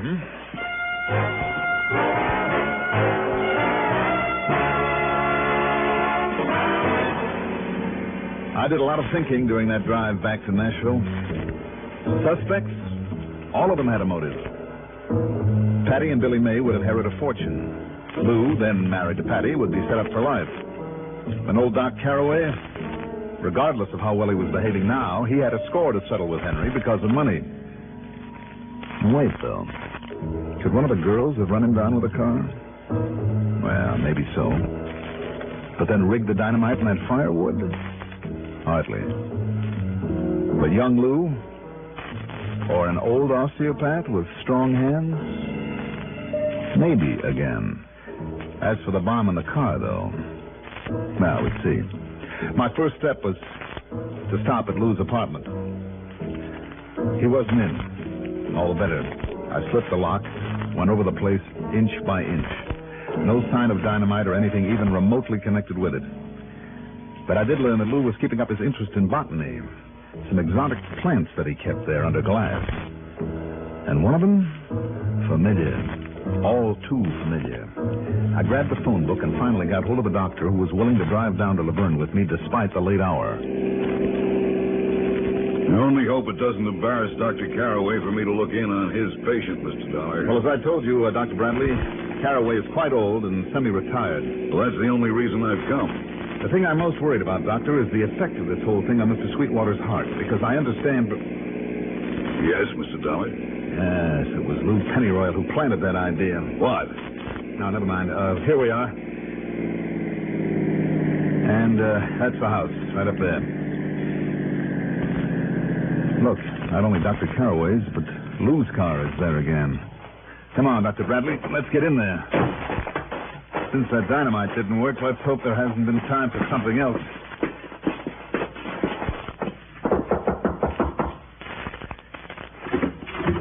Oh, Johnny. Yes, this is Dr. Horace Oh, Bradley, Johnny, Patty. it's too late. What? Dr. Carraway's up there with him now. Yes, Johnny, it looks like the end for poor old Henry. Too late, hmm? His heart, Johnny, just a little while ago. If only you'd still been here. Dr. Bradley. Yes? Up those stairs. First door on the right. Yes, Dollar. All right, now look, what happened? Well, all evening we've been looking in on him, every few minutes, taking care of him. What do you mean by we? Billy May and Lou and me. And every time he took his medicine, he looked just fine, Johnny. But then, a few minutes ago, when I went up again... Yes? Oh, Johnny, I could see right away it was a heart attack. You couldn't? Yeah, and poor little Billy May is prostrated. Heart attack, huh? Dr. Carraway says it is, too. Well, I say that he's wrong. Dr. Bradley?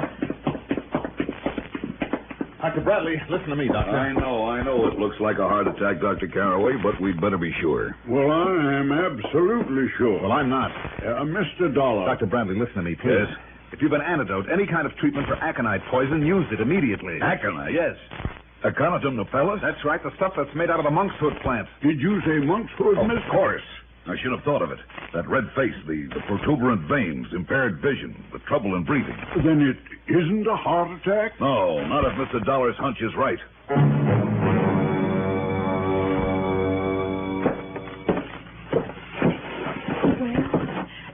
Johnny? Billy May, Dr. Bradley is sure now that he can pull him through. Oh, thank God. Patty, did she go along with Lou when the police came to pick him up? No, she's in her room, but... Well, she'll get over it. I hope so. She's a nice kid. But how did you know, Johnny, about that poison Lou slipped Henry with his medicine? Well, Billy May, I found the monkshood plants at his apartment. You know, when you're in this business a while, you learn these things. When I got back here and found Henry had what looked like a heart attack, well, it turned out that way. Aconite poisoning. Oh. But, Johnny, what about that bomb in Lou's own car? He put it there himself, Billy May. For the same reason he called me in, just to cover up. Goodness, but it could have killed him and you. Well, Lou was very careful to call my attention to the sound of that bomb long before it went off. He knew we'd have plenty of time to stop the car and get rid of it. Now... Yes? Now he's going to have plenty of time to think it over.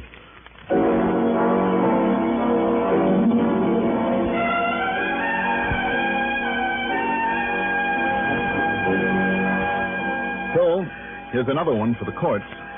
I hope they throw the book at Lou. A crooked insurance man is the lowest order of operator in this racket of mine.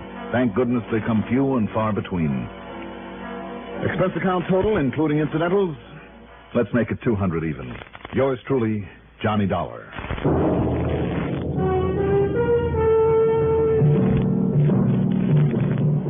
Now, here is our star to tell you about next week's story. Next week, a story based on the impossible, that is scientific fact. Join us, won't you? Yours truly, Johnny Dollar. Do you like a car with plenty of pep? A car with reserve power for safe passing? Most good drivers do, but they don't like to pay extra for premium gasoline. Listen, in 3 out of 5 cars, regular-priced Sinclair Dino gasoline matches performance of premium gasolines. Saves you up to 4 cents a gallon. Almost anywhere you see the Sinclair Dinosaur sign, you can save up to 4 cents a gallon with Dino. Drive with care and buy Sinclair Dino gasoline.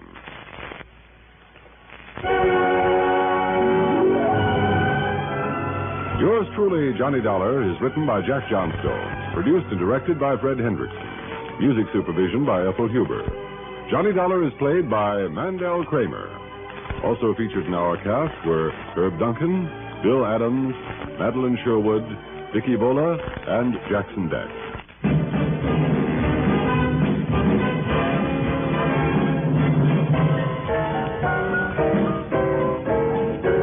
Hello, this is George Lazat. Anyone within the sound of my voice can save right now on a new Ford from Cartwright. Thanks, George.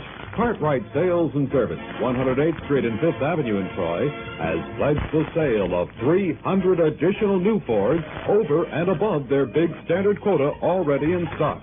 It means you may buy a new Ford Falcon paying as little as $42.50 a month. Live it up with the lively ones from Cartwright.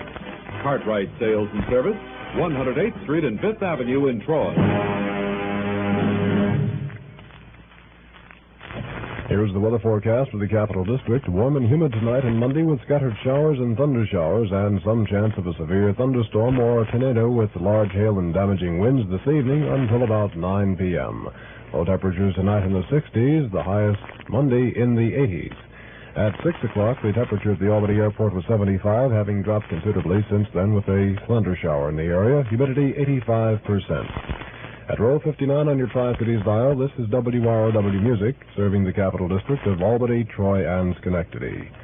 Stay tuned for Suspense, next on WROW Music. The time is 6:35.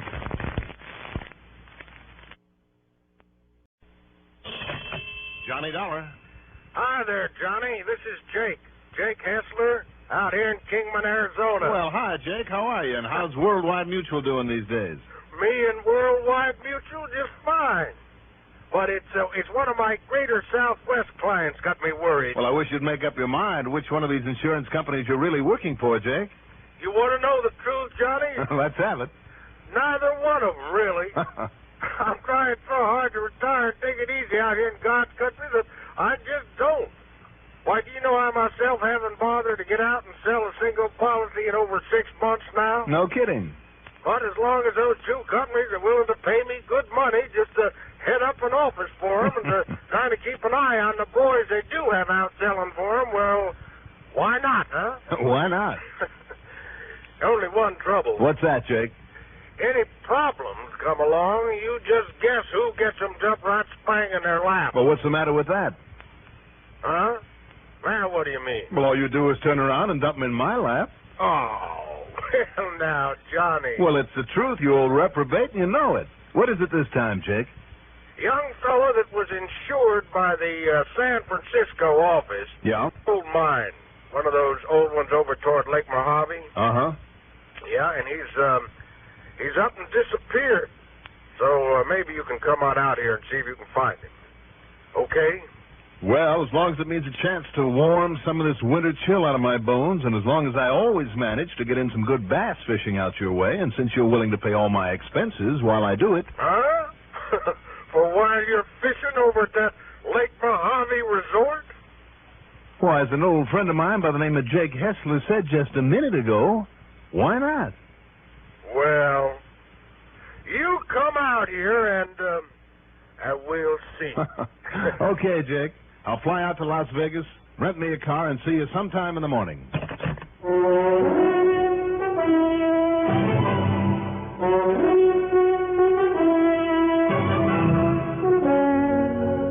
CBS Radio Network brings you Mandel Kramer in the exciting adventures of the man with the action-packed expense account, America's fabulous freelance insurance investigator. Yours truly, Johnny Dollar.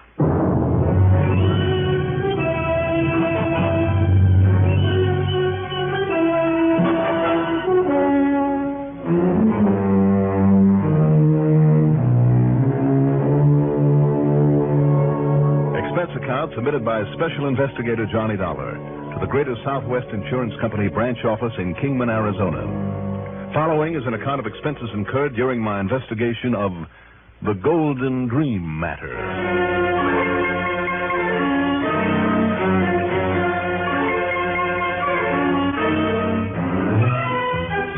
Expense account item 1, $193.49 for a plane to New York, then a jet to Las Vegas.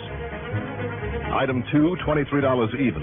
That covers a couple of taxi fares, dinner, a good night's sleep at the Hotel Sahara, then breakfast the next morning. Item 3 is $50 deposit on a rental car. I headed southeast through Boulder City and crossed Hoover Dam at the foot of Lake Mead. And again, I marveled at the way man's ingenuity has harnessed the tremendous power of the Colorado River. I headed south on 93. In the town of Kingman, Jake's office is on the main street above the Conroy Mercantile.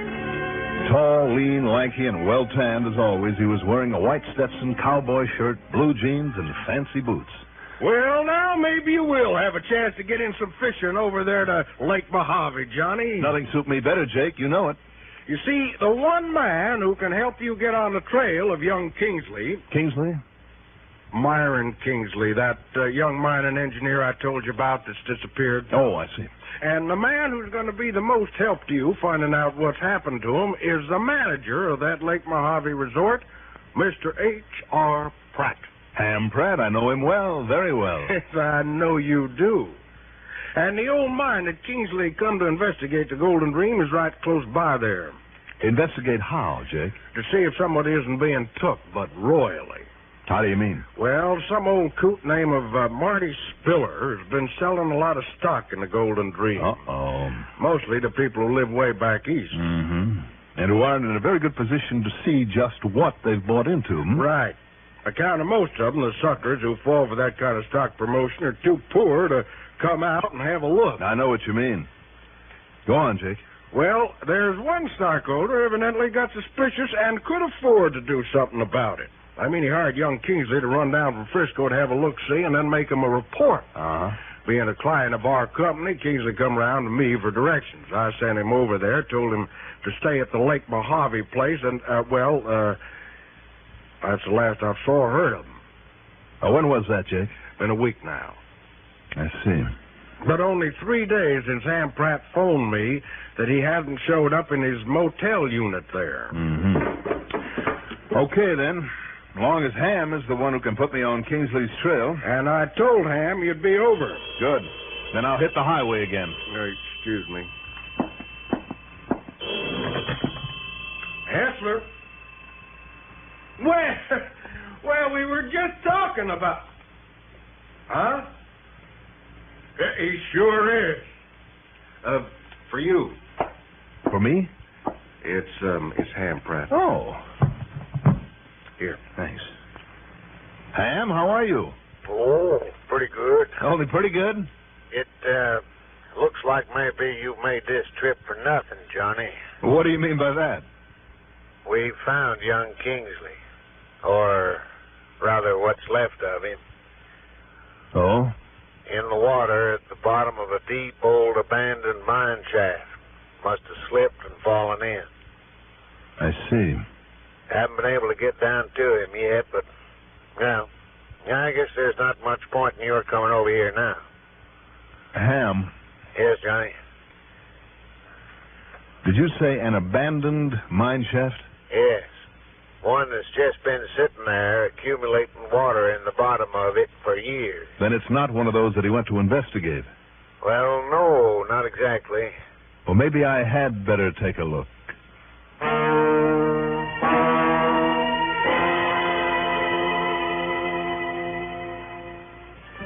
I got back into my car and drove westward across the desert on Route 68 over Union Pass, then down the long 17-mile grade to Davis Dam. But instead of crossing it, I swung right for 3 miles to Lake Mojave Resort. As I got out in front of the office, Ham Pratt pulled up in his Jeep. Leave your bags right there in your car, Johnny. Come on, we'll use it. I am. Okay, whatever you say. Hey, how long you been packing a gun like that? Well, you know, Johnny, in case we run across some jackrabbits or a coyote or something. Now get aboard. Sure.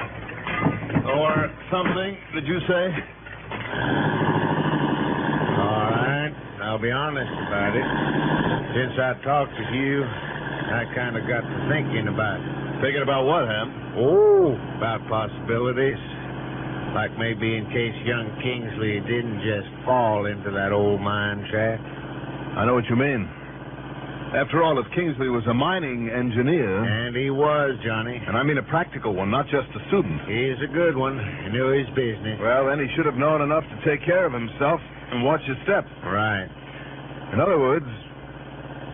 Well, do you have any ideas, Ham? Plenty. Like maybe the owner of the Golden Dream, who didn't want it shown up that he was selling stock in a worthless mine? His name is Marty Spiller. He's the sort of character we don't like around here. How do you mean? Hang on now. Not much daylight left, so he'll take a shortcut onto this side road. Okay. Oh, hey!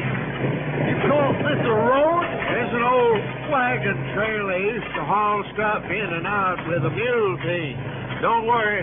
This Jeep will make it okay. I hope so. You were going to tell me about this Marty Spiller. Yeah, but better wait now till we get to the Golden Dream.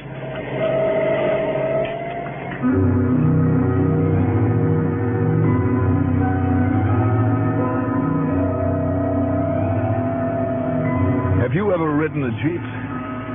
I mean, really ridden one of them? Well, like everyone else, I've seen pictures of the boys in the Army plowing through mud and sand, jumping over ditches, taking seemingly impossible hills in them, and so on. But until you have actually been on one of them, and I mean on, not in, until you have driven across this kind of rugged desert country, you ain't seen nothing. When the trail gave out, as it frequently did, where spring runoffs from the winter rains had washed rocks and boulders and sand across it, we simply bounced across the desert, leaping and straddling stream beds and washes and anything else that stood in the way. Wow! We'd come to a high, sandy hill, and instead of circling it, we'd go right on up the side in low, low gear, slowing only at the top. to make sure that there wasn't a sudden drop-off, then careened madly down the far side, flipping and skidding all the way. What a ride. But it finally got us on the main route to the Golden Dream, and the sun was getting low. See her up there, Johnny, on the side of that mountain up ahead? And a couple of the shafts go well down below the bottom of that mountain. Ham, don't you think maybe we better get out and walk that trail? It's just a ledge on the side of that thing. If the mule wagons could hang on to it, we can. But now about Marty Spiller. Yeah, tell me about him. They stopped working the Golden Dream when the vein ran out in the late 30s. Then, along about 4 years ago, Spiller came along. And he's done only enough each year to keep his rights. Well, just what has he done? Johnny, all he's done is grind up and rewash the tailings. You know, the refuse material left over from the original washing or concentration or treatment of the ground up ore. I guess that's the stuff that I've seen piled up outside all these mine tunnels that we've passed along the way, huh? Yeah, just worthless rock, in which the valuable metals, the gold mostly, has been taken out. I see. Anyhow, by rewashing that stuff now and then, he's been able to back his claim that he's got a working mine.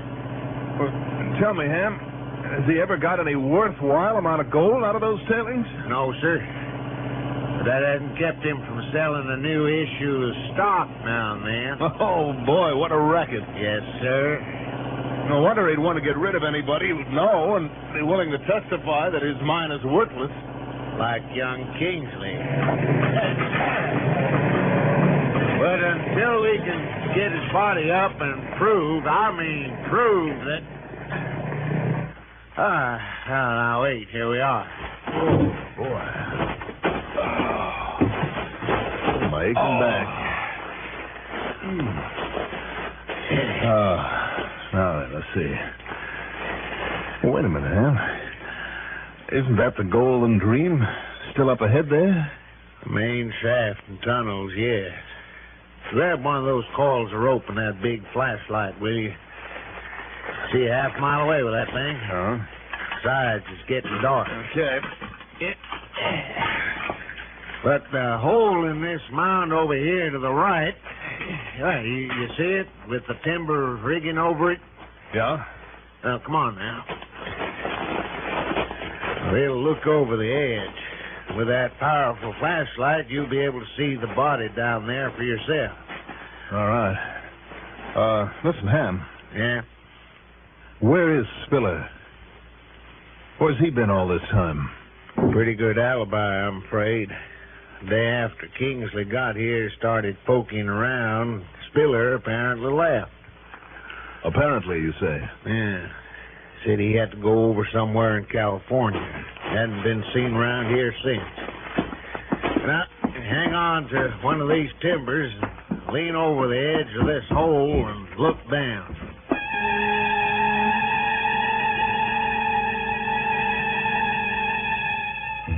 With the help of the powerful flashlight, I looked.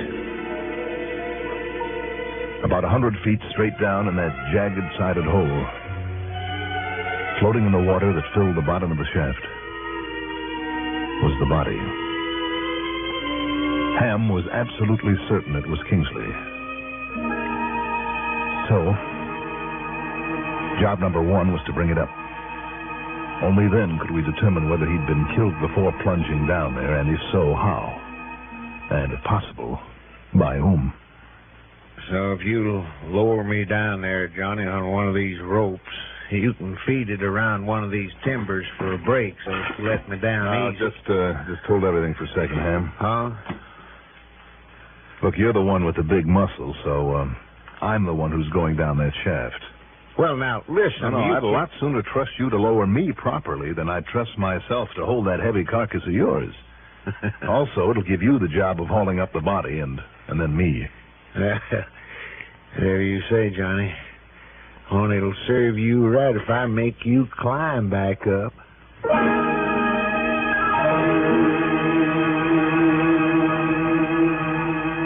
tucked the big flashlight into my belt, and Ham slowly lowered me into that deep, black, rock-sided shaft.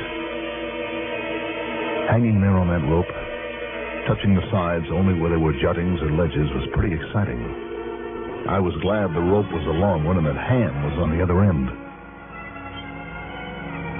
Along the way, there were several small tunnels leading away from the shaft. But with the flashlight, I could see that they were only short ones, ending in piles of rubble. Until just before I reached the water. Ham! Yes, Johnny? Hold it a minute. Right. Have you reached the body? No. What? Not quite. But there's a big tunnel. A clear one leading off from here. A big one. What? Looks like it might lead over to the main shaft of the Golden Dream. Now, wait. Huh? Let me snub this line so I can lean over and hear you better. There we are. Oh, look, forget it for now. I'll investigate on the way back up. I'm only a few feet from the body now, so lower away again. All right, Ham, lower away. Hey! Take it easy. Stop throwing rocks down here. Watch it, will you? That one almost hit me. All right, now lower away again. Ham? Lower away, do you hear me? Wait a minute! What goes up there? Who's pulling off those shots? The rope! The rope is slipping now. It's slipping.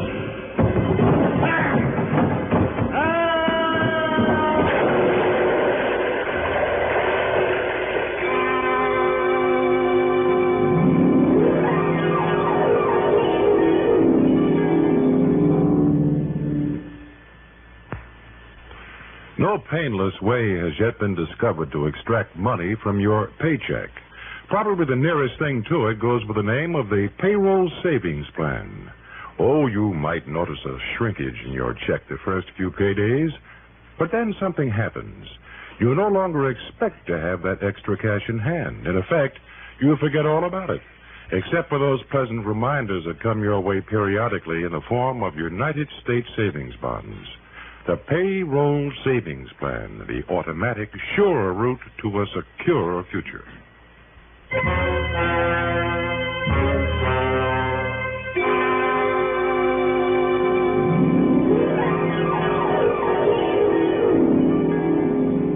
Okay, so I cheated a little.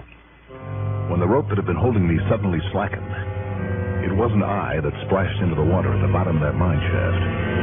Nope. It was one of the big rocks at the opening of the tunnel that I'd found down there. One of the two or three I'd grabbed at frantically to pull myself into the tunnel as the 100 feet or so of heavy rope came whipping down past me and I barely made it. I kept the flashlight off so as not to show that I was still alive and kicking. Because then, after the roar of the gunshots, and then huge boulders were rolled over the edge and plunged down to where I was supposedly struggling in the water.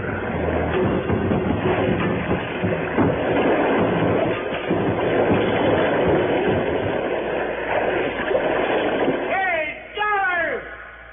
Dollar! You still alive down there? Dollar? Okay, then, I'll just have to make sure.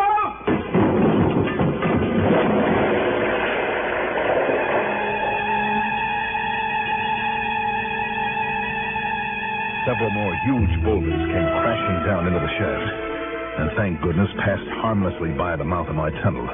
But I didn't stick around to count them. Instead, using the light again, I tore on up the long, sloping passageway, hoping and praying it would somehow get me back to the surface. Half a dozen times I had to clear away piles of rubble with only my bare hands. But I was thinking of Ham, of what might have happened to him, what still might happen to him. Finally, a pile of rubble blocked off the passageway entirely. But then through a low, narrow little side tunnel, so filled with debris where the shoring had given way that I had to crawl along on my belly, I reached the surface. It was quite dark by now, but I didn't dare show my light. Instead, I walked slowly, quietly around to get my bearings. And then I saw the Jeep. And above it, the timbers Ham had used to snub the rope we outlined against the darkening sky. In silhouette, I could faintly see two men up there. But in the dark, I couldn't tell which was which. But at least I knew that Ham was still alive. But for how long? Because one of them was carefully tying the other one down to a 10x10 that lay only a few feet from the edge of the shaft. Had Spiller gone mad? Was he going to shove that timber with its human cargo into that shaft? No Indian ever crawled along over the floor of the desert any more softly than I did. And I cursed the fact that I hadn't a gun, that I'd left it with Ham to cut down my weight. A couple of times a jackrabbit jumped out from under my feet, and I hunched over and froze, hoping the man I was stalking would look around.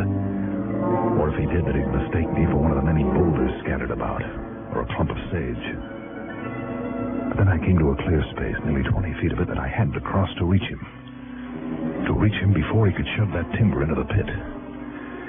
It was so dark now, I could only see him as a blurred shadow.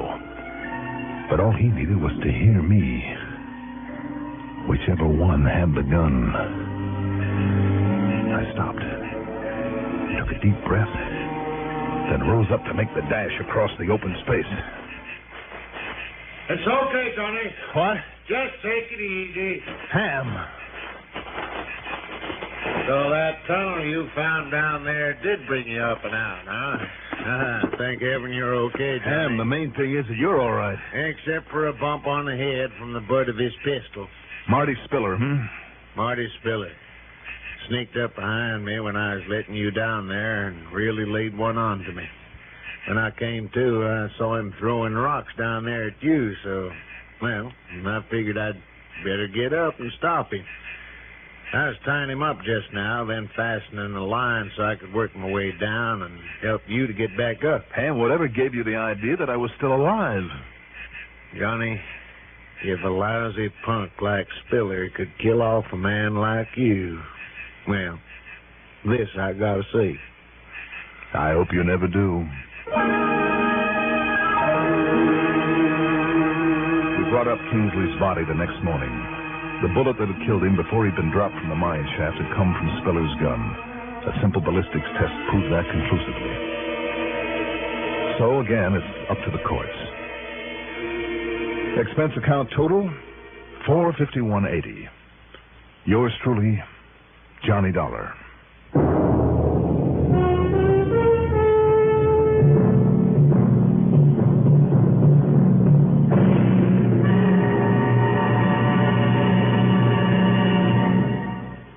Now, here's our star to tell you about next week's story. Next week? Well, as you listen to it, just remember that old saying. Ike and Mike, they look alike. And join us, won't you? Yours truly, Johnny Dollar.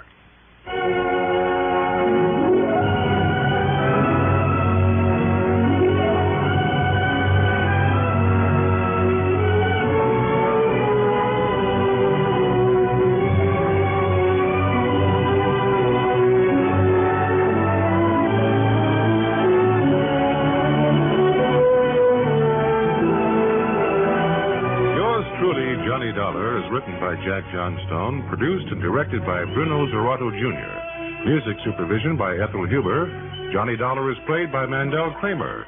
Also featured in our cast were Cliff Carpenter, Bob Dryden, and Sam Raskin. Be sure to join us next week, same time, same station, for another exciting story of yours truly, Johnny Dollar. This is Warren Sweeney speaking.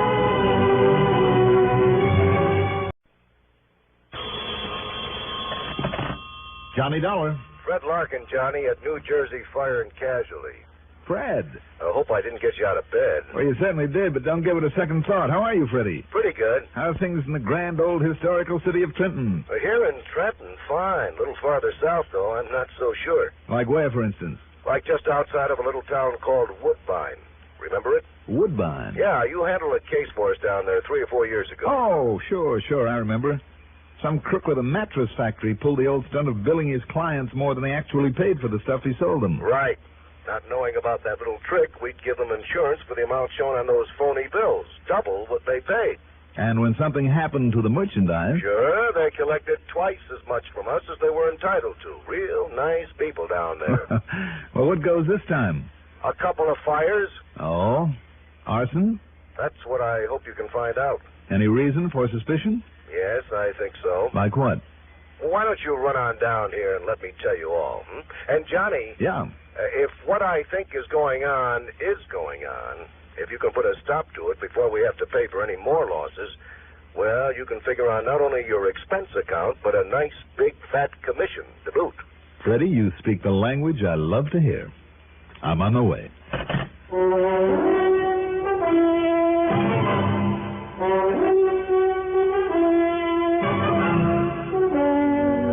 The CBS Radio Network brings you Mandel Kramer in the exciting adventures of the man with the action-packed expense account, America's fabulous freelance insurance investigator, Yours truly, Johnny Dollar.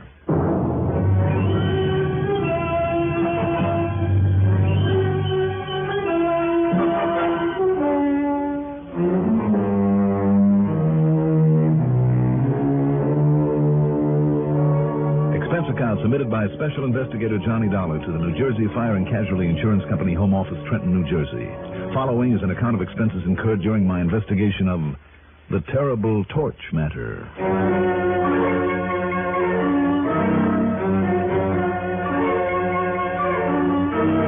Expense account item 1, $20.50, and that covers a taxi out to Bradley Field, then plane fare to Philadelphia, PA. Item 2 was $50 deposit on a rental car.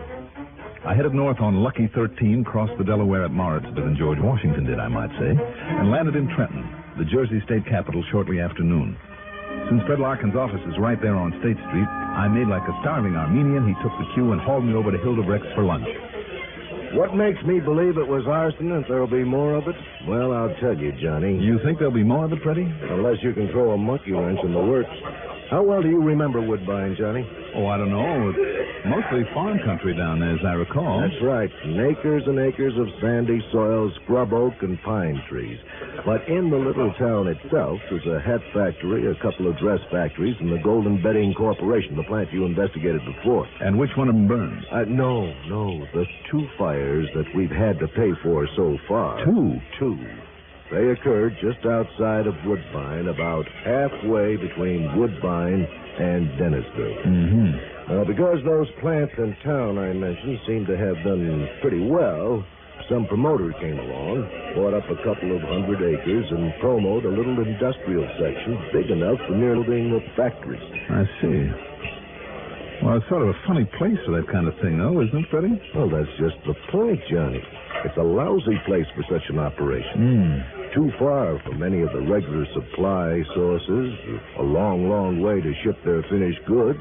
All their fuel and power have to be imported, labor's hard to get, and so on. Yeah. In other words, the big pitch for those companies to get out of the high rent, high labor cost area didn't mean a thing. They've been slowly but surely going broke. And there's nothing like a good fire to pay off the bills, provided there's plenty of insurance. Right.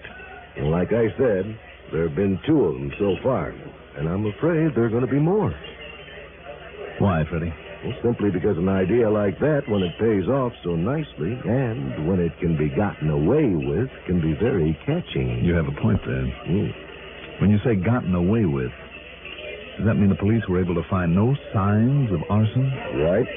But when you talk about the police, don't forget how small that town is. No. When was the last fire? About a week ago. A week? And you wait till now to call me? I know. But I only found out about the second one yesterday. Afraid that means a pretty cold trail. But I'll see what I can do. Good. Now, how many factories are there in that little complex? About a dozen, did you say? 11, Johnny. And here's the point. Yeah. 8 of them are owned by people who are one way or another related to each other. No wonder you're afraid the idea might spread. Right. All right, I'll tell you what I'm going to do. I'm going to call in some help. In the form of Smokey Sullivan. Smokey Sullivan? That's right. Smokey? Yep. That sounds like the name of somebody who'd commit arson. He's one of the best, Freddie. What? Smokey probably has set more successful fires than you and I ever heard of. He got away with it for years. Well, then I don't understand. Since doing time, he's going legit, and is of more help to me over the past 4 years than anybody else I can think of. Well, it's just the same, Johnny. But he knows more about firebugs, their methods, their eccentricities, the little trademarks that some of them leave behind than any man alive, believe me. That's why he's been of such use to me. Oh, okay, Johnny, if you say so. You know what his job is right this minute? What? He's a kind of consultant for an arson squad up in Boston. It's been made a matter of public knowledge. As a result, arson up there is pretty much a thing of the past. No kidding. No kidding. Well, in that case, of course. He's on the payroll, too? Oh, whatever you say. Good. One more thing, Fred. Yes? Is there any kind of a bank there in Woodbine? I don't know. I imagine not, but there's a loan office that I guess kind of serves as a bank. Mm-hmm. I know that some of our checks have been cashed through it. Good. Not much more than a one-man operation, though, I understand. All the better. Is it? Why? Well, could be a mighty good source of information for me. Oh? Yeah. How? And for what kind of information? Let's just wait and see.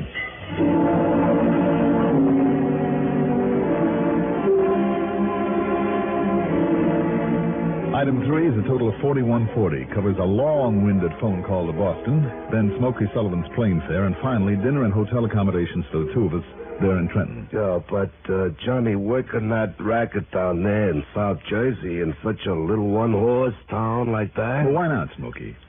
Without a smart metropolitan police force to contend with, it'd be a cinch for a good torch man. I mean, for him to get away with it.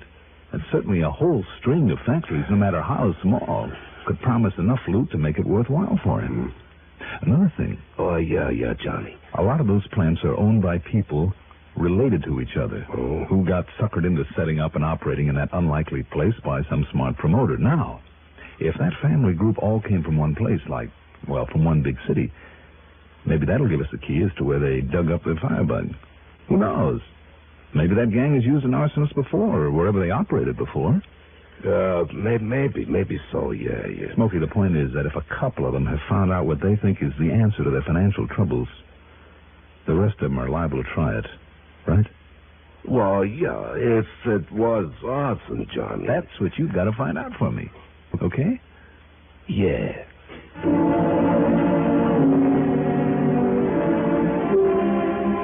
Early the next morning in my rental car, we headed south, through what's known as the Piney Country, passing towns with such colorful names as Mount Holly, Indian Mills, through Hamilton, Mays Landing, and Tuckahoe. Finally, Woodbine. After signing in at a motel, I gave Smokey the car keys and told him he was on his own while I paid a visit to the loan office. Smokey understood and took off. As for the loan office, it was just what Fred had thought, a one-man operation. And as for the owner, Mr. Hanley M. Becker... What's that? What? You want to know what, Mr. Dollar, did you say it is? Dollar? That's right. Johnny Dollar. What's your business here? Well, I'm a special investigator, Mr. Becker, for the company that's insured a lot of people and property down here in this section. Investigator, huh? That's right. And I want to know the financial condition of every one of the 11 factories at that little industrial complex outside of town.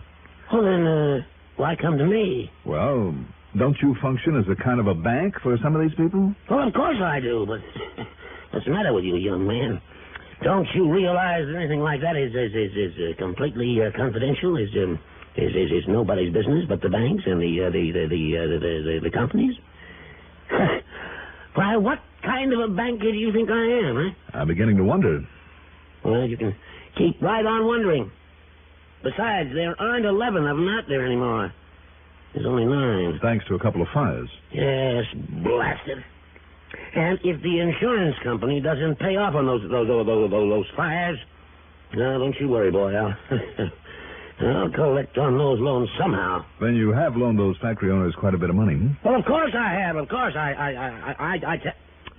tell you, it's none of your business. Well, I think it is. Well, you just tell that insurance company of yours to pay off on those losses, so I can get back my money on the two that burned down. Even if those fires were set? Yes, even if they were. What? What'd you say? How do you know? Well, I don't. Well, how do you know they... What? What was that? What? I said I don't know. Not for sure, that is. But I intend to find out. Because if they were, Mr. Becker, and if the owners can be tied into it, or you or anybody else concerned... Me? Believe me, there will be no payment of insurance. You can bank on that. But... Well, there's no insurance, then... well, then what'll I... Well, that is to say, if they don't... well, what I mean is... And you're accusing me? No. Just calm down. Oh, yes, sure. Calm down. Well, but these things you're saying, Now, Mr. Dollar... let's take things one at a time, shall we? I said you've loaned them a lot of money. Haven't you? Well, yeah. Well, they had to pay off on the property when that promoter up north threatened to put them out of business. And what about the workers, the help? They had to build a lot of living accommodations for them, didn't they? Well, did they? From what I understand, Mr. Becker... Yes. You're right. There are no workers anymore. Well, that is, there's not enough workers to speak of. You mean they're out of business? Oh, yes, practically. Nothing much in use out there but the warehouses where they keep their goods. It's a lot of stuff they'll probably never use now. But if they don't pay off on their loans, well, I'll just have to take over and get what I can for those plants. Is the ones that are left, that is. Not if they're burned down first. Not? What'd you say? Huh? Use your head, Mr. Becker. If they're burned out the way the first two were, and if we find out that there was arson involved... You really do think that there might be other fires? Oh, but good heavens, Mr. Dollar, don't you see what that would mean? I mean, if they're arson, like you say, why, don't you realize that would ruin me? Possibility, isn't it? Oh, my. Oh, please, now, don't let it happen. It mustn't happen, Mr. Dollar. Listen, I'll tell you anything you want to know, anything you want to know. Just please, ask me. Well, Mr. Becker, for the moment, I think I've learned enough. Oh, but I haven't told you anything. Oh, you haven't, hmm?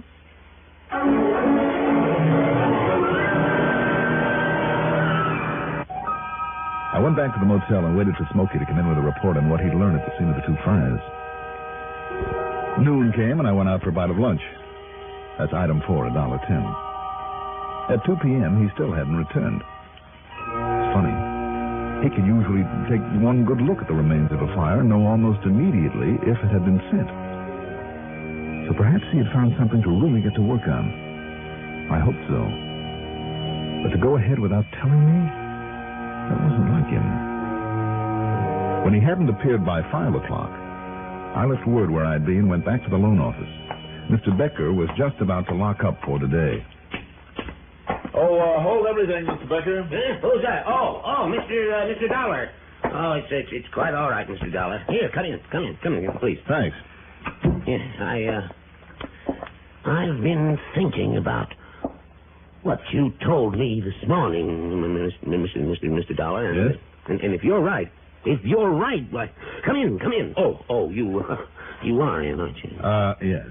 Just a couple of other things I need to know, Mr. Becker, and then a favor that I want to ask. Oh, anything, Mr. Dollar. All right, now, these factory owners that you loaned the money to. Yeah, for labor, housing, and plant improvement. For additional trucks and materials. Thousands, Mr. Dollar. Thousands. Oh, I'm sure. Yes. And they just didn't realize, well, none of us realized that they wouldn't be able to make a go of things like the hat factory, the clothing factories here in town. Yes. These old established factories have no labor problem or a housing problem because they use people, from right here, the people here in town, yes. Unlike these newcomers. All right, now, Mr. Becker, these newcomers, where did they come from? What? Oh, come from? Oh, well, from up in North Jersey, from up around Patterson, and all the mills, the silk business, and all the others when they went into a slump up there. All right, now, if I remember correctly, there were several big arson jobs up there. That means torchmen were available. That means these people would know about them, but know where to contact them if they wanted to. Well, so if Smokey's found out what I suspect he has... Smokey? My co-worker on this case. Oh? And apparently, Mr. Becker, he's found out something. But where and what it is, I don't know yet, because he has my car with him. Oh, you need a car? Well, here, please, you use mine. There, you see? It's the one out there in front. Here, take the keys. Well, thank you. And if you need me, if I can be of any help to you... Just give me some directions.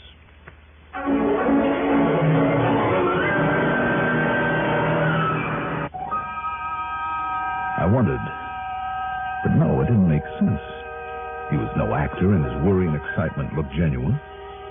Yet, of course, you can never be sure. Following directions, I headed south on 557, and after a couple of miles, cut over toward the old Dennisville Road. And there it was. The group of 9 factories, obviously not in operation, and a couple of storage buildings, warehouses, all with weeds growing up around them. The same applied to a group of cottages. Shacks would be a better word, scattered out among some pine trees nearby. And then I saw my rental car, not beside one of the burned-out buildings, but next to a big, windowless warehouse. There was no sign of Smokey Sullivan, but a metal side door on that storage building was open. Had he found another setup for a fire there inside of it? Well, there was one way to find out.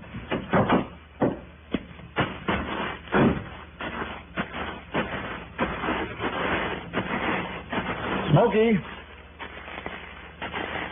Smokey, are you inside there? Smokey? You in here? I wonder if there's a light switch around here somewhere. Smokey. Smokey. Smokey, can you hear me? Are you still alive? Smokey. Good Lord.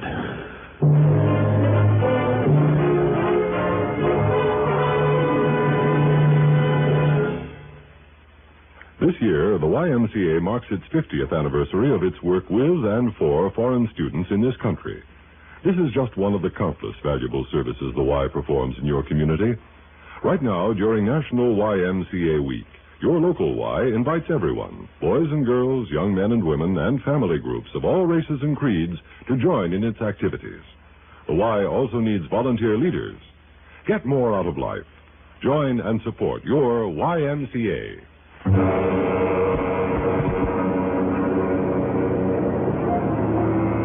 There was still life in Smokey Sullivan. I carried him gently to the car and drove him back to the motel in Woodbine. There, thanks to the ministrations of Dr. Rosenberg, a local medico, and well, I still can't believe it, but by the time the doctor left, half an hour later... Johnny, you think... Now, take it easy, Smokey. You were badly beaten. Well, do you think some two-bit torchman like him could knock me off, huh? Smokey, will you lie back now and relax? I'm too tough, Johnny. I don't care how tough you are. You've got to take it easy for a while. It was Pete. What? Pete Larison, Johnny. Larison? Yeah, from up in Patterson. Oh? Yeah. It all ties together. Why did he do this to you, Smokey? Does Pete Larison know that you're working with me now? Well, I guess he thought I was trying to muscle in his territory. But if he saw you go there, Johnny, and if he knows who you are... Well, how could he? Well, you think he wouldn't? They all do. Oh, Johnny. Now, listen. If you know him, if you know what he looks like, as soon as we get you back on your feet... Look, better yet, just give me a description of him. No, listen to me. Tonight, he's gonna fire that warehouse tonight. Tonight? Yeah, and listen... Well, it's after dark right now. I better get going. Johnny... Smokey, I want you to settle back and rest. About the others, Johnny. Forget it. If I stop him on this one, there won't be any others. No, what I mean by the others...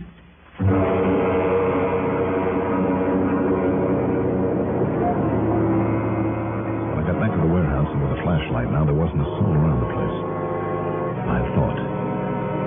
But as I slowly opened that side door again, I was almost knocked over by the smell of gasoline fumes. Then as I quietly swung the door closed and flattened against the wall, feeling around for a switch, suddenly all the lights went on.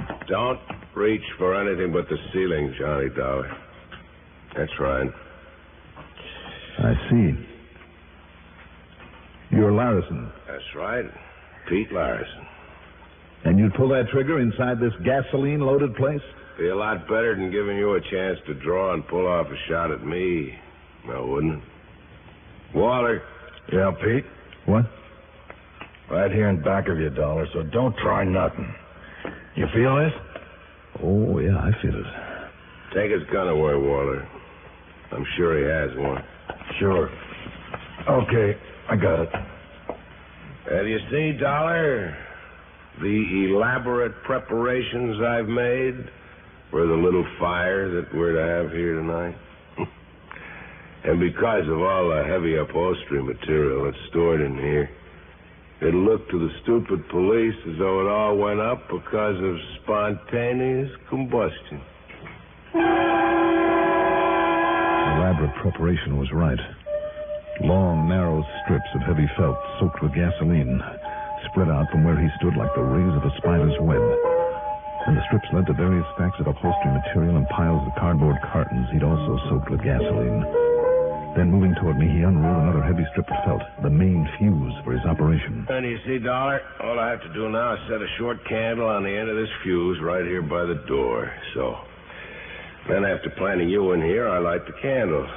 And don't you see, if they can identify what's left of you, and if they do by any chance suspect arson, they'll think that you set this off. You, the great Johnny Dollar. Don't you know that Smokey Sullivan is still alive? They'd take his word against my perfect alibi. What alibi? By the time the candle burns down and starts the blaze, Walter and I will be sitting at his home with poor, foolish old Hanley Becker playing pinochle. Then he doesn't know about this. Becker? He doesn't know anything. He thinks we're just a couple of suckers from the city who might buy some of his overpriced farmland. No, Dollar, the only ones who know are the plant owners who've hired us. Well, thanks for that information. It's too late to do you any good. Walter. Yeah, Pete? While I take care of Dollar, you get those gasoline cans out to where we hid the car. Oh, yeah, sure. Just these two of them, ain't there? Yeah, now go ahead. Sure. Things happened then much faster than I can tell you about it. As Walter holstered his gun and turned to pick up the gasoline cans, I shifted my weight, and then as he passed in front of me and kicked open the door, I spun around against it. Grabbed away one of the cans, threw it over at Pete, and rolled out the door tight against the ground. And that's where Pete made his big mistake. In that room full of gasoline fumes, he pulled off a couple of shots. And went up.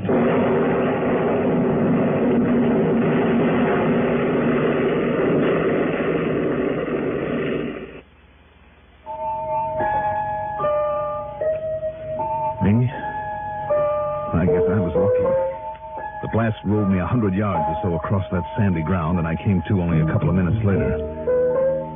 Walter, who was blown against the side of my car, ended up with a concussion. As for Pete, well, I don't think I need to tell you. And that's it, Freddie. The company can prosecute the factory owners any way it sees fit. Expense account total, including a chunk for Smokey, damage to the rental car and the trip home. Call it $1,500 even. Yours truly, Johnny Dollar.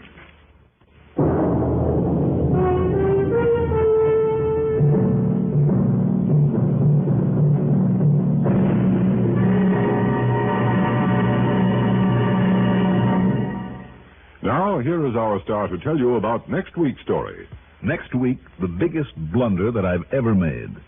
Join us, won't you? Yours truly, Johnny Dollar. Yours truly, Johnny Dollar, is written by Jack Johnstone, produced and directed by Bruno Zerato Jr., music supervision by Ethel Huber. Johnny Dollar is played by Mandel Kramer. Also featured in our cast were Leon Janney as Hanley Becker, Sam Gray as Fred Larkin, Mason Adams as Pete Larison, Larry Haynes as Smokey Sullivan, and James Dimitri as Walter. Be sure to join us next week, same time, same station, for another exciting story of Yours truly, Johnny Dollar. This is Art Hanna speaking. Get the news firsthand and in full, the expanded CBS News on CBS Radio Network. Johnny Dollar. Dollar? This is Larry Spangler. Hi. Spangler, did you say? That's right. Star Mutual Insurance Company. Oh, I see. I guess we've never met because I've only been here in Hartford about a year. Oh, well, what can I do for you, Mr. Spangler? Mr. Spangler? Mm-hmm. Well, don't make an old man out of me. Call me Larry, huh? Well, whatever you say. What can I do for you, Larry?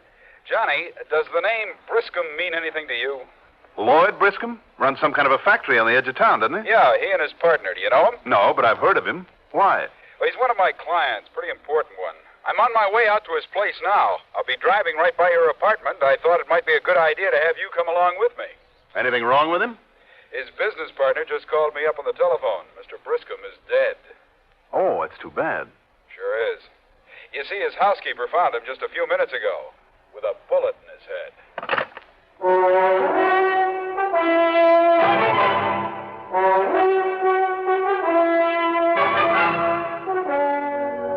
The CBS Radio Network brings you Mandel Kramer in the exciting adventures of the man with the action-packed expense account, America's fabulous freelance insurance investigator, yours truly, Johnny Dollar.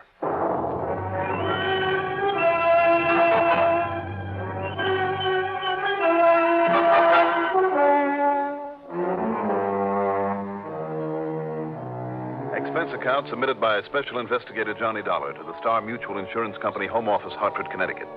Following is an account of expenses incurred during my investigation of the oldest gag matter. Larry Spangler turned out to be one of the new generation of insurance agents with that Madison Avenue touch. You know, charcoal gray suit, white shirt, dark blue tie, well-shined shoes, and he had that freshly scrubbed look, as though he'd just stepped out of a barber shop. He was maybe 25 or 6, good-looking in an almost pretty sort of way, with well-tanned complexion, plenty of dark curly hair, and above all, that eager expression of the young man who's out to set the world on fire. Yeah, the Briscom place is down on Live Oak Avenue, Johnny. On south of here a ways. You're the driver. I'm certainly glad you were able to come along. Any idea who might have wanted to kill Mr. Briscom and why? Oh, I have plenty of ideas. But why don't we see what the police have to say when we get there? Oh, then you've called them, John Barber, the old man's business partner, called them. Same time as he called me. I see. At least he said he did. Well, any reason why he shouldn't have? Ooh. Do you know John Barber? Never heard of him. Well, at least you'll be starting on him fresh then. I mean, no preconceived idea about him. Why do you say that? Don't tell me you suspect him of this. Oh, no. Of course not. No reason at all. It's just that, well, why don't we see just what's happened before jumping to any conclusion? Look, Larry. And see what you think of the others, too. That is, if Barber got a hold of them. What others? Well, there's Trudy, his ward. Trudy? Gertrude Wilson. But there's certainly no reason to suspect her of anything. You try it, Johnny, and you'll have me to answer to. Oh, it's that way, Well, we're real good friends. Mm-hmm. And I know her well enough to know that, well, it'd be ridiculous, that's all. Would it? Sure. And as for Mike, though, well, who am I to judge in a case like this? Let's wait and see what you think. Mike who? Briscom. How's he related? Well, he's the old man's son, or rather adopted son. He lived with Mr. Briscom? No, not with him, Johnny, but certainly off of him. The way I get it, the old man threw him out on his own a few years back, but then apparently relented enough to keep feeding him plenty of good, cold, hard cash to play around with. Wait a minute now. Didn't I see Mike Briscom's name in the papers not too long ago? Maybe it was just after that big nightclub ruckus at the Purple Jive when a bunch of drunks kind of wrecked the joint. Oh, yeah, I remember now. Yeah, but now wait, Johnny. Nobody actually saw Mike there that night. And just because of his reputation is no proof that he was. I mean, after all, Johnny, why hang the guy unless you're sure he deserves it? Mm-hmm. He's supposed to have been treading the straight and narrow lately. Even got himself some kind of a job, I understand. So I really have no reason to... Well, you see for yourself. Tell me, did Briscom have a wife? She died 8 or 10 years ago. Who benefits by his death? Well, if his will comes out the same way as the insurance, Mike gets 1/3 of everything and Trudy gets 2/3. I see. Except for the business, of course. That'll go to his partner, John Barber. Oh, it will? At least that's what Barber told me one day when I tried to sell him some insurance. But surely you don't think... Only what am I sweating over it for? You're the investigator, and it's all just sort of guesswork on my part anyhow. Why should I confuse you? Confuse me? Sure. Oh, Larry, you may have been more help than you realize.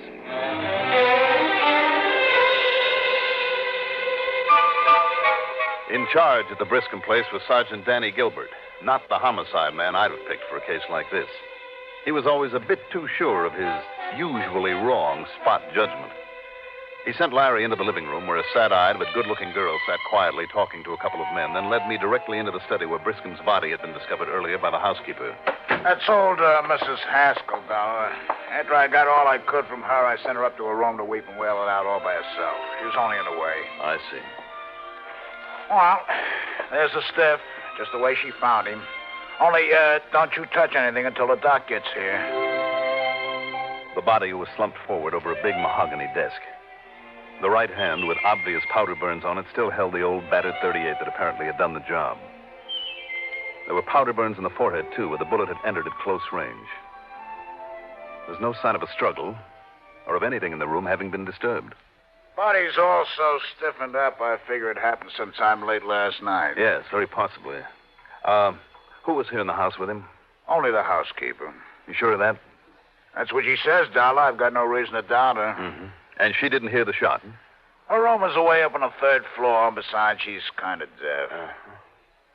Well, from the looks of things around here, Sergeant... Sure, Dollar. It's obvious. Plain as the nose in your face. The old man committed suicide. Did he? You don't think so? I don't know. Well, I do. I'm betting the lab crew and the medical will back me up. I've seen too many of these things not to know the signs. What kind of signs? Briscoe's business hasn't been doing too well lately. Hasn't it? Certainly hasn't. Ask his partner out there, Mr. Barber. Yes, I will. And he's had that worthless kid Mike on his hands. And even that ward of his, Trudy Wilson's been a worry to him ever since she stopped living here with him. And that's proof that he committed suicide. It's good enough for me. Well, Sergeant, don't bank on it.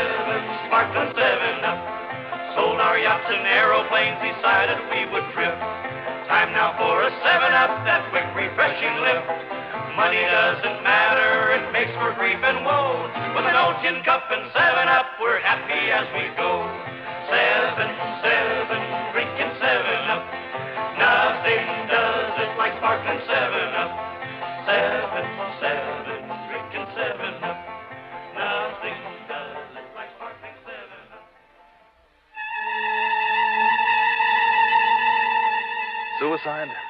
I doubted it, in spite of the fact that it was clearly indicated. But all I had to go on was what Larry Spangler had told me. And when Dr. Thaddeus Frambler and his lab crew got through, it looked as though I was wrong. They could find absolutely nothing to suggest anything but suicide. The only fingerprints on the beat-up old revolver, Briscoe's gun that he'd had in his desk for years, the only prints on it were his own. The angle of the shot, its proximity as indicated by the powder burns, the burns on his hand, still holding the gun, all showed that it must have been his finger that pulled the trigger. But maybe with a little help from someone else. Dollar, that suspicious mind of yours. Sergeant, what about the fact that the gun was still in his hand? Doesn't mean a thing. Well, wouldn't he have dropped it to the desk or to the floor when he died? Not if the bullet hit some part of his brain that caused the final spasm, made him tighten up. Ask the doc here, Dollar. Go ahead, ask him, will you? All right, Sergeant. Doc, the law says you have to do an autopsy in a case like this. I'd like to know the results of it. It's all right by me, Doc. You can tell him anything he wants to know as far as I'm concerned. But it isn't going to make any difference. We'll see. And, Dollar, you'll only be wasting your time talking to those people out there in the living room. Young Miss Trudy, that Mike Briscoe, and that Mr. Barber. Well, maybe, Sergeant, but I'd like to talk with them anyway, and separately, if you have no objections. Oh, Dollar, that suspicious mind of yours. You said it. Suicide? Oh, no, Mr. Dollar. I'll never believe that. Daddy simply wasn't the type to commit suicide. Never. Mm-hmm. Isn't it true that he was kind of worried about you, Trudy? Because of the way I left and moved away from here to get along on my own. He didn't like it, if that's what you mean. Why did you leave him? I understand he was very good to you. I know, and it may have seemed ungrateful. because he and his wife took me in when I was just a little baby. They fed me, they clothed me, gave me an education. And after Mother died, he even sent me to college. But he was such a tyrant. He wouldn't ever let me think for myself, do the things I wanted to do, go with the people I wanted to go with. He insisted on running my whole life. Even the man that I want to marry wasn't allowed in the house. I see. When Daddy had business with him, he went to see him at his office. Trudy. I'm not a child anymore, Mr. Dollar. I have a mind of my own. Oh, I can see that. I felt I had a right to use it to do the things I want to do. And I've done very well, thank you. Even he had to admit it and stop harping about the way I broke his heart by leaving him. You don't seem too upset over his death, Trudy. Well? No. No, I'm not. Because of the fortune that'll be coming your way now? Yes, partly. It'll make me free, independent. I can marry the only man I've ever wanted to marry, do exactly as I please, without this stubborn old man breathing down my neck all the time. Trudy, you realize, don't you, that if he didn't commit suicide... Of course he didn't. ...that a statement like that might point the finger of suspicion at you as a possible murderess? Would you rather that I'd lied to you, Mr. Dollar? Suicide? A strong-minded, stubborn old codger like Frank Briscom? Never, Mr. Dollar, never. You seem pretty sure of that, Mr. Barber. Well, I've reason to. If you'd been in business with him for nearly 10 years, as I have, you'd know it couldn't have been suicide, too. Even the worries about your business? He had no worries about it, not really, Mr. Dollar. Don't you know how much Frank was worth? Nearly $1 million. I mean, of his own. Sure, the business hasn't done very well lately, but that's because of him. What do you mean by that? That stubbornness of his over his out-of-date, old-fashioned methods, his refusal to let me put in new, efficient equipment, inaugurate new procedures that could have made a fortune, that could have put me on easy street, too. Believe me, things will be different now. Now that he's conveniently out of the way and you'll have the business alone? Yes. Yes, that's right, Mr. Dollar. In other words, then, Mr. Barber, if it wasn't suicide... And I'm certain it wasn't. You've shown a pretty good motive for killing him yourself, haven't you? Oh, no, just a... That's ridiculous, but I suppose I have now, haven't I? You certainly have. Would you rather that I tried to deceive you about my feelings in this whole matter? What do you want me to do, Dollar? Try and put on an act? Then you're not at all sorry, Mike. Why should I be? After all, he was no blood kin to me any more than he was to Trudy or her to me. So I understand. So I'm not one bit sorry the old man's gone. There's been a lot of times I wished I could have kind of helped him on his way. In spite of the fact that he was pretty good to you over the years? He's doing a lot better for me right now, Dollar, than he ever did before. You mean the money you'll inherit? Sure. A third of his money, 1/3 of all that nice insurance. All in one nice big hunk. No insurance if it was suicide, Mike. Oh, now, wait a minute, Dollar. Well? Did you know the old man? No, I didn't. Well, if you had, you'd know perfectly well he never knocked himself off. I don't care what that crazy cop says. You don't think so? I know he wouldn't. And another thing. Yeah? He took on a lot of religion the last couple of years, took it real serious. Oh? I guess that's why he kind of got charitable and started giving me some dough now and again. And to him, the worst sin he could do would be either to kill anybody or to take his own life. In fact, Dollar, he bored me with a lecture on, on that subject more than once. Mm-hmm. And if you'd known him, you'd know he was dead serious in that religion stuff. You said that you considered helping him on his way.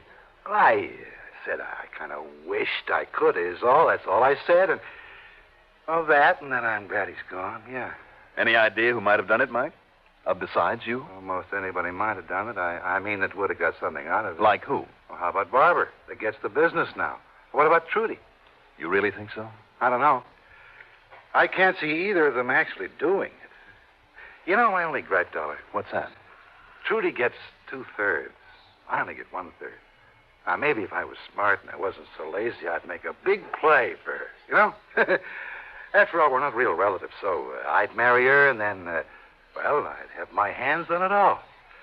But I guess I'd never get her away from that guy she's going with. Larry Spangler. I'll do all right anyway. My share of all that dough, even without the insurance, is good enough for me. And you know how much that's going to amount to, Dollar? Enough to kill him for, Mike? Sure. Absolutely. But I didn't do it. And, Dollar, He didn't commit suicide. I'm beginning to think maybe you're right about that. About no suicide? Yes. But I didn't kill him. Somebody did.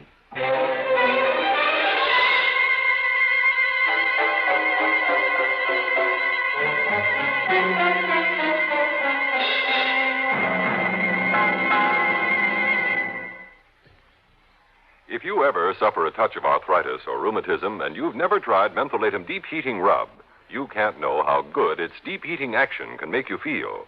As you massage it into painful areas, you feel its deep heating action. You know relief is on its way. Mentholatum Deep Heating Rub is an extra strong combination of active ingredients for safe, temporary relief of minor arthritic rheumatic pain. Use greaseless, stainless Mentholatum Deep Heating Rub often.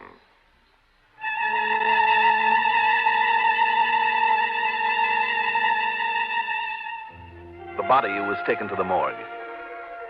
Then Sergeant Gilbert, still sure that it was suicide, felt there was no reason to hold any of Mr. Briscoe's beneficiaries and told them they could leave. Told me to forget the whole thing. Then he left us there. And if you'll excuse me, I better get on down to the office. I'm afraid Frank's death is going to be quite a shock to some of the older employees who've been with him since he started the business. Yes, Mr. Barber, maybe you'd better get rolling with some of those profitable new procedures that you were telling me about. Huh? Now that you've got Mr. Briscoe out of your hair. I've got him out of my hair. Are you implying, Mr. Dollar? If the shoe fits. I get a little tired of hearing Sergeant Gilbert say it, but you are a suspicious man. All three of you swore it couldn't be suicide. I know, but... excuse me. I must go. You mind if I bum a ride with you? No, Mike. Come along. Right. And, brother, I'm going into town and tie on one that'll make history in this burg. You would. Trudy? Certainly no reason for you to stay around. No, I'll be glad to get out of here. If it's all right with you, Johnny, I'll drive Trudy on home, and you can take my car back to the office or the apartment if you like. Sure, Larry. Be glad to. You've held up under this very well, darling. Why not, dear? Johnny. Yeah? In spite of what that policeman and the doctor and those laboratory men said, do you think it was suicide? You worried about the insurance money that won't be paid if it was? Now, Johnny. Of course not, Johnny. And do you know why? Because compared to the rest of the estate, the insurance doesn't matter. I'll be perfectly content without it. But you didn't answer me. Suicide or murder?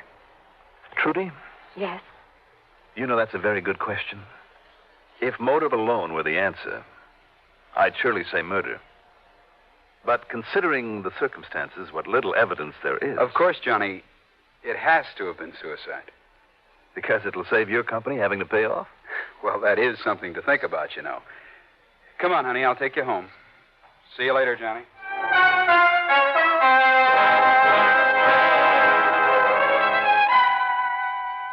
When the Lovebirds drove away in Trudy's car, I took off in Larry's. Then I suddenly began to think about the route to his office. Something that he'd said about it earlier. Instead of going there, I drove to the morgue where Dr. Framler was finishing up his brief autopsy. No, Mr. Dollar, I'm afraid it was suicide, all right. Not even any bruises, anything like that, huh, Doctor? Well, a slight one, yes. Where? On the forehead, at just about the point where the bullet entered. All right, then. But that could easily have been caused when he fell forward on the desk. Maybe, but I'm betting it wasn't. I say that old man was struck on the forehead enough to knock him out. It wouldn't have taken much at his age. Oh, well, I know. Then he was shot in the same spot. So the bullet and the muzzle blast would cover up that bruise. Now, you've got to admit that's possible, Doctor. Possible, of course, but the police found only his own prints on that gun, although it may have been wiped clean quite recently. Sure it was. Easiest thing in the world is to pick up a gun with somebody else's hand, somebody unconscious, and make it pull the trigger, and that's exactly what happened. But who, Mr. Dollar? On the way over here just now, I suddenly realized my apartment was nowhere near the route between his office and the Briscoe place, in spite of the fact that he'd said it was. That was just an excuse to pick me up so he could talk to me. What, sir? And that corny, real friendly bit right from the beginning. Call me Larry. Real palsy. Larry? Yes. And all that dope he gave me on the others. That would make any one of them suspect. Why? In case the job hadn't been done well enough, that it might look like the murder it really was, Of course. I'm afraid I don't understand. As for calling me in himself, that's the oldest gag in the world. As a cover-up to take away any possible suspicion from himself. And as for motive, he had all the motive in the world. Mr. Dollar. Look, Doc, if there's no real evidence to pin it on him... Wait a minute. Yes?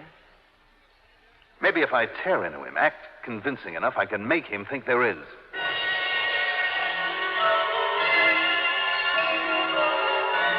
No, Johnny, you're out of your mind. As for motive, Larry, who had a better one? The girl, that fortune, even without the insurance, would be enough to keep a bright-eyed young opportunist wealthy for the rest of his life. Now, listen. Too bad, isn't it, that your lack of experience in crime tripped you up so easily? Oh, you don't know what you're talking about. Don't I? You're out of your mind. You're crazy. Oh, not I, Larry. You have no proof of anything like you're suggesting. Haven't I? No. Didn't you know that your latent prints would show up on that gun even after carefully wiping it? And That your prints would show up on the back of old man Briscom's hand just as clearly as they did on the arm of the chair you sat in there in the living room? That a simple comparison down at police headquarters. My fingerprints on the back of his head? That's right. That's impossible. Is it? Yes, because of a pair of cotton gloves that I wore. Cotton gloves, Larry? Oh. Like I said, Larry, you're a complete inexperience. Johnny, now. Only the rankest amateur would have let himself be tripped up like that.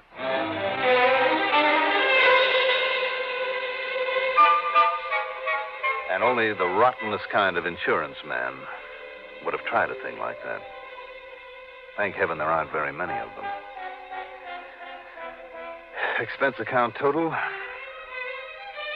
Wait a minute. Of course, there isn't any. And you know what? I'm glad there isn't. This kind I wouldn't want to collect on anyway. Yours truly, Johnny Dollar.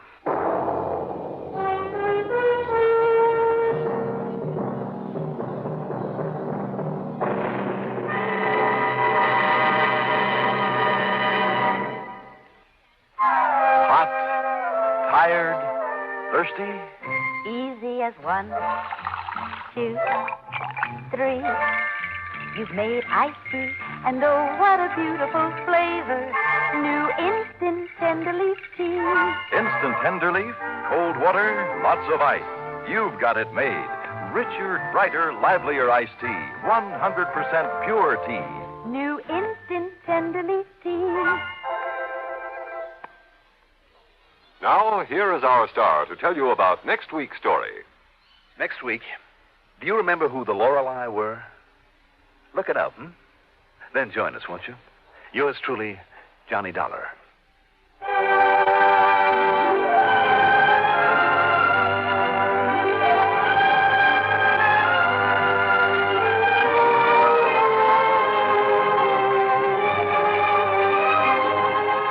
Yours truly, Johnny Dollar, is written by Jack Johnstone, produced and directed by Bruno Zerato Jr., musical supervision by Ethel Huber. Johnny Dollar is played by Mandel Kramer. Also featured in our cast were William Mason as Larry, Charita Bauer as Trudy, Raymond Edward Johnson as Barber, Ivor Francis as Doc, and Ralph Bell as the...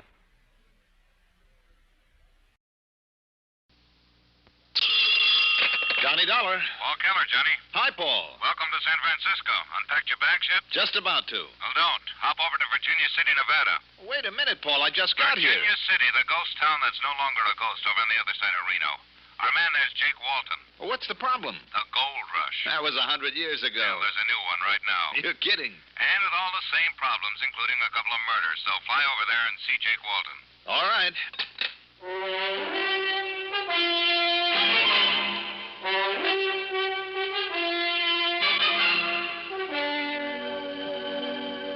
The CBS Radio Network brings you Mandel Kramer in the exciting adventures of the man with the action-packed expense account.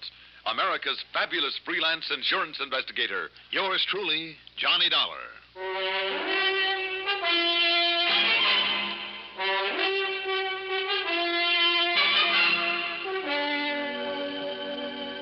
Expense account submitted by Special Investigator Johnny Dollar to Greater Southwest Insurance Company, Home Office, San Francisco, California.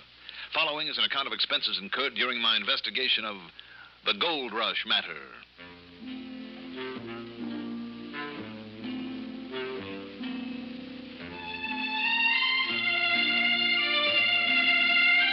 Expense account item 1.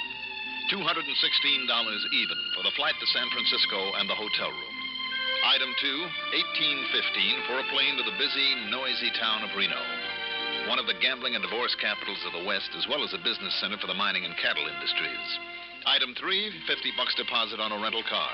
And with the afternoon sun at my back, I drove south and east to Virginia City.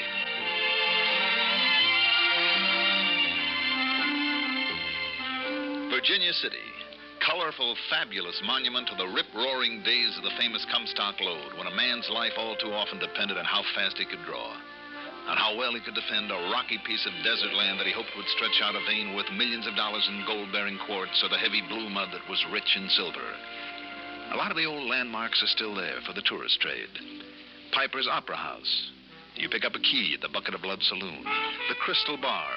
The territorial enterprise that carried the writings of Mark Twain. The gambling halls where instead of money on the tables, it was gold dust and nuggets. And on dark nights, I've been told, you can see the ghosts of the Bonanza Kings pacing the streets. Fair, Flood, and O'Brien. Mills, Gould, and McKay.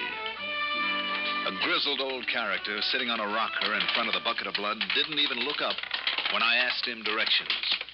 Well, son, Jake Walton's office is right there across the street, other side of the newspaper. Hmm? Oh, yes, I see it now. Thank you very much. But he ain't there. Oh, I see. You don't happen to know where I can find him, do you? Oh, I know where he is, all right. But I wouldn't go there, son. Not if I was you. Why not? Well, him and the sheriff, they're out to the Scarlet Queen. That's a gold mine. The Scarlet Queen? Yeah, about halfway up 6 Mile Canyon over there. Hmm? There's an old wagon track up to the pass. Can I navigate that wagon road in my car? That's a pretty new car you got there. Real pretty. No, sir. Take a horse or a burro unless you got 4-wheel drive. Where can I get hold of a horse? Jake Blakely's stable down the end of the street. But don't you go to that mine. Why not? Well, there's been another killing out there, like there's going to be more of them. More dynamite accidents. Like the one that done this to me. Did what to you? Ha! Didn't notice, eh?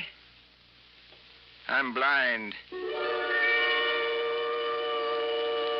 At Jed Blakely's stable, after a lot of argument that I should stay away from the Scarlet Queen, I finally got hold of the horse by forking over a $200 deposit. Then I headed up into 6 Mile Canyon. A couple of miles later, I found the old wagon road to the mine. It was crooked and steep, and there was a narrow pass to go through at the top. But from the pass, when I let the horse stop there for a breather, I could see the mine below me. There were 2 or 3 weather-beaten shacks right next to a platform with tracks on it that led into a hole in the sheer face of a cliff. A couple of jeeps and a beat-up old high-wheeled truck stood in front of the line of shacks. And a group of men were hauling a body out of an ore car to load it onto a truck. Whoop. I got off the horse and over behind a big boulder and nothing flat. Gunshot and come from my left, and were still coming, and from someplace and somebody I couldn't see. At the next one, the horse took off. Say, I felt a little alone, a little helpless at that moment. It's the understatement of the week. With a twig of mesquite, I raised my hat above the protection of the boulder, hoping to draw another shot to get a better idea where to start shooting myself. Nothing happened. Slowly, cautiously, then I worked around to the far edge of the boulder and carefully looked around the edge of it. Holy, that was in back of me. Don't move, stranger. What? You swing that gun of yours around this way and you're going to be real dead. Well... Mister, you drop that little lemon squeezer you got in your hand, then up on your feet and turn around and face that rock. All right. Why not? Go on. Turn around. Face up to that rock with your feet apart. You put your hands up on it. You have the gun. Higher. Get those hands up higher. You make one move, I pull this trigger. You're the boss. You're darn right I am. Okay, Jake. Jake? Looks like you got him, Leona. It's a city man. Told you it wasn't nobody from around the Comstock. Looks like you're right, Leona, huh? So watch him, Jake, huh? Real careful. He may be a tricky one. You got a good point there, Leona. So's just to make sure he don't try any tricks.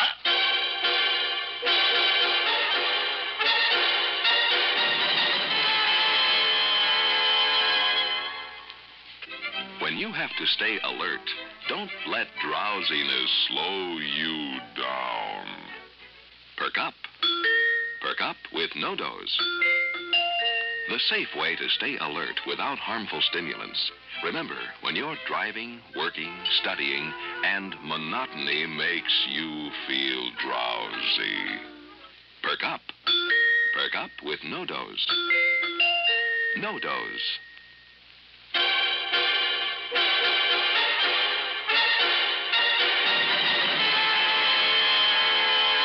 I saw Jake start to throw that punch, and when you know it's coming in from where you roll with the punch, and I rolled, and I turned and took him with me, and together we rolled on the ground. I grabbed for the legs of the girl, and she came with me. Then I managed to grab her wrist, a handful of blonde hair with the man's head under my arm with all the pressure I could put on it. No, stop. I give up. Please, mister. Okay. Please, I give up. Me too. Okay. All right, now, I've got the rifle. Now, don't worry, mister. Don't worry. And you got a lot of muscle for a city man. You now. Yes, sir. Pick up that handgun of mine by the barrel with your fingers and bring it over here. Yeah, like he says, Jake. Yeah, okay. By the barrel now, and be careful. Here on, mister. Here. Jake, huh? Yes, sir. Jake Walton. What? And this here is Miss... Jake Walton of Greater Southwest Insurance? Yes, sir. Me and Miss Leona, we was only up here account of this last accident of the mine. Oh, no. And when we see you prowling around up here, we... Huh? You mind telling us what you think is so gall-darn funny? Well, I'm sorry, ma'am. Look, my name is Johnny Dollar. Dollar? Well, Leona, listen. Dollar here's the man I've been waiting for. I don't care what... Oh, he is? I must say, you certainly gave me a nice reception. Well, we didn't know. We thought you were the ones been making all this trouble up here. Oh, you did, hmm? Yeah, that's a fact, Johnny. And listen, this one today makes the second killing there at the mine. Somebody's using dynamite at the wrong place and the wrong time. And, Johnny, it was one of those blasts that blew my Uncle Dave out of the shaft, and he's blind now on account of it. The blind man that I met in Virginia City in front of the bucket of blood? Yes, sir, Johnny. Dave Halver. That's what brought me here, Johnny, from off my dad's ranch to see if I could help him and help find out who's doing all of this. And when Jake and I heard the shots up here, who were you shooting at, Johnny? Oh, just a couple of rattlesnakes I saw. This time of year? Mm-hmm. Well, to think I almost aimed the rifle at your head because of what I thought you were. Oh, I'm glad you didn't. Yeah, so am I, Johnny. This gal can shoot the eye out of a gnat. Would have killed you, sure. And I guess nobody would have blamed her much either. Knowing what's been going on and not realizing who you were, I was hoping she would hit you. That would have been terrible. It sure would. Now, tell me just exactly what's been going on around here, Jake.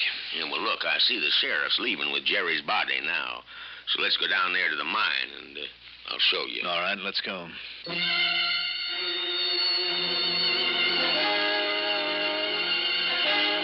The Scarlet Queen, named after a shady lady of the 60s, the 1860s, was a small but very old mine away from the main body of the Comstock lode, but once considered a fairly profitable maverick offshoot of it.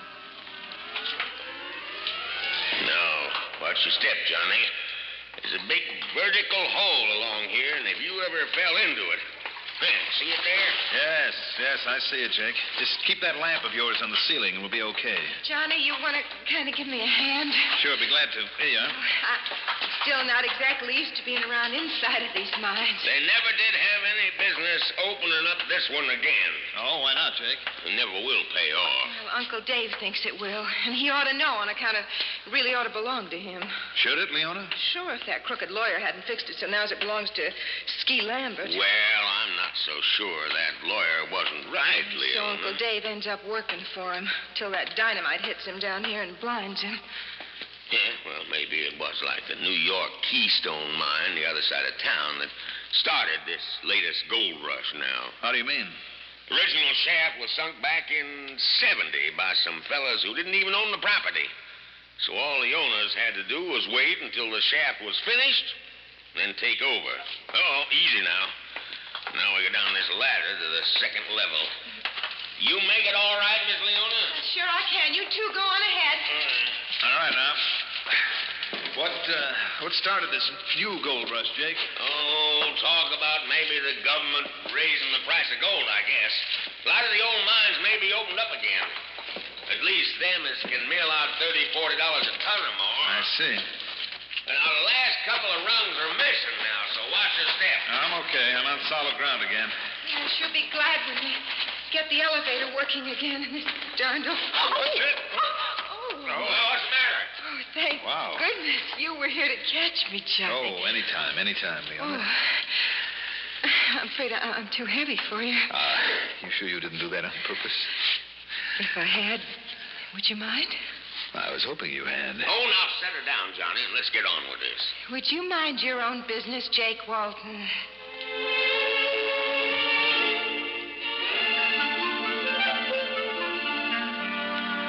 There on the second level, Jake led us to a spot in the tunnel that was completely shored in with 12 by 12s. Where an old side passage give way. There's no rubble on the floor of the tunnel there. It looked as though it had been literally blown away, and the acrid smell of dynamite still lingered in the air. Yeah, a man would be in here working on these ties, Johnny, where they're going to lay track for some ore car. Yeah? And then all of a sudden, a stick of dynamite would go off. Right here, where it had no business. First one of them killed Harry Beller. Another one blinded Uncle Dave. And then just before you come, young Jerry Lambert, the nephew of the owner... Let me have that lamp a minute, Jake. Oh, sure. Something here I want to... Oops. Oh, that gang it busted. Yeah. All right, that's that. But can we find our way out of here now without a light? Sure we can. Jake? Sure we can, Miss Leona, but, Yes? We better be mighty careful about that hole we have to skirt around up in the tunnel above.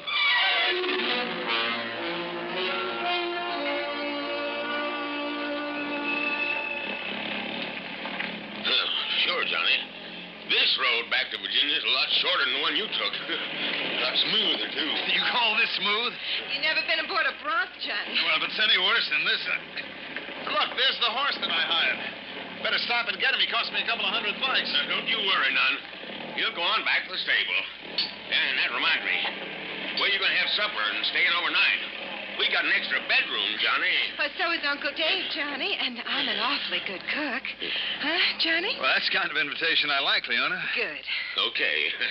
I won't try to compete with a pretty gal. But I think I better stay with Jake. But why? That is, if I may borrow this Jeep for a while tonight. Oh? Well, sure, anything you want, but why? Just a little idea I have. Then later? Yeah. Later, Leona.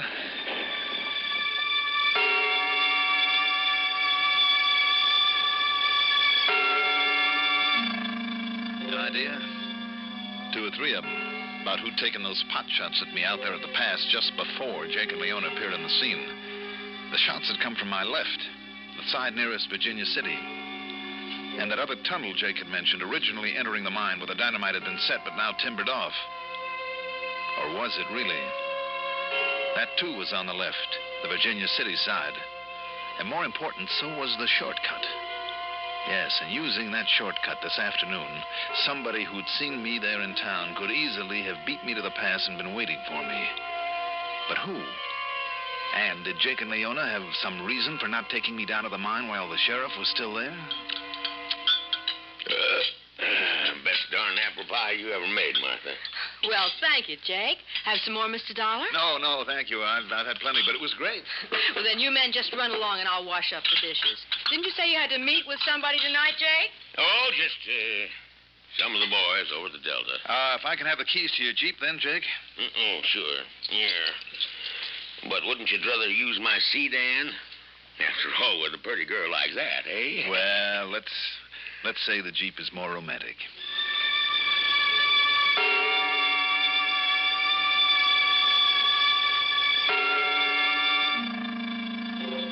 Item 4, $6.80 for a powerful electric lantern and a small flashlight, just in case.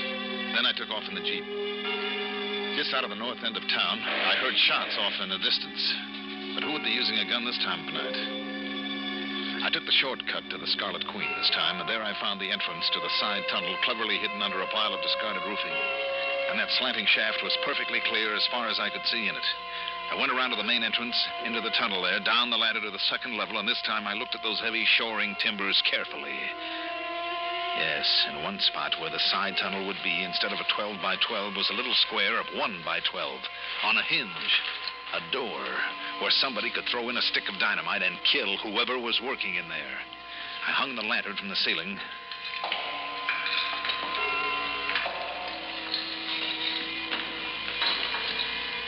Then I heard it. Somebody was coming down that side tunnel. I touched the lantern to make it swing, to look as though I were there, and moving around. Then quietly I ran back and up the ladder, but as I reached the upper level...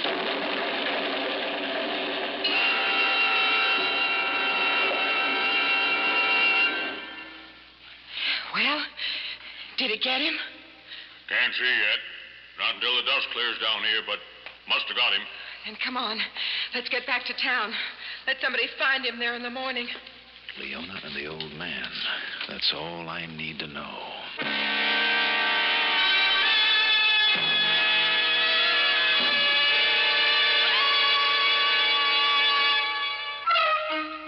Want to give up strong-tasting cigarettes? Treat your taste kindly with Kent. Want to give up harsh-tasting cigarettes? Treat your taste kindly with Kent. Want to give up rough-tasting cigarettes? Treat your taste kindly with Kent. Smoke Kent, the micronite filter cigarette. Yes, Kent, the cigarette that made the filter famous. Lets you get away from cigarettes that sometimes taste too strong, too harsh, too rough. Because Kent, with the micronite filter, refines away harsh flavor, refines away rough taste for the mildest taste of all. If you want to get away from strong, harsh-tasting cigarettes, change to Kent. Remember, the finer the filter, the milder the taste. Treat your taste kindly with Kent. Smoke Kent, the micronite filter cigarette.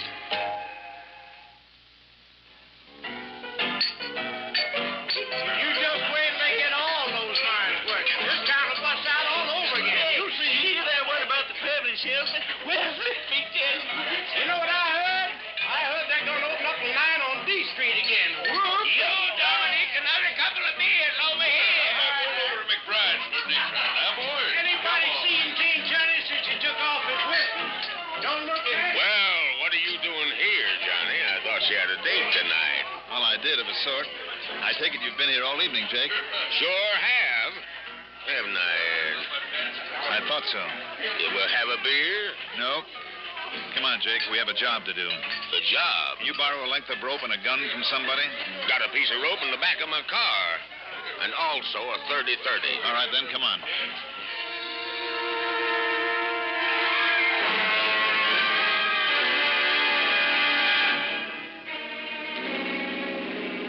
Well, I still can't believe it, Johnny. And you'll have to see for yourself, Jake. Just be sure you do exactly as I say. Okay, Johnny, okay. Keep the engine idling to cover any sounds you might make. Right.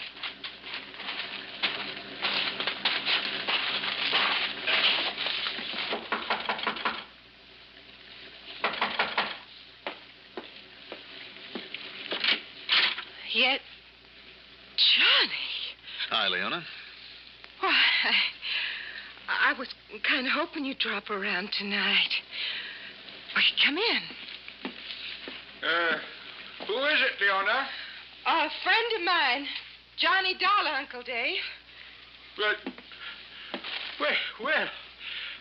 how are you, Mr. Dollar? Why, you're the young fella asked me directions this afternoon. I can tell by the voice. That's right. I'll go in the kitchen and fix up a drink. Sit down, Johnny. Make yourself comfortable. Yeah, sure, boy. Sit down. And what do you think of this lively little town of ours now, eh? As I stood there in front of tourists him, these days, casually, but as though I was simply going to toy with it and move it from one pocket to another, I drew out my 38. And as I did, he slowly, almost imperceptibly started moving his hand toward a drawer in the table he was sitting beside. Nor did he raise his head toward me. You do what I said and stay away from the Scarlet Queen mine this afternoon. No, I went on up there, Mr. Halver. You did, huh? Shouldn't I? Because of what you said. Oh? About your blindness. Yeah? Yes. But a minute before you told me about it, you noticed I was driving a brand new car because you saw that I was. And that's what told me the blind act as a phony to back up your tale that you were dynamited at the mine you wanted for yourself by hook or crook. And your next victim would have been Skeet Lambert, the owner. Yeah? Don't reach for that drawer. Okay. Okay. Dollar. He doesn't need to, Johnny. Don't move. He doesn't, No. Because I got this one. That me, Leona? Chet. Well, this gun's aimed straight at your head. Then it's you. Oh, my hand. You broke my hand. Sorry, Leona, but you should have known better. Jake, you want to come inside and call the sheriff?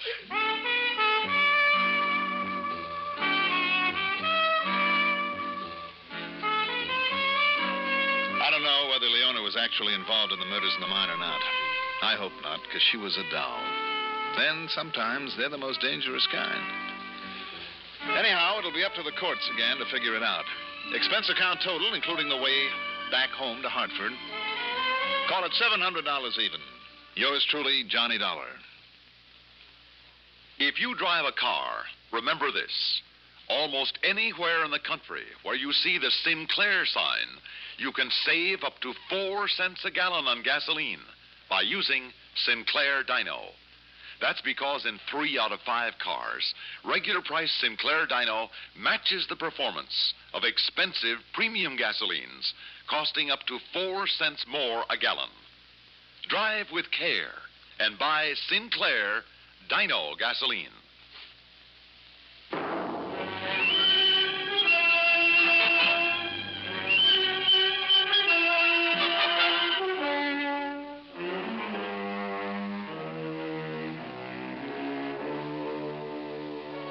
Yours truly, Johnny Dollar, is written by Jack Johnstone, produced and directed by Fred Hendrickson. Johnny Dollar is played by Mandel Kramer. Also featured in our cast were Cliff Owen, Reynold Osborne, Terry Keene, Leon Janney, Rosemary Rice, and Sam Raskin. Music supervision by Gene Sines. Sound patterns by Walter Otto. Technical direction, Michael Shoskis. Be sure to join us next week, same time, same station, for another exciting story of yours truly, Johnny Dollar. This is Stuart Metz speaking. This is Betty Furness. Every weekday, 3 times daily, I report to you latest items of interest in the woman's world. Dimension is my vehicle, and the CBS Radio Network is my home address and yours as we explore the dimension of what interests women today. World, nation, or neighborhood. Expanded CBS News covers them all on the CBS Radio Network. This is WRW Music, Albany. Listen, how old do you think this car is? Well, there's really no way of telling how old because a worn-out muffler makes any car sound far older than it really is. It's good to know that if your car sounds older than its years, your nearest Midas muffler shop has what it takes to make it sound its quiet self again in just 15 minutes. Midas has the specialists, the experience, and the famous Midas muffler you'll need. Stop at Midas Muffler Shops, 2 convenient locations, 1/2 mile north of the shopping center in Latham, or stop 26, Albany-Schenectady Road. Open daily and Saturday 9 till 6, Wednesday and Friday till 9.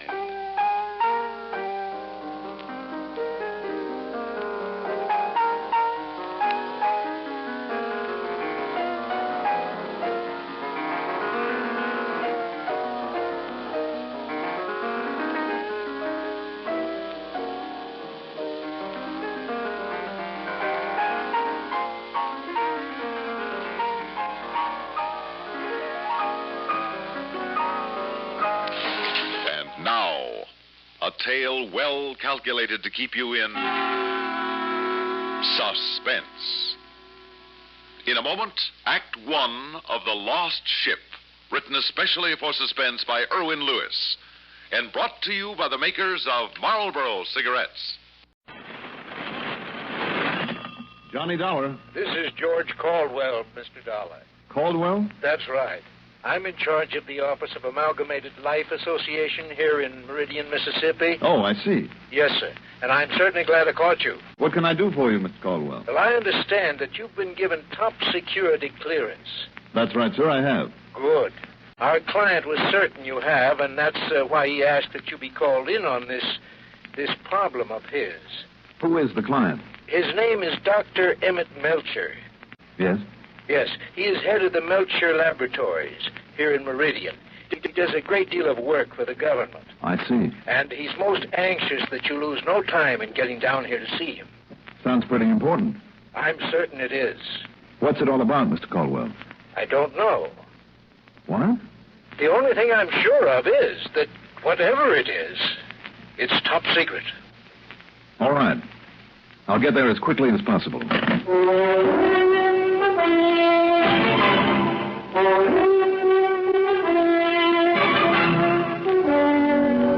CBS Radio Network brings you Mandel Kramer in the exciting adventures of the man with the action-packed expense account.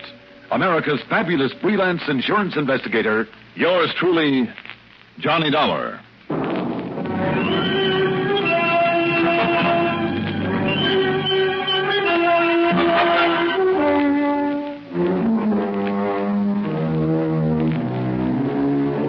Expense account submitted by Special Investigator Johnny Dollar to Amalgamated Life Association Meridian office. Following is an account of expenses incurred during my investigation of the Philadelphia Miss matter.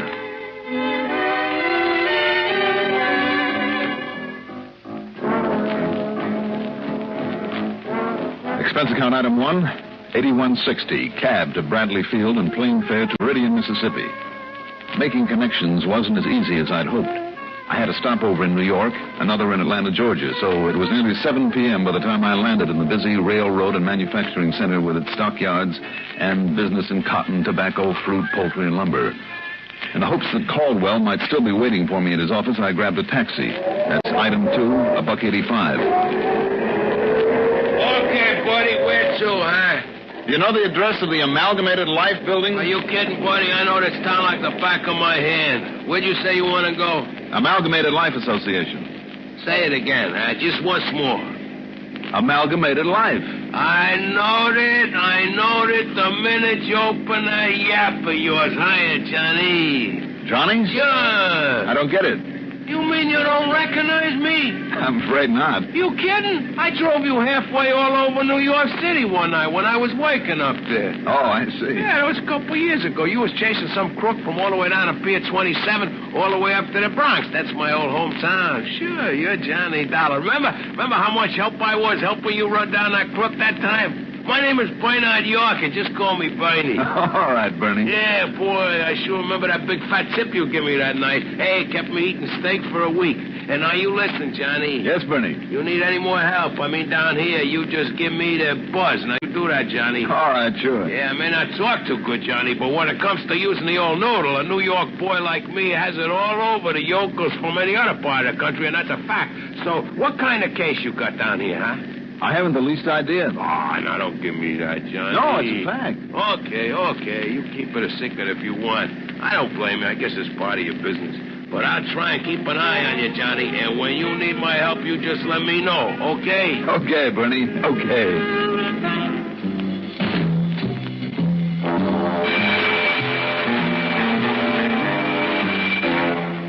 George Caldwell was still in his office, and we got to the point right away. Yes, I checked the airline schedule, Mr. Dollar, found out how late you would arrive, and figured I had better stay around. Well, tell me, have you found out any more about what's bothering this Dr. Melcher? Well, I phoned the laboratories to tell him you were on your way, but it seems he was suddenly called to Washington and may not be back until quite late tonight. Mm-hmm. However, his secretary, Miss Mona Littlewolf, said that she would wait for him.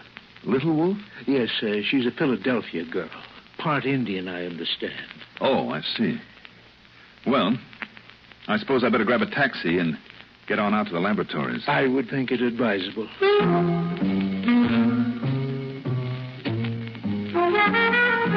the man behind the wheel of the taxi that just happened to be waiting out front? My pal, Bernie again. Melcher Laboratories, huh? Must be real important, Johnny. I wouldn't know. Well, I do. And they got more government secrets going on at that place, you know, man in space and all that caper. Oh? Hey, is that what you come down here to investigate, something like that? Bernie, I told you I wouldn't know. Okay. But when you need me, Johnny, you just holler. I'll be around. I'm sure you will.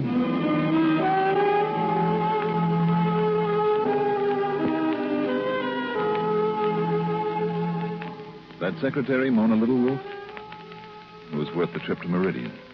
About 5'3" or 4", with jet black hair and an olive complexion that was out of this world. Dark eyes that didn't miss a thing but said plenty. And when you talk about two people who click on the spot, brother, this was it. It was first names right off the bat, and I felt perfectly willing to forget about Dr. Melcher and all his problems and give my time to her.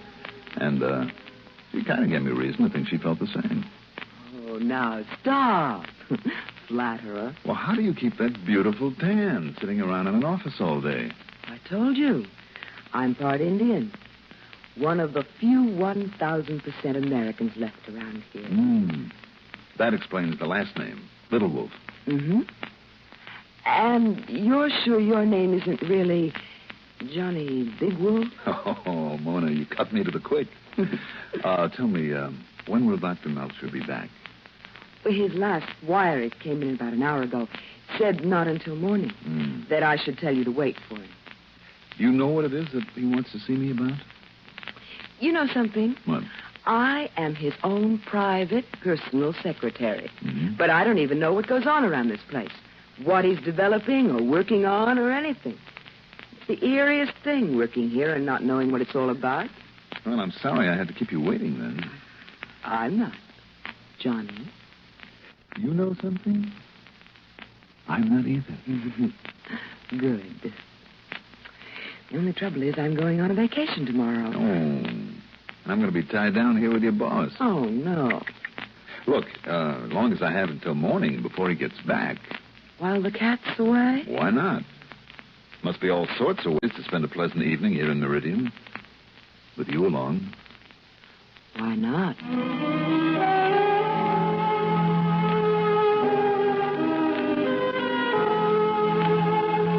I fully expected pal Bernie and his taxi was still waiting outside, and after some snide comments on how fast I work and how well I pick him, he drove us back to town. I dropped her off at her apartment, then registered at the Lamar Hotel, showered, shaved, then picked her up and we proceeded to do the town. This time, by some miracle, without Bernie around. It was something after 3 o'clock in the morning by the time Mona and I helped close up the last nightclub on our list, then went out to the nearly vacant street to look for a cab. Taxi, cut! Oh, what a wonderful evening, Johnny, darling. Mona, have you looked? It's morning. Then the morning's wonderful. You're wonderful. Everything is wonderful. Oh, Mona, are you sure you want to go away on that vacation? But I'm afraid I better. But why? Truth, Johnny? The truth. You? I'd better kind of get away and think about you and me. Mona, another day or two. You want a taxi, mister? Oh, yeah, sure. I didn't want to disturb you and the lady, but here you are, sir. All right, thank you. Mona? Yes. Get away, mister. I'll help her in. Wait a minute now. Get in, lady. Just a minute. And stay in there and shut up. Now, look. No, you don't. Oh, no? And just to make sure, mister.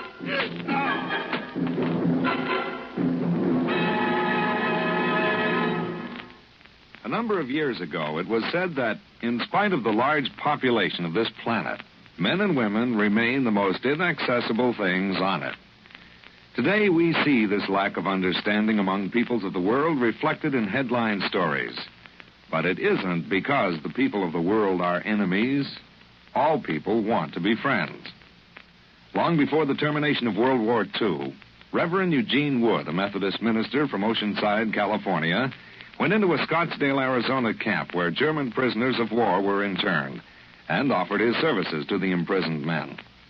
Among other things, Reverend Wood taught the men English, and he taught them about the United States of America.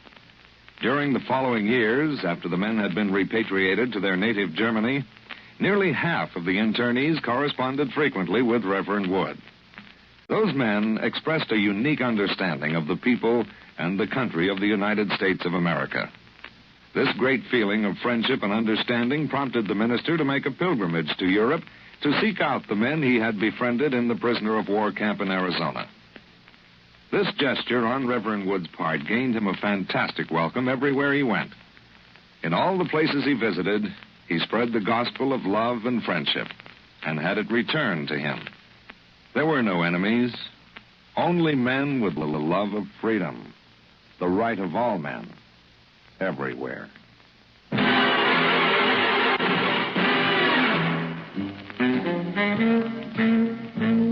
came to in my own bed at the Lamar Hotel. And working over me with a wet towel in one hand and a bottle of bourbon in the other was Bernie the cabbie. Atta boy, Johnny, pal, you're coming around all okay. Bernie. Hey, you want another slug of this here now, bourbon? No, thanks, Bernie. Thought you was going to need my help around this bay. Sure lucky I was cruising around late last night. I seen you laying there in front of that fancy saloon. Boy, was you out cold like a fish. Bernie, what time is it? Well, it's almost 9 a.m. in the morning. Now, you lay still. I'll call. I'll have some breakfast brung up. No. And some good, strong coffee, boy. Here, let me have that phone, will you? What? Now, listen, Johnny, pal, you better just relax. Hello. Now, Hello, operator. Johnny. Operator.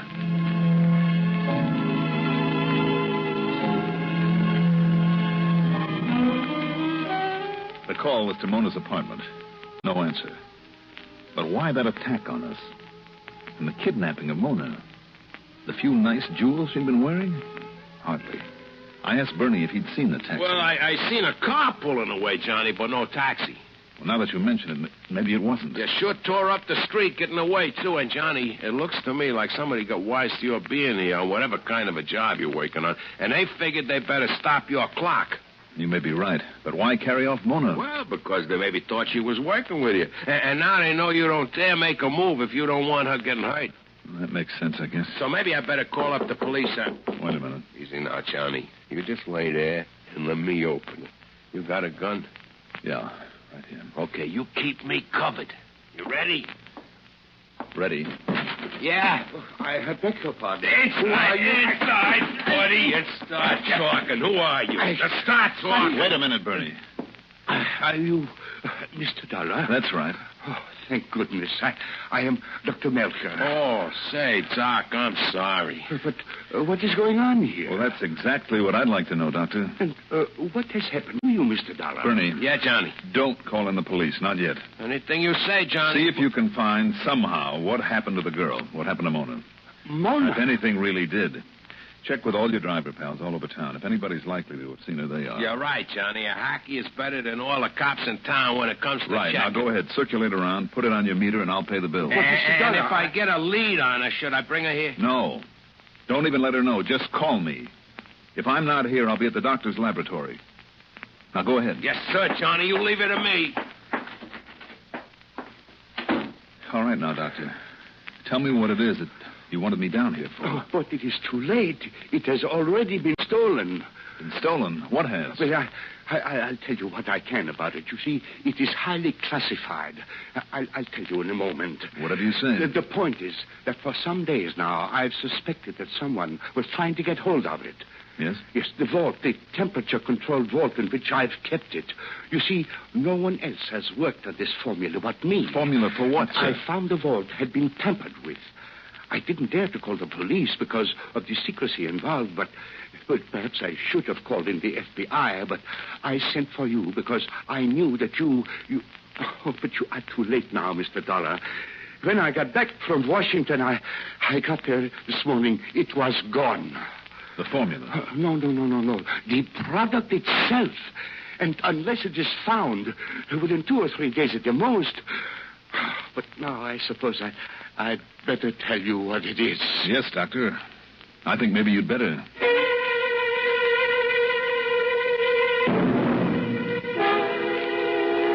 Believe me, what Dr. Melcher told me is classified.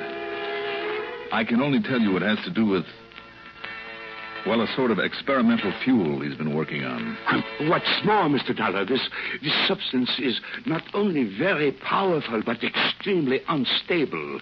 Unless carefully controlled temperature and pressure are maintained constantly... An explosion, Doctor? Something like that? A most devastating explosion would take place.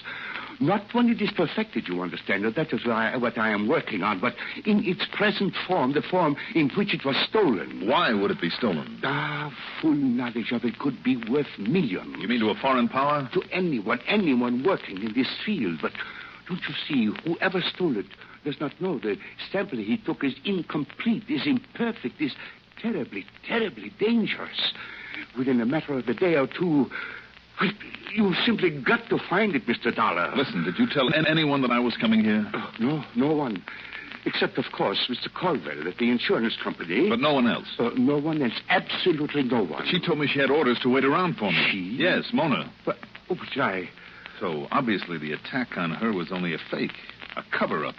Oh, no, Mr. Dollar. I have a sneaking suspicion that when we find her, we'll find this...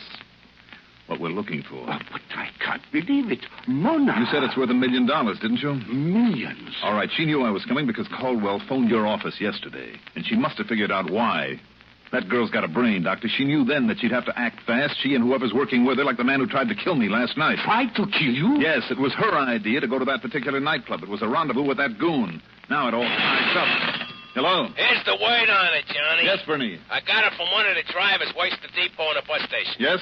Furthermore, he's known that dame for years. Yes, Bernie, go on. I mean, he's seen her around. He's had her for a fare, so there's no mistake about it. Where is she? Took off on a bus with a heavy suitcase with her. Took off to where? Bought a ticket to Philadelphia. Philadelphia? That's right. But now, Johnny... All right, Bernie, thanks. Caldwell said she came here from Philadelphia. Doctor, I'll see you later. Where are you going, Mr. Dollar? The airport. Airport? That's right. Oh, but I'm afraid I don't... Oh, but you must understand the danger, Mr. Dollar, if that substance is not found. No time to talk about it, Doctor. I've got to get out to that airport and fast.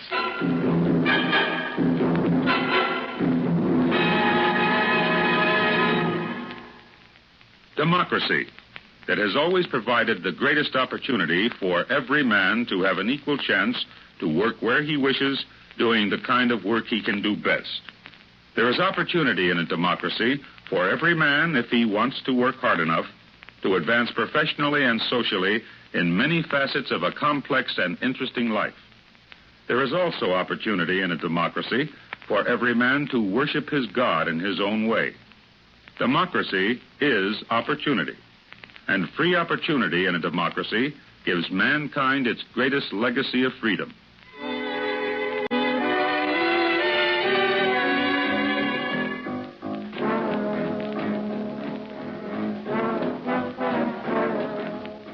Expense account item 4, $2 for a cab. Not Bernie's, couldn't wait for him. A cab to the airport. Item 5, $30.45 plane ticket to Philadelphia, PA. But before taking off, I called the office of the bus line, talked to the manager, and gave him specific instructions about a checkup on all passengers who'd cleared for the city of brotherly love that morning, about where and how to contact me. Then I jumped aboard the plane and we took off. When I got to Philadelphia, I enlisted the aid of my old pal, Lieutenant Harry Langley, of the police department.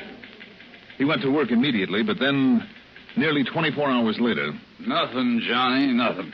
I checked that bus line from stem to stern at every station between Riddy and Miss and here. Well, it's the Philadelphia Miss I'm interested in. And don't forget, when that bus line manager called you here, he said he had no record of any long-trip ticket to any Mona Little Wolf to begin with. Well, then she must have used another name. Yeah, when he said the only through ticket to here was bought by a man? Well, maybe by that henchman of hers. The cab driver back there meant the ticket was bought for her. And, Johnny, I've had good men at the railroad stations and the airport, too, just in case. All of them with a perfect description of her. I don't think she's coming here. Lieutenant, can you think of a better place to hide out than a big city like this? Some out-of-the-way small town. Yeah, I suppose so.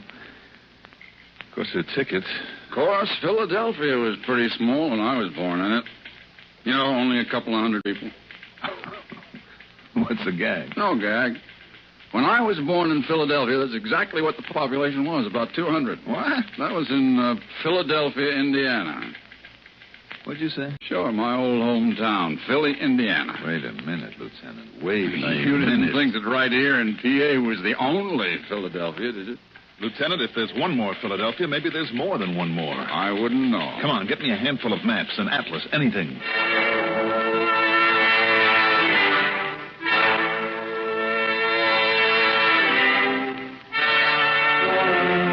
And the other one? The third Philadelphia in these United States? Not 40 miles north of where I'd started from, north of Meridian, Mississippi. And that's where Mona had gone with that deadly explosive with her. Airfare back to Meridian, $30.45, then $50 deposit there on a rental car. I raced north and west on Route 19 up in Neshoba County, heart of Mississippi's Indian country, where Mona Little Wolf could be sure of finding protection among her friends. On a side road a couple of miles short of Philadelphia, parked 100 yards in front of what was apparently an abandoned farmhouse, Bernie slumped down, sound asleep behind the wheel of his taxi. Bernie, wake up. Wake up.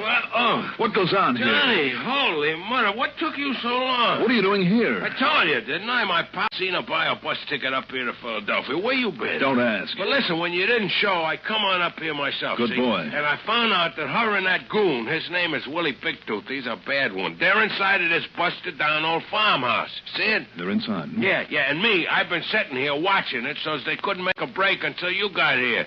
What a solid day of it, Johnny. When them taking pot shots at me now. Holy, you see what I mean? Come on, get around the other side of the cab. You ain't kidding, but I'm glad he's a lousy shot. He or she. Mona! Mona Little Wolf, do you hear me? She hears all right. Go away, Johnny. Go on away. You and that crazy cab driver. No, listen to me, Mona. That stuff you stole from the lab. Leave it there and get out, Mona. It'll kill you. Sorry, Johnny. A bluff like that won't work. I'm not bluffing, Mona. That stuff is explosive. Now leave it. Get away from there before it's too late. What? Too late for what, Johnny? You don't realize the danger in the stuff you have there. All I know is it's worth a fortune, Johnny, darling. Mona, listen to me. And if you think we can't get out of here after dark... She's right, Johnny. Mona! You're forgetting. We have Indian blood in us. Get out of there, Mona. Get away. Yes, darling? Get away from what? Holy Toledo.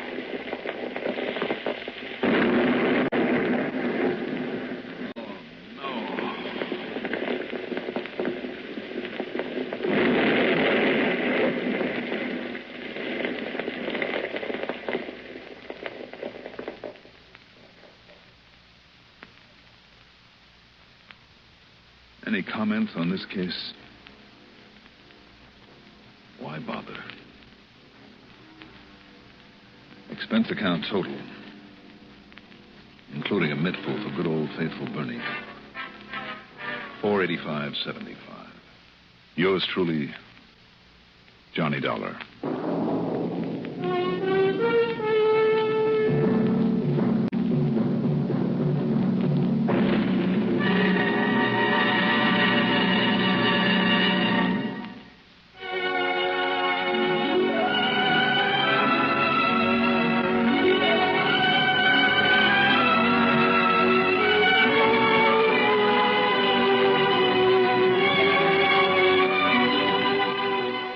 Truly, Johnny Dollar is written by Jack Johnstone, produced and directed by Bruno Zerato Jr., musical supervision by Ethel Huber. Johnny Dollar is played by Mandel Kramer. Also featured in our cast were Mason Adams as Bernie, Arthur Cole as Dr. Melcher, Rita Lloyd as Mona Little Wolf, Martin Blaine as Lieutenant Langley. Be sure to join us next week, same time, same station, for another exciting story of yours truly, Johnny Dollar. This is Stuart Metz speaking. Johnny Dollar has come to you through the worldwide facilities of the United States Armed Forces Radio and Television Service.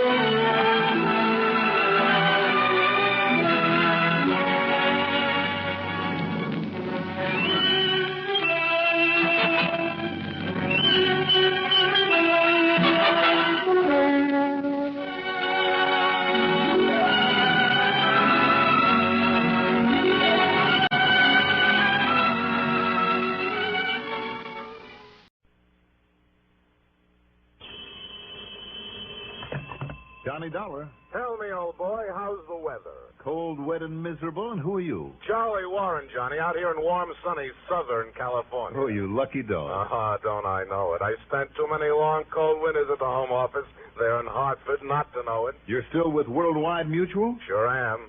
Always will be, I guess, unless they try to move me out of this Los Angeles office.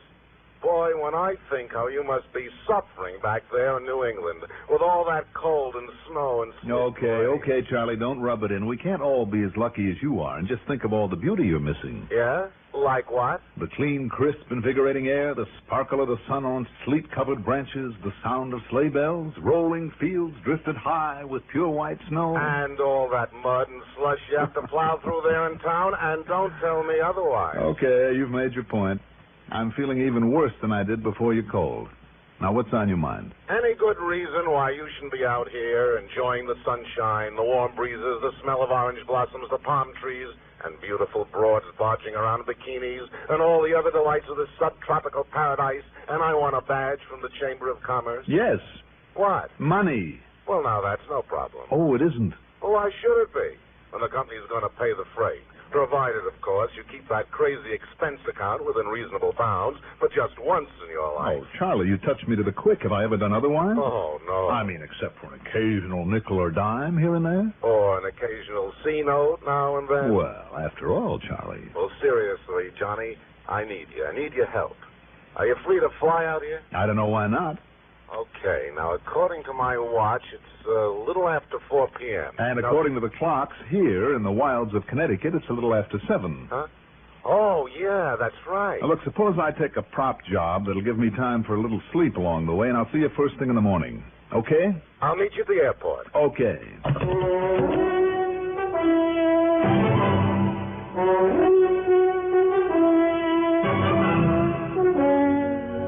The CBS Radio Network brings you Mandel Kramer and the exciting adventures of the man with the action-packed expense account.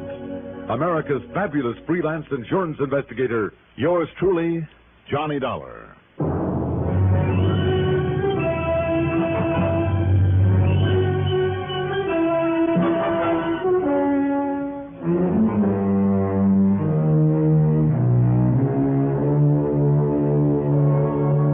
Account submitted by Special Investigator Johnny Dollar to Worldwide Mutual Insurance Company, Los Angeles office. Following is an account of expenses incurred during my investigation of the Cinder Elmer matter.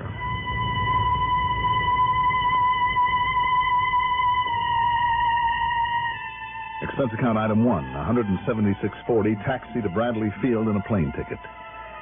It was close to midnight by the time I could get a flight out of Hartford. I don't know why so many people have to travel this time of the year. And it was nearly 3 by the time my plane in New York took off and headed west. All my plans to sleep along the way went to pot. Not only because of the several stops we had to make, but because of the cute little brunette who occupied the seat next to mine. A real charmer on her way to L.A. for a winter vacation, and did I have any ideas for how she might enjoy herself out there on the coast? Did I have ideas? But after we landed, then she introduced me to the blonde giant who met her there at the airport and took her in tow. Well, who am I to argue with a man who plays right tackle for the L.A. Rams football team? Anyhow, I was sadly lacking in sleep when Charlie Warren finally found me at the luggage stand, picked up my bags, and led me out to a car parked at the curb. Oh, here you are, Johnny. I'll just toss these bags in the back. Hey. Here, Johnny, here's the keys. To a nice, quiet room with a soft bed in it. Are you kidding? To this car. Oh, Charlie, why don't you drive? Well, this is one of those rental jobs. Sure, my car's over there in the lot. Oh, and I had him throw in a set of chains. Well, you mean skid chains? Yeah, up where you're going. You're going to need them. In sunny Southern California? Excuse me. Let me get my glove compartment. Be my guest. You mind telling me just where I'm going and why? Now, here's where we are, see?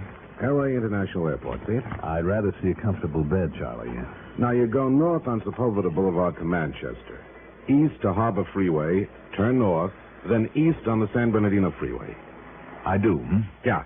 San Bernardino's maybe 65 miles or so. Then you turn north here up into the mountains, see? And there's Crestline. There you are.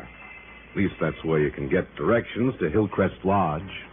I can. Oh, boy, I wish I could go along with you. That's the most beautiful country up there this time of year. It really is.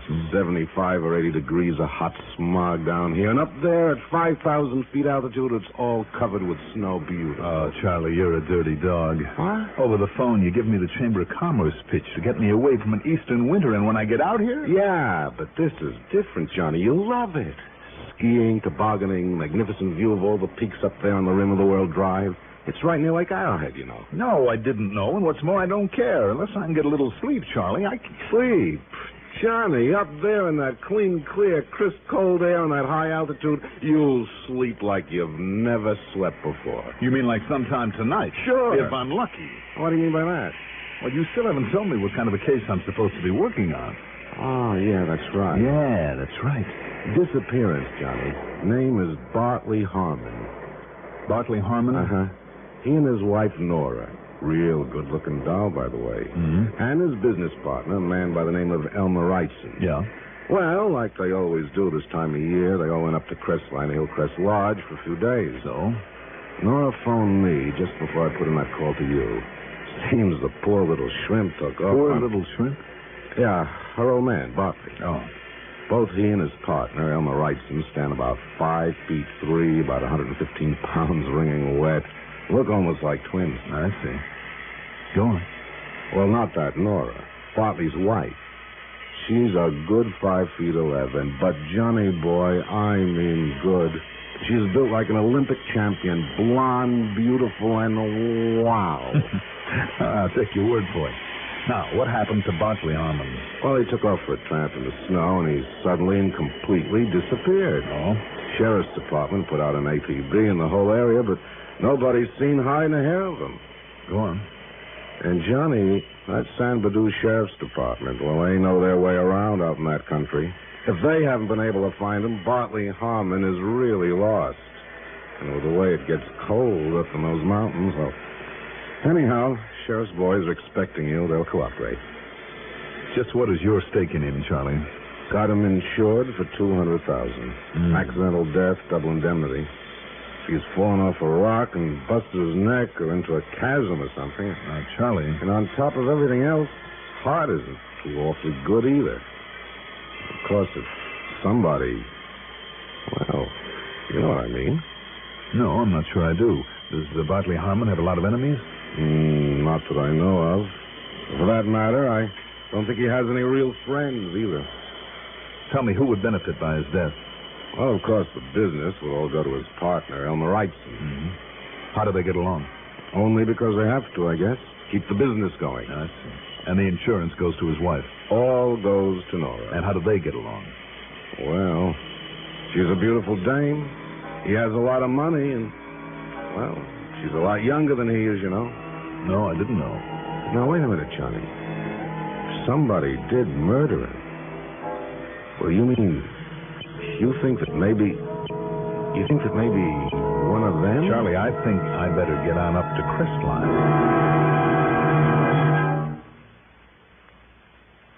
Here's a friendly and important reminder from your postmaster. This is the time of year when the post office handles its biggest volume of mail. The extra load often takes extra time. So if you want your cards and packages to arrive at their destination before Christmas, mail early and often. Make sure addresses are clear and correct. Use postal zone numbers and send your cards by first-class mail. For a merrier Christmas, shop early, mail early.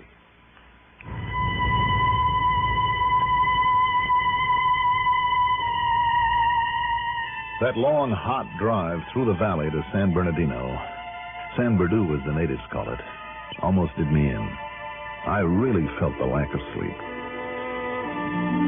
But then as I swung up into the mountains, and at the 4,000-foot level had to put on snow chains and turn up the windows, well, it really is beautiful country up there. Not only because of the white, clean snow, but the mountains, the magnificent big pines anchored to the sides of them, and the colorful, picturesque little cottages. At Hillcrest Lodge, I found that a young fellow from the sheriff's office, Roy Turner, was waiting for me. After helping me up to my room with my bags, he got right to the point. I can't say that I like this situation, Mr. Dollar. Not a bit. Why, Turner? Call me Roy. All right, call me Johnny. Well, Johnny, simply because of the people involved. Man falls in love with partner's wife and does away with said partner? Not a chance. At least there's no chance you'd give him any kind of a break. I'd bet on it. Why?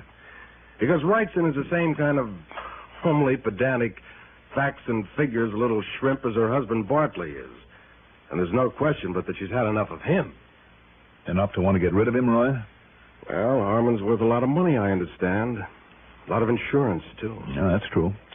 And she's a much younger, good-looking, athletic...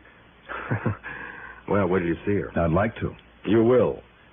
And don't think for a minute she doesn't make the most of it, of what she has.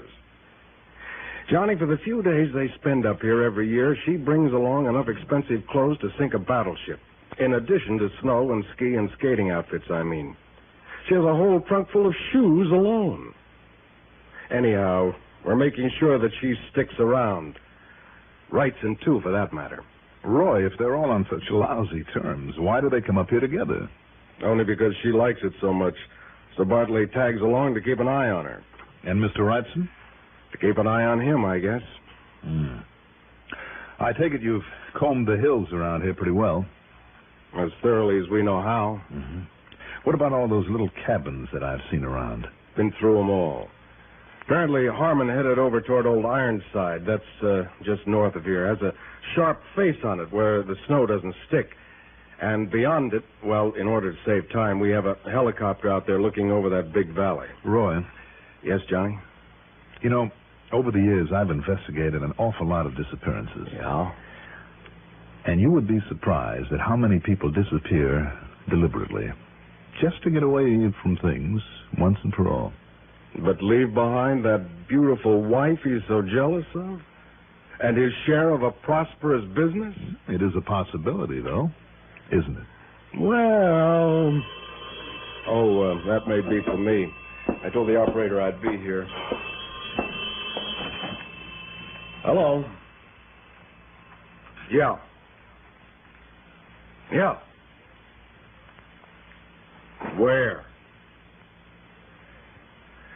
Okay. Leave it there. Have him go back and pick me up at the port. As I started to say, it is possible, Roy. Not anymore, Johnny. Oh? The copter just found Bartley Harmon out there beyond Old Ironside. Or rather, they found his body. We got to the airport on the edge of San Bernardino in less than 20 minutes. The copter was already there and waiting for us. We piled in, took off, and headed back to Crestline, then past it, then circled the cold gray peak that was called Old Ironside. Beyond it was a long, narrow valley, edged on both sides by a heavy growth of timber, and 100 yards or so from the tree line, out in the open, there on the cold, dry snow, lay the body of Bartley Harmon. I don't see any mark where you landed this crate, Steve. I didn't try to land, sir. Just took her down low enough to make a positive ID, then got on the horn and reported in. They told me to run back to Purdue and pick you up, sir. Looks to me as though you may have got down there too close. What, sir? I mean, this chopper apparently blew a lot of snow on top of it. Hope it didn't cover any clues. Sorry, sir. Clues, Roy? Now find a spot to land us up there ahead of it. Right, sir.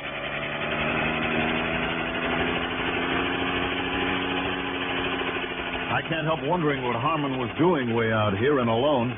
Oh, he and Wrightson believes that old legend about a cave full of gold out in this valley. Often came to look for it. You know, while his wife was busy skiing or skating or tobogganing. With his bad heart, Roy? Well, actually, it's only a mile or so from the lodge, so I guess he figured it wouldn't be too much for him. Looks like he figured wrong, though, doesn't it? Yeah. Kind of knocks my theories into a cocked hat, too. You've given up the idea of murder. Yeah.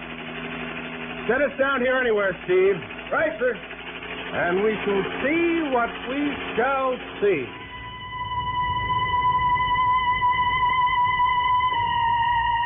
What we saw down there was more than we'd bargained for.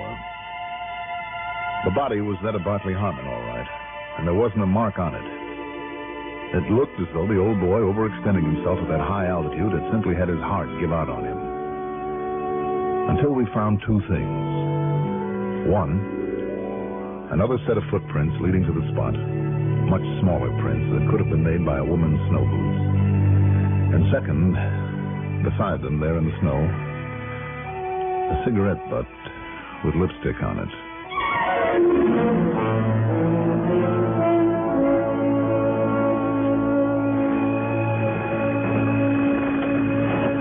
Looks to me, Johnny, like this settles it, in spite of her alibi. Nora Harmon. Alibi, Roy? That she was over in Arrowhead Village shopping when he took his little walk out here.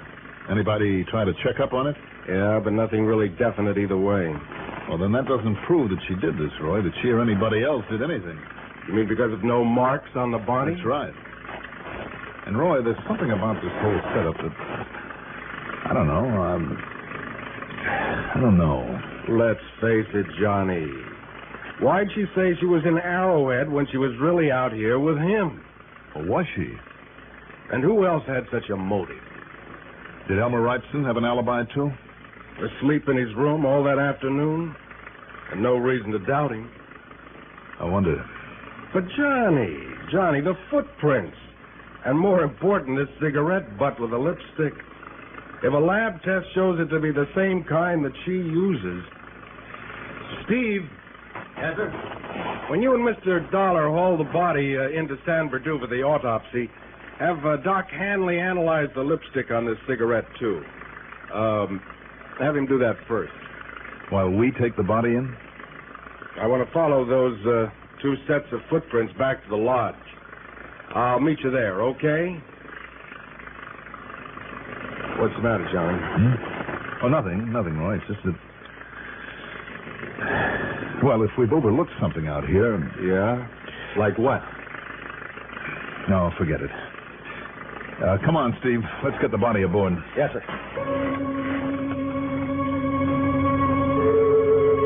Doc Hanley told me that the lipstick was quite unusual. While he went ahead with the autopsy, I had Steve drive me up to the lodge. A $5 tip to a light-fingered bellboy got me one of Nora Harmon's lipsticks out of her room. When I got back and showed it to Hanley, he was certain it was the same as that on the cigarette. As for the result of his autopsy... Beaten to death, Mr. Dollar. Without a single mark on him? There were several intestinal and mesentery perforations, blood in the peritoneal cavity. So? You saw no external bruises because death occurred so quickly, the blood stopped circulating immediately. And without circulation, there can be no hemorrhage into the tissues. Little-known fact, my boy. I see. So it looks then as though Roy may have been right in spite of this hunch of mine. Hunch? In this modern day and age, don't be ridiculous, my boy. Look at the facts. She not only had the motive, but if I understand correctly, is physically capable of such an action. And with the cigarette butt as proof that she was out there with him, yeah, I'll phone Roy Turner at the lodge and tell him to charge her with murder. I wonder, though. Wonder? Why? What's there to wonder about? Well, Doc, unless she is pretty stupid. Well, I'm certain from what I've heard about her that she isn't. Far from it. Then why leave such obvious, incriminating tracks? Both the footprints and the cigarette. My boy, even the cleverest of criminals sometimes overlook little things like that. Little things? Doc, this is more like leaving a couple of neon signs. I'd better get back to the lodge. To assist Roy with the arrest? Maybe to keep him from arresting the wrong person.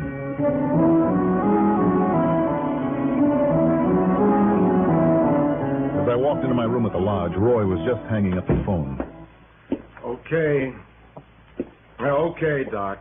Yeah, that's good enough for me. I'll bring her in right away. Roy, before you do that... Yeah, I know, Johnny.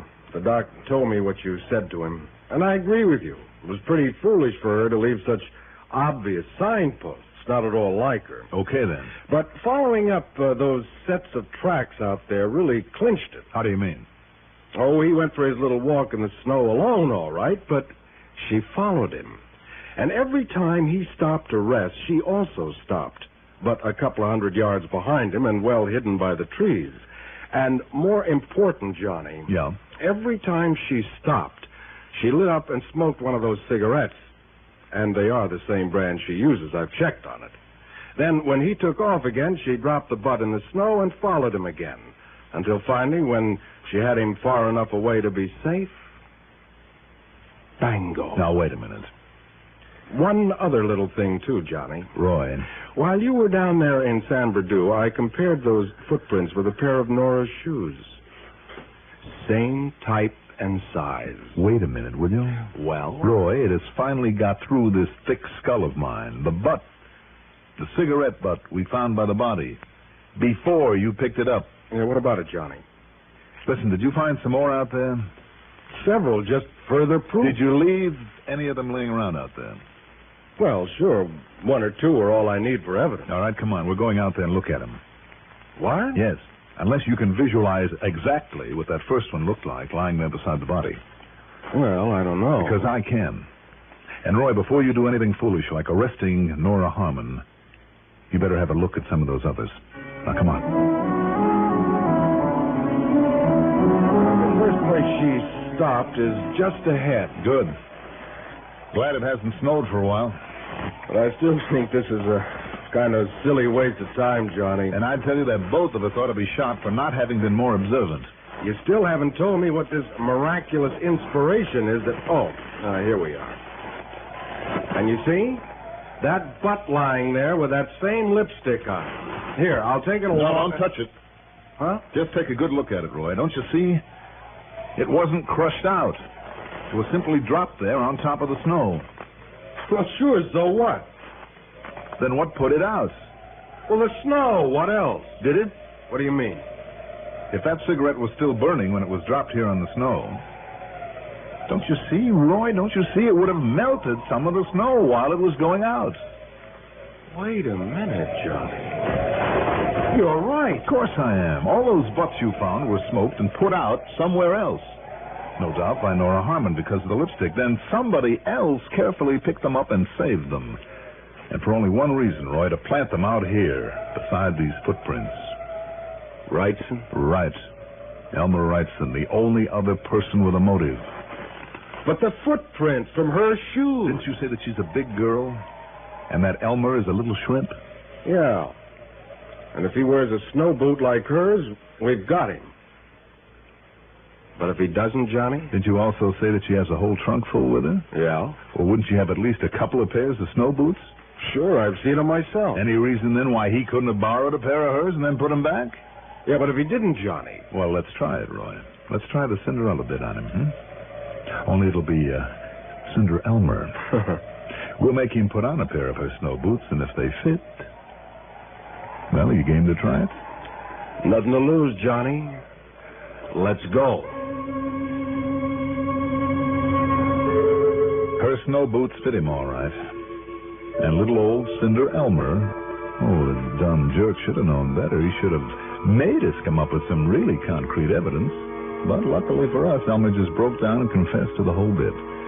So, once again, it's up to the courts. Expense account total, including the trip home, $377.80. Yours truly, Johnny Dollar.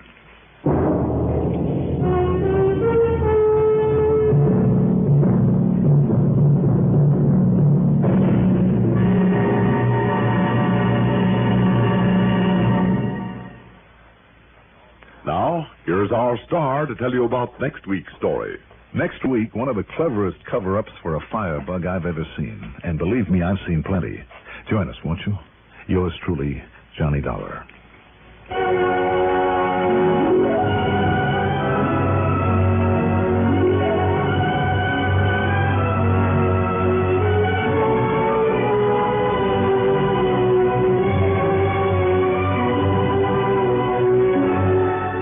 Yours truly, Johnny Dollar, is written by Jack Johnstone, produced and directed by Bruno Zerato Jr., music supervision by Ethel Huber.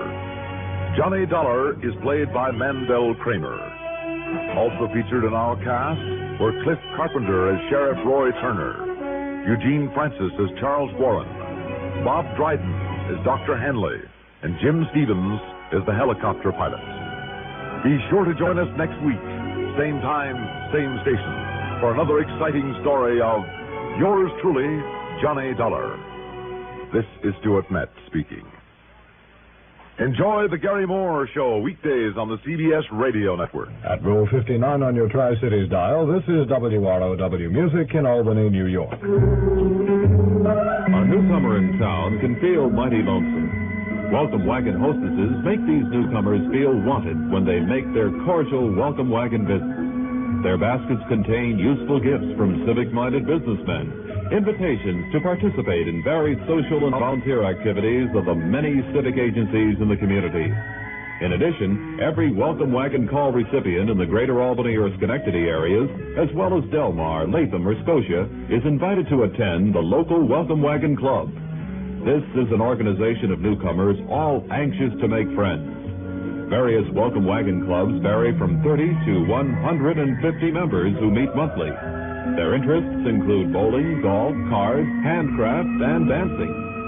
You can help to make your new neighbor feel at home. Call State 59640 today and make your neighbor eligible for the many opportunities in a Welcome Wagon Club. Remember, State 59640.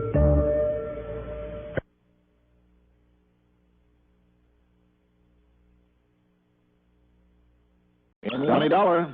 Danny Nixon, Johnny. Mono Guarantee Insurance. Hi, Danny. What's up? Remember Amos Crutchfield? Sure, former city attorney. Right. Retired in a blaze of glory a couple of years ago after he clamped the lid on the policy racket. Well, he's also the one who had Skimpy Dingle sent up, Johnny, about 4 years ago. Dingle? Yeah, Peter Foreman Dingle. Sure, I remember him. Well, he's out. That soft-headed parole board let him off early. Fell for that good behavior bit. Oh, too bad. You bet it is, because you know what it means. Do I? Well, you don't remember what he said to you in Crutchfield when the judge hit him with the sentence? Oh, look, Danny, not one of those courtroom threats in 1,000. Oh, no? Well, that's not the way Crutchfield thinks, and you ask me, I agree with him. And what's more, Johnny... Yeah? We just happen to have written a policy on Crutchfield's life. $75,000. Oh? Yeah. Well, want to go talk to him? Okay.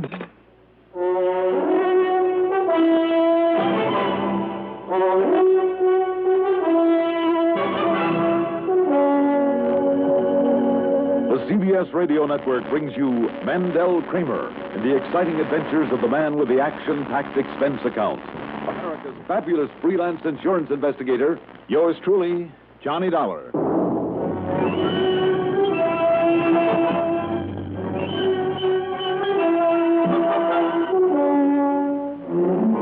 Expense account submitted by Special Investigator Johnny Dollar to the Mono Guarantee Insurance Company, Home Office, Hartford, Connecticut. Following is an account of expenses incurred during my investigation of the Skimpy matter.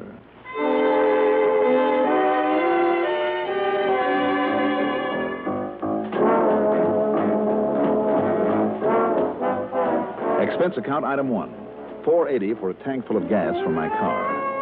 Instead of heading straight for Mr. Crutchfield's home over in Lakewood, I made a slight detour to the local parole office. And you know something? I'd have been perfectly content to stay there and forget all about Amos Crutchfield, because the parole officer I talked to turned out a little different than I'd expected. We got the official notice of Peter Foreman Dingle's release just this morning, Mr. Dollar. It's Johnny, Miss Barlow. Sure. My name's just plain old Mary. Well, now, the name may be plain, but, Yes? perhaps we'd better talk about Skimpy Dingle first, hmm? Well, there isn't really too much to tell you, because he hasn't reported into it. You have no local address for him? No. Well, that's too bad. That was really my reason for stopping by.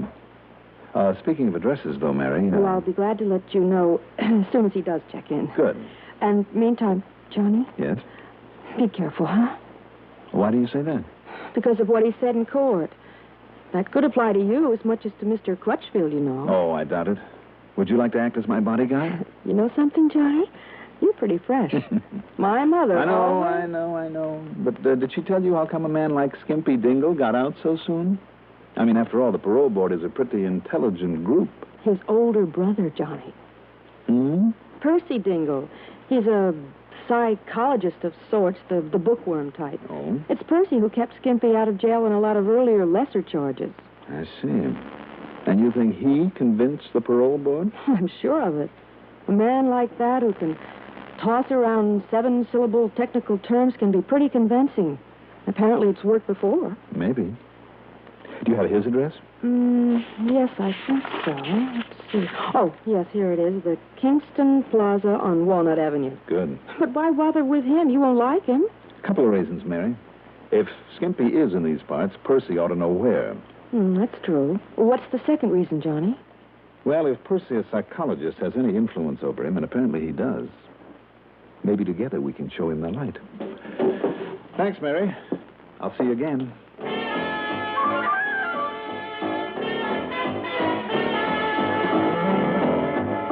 Some 20 minutes later, I pulled up in front of Crutchfield's home in the pretty little community of Lakewood. Parked in front of it was one of the new compact cars. I should have taken a better look at it, or at least let the air out of the tires. Instead...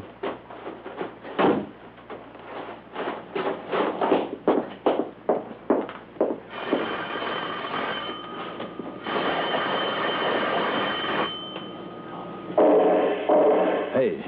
Mr. Crutchfield? Mr. Crutchfield! One way to get in there. Mr. Crutchfield? Hello, Mr. Lord, listen. Mr. Crutchfield, can you hear me? Can you hear me? Who did this? Who did this to you? Too late.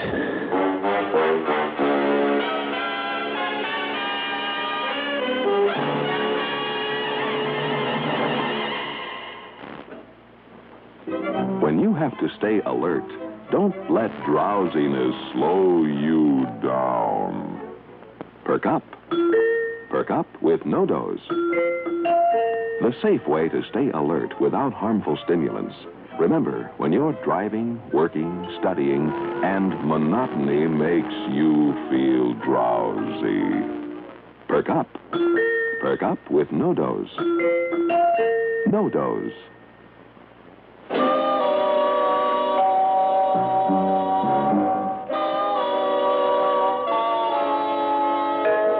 Though unconscious, Amos Crutchfield was still alive. Whoever had done it had broken in through one of the windows there in the den, fired the shots, and left by the window all in a matter of seconds. One of the bullets had creased the old man's skull, but how the other missed his heart, I'll never know. As I carefully lifted him up onto a couch, I heard the car I'd seen pull away. I cussed myself for not having made note of its license, but I hadn't. And to try to pick it out from all the hundreds, perhaps thousands like it in that area would be impossible. Come on, operator, come on. Operator, listen, my name is Johnny Dollar. Oh, yes, Mr. Dollar. I'm at the home of Mr. Amos Crutchfield, and we need a doctor here right away. It's an emergency. Well, I believe that Dr. Edwards usually takes care of him. All right, call him, get him over here, and then get hold of the police. Police? Yes. Tell them to get here immediately.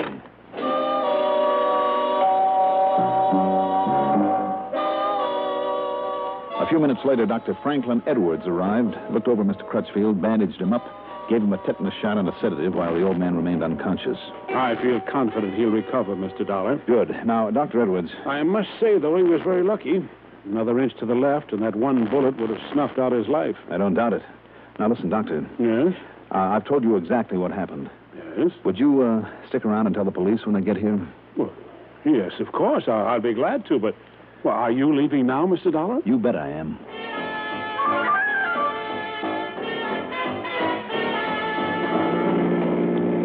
Knowing the inadequacy of the police force in that quaint, quiet, ordinarily peaceful little town, I realized it was up to me to find Skimpy Dingle and fast. And his brother Percy back in Hartford was the one who might be able to give me some information. But exactly 2 blocks later, as I approached an intersection with a stop sign on the cross street, a car came barreling out of it and heading straight for me. The devil's the matter with you? Didn't you see the stop sign? Skimpy, put down that gun. Oh, yeah? Well, here's for you!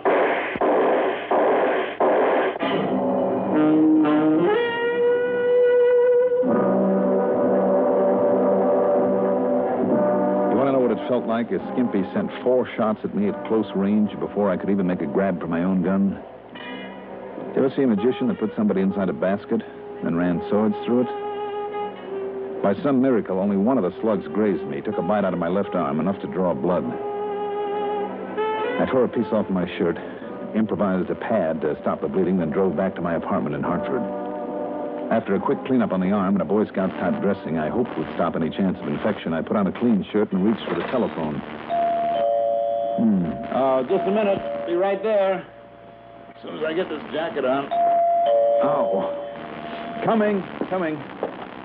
Who is it? Mr. Dollar? That's right. Who are you? My name is Dingle. Dingle? Percival Dingle.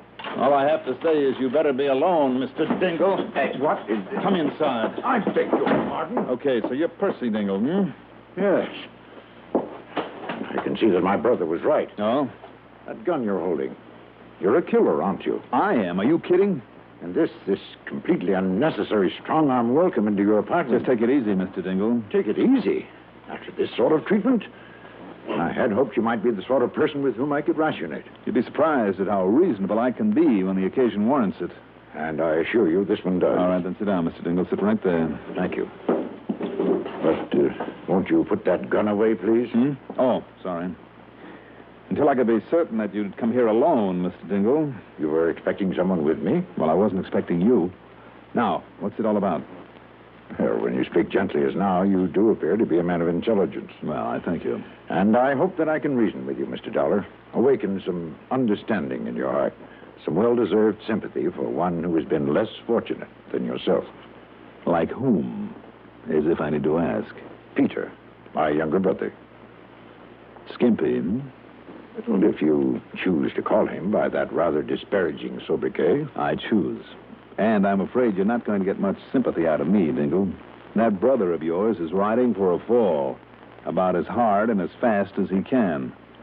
He was a hot-blooded, hot-headed young tough when he got himself in trouble a few years back, and I have good reason to think that he hasn't changed one bit. Now, if you'll excuse me... Will you listen to me, please? Afraid it won't do you any good. Or him. Peter has been in trouble more than once. I know it just as well as you do. But do you know why? All right. Suppose you tell me. Simply because of his lack of the education that you and I were fortunate enough to receive. And the guidance, the constructive behavioristic influences that inevitably are part of it. Oh, sure. The social adaptability in relationships that are so necessary to conformation with our scheme of living. Didn't Skimpy have just as good a chance for an education of some kind as you did? Yes, but he rebelled against it. And who was to tell a child what the lack of it would do to him? The social and emotional instability it would engender in him. The hatred of such as you, who were contributory to his incarceration in that prison. Well, his incarceration apparently didn't do him much good. Why do you say that? What about his hatred for the lawyer, Amos Crutchfield? You and he, Mr. Dollar. What? You and Mr. Crutchfield, the particular two people he feels have persecuted him. You two are the ones. And the only ones who can help him now. You must be joking. I'm very serious. I'm a psychologist, Mr. Dollar. So I understand. I know the human mind. More important, I know Peter's mind. Oh, you do? Then why haven't you made some attempt to get him off of this crime kick? All of his earlier offenses were relatively minor. Little more than the mischievous pranks of any youngster. Oh, they were, hmm? But this last one that sent him to prison. Mr. Dollar, you must believe me, because I know what I'm talking about. Well? That was the fulcrum that finally provided me with enough leverage that enabled me to convince him of the error of his ways. Oh, you think he's convinced now, hmm? Well, isn't the fact that he was released for good behavior sufficient proof that he's made definite progress? Isn't it proof that with a little help, the kind of help and understanding you can give him, Mr. Dollar... I? Yes, you. Particularly you. Because up until now, Mr. Dollar, you have been a symbol of only one thing to him. Persecution. I see. And what about Amos Crutchfield? That doddering old fool? You must be joking. Do you think that he could understand that a man so narrowed in his regard for a boy who made a mistake that he persuaded the judge to impose a completely unjust sentence on Peter? You think that a prejudiced, bigoted old man like him could be of any help? Unjust sentence, hmm? Yes, Mr. Dollar. It was utterly unjust. Uncalled for. That's right. Instead of 5 to 7 with time off, the judge should have given him 20 solid, or maybe 30. You can't mean that. Look, I've known his kind before, Mr. Dingle. I've known a lot more of them than you ever have or ever will. If only you were a psychologist, Mr. Dollar. Maybe I am. Just the purely practical kind. Not with any head up in the clouds, full of lovely, impractical theories, the way yours seem to be. Or is it? What? Or is all this just a bluff? Now, wait, sir. Because the more I think about it, Percy, the more convinced I am that, one, your brother is rotten clear through. No. That, two, he got out of prison only because a smart pitch like this one you're handing me caught the parole board in a weak moment. No. They saw the wisdom in what I told them. I think you're all wrong in what you say about Skimpy, about any chance of his ever straightening out, and I think you know it. I know that if you will see him, we'll talk to him, Mr. Oh, come off it. Tell me the truth. Isn't all of this just a little stunt that you've dreamed up? To lead me to him? To get me in range of his gun so that he can polish me off the way he tried to kill Mr. Crutchfield? What? You are saying that he, Peter, or Skimpy, whatever you wish to call him, that he actually tried to kill a man? No, I don't believe it. All right, then you go and see Crutchfield, and here, have a look at this. If I can get my sleeve up, move this bandage a bit. Here. There you are. Mr. Delver? Yes, one of his bullets just a few minutes ago. What do you think of your poor, misguided little brother now?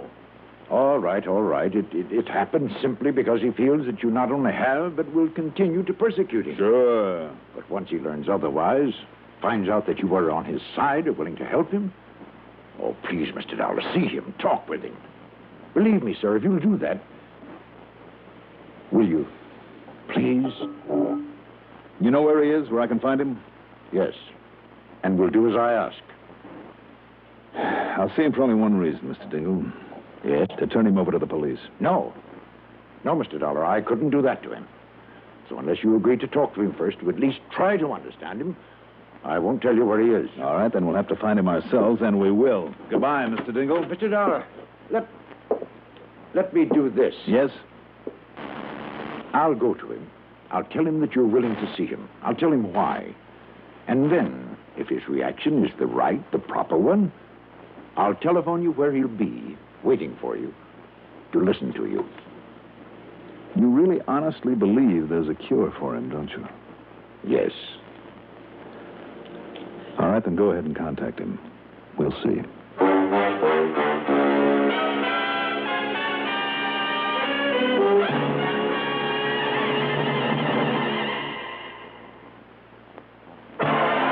Newport filter cigarettes. Newport menthol cigarettes. A hint of mint makes the difference.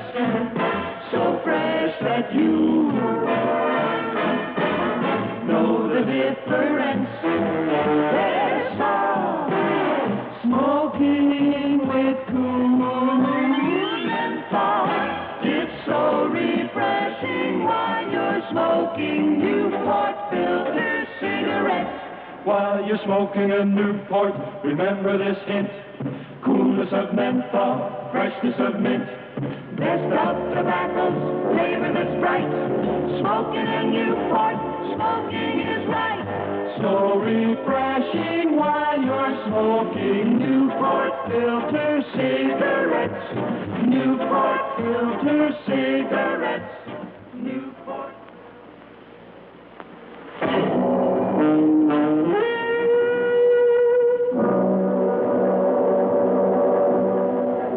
I suppose I could have tried to tail Percy Dingle when he left. But the bullet wound in my arm was really kicking up. And I felt kind of groggy. Maybe that's why I let him talk me into a pointless meeting with his brother. Or was it possible that it hadn't been Skimpy who tried to kill Mr. Crutchfield, that it was somebody else? No. And I was sure, absolutely sure, that it was Skimpy there in the compact car who'd taken the shots at me. And yet... but I was groggy and I wasn't thinking straight. So after napping for a couple of hours, I got up, poured myself a drink, and ordered some dinner sent over from a nearby restaurant. That's item 2, by the way, $6 plus $1 tip. By then I began to feel a little better.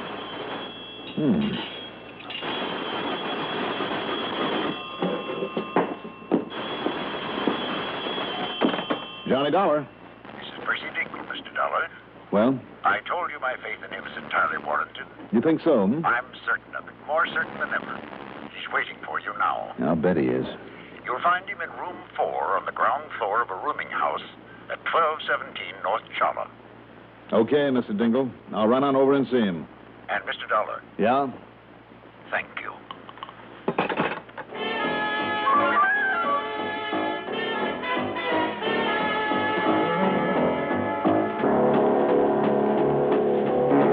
drove to 1217 North Cholla.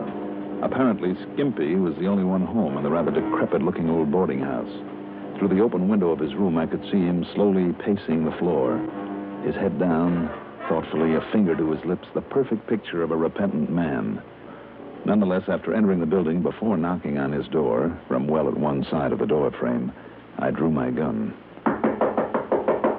Yes, who is it? Johnny Dollar. Oh, yes, I'm glad you've come. Just in case.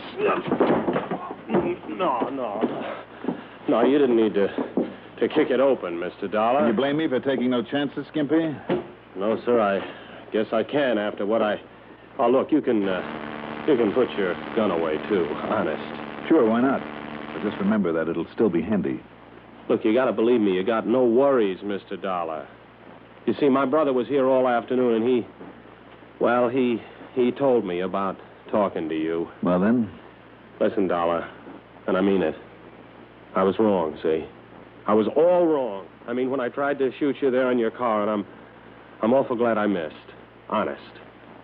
Well, I'm kind of glad you're such a lousy shot, but what about Mr. Crutchfield? Oh, I only hope and pray the old guy will live. Don't you see, Dollar, I was wrong. I mean, all along, too, but I didn't know it, you see? I mean, I couldn't believe it. Until I seen you come in the door here just now and to help me. Just like my brother promised you would. Skimpy, I promised him only one thing. That if he'd tell me where to find you, I'd turn you over to the police. No. Look, don't you understand? I understand your brother's living in a dream world. No, Dollar, that isn't what I mean. What do you mean? Well, I mean, he is. Sure he is. You better make up your mind. Well, I mean, that's why the dope was stupid enough to get you here. Right here, where I can't miss. You're still a lousy shot. That was a big mistake, Skimpy. Okay, so I missed you. Get up on your feet. Okay. You win, I guess. Sit down over there. A chair against the wall. Okay. What else can I do? Not a thing. Your little act wasn't good enough. Now stay there while I pick up this gun of yours. Don't bother, Dollar. What? Don't move another step. You hear me? Don't move. I see. Yeah. You see. But now face around the other way. Go on! I had a feeling you might get rough when I pulled that gun. So I had this other one, see? And, Dollar, it's aimed right for the back of your head.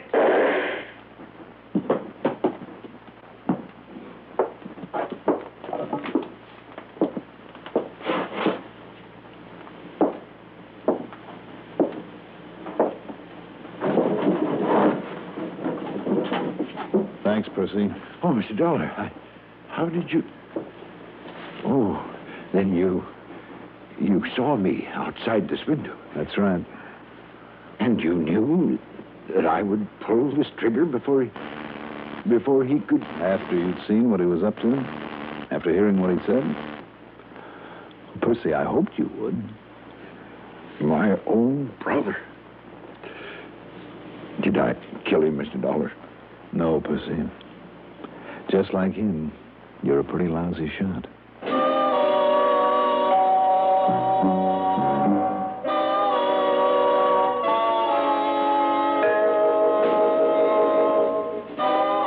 Skimpy?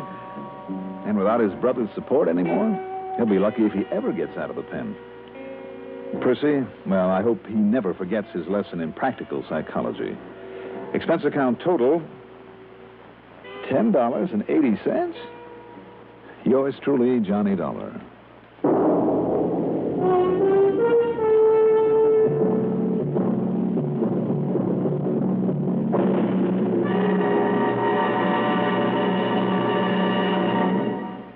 Now, here's our star to tell you about next week's story. Next week, a very bad case of not knowing enough about your friends. Join us, won't you? Yours truly, Johnny Dollar. Do you like a car with plenty of pep? A car with reserve power for safe passing? Most good drivers do, but they don't like to pay extra for premium gasoline. Listen, in 3 out of 5 cars, regular price Sinclair Dyno gasoline matches performance of premium gasolines. Save up to 4 cents a gallon. almost anywhere you see the Sinclair dinosaur sign, you can save up to 4 cents a gallon with Dino. Drive with care and buy Sinclair Dino gasoline.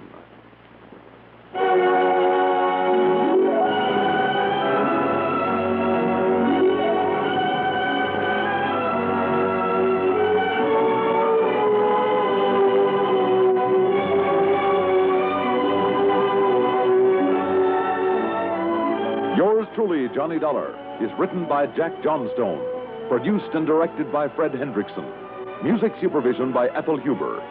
Johnny Dollar is played by Mandel Kramer. Also featured in our cast were Rosemary Rice, Larry Haynes, Jack Arthur, Melville Ruick, and William Redfield. Sound patterns by Walter Otto. Technical direction, Michael Shoskis. Be sure to join us next week, same time, same station, for another exciting story of yours truly, Johnny Dollar. This is Stuart Metz speaking.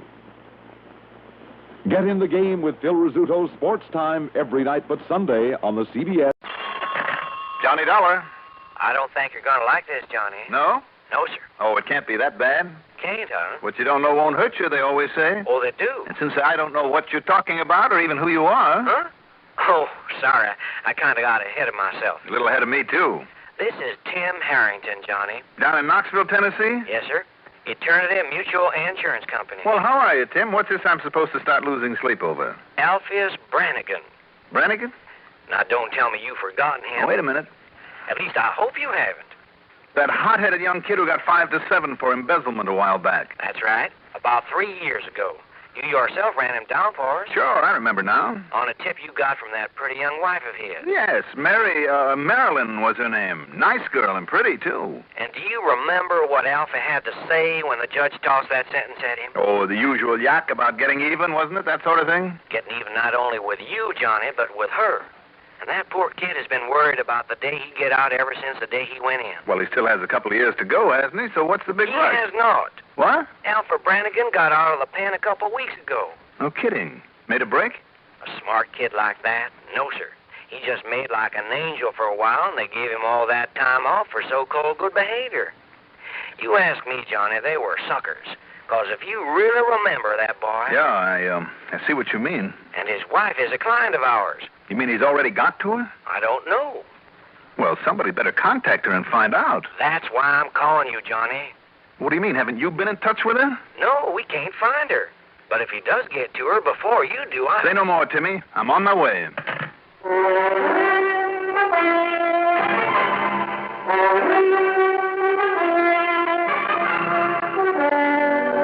The CBS Radio Network brings you Mandel Kramer in the exciting adventures of the man with the action-packed expense account, America's fabulous freelance insurance investigator, yours truly, Johnny Dollar.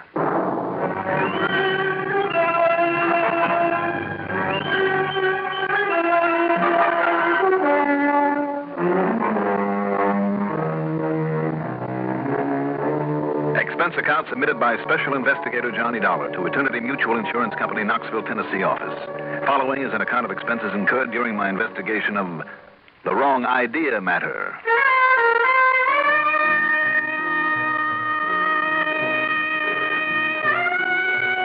Expense account item 1.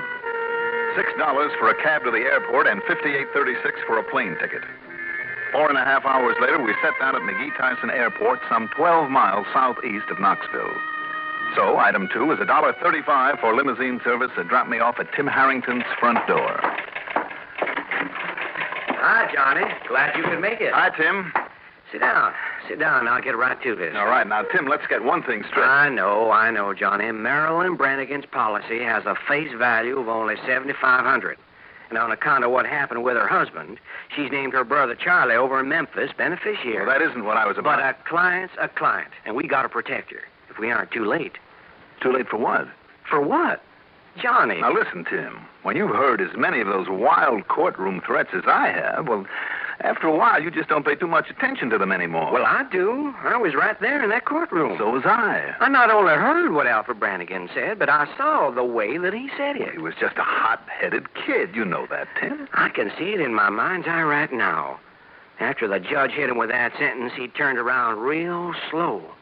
and with a look on his face like I've never seen before. It was cold as ice, Johnny. Like a snake. Not a body in the courtroom made a sound.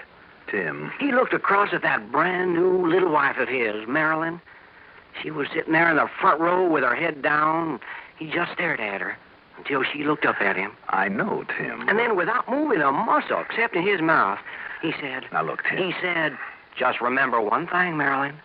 One of these days I'm going to get out again. And when I do, he said, you'll see. Well, okay, but... Then he turned over to where you sat. And that goes for you too, Dollar. For you too, he said. Just a red-headed, hot-headed, excitable kid. Not when he said that, he wasn't. He was cold as ice, Johnny. He wasn't kidding. All right, Tim, so what? The first time she paid him a visit there at the pen, he told her he was sorry. No, sir. He tried to be a good boy. He said somehow make up for what he'd done. No, it sir. always happened. No, sir, you're wrong, Johnny. 100% wrong. Am I? Because in all that time up there, she never saw him once. Not once? Not once. And you know why? Why? Because he wouldn't let her. Because he wouldn't see her. Wouldn't have anything to do with her. No letters, no nothing. And that's why in all these last couple of years, when I've talked to her, she's been just plain worried sick. And a couple of weeks ago when he got out, well, that's when she called me up and asked me what she ought to do. You mean that she still hadn't heard anything from him? Even when he got out? Not a word. Well, what'd you tell her, Tim? To notify the police. Mm-hmm. And I notified them, too. And then late yesterday, I got this call from Sergeant Piper. Yeah? And he tells me that she's suddenly gone, disappeared, to parts unknown. Has there been any sign of him around? No, sir. And don't you worry. If he had been around, Sergeant Piper and his boys would have known it. Are you sure of that? Oh, they were gunning for Alfred Brannigan like nobody they ever gunned for before. But she got away without their knowing how or where. Well, yes. But, Johnny, you got to find that girl and keep her alive. Well, look, Tim. Yes? Yes, Johnny? Well, I'll do the best I can. Good. And, Johnny. Yeah.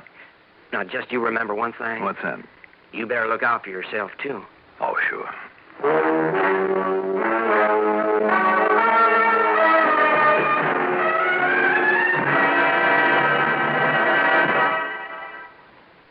Winston Burdett in Rome. Arthur Godfrey in New York, Miami, Las Vegas, or who knows where next. Alexander Kendrick in London. Bing Crosby and Rosemary Clooney in Hollywood. The Philharmonic in New York. These are some of the exclusive sounds of CBS Radio. From all over the country, all over the world, news, music, and entertainment is brought to your homes by experts to create the most unique, interesting, and exciting sound in radio today, the sound of CBS Radio. Heard only at this spot on your radio dial.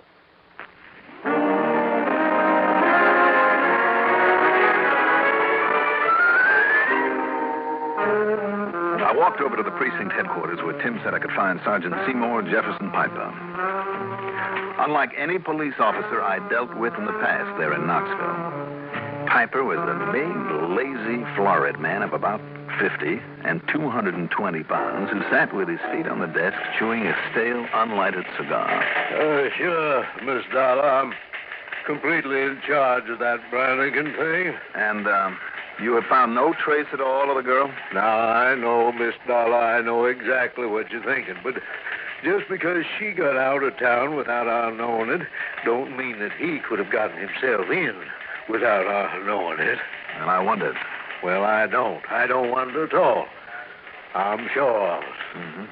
Not a single lead on her, huh? Well, you see, she had her own car. She was a kind of accountant, you know, for one of the big markets, and doing pretty good for herself. Had her own car. Do you know the license number of that car? Well, sure. It's ULL166. Did you put out an APB right away all over the state? Well, no, sir. Why not? Well, she ain't guilty of any crime, Miss Dollar. I mean, like he was once. What's the matter with you, Sergeant? Isn't it just as important to find her and protect her as it is to run her down if she's done something wrong? Well, yes, sir. Well, of course it is. And we did try to protect her as long as she was around here. Well, Sergeant... But when he didn't even show up, and after all that time, 2 whole weeks, Miss Dollar... Well, don't you know why? Because he was probably smart enough to realize that she'd have some kind of protection for a while. He may not be any mental giant, but he isn't any dumbbell either. Well, I know. To have a clear field, he'd wait until people stopped worrying about him. Until they get tired of waiting for him and ease up, and that's exactly what you did, Sergeant. Ease up. Get lackadaisical. Now, just hold on there a minute. Well, isn't that why she was able to leave him right under your nose? Well, and you know what else I think? Now, you look here. One of two things. Either she realized your watching over her was getting more casual, more slipshod, and she'd have to look out for herself. Oh, now, miss. Or else, Sergeant, and I'm afraid it's a lot more probable, Alfie Brannigan did get through to her and haul her away. But if he's got to her, sir, well, don't you remember what he said there in court? Did you forget it? Up till just now? Well, of course not. Well, why haven't you done something about her disappearance? Well, I told you, sir. You haven't told me anything that makes any sense. Let me have the telephone. Now, just a minute. What are you fixing to do? Well, first I'm going to call the state police, and if they can't find her somewhere in the state, I'll call in the FBI. You don't think much of this department, do you? Do I have to answer that? Let me have the phone. You sure don't know how to ask for cooperation, do you? Listen, Sergeant, over the years I've had cooperation from the Knoxville Police Department second to none. By acting up this way? By dealing with members of the force who have a little sense of responsibility beyond that involved in chasing crooks. Now, by men who can think beyond what's right under their noses. By men who... I'm just wasting my time here. What's the name of your lieutenant? Now, just a minute, sir. Yes, what for? I guess maybe you're right, sir. I mean about an APB. It isn't too late. So well, believe me, Miss Dollar, I'll get one out right away, and I'll include in the state police, like you say, as well as all the other big cities in the state. You will? Yes, sir. And I apologize, Miss Dollar, for... Well, I was wrong, and I'm admitting it, so just give me a chance, if you please. Sergeant? And where do I get in touch with you when I get some word? If you do. Yes, sir. Mr. Dollar? All right. I'll be staying at the Andrew Johnson. Thank you, sir. And I'll call you, sir. You better.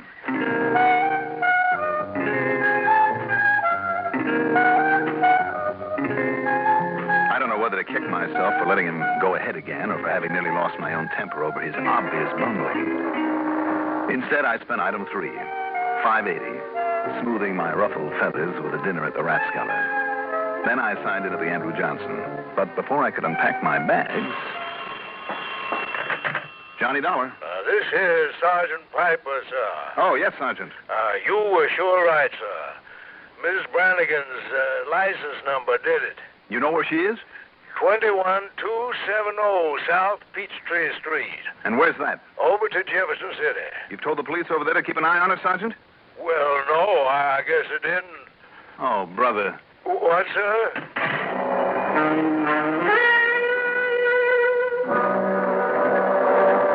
Item 4 is $50 deposit on a drive-your-own car.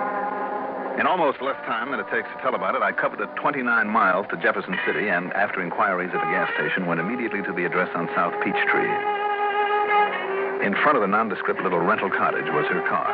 And inside, once I'd got inside, was a very young, very pretty, but badly frightened young woman, Marilyn Brannigan. I hope you'll forgive me not letting you in right away, Mr. Dollar. But it's so dark and black outside, and I'm so... I don't know what to do. How did you find me? Well, the point is that if I could find you, so could your husband. I know. And you haven't heard anything from him or of him since he got out of the pen? Don't you see? That's just it. I haven't heard from him since he went into that terrible place. 3 years, Mr. Dollar. 3 years. I've been sitting alone at nights wondering and wondering what he meant by what he said in that courtroom before they took him away. Well, isn't it pretty obvious what he meant? If only I knew. If only I really knew. He never says anything without really meaning it, Mr. Dollar, and he never changes his mind once he's made it up. You know what I mean? Once he says he'll do something, he never changes from it. And if he did mean to threaten me... Well, what else could he have meant? But it wasn't like him. I loved him, and he loved me, Mr. Dollar. I'm sure of it. Even though it was your information that helped me find him and turn him in? I had to do what was right. Even he wouldn't have had it any other way. Well, I wouldn't be too sure of that. And that money he took, that wasn't like him either. But he didn't didn't realize what he was doing. He only meant to borrow it for a Christmas present for me, and all of us young folks act so foolish, Mr. Dollar. Marilyn, Yes. in spite of what you've just said, you're still afraid of him, aren't you? I don't know. We knew so little about each other. Well, you married him. We'd only been married a couple of weeks. And we'd only known each other a couple of months before that. Oh, boy. But I had so much confidence in him. I was so sure that if he faced up to this wrong thing he did, we could make a new start together. Mm-hmm. But when he wouldn't see me or answer my letters, and after what he said in that court, if I only knew, Mr. Dollar. If I only really knew. And if he does come here and find me and... Now, listen, Marilyn. Are you staying here in Jefferson City, Mr. Dollar? No, I'm at the Andrew Johnson over in Knoxville. Why? Because if he does come and I'm here alone... Now, you just listen. Yes? Until we find him, until we know what his intentions are, you have got to have some protection. Now, if things had been handled properly, one of the local police would be here right now. But since he isn't, where's your phone? Oh, I haven't any here. The nearest one is at the filling station 2 blocks down. Oh. All right. I'm going over there and call the police. And meantime, if I were you, I would keep this door closed and locked. Yes, I will. And, Mr. Dollar? Yeah. When you do find him, at least find out before you do anything to him or hurt him. Oh, sure. Don't worry about it. Thank you. Thank you. Well, now, that's the first kiss I've had since, I'm sorry. I guess I shouldn't have. But you're the first one that... Sure. That's okay. I'll get everything set up and see you later. Thank you. Oh, boy, it is dark out here. Could use a street lamp or two. Just a minute, Mister. What? Alfie. Who are you? Alfie Brannigan.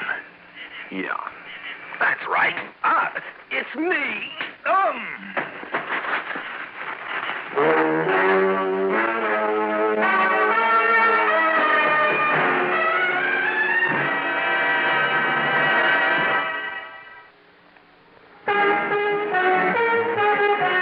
I like that idea. Newport filter cigarettes. Newport menthol cigarettes. I like that idea.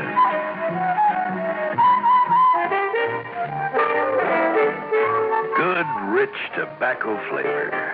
The right amount of menthol and just a hint of cool, refreshing mint. That's the thing about Newport. That's the combination that makes Newport more refreshing to begin with, more refreshing all the way. Just enough menthol to make Newport so refreshing while you're smoking, without hiding the rich taste of great tobaccos. George, can't I have a Newport, too?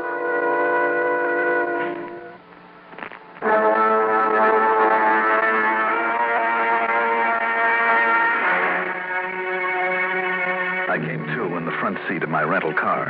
And a young policeman was gently slapping me with one hand, with the other shoving a bottle of smelling salts, I guess, under my nose. That's it, Mr. Dollar. You have another sniff of this and you'll be just fine. No, thanks. That's fine. Whatever you say. Y'all okay now? Oh, well, I don't know. Yes, sir. Somebody must have hit you pretty hard. You just take it easy for a little bit. No. Listen, officer. Yes, sir? Inside there in that house. Sergeant must have been wrong. Nobody in that house, Mr. Dollar. What?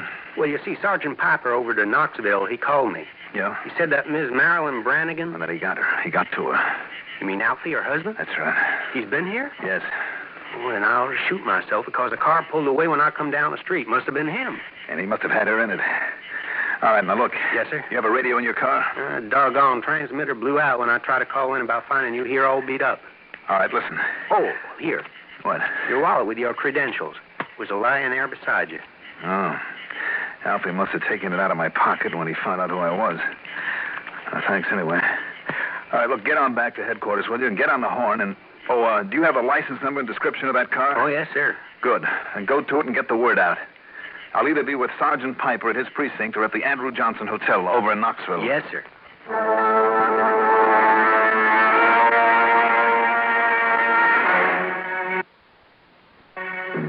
Driving was torture. By the time I got back to Knoxville, I was feeling pretty shaky. I dropped in on Sergeant Piper, thanked him for having finally alerted the Jefferson City Police, told him to get on the ball again, and then, just barely able to navigate, got up to my room at the Andrew Johnson. Oh, guess I left the lights on. Yes, sir, you did. What? And you left the door wide open, too. Alfie. And me, Mr. Dollar. What? All right now, Brannigan. No, please, sir. Now, let me explain about why we came here. He came back to me, Mr. Dollar, to the cottage.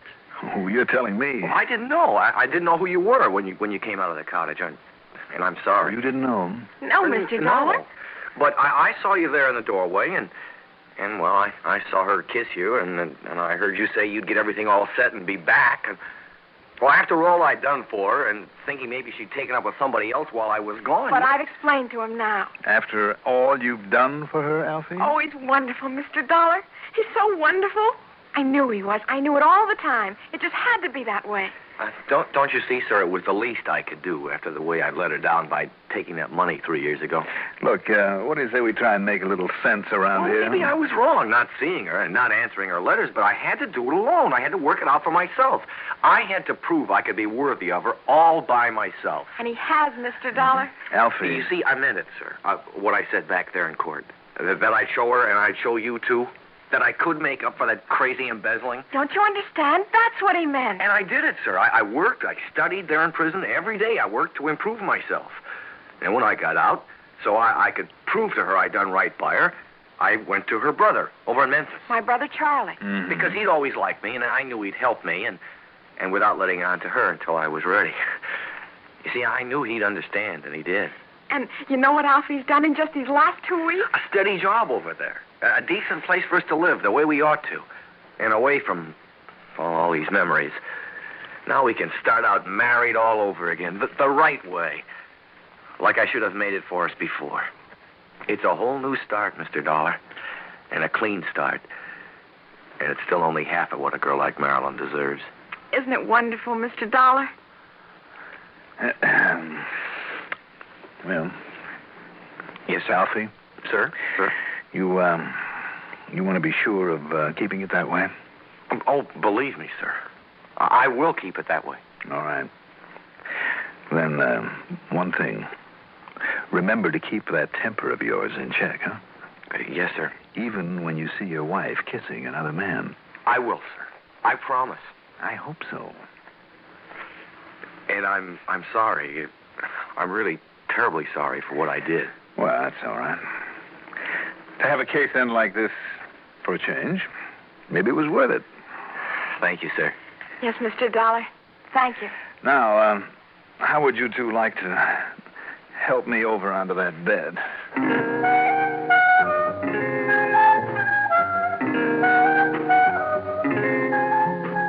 Well, you know something?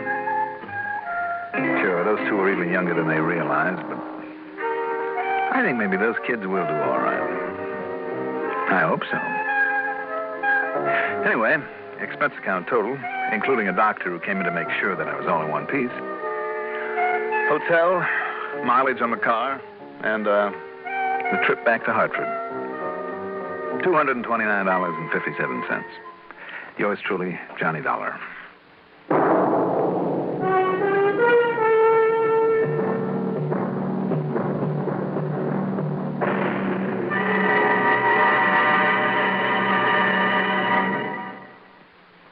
Now, here is our star to tell you about next week's story. Next week, the most clever device for covering up a murder I have ever seen. Join us, won't you? Yours truly, Johnny Dollar.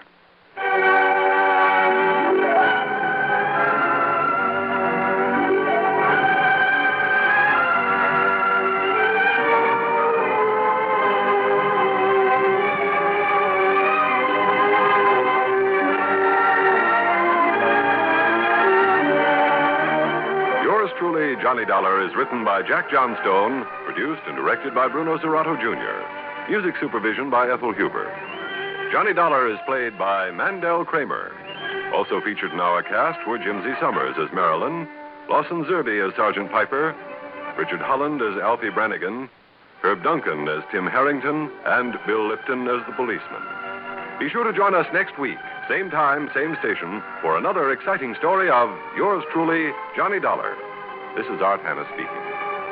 The Peace Corps needs farm skills. Volunteer today. This is the CBS Radio. Johnny Dollar. Johnny, this is Don Riegel at Worldwide Mutual. Oh, sure, Don. Out in Chicago. No, guess again. You've been moved? Yeah. Where? I hope it's been a promotion. Well, Johnny, I'm sitting here looking out the window of my office at the vast blue expanse of the mighty Pacific. Or at least I would be if the fog weren't so dark and thick this afternoon. San Francisco. Right. One of my favorite towns. Go on. I'll bet you say that to every city in the United States. No, I mean it. I have some real fond memories. Oh, yeah? Who is she, Johnny? I mean memories of nice, big, fat fees. Uh-huh. You know, Don, every case I've handled in that fair city of yours over the years has paid me very nicely. How about this one, Don? Let's wait and see, huh? What's the problem? Man missing. Anybody I might know? Well, I doubt it. His name is Harvey Lehman. And, Johnny, I find we have the gentleman insured to the tune of exactly $250,000. Wow. Yeah. Okay, Don. I'm on my way.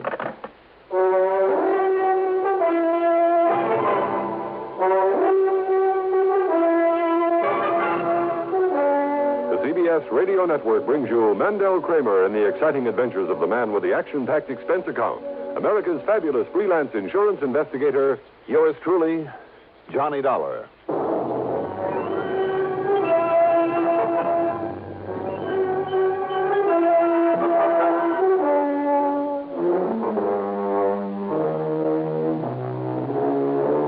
Expense account submitted by Special Investigator Johnny Dollar to the Worldwide Mutual Insurance Company San Francisco office. Following is an account of expenses incurred during my investigation of the buyer and the seller matter. Item 1, after a quick early dinner, is $6 for a cab out to Bradley Field, and item 2, $175.70 plane fare. It was quite late by the time we sat down at San Francisco International Airport, so item 3 is another $6 for a taxi into the Huntington Hotel, high on famous Nob Hill, where from my window I could look out over Telegraph Hill and Chinatown, Fisherman's Wharf, the Embarcadero, and other familiar spots of this wonderful, colorful city. First thing in the morning, I dropped in on Don Riegel at his office right near station KCBS that carries these reports of mine on CBS Radio every week. You know, come to think of it, the last time I was in San Francisco, a couple of the men at KCBS helped me solve an important arson case. Yeah, I remember that one, Johnny. Where are you staying this trip? Over at the Huntington, as usual. Well, I hope you didn't bother to unpack your bag. No, why? Well, you may have a little more traveling to do. What do you think I did to get out here? Had my way, I'd stick around and enjoy this town of yours for a little while. Well, no reason why you shouldn't. You can come back after you've cleared up this case for us. And believe me, I hope you can, Johnny. What's it all about, Don? Well, as I told you on the phone, the man's name is Harvey Lehman. As I also told you, he's disappeared. And if somebody's knocked him off, you'll have to pay a nice hunk of insurance. Yeah, exactly $250,000. But if that man ever had an enemy, I'm crazy as a bedbug. Well, I've always suspected that. Who's the beneficiary? His wife, Doris Lehman. They've been getting along all right? No, to be honest with you. Uh-oh, here we go again. Oh, no, wait a minute, Johnny. Don't start jumping to any fancy conclusions. Why not? That's a lot of money. Yeah, sure it is. But Harvey Lehman is only 48, 49. All right, so why wait around for him to grow old and die before collecting on him? No, Johnny. What I mean is that he has a good business going and will be worth a lot more over the years than any hunk of insurance is now. Even 250 G's? Even that. Even if it means putting up with him over the years? Well, any putting up with it, Johnny, I'd say is on his part. How do you mean? Well, Lehman's a real solid, hard-working citizen who's so completely straight and decent that, well, he's the sort that other folks often take advantage of, especially his wife. Yeah? Domineering. She's overpowering. And while he's working, she's spending, and not on him or his house, anything like that, mind you, but on her own selfish self. Well, then you've just opened up possibility number 2. That he's disappeared deliberately to get away from her? Sure. No. Why not? Well, he's simply not the type. And there's a stubborn streak in him, Johnny, and I'm sure he'd keep trying to make a go of it in the hope that she'd get over this extravagance and nagging one day, and Well, I just don't think he'd give up. I know he wouldn't run away. Maybe. Maybe not. I'm sure of it. How long ago did he disappear? By the way, what sort of business is he in? Well, he's a buyer, Johnny. I guess you'd call him a commission buyer. Oh, buyer of what? Well, antiques, that sort of thing. You want a giant ruby from some ancient Persian idol, layman would get it for you if anyone could. Or the suit of armor that King Arthur wore. Or even a whole room from some Scottish castle. You know that sort of thing. Uh-huh. Well, anyhow, he left here just a week ago. A week ago? Mm-hmm. Well, that means a pretty cold trail. Yeah, I know. He told his wife he was going down to Los Angeles, to Beverly Hills to be exact, to see a man. Told her he'd be back the following day. But he wasn't. Any reason why he couldn't have just stayed over for a while? Well, look, Johnny, if Lehman said he'd show up at 9:16 on Tuesday morning, he'd be there at 9:16 on Tuesday morning on the nose. Not a minute sooner, not a minute later. That kind. Yeah, that kind. Anyhow, Johnny, I've checked every hotel and apartment down there, so have the police. There's been no sign of him. What about this man that he went to see? Well, his name is John Arthur Whittington Maynard. I've been on the phone with him. The police have been on the phone with him half a dozen times. Lehman never showed up. Maynard. John Arthur Whittington. Yeah, you remember him, Johnny. Big produce-nick of a lot of big movies some 30 years ago. Well, at least they made a lot of money. Yeah. All of them horror films, Edgar Allan Poe and vampire and werewolf sort of stuff, before all this science fiction type of stuff came along. Well, the old screwball made himself millions. Well, why did Lehman say he was going down? Well, like I said, Lehman was a buyer of some pretty unusual stuff on commission. And I understand Maynard has a house full of it. Oh, wait a minute now. Don, isn't he the one who had an old movie set, an old castle moved onto some property to use for a home? Yeah, that's the one. You've probably seen it in one of the picture magazines. But now, to get back to Lehman. You better give me his description. Let's see. Here's the dope on him, Johnny, all scribbled out for you. Thanks. And if you want a picture without having to go to the police, his wife has promised to have one for you. Good. Because she's the one person that I want to talk to about this. Now, have you got a car I can use? No, sure, you can have mine. But listen, Johnny, so far as Mrs. Lehman is concerned, I thought I made it clear a couple of minutes ago. Okay, Don, okay. Let's just wait and see. The Lehman house was up in Marin County over the Golden Gate Bridge, and it was quite a mansion. From the minute I stepped inside, it was plain who dominated this household. The rugs, every piece of furniture, every bit of decoration, everything was in the unmistakable taste of a woman. Even Lehman's so-called study would have done much better as a sewing room. There was certainly no place where a man could open his collar, take off his shoes, put up his feet, and relax. And the more I talked with Doris Lehman, the more I became convinced that one of two things had happened. Either he, in spite of what Don had told me, either he'd skipped out simply to get away from her, or she had done him in for that insurance.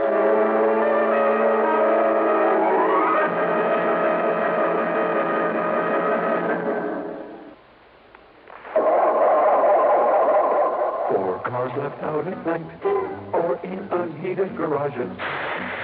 Don't ask for trouble, ask for DuPont, Xerox, antifreeze. Wintertime is trouble time for many of us who leave our cars out at night or in unheated garages. So don't ask for trouble. Ask for DuPont Xerox Antifreeze. Xerox outlasts winter. It protects your car against sudden drops in temperature all winter long. It won't boil away, even during a warm spell. And Xerox has an exclusive rust inhibitor, MR8, that protects all engine metals, including aluminum, against rust and corrosion. So, for safe, dependable protection, do as millions of motorists have done for over 20 years. Ask for Xerox Antifreeze. It's made by DuPont. Remember, Four cars left out at night, or in unheated garages. Don't ask for trouble, ask for DuPont Xerox Antifreeze.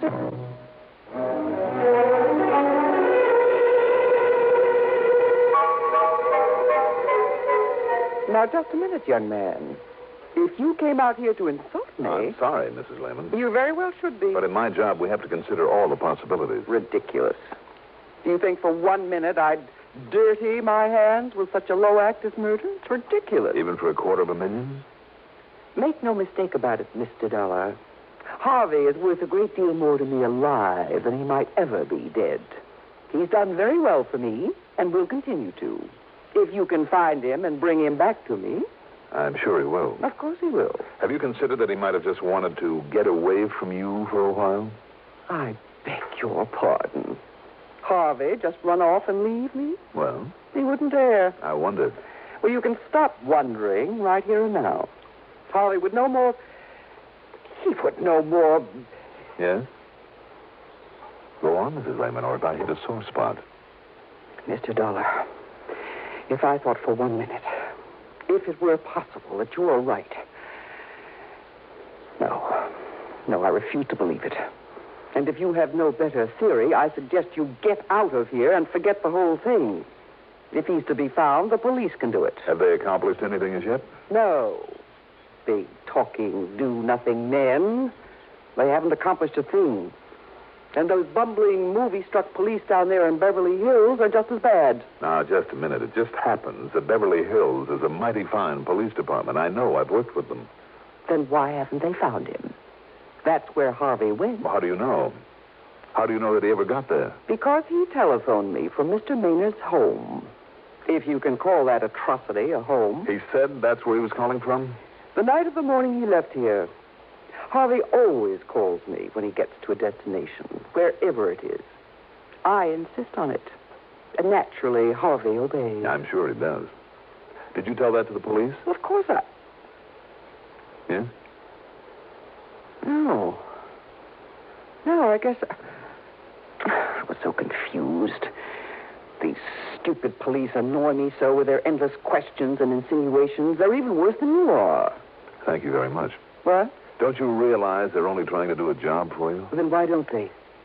Why don't they know that Harvey got there? Because you didn't tell them. Why did he go to see Mr. Maynard? To collect the money due for a lot of junk he bought for him. $10,000. Junk? Oh, chunks from some ancient Roman ruin. Artifacts out of the temple of some old pagan god. And a lot of other nonsense that castle is stuffed with. Maynard simply refused to pay. He told Harvey he should feel honored for having been able to contribute to the decoration of that silly place. And that if he didn't stop dunning him, he'd what, Mrs. Lehman? Oh, I don't know. All I know is that he threatened Harvey, and more than once. For simply trying to collect a bill? Well, you don't know that crazy old Maynard. Oh, I guess I don't. Anyhow, I got fed up with it. I told Harvey to go down there and collect that money or else. Why should I tell you this? I don't like you. It's none of your business. So just leave and forget about it.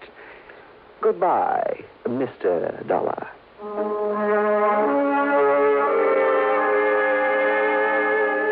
I was afraid if I lingered any longer, she'd literally throw me out. So I got the next bit of information, her telephone number, from the phone book in my room at the Huntington.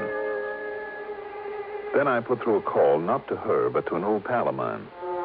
Under the circumstances, it wouldn't be diplomatic to give his right name, so we'll just call him Brady. Sergeant Brady of the Beverly Hills Police Department. And 15 minutes later, he called me back. Johnny Dollar. Brady, Johnny. Yeah. Well, as you suggested, I snooped the phone company, and yes, there was a call to that Marin County number the same night Lehman should have arrived down here. All right, then, Brady. So maybe old Maynard called to see why he hadn't. He must have known Lehman was planning to come. I don't think so.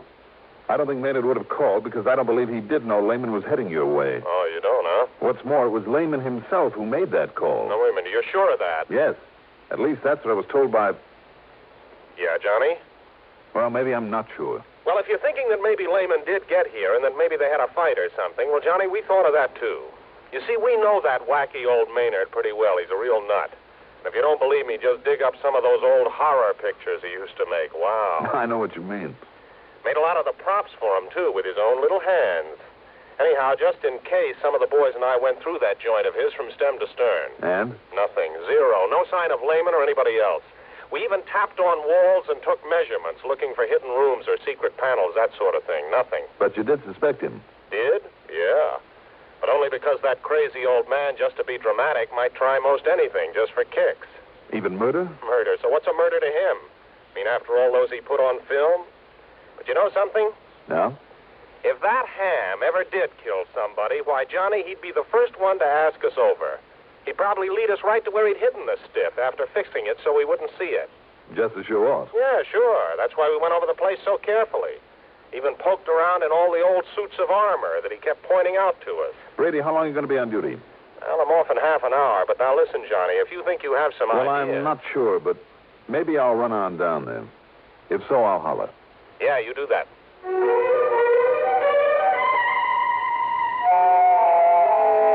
Item 3, $83 even for a cab to the airport, a jet to Los Angeles, and a deposit on a rental car.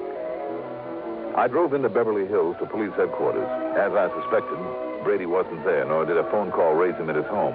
However, the officer on the desk promised to keep trying and gave me some directions, so I took off. After leaving a pleasant residential section, I took a narrow dirt road high up the side of a mountain. I could see all of Beverly Hills and most of Los Angeles spread out below me, and Catalina Island over 20 miles out in the blue Pacific like a jewel, fairly sparkling in the late afternoon sun. I could also see the crummy castle where John Arthur Whittington Maynard lived alone among the tattered glories of his past in the film business. And suddenly, that wee, small voice in the back of my brain spoke out loud and clear. Watch it, Dollar. You may be getting into more than you bargained for, so watch it, Dollar. Watch it.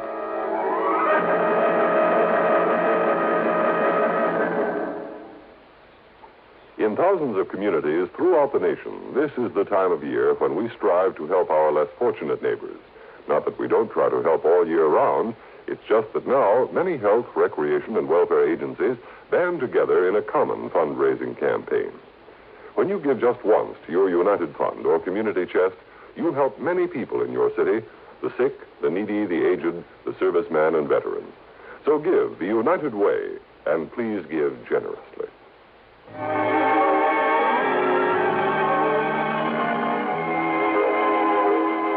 Picture it for yourself. This castle, once a movie set, built up among the rocks and boulders at the top of a mountain.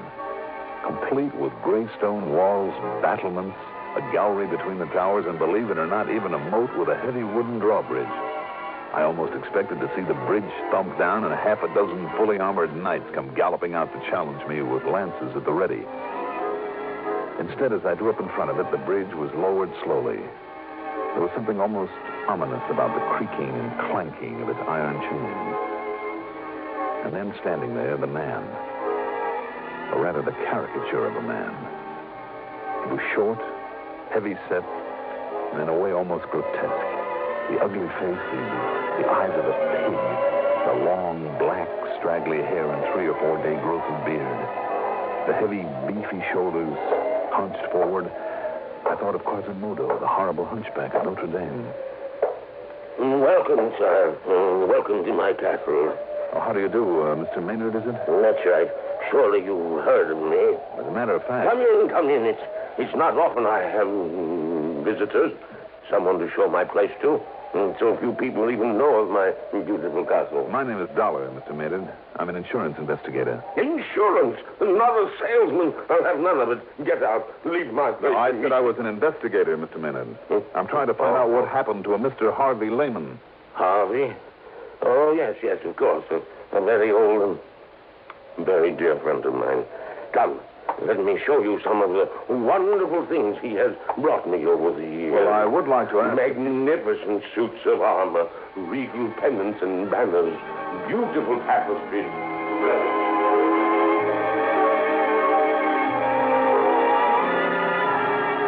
Pinning him down to talk about Harvey Lehman was almost impossible. But I must confess that the trip around that phony castle was interesting, to say the least. Much of what he showed me deserved a place in a museum. Real collector's items. And some of the props from old horror pictures that he's made were just fascinating. Especially down in one of the dank, dark, dirty dungeons. Ancient instruments of torture, the rack, the wheel, the Iron Maiden, a metal boot to be filled with boiling oil. From my pictures, Dollar. From my pictures. Realism, that's what I had in all of them. Because I was the greatest plotter of them all. When it came to mystery and torture and murder. To get back to Mr. Lehman. And can you think of a better place to keep them than down here in this dusty old dungeon, eh? Yes, very fitting. Now, in here, I must show you my wine cellar. There are still a couple of questions, though, that 29 years ago, I laid down the wines in here. Yes, all that time they've been aging in here. Cases and cases of them, rack after rack. Do you see them under the dust and cobwebs? Finest vintages of all. Yes, sure. Now, Mr. Maynard. Yes, 29 years ago, when I retired and moved into this place, I put these wines down here. So you said. You can tell how long by the dust and the cobwebs. Yes, I know. Spiders. Here undisturbed for 29 years. One thing more, though, about Mr. Lehman. No, I told you, Mr. Dollar. I know nothing whatsoever about him. When did you see him last? Oh, almost a year ago. You sure about that? Yes, I'm sure. Oh, look here, this case of port. No label. But the finest vintage port. Mr. Maynard? Over here. Do you see them? The sherries. Magnificent sherries. And the longer they lie there, undisturbed, the finer they'll be. You never drink them? Drink them? Such treasures. Drink them indeed. Look at this one. The color of this ancient sherry. Hold it up to the light. There. Do you see? Yes, I'm afraid I do now. What? I see. Realism, you said. Didn't you mean what looks like realism? By the time it was shown on a movie screen? I don't understand, Mr. Dollar. Tell me the truth, Mr. Maynard. These torture machines, for instance, in the other room, and some of that armor upstairs. Well, some of that armor cost me a fortune because it's genuine. Maybe so, some of it. But how about the rest? You mean you could tell? That it's only imitation? Stuff that was made up for some of your old movies? But I made it myself. I have a skill in such things. I thought it was perfect. It would have fooled me, all right. Well, then I don't understand. Even as the dust down here and the cobwebs fooled the police, too, didn't they? What? When they came around here a few days ago for a look. Now, just a minute. I'll bet by way of showing off, you dragged them down to this wine cellar, too. You were so sure of yourself. Dollar? Phony cobwebs are almost like the real thing. Phony? All the dust. What is it, Maynard? Fuller's earth that you've scattered around? You don't know what you're talking about. The whole setup would have fooled me royally if you hadn't picked up that bottle of wine and held it up to the light. I'm going to take a look under some of these cases, Mr. Maynard. No! You leave them alone. Why? Because they cover up something you don't want me to see? No, don't do that. What was the name of that gruesome old picture in which you had a man buried under a cellar floor? I said stop it. If you don't, I'll pull this trigger. Oh, I see. There. That wild, silly guess of mine paid off. That's right. Harvey Lehman is buried under your feet, and you will join him there. Now, put down that gun, Mr. Maynard. Stand back, Dollar. You heard him, Maynard. What? Put it down. The police. I'll kill you. Watch him, Brady.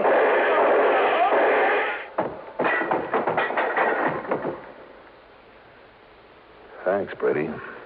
Well, it was a pleasure, Johnny. I'm sure glad you left word for me at headquarters. Oh, believe me, so am I.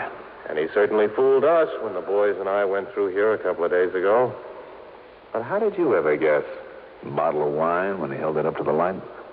Well? He said it was fine old sherry, lying around down here for 29 years. So? Sherry? There should have been a sediment in that bottle this thick. Uh-huh. So the age and dust and cobwebs were a fake, huh? And he must have moved the bottles over this spot only recently. That's right. I just took a wild guess. You know the rest. Pretty smart, Johnny. Pretty smart. Needless to say, wild as the whole thing may seem, they found Lehman's body buried there in the cellar. Expense account total, including the trip back to Hartford by way of San Francisco to pick up my clothes, $477.30. Yours truly, Johnny Dollar.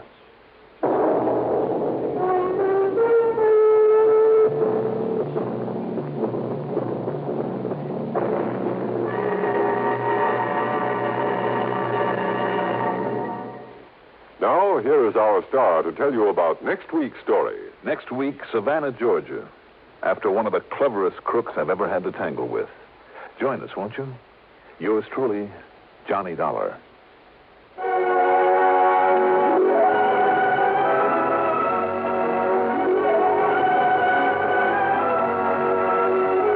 Yours truly, Johnny Dollar is written by Jack Johnstone, produced and directed by Bruno Zerato Jr., music supervision by Ethel Huber. Johnny Dollar is played by Mandel Kramer. Also featured in our cast were Leon Janney as Maynard, Gertrude Warner as Doris Lehman, William Redfield as Brady, and Carl Frank as Don Riegel. Be sure to join us next week, same time, same station, for another exciting story of yours truly, Johnny Dollar. This is Art Hanna speaking. Don't just stand there. Enjoy the Gary Moore Show weekdays on the CBS Radio Network. Johnny Dollar. Johnny Dollar, eh? That's right. Who are you? Insurance investigator?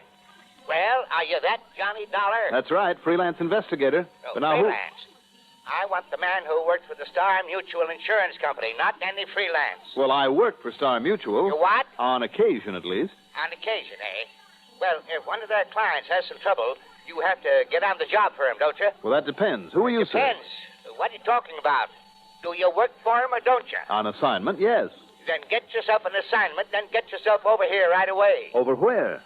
Here at my apartment. What's the matter with you? Are you an idiot? Where else could I possibly want you? Has it by any chance occurred to you, sir, that I might not have the least idea who you are? Well, what difference can that possibly... Oh, yes, that's right. Yes, that's right. Very well. My name is Timothy Jarrett. Now, get over here immediately. Do you mind if I check with Star Mutual first? Don't be wasting your time. Check with them after you get here. If I get there. Look, What do you Mr. mean, Jarrett. if you do? You haven't even told me what your problem is. Do I have to go out and shout murder from the housetops Murder? to get you to pay any attention to me? Did you say murder? Of course I did. Whose and when? Do you suppose I'd be talking to you if it had already occurred? Oh, I'm sure I haven't the least idea. Of course I wouldn't. How could I? But if you're not over here right away, I'll call that insurance company and have you fired. All right, you do that. I'll be waiting for you. You will. Hello. Hello. Well, it may be a nice long wait, Mr. Jarrett.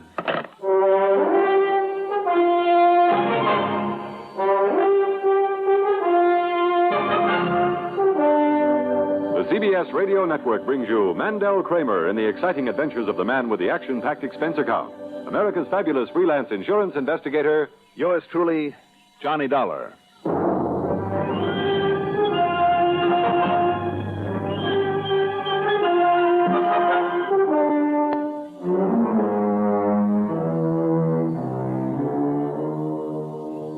Expense account submitted by Special Investigator Johnny Dollar to the Star Mutual Insurance Company, Home Office, Hartford, Connecticut. Following is an account of expenses incurred during my investigation of the Lorelei matter. It was pretty obvious from that phone call that Mr. Timothy Jarrett was a crackpot of the first water. And I was all set to forget about him and go on about my business. But I had some errands to do in town, and one of them took me into the building where Star Mutual holds forth. So I made that my first stop and barged in on Ed Williams. Johnny, well, how are you, boy? Glad to see you. Hi, Ed. What brings you here? Don't tell me you're having to go around digging up assignments these days. Sit down. Thanks. Cigarette? I don't mind if I do. Here you are. Thank you. Here, I got a lighter. Right. Thanks. Mm-hmm. Well? Ed, I believe you have a client by the name of Timothy Jarrett. Oh, yeah, Johnny, I'm afraid so. What's the matter? Why the groan? Well, I ought to be grateful for him, though, I guess. After all, that life policy of his has a face value of nearly $2 million. $2 million? Wow, I thought maybe he was just some old nut. Oh, he is, Johnny, no question about it. Just about as wacky as they come. Don't you know who and what he was? The famous all-or-nothing Gerard? Was or is? Oh, he's still alive, if that's what you mean. But, Johnny, about 40 years ago, Gerard was one of the cleverest stock manipulators ever hit the scene. No kidding. Made himself millions and millions.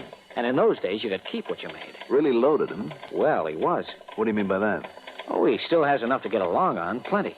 But after the 5 or 6 beautiful dolls that he married and divorced, well, you know what they can do to a man and his money. Well, let's say I've heard. Thank goodness this present one seems to have a little sense. Oh, she's young and pretty enough, all right, but Well, maybe you've heard of her. Name is Lorelei Lambert. She's an artist, and I understand a pretty good one. Came from Quebec originally. Oh? Spends a lot of time out of town, away from the old coot. But I'm sure it's just on account of her sketching and painting. I see. Matter of fact, the last time I talked to Mr. Gerard, that was day before yesterday, she was off on another of her field trips. Well, what about the old boy, Johnny? Well, I got a crazy phone call from him. Sorry, I guess I was kind of responsible for it. You were? Another of his complexes working on him. And I promised if it proved to have any basis, I might call you in just to shut him up. But I certainly didn't expect him to call you. What do you mean by complexes? Nothing else to do, so he worries about himself. A couple of weeks ago, it was a persecution complex. Before that, he was certain he was going to be robbed. But he wasn't. Of course not. Before that, he was sure that his apartment, the whole block maybe, was going to burn down over his head. And so on for the past couple of years. Well, what did he tell you it was this time? Well, he mentioned the word murder. I hope you laughed in his face. Who would ever gain anything by killing off that old character? You tell me. Who's the insurance beneficiary? Pretty little Lorelei, his wife. But he knows better than to think she'd ever raise a hand against him. He's given her everything, Johnny. Everything she can possibly need or want. Besides, she isn't the type. Is there a type for murder? Well, you tell me. If he was such a stock manipulator, how about some old enemy showing up? Maybe somebody he might have defrauded. After 40 years? No, I guess you got a point there. It's just another one of his complexes having something to do, something to worry about. Okay, Ed, I'll just forget about him. Oh, no, Johnny. Johnny, don't do that. Why? What do you mean? Got to keep him happy. Old Buzzard wouldn't hesitate to cancel out that policy in a minute. And I don't want to lose those nice big premiums. No, as long as he's asked for you, Johnny, you'd better go and see him. Hold his hand. Promise him anything you like. And then you can forget him. But you go see him, Johnny. Here, I'll give you his address. Okay, Ed. Whatever you say.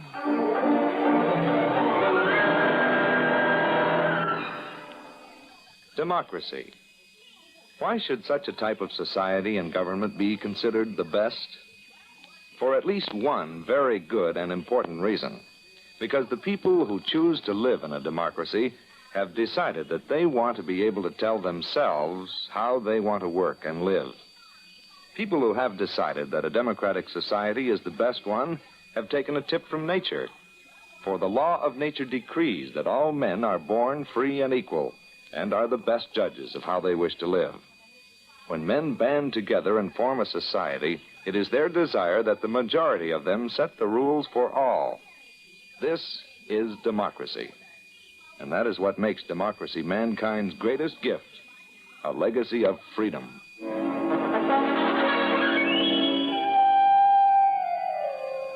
The Fleur-de-Lis apartments out on the edge of town are the old-fashioned ultra-deluxe. A solid building of native stone built like a fortress. The two uniformed doormen looked over my credentials carefully, then told me to go on up that I was expected. The old-style elevator with its open cage was somewhere else, so I walked up the 2 flights, found suite number 3A, rang the bell a couple of times. Then, when I got no answer...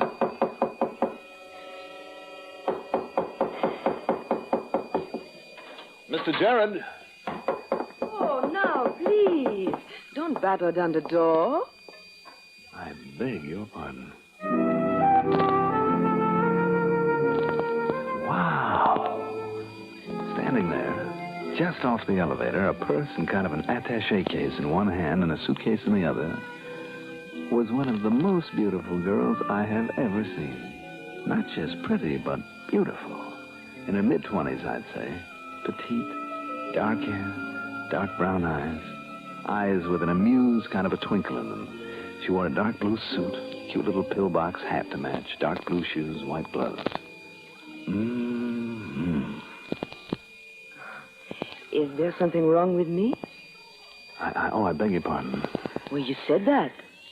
I guess I did. Is there something I can do for you? I'm Mrs. Gerard. And that is the door of my apartment you've been knocking on, you know? I know. I came to see Mr. Gerard. Oh? But why? Do you mind telling me who you are? No, I'm sorry. My name is Johnny Dollar. I represent your husband's insurance company. Oh, dear. Has Timothy been pestering you people again? Well, he called, that's all. He asked me to stop by. I might have known it. The minute I go away for a few days, the sweet old soul conjures up something to worry about. He always does. Yeah, so I understand. I've been up to Cape Ann in Massachusetts trying to paint some seascapes. Oh? But I just knew he'd get himself all bothered over something or other. That's why I came back today instead of next Monday as planned. I just got off the train. Oh, it's pretty obvious you've been traveling. Horrible. Traveling in this weather. I probably look a mess. Hardly. But now that I'm home, I can... Only, what do we stand out here? If you just take this bag... Oh, yes, sir. And this little case full of paints and brushes and paper and things. I got it. Good. Now, if I can find the keys... Here we are. Oh, let me, With your hands full? I guess you're right. Only, well, Mr. Dollar. Yes? Well, before we go in, what was it this time? And you must excuse me if I gave you a kind of suspicious look when I stepped off the elevator. I saw you standing here. You look nothing but charming, and you still do. You're lovely.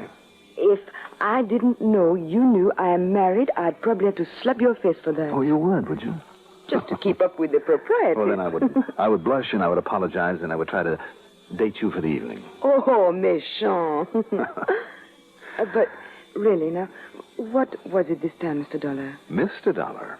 After getting my face slapped, verbally at least, and for only telling the truth? Oh, who is being the charmer? I'm sorry. But seriously, Johnny, what is it this time? I mean, his reason for calling your company. I don't know, really. He just said he wanted to see me, that's all.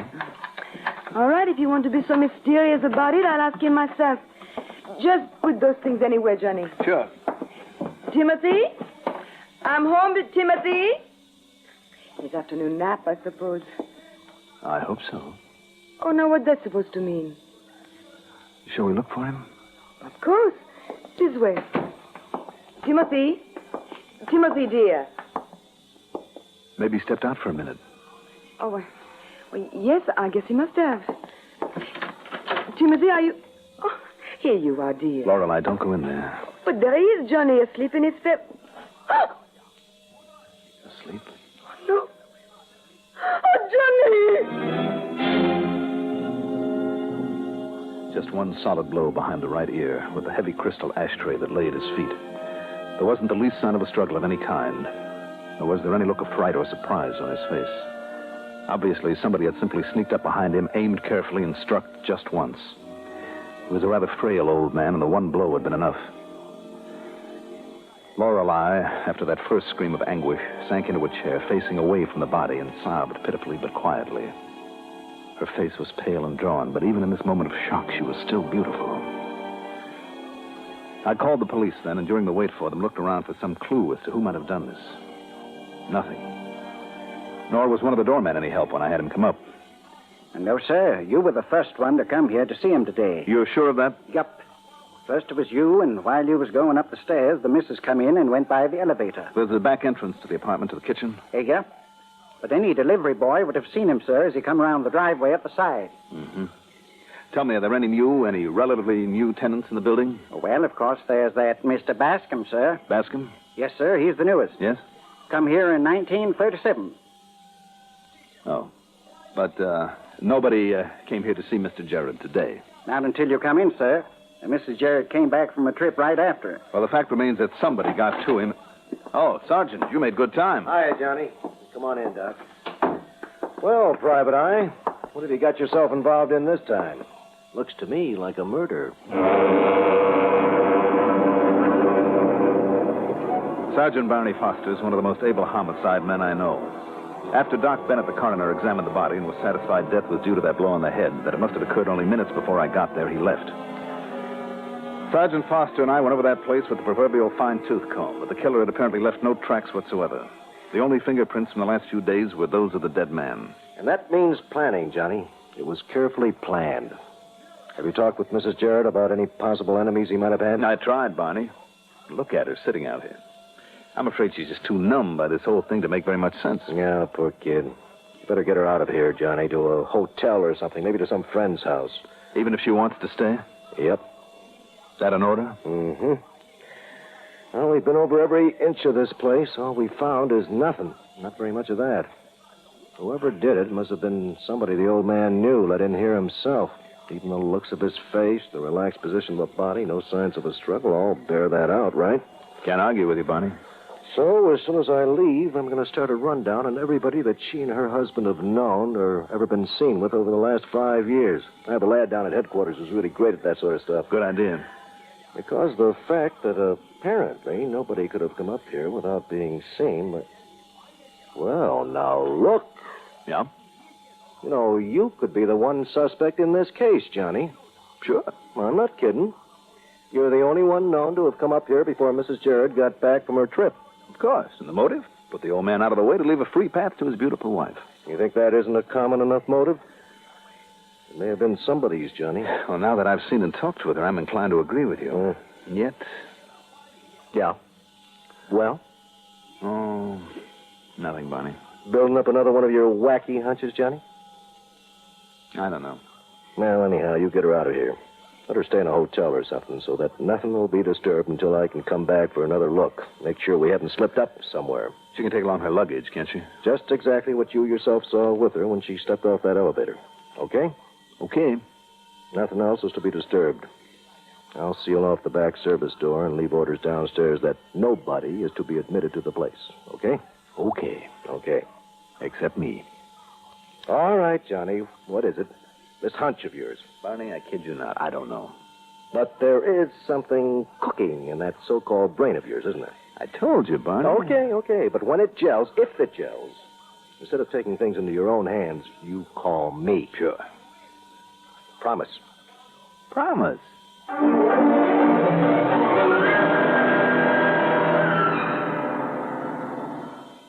Democracy. What does it mean? The word itself is of Greek origin. Demos meaning the people, and kratos meaning authority. Thus, in a democracy, the people have the authority to rule themselves. But where does the authority come from? The authority comes from the people themselves. They put it in their Constitution, and the Constitution can't be changed by anyone except the people. That puts the supreme power of the government of a democratic country right in the hands of the people, and the people elect their representatives to run the government.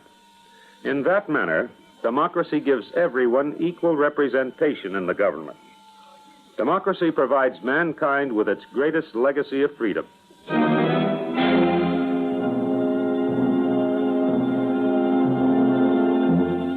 I took Lorelei Jarrett over to the Statler and got her a comfortable suite of rooms. Then I called up my best girlfriend, Betty Lewis, and told her what it was all about, and Betty agreed to move in with Lorelei for a few days to make sure she wouldn't go off the deep end. Also, I hoped that Lorelei might say something, perhaps name somebody that would give me a clue to work on. And Betty, of course, promised to keep her ears open. This silly feeling I had that a hunch was coming, a hunch that I couldn't pin down, bugged me for the next 2 days. During that time, there was no word from Betty and nothing but silence from Sergeant Barney Foster. Half a dozen times, I was on the verge of going back to that apartment for another look. But why? To look for what? Then, on the afternoon of the third day, I decided the only way to make the hunch materialize was to go back there, but not alone. Well, now, I don't know, sir. The policeman said it was all right for you to go up there, but... I'll be completely responsible. Very well, sir. Here's the key you'll need. Thank you. Shall we?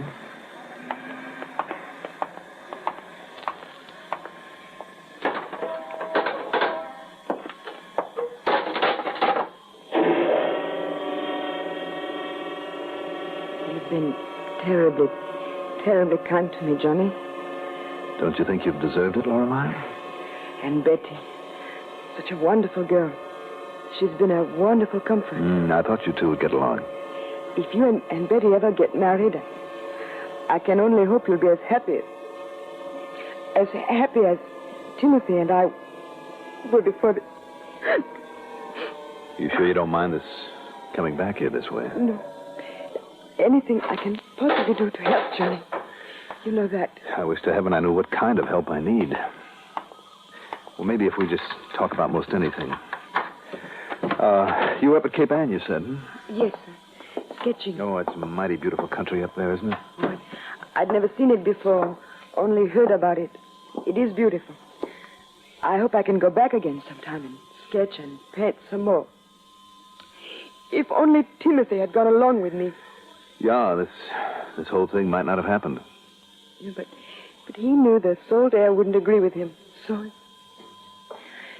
do you suppose, Johnny, that it would be all right if I took some of my clothes and things as long as I'm here? I'm afraid you'd better not, Lorelei. The sergeant wants to come back here, you know. Oh, yes.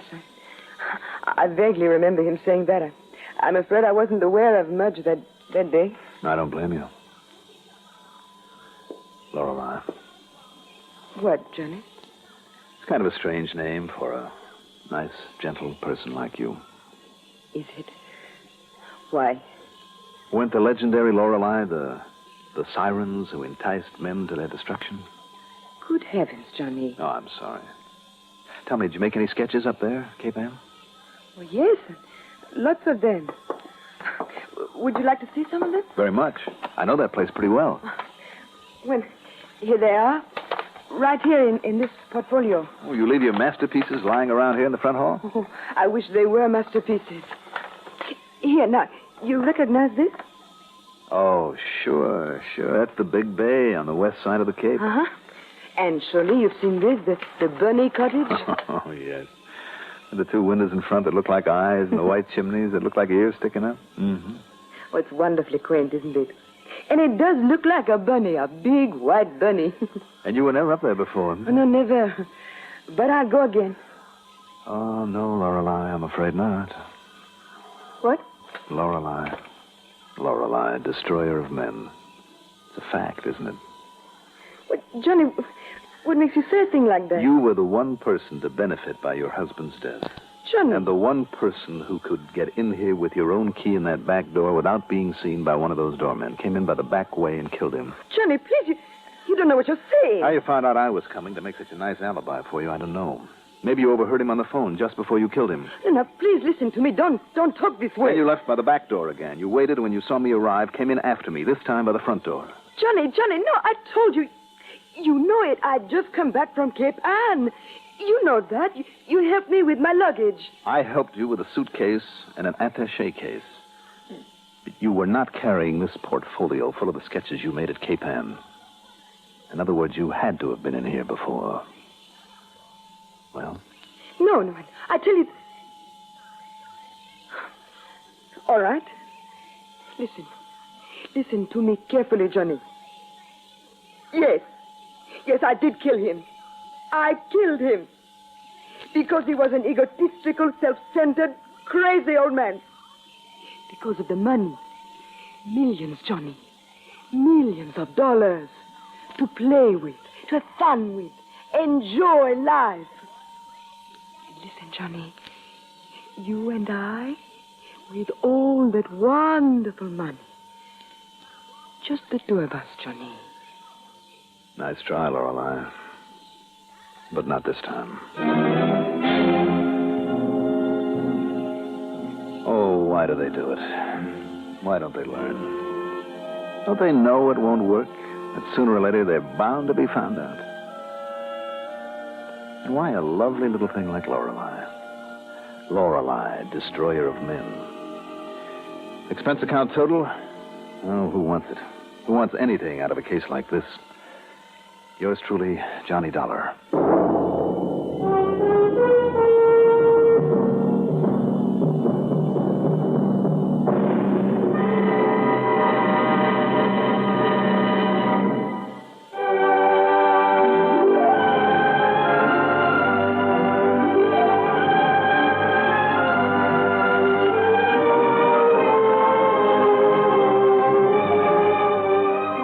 Truly, Johnny Dollar is written by Jack Johnstone, produced and directed by Bruno Zerato Jr., musical supervision by Ethel Huber. Johnny Dollar is played by Mandel Kramer. Also featured in our cast were Rita Lloyd as Lorelei, Sam Gray as Sergeant Barney Foster, Herb Duncan as Ed Williams, Arthur Cole as Timothy Jarrett, and Guy Repp as the doorman. Be sure to join us next week, same time, same station, for another exciting story of yours truly, Johnny Dollar. This is Art Hanna speaking.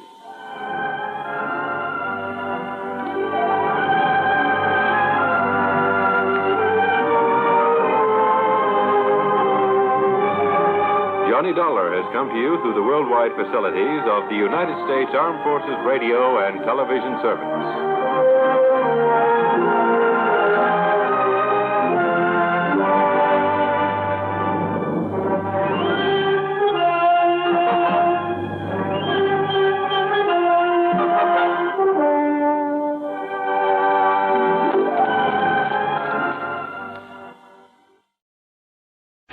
Johnny Dollar. Morris Parkley, Johnny. New Jersey State Mutual. Well, it's about time. Morris, how are you? Bad. I've got troubles, Johnny. $40,000 worth. Don't give it another thought. Just mail me a check. Yeah, I wish it were that easy. Also, I wish it was a check. What do you mean? I mean, it's all in cash. Oh, okay. Then I'll fly on down there and pick it up. Yeah, I wish you could. But there's a hitch. His name is Walter P. Doniger, Who's he? policy beneficiary. We can't find him. Well, maybe I'll get lucky and not be able to find him either. Then with 40 G's in my hot little hand. I'll be breathing right down your hot little neck. I'm sure you will. Now, Maury, the commission on $40,000 for me if I find this man. You want to come down and talk about it? Why, sure.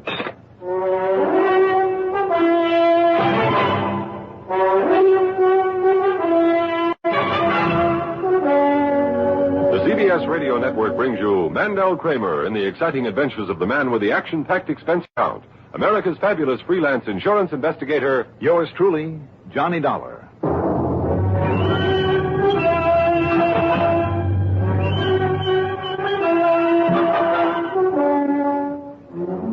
Expense account submitted by Special Investigator Johnny Dollar to the New Jersey State Mutual Life Insurance Company, Home Office, Trenton, New Jersey. Following is an account of expenses incurred during my investigation of the Doniger matter.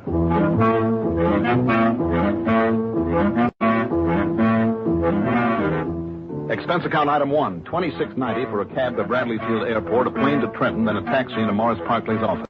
It was lunchtime, so Maury dragged me over to lunch at Hildebrecht's. Look, are you just going to sit here and stuff yourself, or can I tell you about this case? Maury, so help me. Nobody knows how to fix soft-shell crabs like a South Jerseyite. So I'm going to make the most of it. Going to? You have. Now listen. Mm-hmm. His name is Walter P. Doniger the Seventh. The what?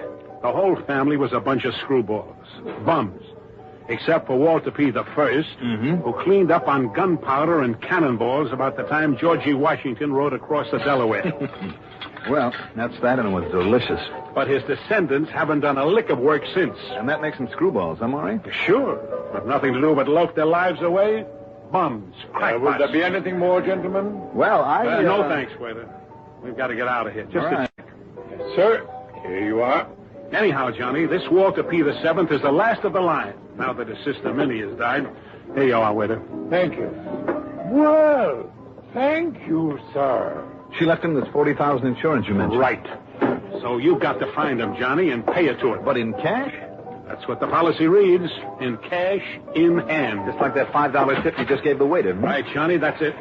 What? $5? Hey, wait a minute. Come on, Maury. You can tack it out of my expense account. But $5. Come on. Okay. Anyhow, that money has to be paid within 10 days of her death, Johnny. So that gives you just less than a week from now. Well, Maury, that... Otherwise, we pay him an additional $1,000 for every additional week or fraction thereof. You issued a policy like that? Not I, personally. And you call him a screwball. The point is that he's disappeared. You think he might be dodging you, Maury, just to build up his take? Possibility. I wouldn't put it beyond him. What's the address given on the policy? Addresses, Johnny. 8 of them. 8? Every time he'd move, his dying sister would give us a new one. So list it. Well, all right, then. If she only died recently, then his last address would... No. He isn't there. And he left no word about where he'd go next. Hey, you better watch it. Yeah. All right, lights change. Come on. Well, tell me, Maury, is there any pattern to the way that he's moved around? Pattern? I hadn't thought of that. Well, you should have. May give us an answer. Yeah. Well, here's the office. We'll take a look. Right.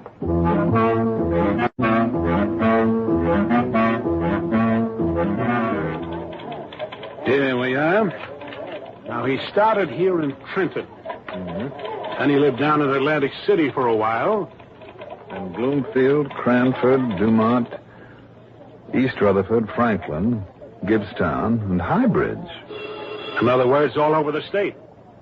You know, that makes any kind of a pattern, Johnny. Well, it sure does, Maury. It does? Sure. Don't you see? Atlantic City, Bloomfield, Cranford, and so on, ending up with Highbridge right through the alphabet, Maury, from A to H. Hey, you're right. So it's easy. Wherever he's gone now begins with the letter I. If he sticks to the pattern. Yeah. Well, why all the wandering around? Is he running away from something, or is it just a matter of building up the insurance he'll get? I don't know. Anyhow, now, you have the answer. Find a town beginning with the letter I, if there is one, and you've got him. Yeah, thanks a lot. But which town beginning with an I, if there's more than one? Oh, yeah. I didn't think of that. Got an atlas, Maury? Yeah, sure, of course. Yeah, right in front of my nose. Help yourself. All right, now let's see. Okay, here we are. Oh, great. Now, what's the matter? Listen. Imlaystown, Indian Mills, Interlaken, Iona, Iceland, plus about a half dozen more, from one end of the state to the other. Yeah, no good. Well, it's all right with me if you want to pay me plenty of travel money to prowl around after him. Fine, that's fine. And he'd be in the very last town that you'd hit. It's a possibility. Well, I guess the only thing we can do is write the city hall in every place beginning with an I and hope he'll cooperate. Meantime, time is running out. Wait a minute. Maybe there's a better pattern for us. Well, sure, like you say, the alphabetical one. It'll either cost that extra $1,000 a week, or you'll run up too big an expense account. No, wait a minute. Look, don't you see? There's more to the pattern. Like what? And how much will it cost? And stop looking smug. Maury, I'll make you a proposition. Oh, you will? Mm-hmm. Let me try just one of these towns. This one here. Interlaken? Mm-hmm. Well, why pick that one? If I don't find Mr. Walter P. Doniger, the 7th there, you won't owe me a cent. But if I do... Yeah, then what? Then you tack an extra $1,000 onto my commission. Okay? What? Even above your expense account and all that? Okay. It's a deal. And now, Johnny... Good. Now, look. Do you mind telling me what this magical key is that you found? The pattern of his wanderings? Not at all. Look, Maury, it's right here in front of your nose. Right here in the atlas.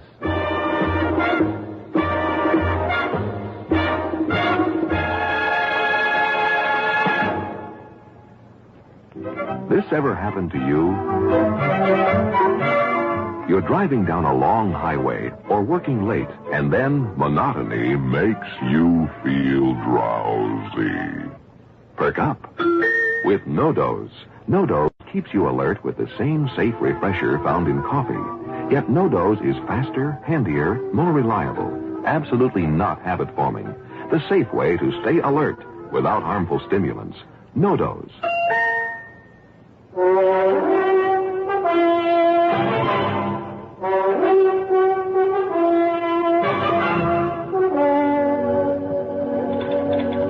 No, Johnny.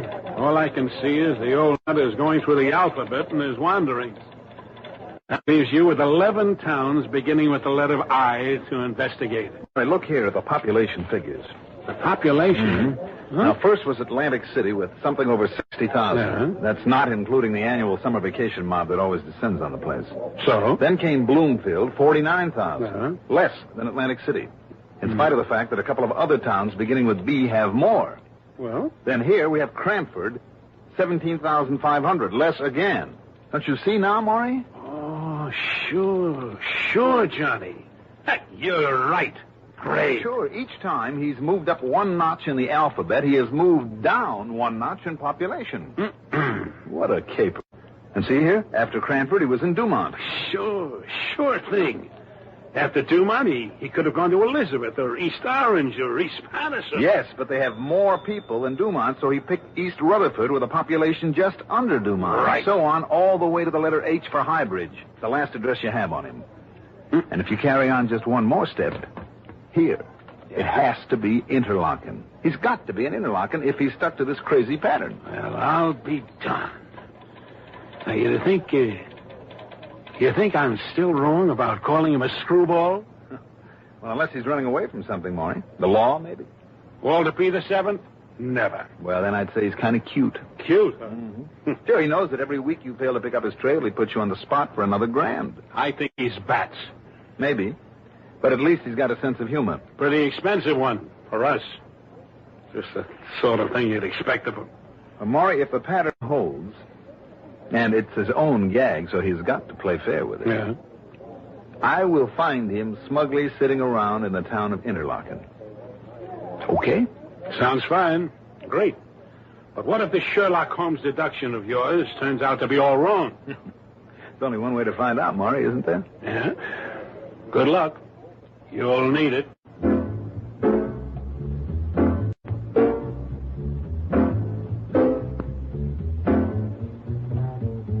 Expense account item 2, $50 deposit on a rental car. I headed east then on 33, a main highway through Heightstown, Freehold, and Ocean Grove, and then north in a roundabout way to Interlaken, a small but very nice resort town that isn't much heard of because it's so completely overshadowed by nearby Asbury Park.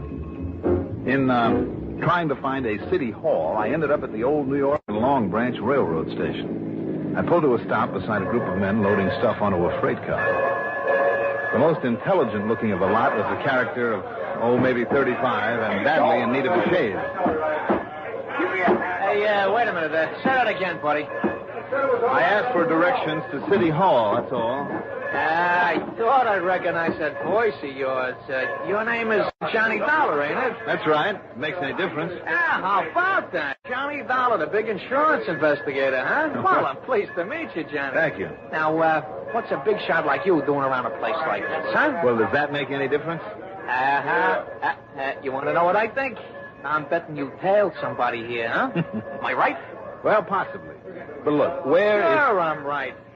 Well, look, Johnny, you want to know anything about this burg, you asked me. You're Bill McGrogan. I know all about it, see? Okay. I know everybody ever comes into this town. Yes, sir, you need help? You couldn't have come to a writer party. Good. And me? Well, I'll be glad to give a guy like you a hand, see? And, Johnny, know something else? Now, look, McGrogan. Oh, just call me Bill, Johnny. Your name is Bill. You know something else? I understand you pay out pretty good for information. Like, you can lay it out on that expense account of yours, huh? Yeah. Am I right, Johnny? Well, now, that depends. Look, why don't you try me, huh?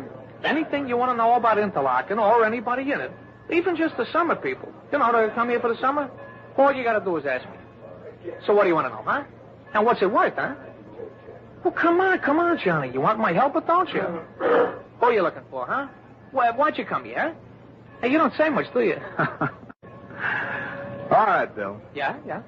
I am looking for someone. A man. Now what's it worth if I lead you right to him, Johnny? 50? Maybe a C-note, huh? Come on. Because if you don't think I can lead you to him, well, you just try me, see? Yeah, 25 maybe. Now, look, you better come down a little bit, Bill. Let's see, how about a 10 spot? Okay, thanks. What? Now, who do you want to meet, huh? Who's the guy you're looking for? The name is Walter Donahue. Hey, you see, I told you to come to the right... Yeah, huh? What's the matter? Who'd you say, Johnny? I said a man by the name Walt Donegan? That's right. Well, you know where I can find him, or don't you? Well, come on, Bill. What's the matter? Donegan, huh? That crazy Walt Donegan. And you want to give me only $10, huh? All right, I'll make it 20. If you really know where he is. Yeah, sure, I do, sure. But a guy that's loaded the way that he is, you know that, don't you? It sounds like Walter Donegan. Okay, Johnny, okay. $50 and I fix it up. What do you mean you fix it up? I'll deliver. So, where are you going to be staying? Well, matter of fact, I don't know. I hadn't really planned on... Well, Larchmont. So you go to the Larchmont. It's that nice, fancy place about 3 blocks over that way. Yeah, well, look, over there. Turn your head, huh? You can see the top of it with the flag on it. See over there? Oh, yeah, I see. That's good. Now, you get yourself a room, see? And, Johnny, I guarantee I'll get the word to Donegan, and he'll be there and see you by sometime tonight. Okay? Now, look, Bill, wouldn't it be a lot easier just to tell me where I can find him? With the way that he moves around? Oh, sir. That's the deal. $50, Johnny. All right. Here's 15 more. And the other half you get after I see Donegan. Oh, yeah? Well, now, listen, Johnny. That's my deal. Just be sure you get him there to my room at the Larchmont.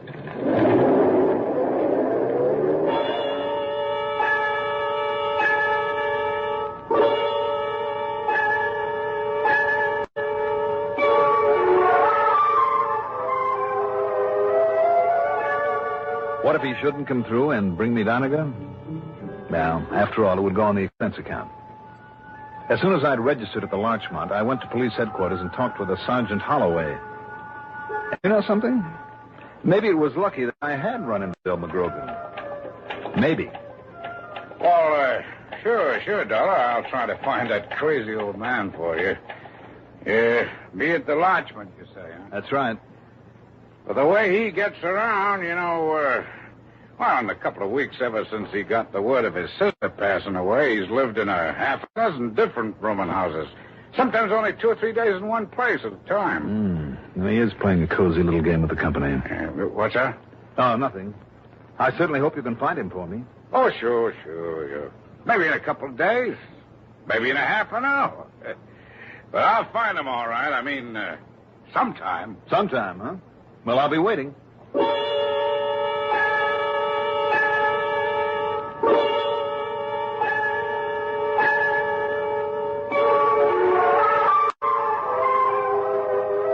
At the Larchmont, I had cocktails and dinner. It's item 3, $4.70. Then I spent item 4, $50 on a phone call to Maury Parkley to let him know where I was.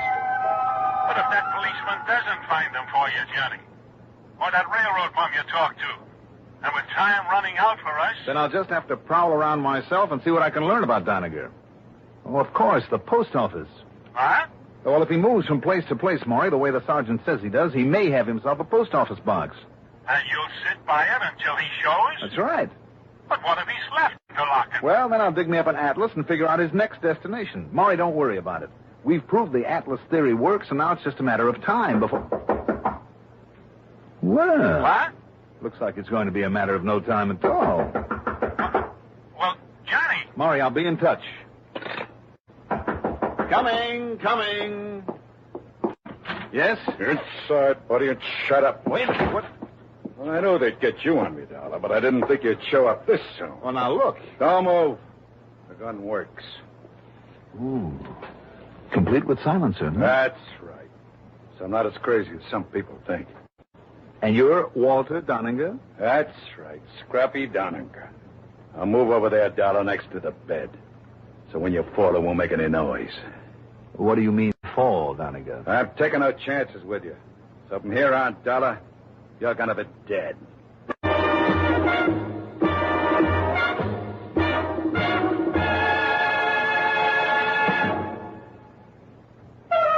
Treat your taste kindly with Kent. Treat your taste kindly with Kent. Treat your taste kindly with Kent. Smoke Kent, the micronite filter cigarette. Yes, people who want to get away from harsh, rough-tasting cigarettes know that the one to switch to is Kent. And there's a very good reason why. Kent, with the micronite filter, refines away harsh flavor, refines away rough taste for the mildest taste of all. Yes, that's your reward for smoking Kent, the cigarette that made the filter famous. So when you want to get away from harsh, rough-tasting cigarettes, remember, the finer the filter, the milder the taste. And you decide to treat your taste kindly with Kent. Treat your taste kindly with Kent. Smoke Kent, the micronite filter cigarette.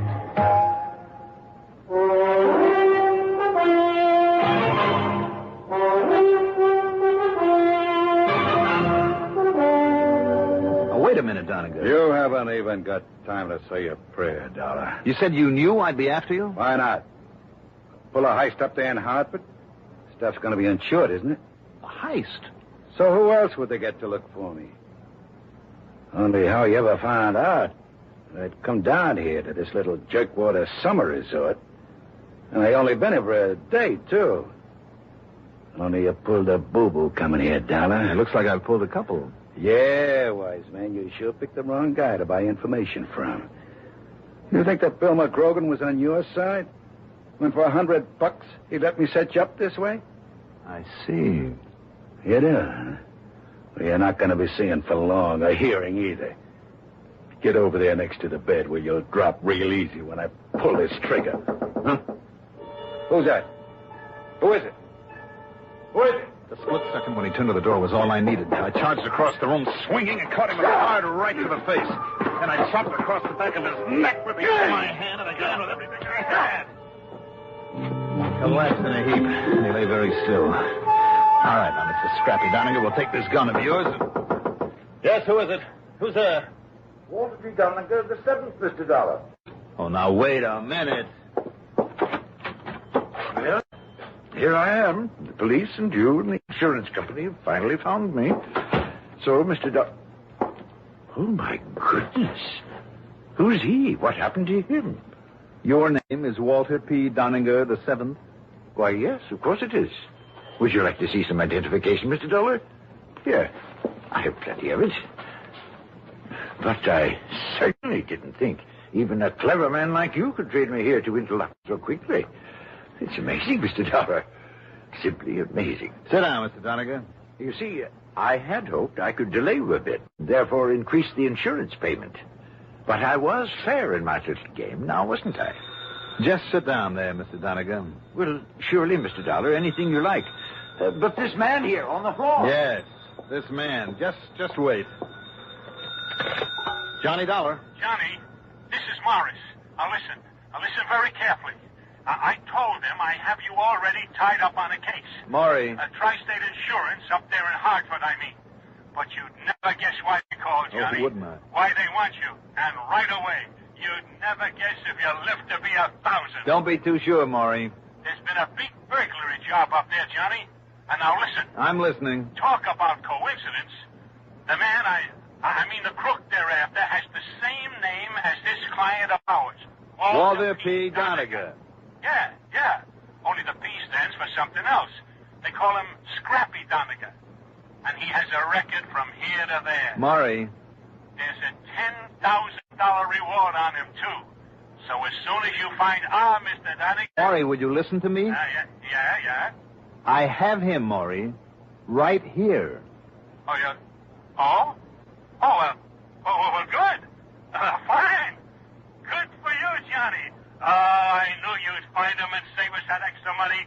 Good man. Now, would you like to do me a favor and save me a phone charge? Well, sure. All right. Call Tri-State back. Tell them the job is done. Their job, and they can mail me the check for that reward. What? That's a fact, Maury. I'm up to here in Downinger's.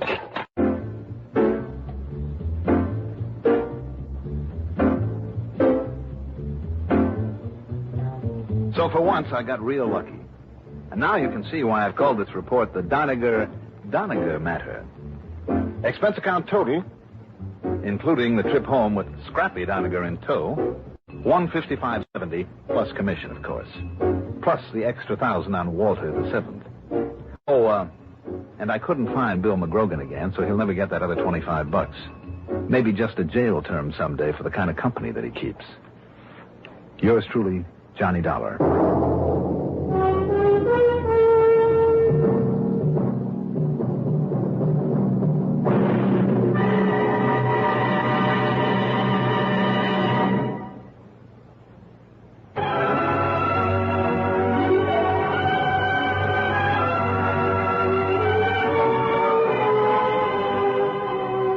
Yours truly, Johnny Dollar, is written by Jack Johnstone, produced and directed by Fred Hendrickson. Johnny Dollar is played by Mandel Kramer. Also featured in our cast were Jack Arthur, Jack Grimes, Ian Martin, Santos Ortega, Melville Ruick, and Neil Fitzgerald. Music supervision by Eugene Sines. Sound patterns by Walter Otto. Technical supervision by Mike Shoskus. Be sure to join us next week, same time, same station, for another exciting story of Yours truly, Johnny Dollar. Art Hanna speaking. Johnny Dollar. Dollar, this is Raymond Tillerton. Tillerton? Yes, Eastern Liability and Trust. Well, what can I do for you, sir? Can you come over here and see me right away? You're in your office at this time of night? No, at my apartment, 4A at the Crinsley Arms. Well, what sort of a matter would you like me to investigate, Mr. Tillerton? No, there's no matter. Not yet, that is, but that doesn't make any difference. I must see you. Well, look, Mr. Tillerton. Right away, please. Well, unless I have some idea of what your problem is. Heavens, man, can't you see this is urgent, important? Well, it certainly sounds like it, but come immediately. 4A at the Crinsley Arms. Now, look, Mr. Hello. Hello.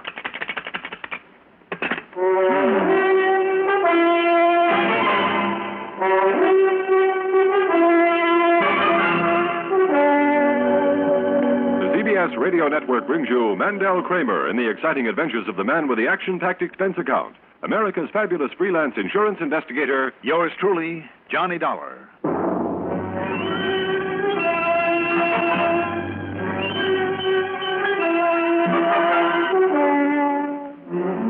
Expense account submitted by Special Investigator Johnny Dollar to Eastern Liability and Trust, Home Office, Hartford, Connecticut. Following is an account of expenses incurred during my investigation of the No Matter matter.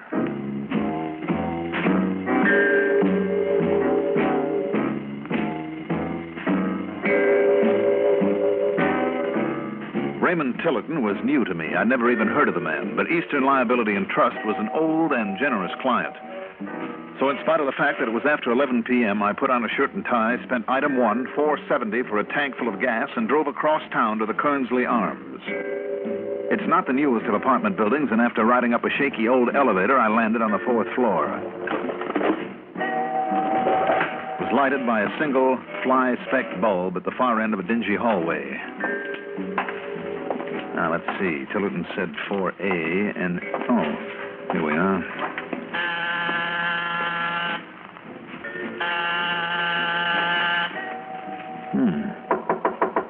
Mr. Tillotson?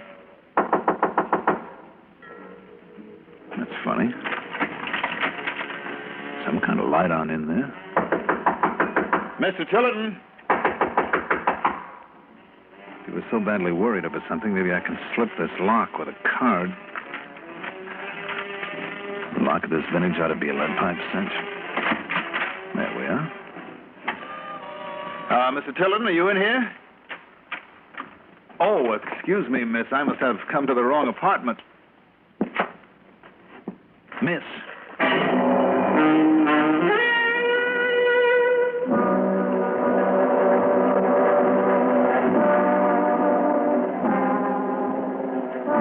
The girl sitting by the window was about 25, brunette and beautiful. Her brown eyes were wide open, staring at the floor, but they weren't seeing anything. She didn't move. There was no sign of breathing. Her chest was perfectly still. And above the pocket of her silk blouse was an ugly hole with a powder burn around it that must have been made by a gun at close range. I didn't touch her, but I looked around for a telephone. Mr. Tillotson? Maybe there's a phone in the bedroom. Let's see. I'll find a light switch in here.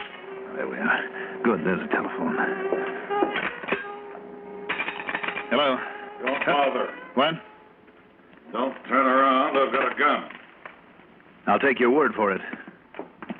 You shouldn't have come, Dollar. You shouldn't have come.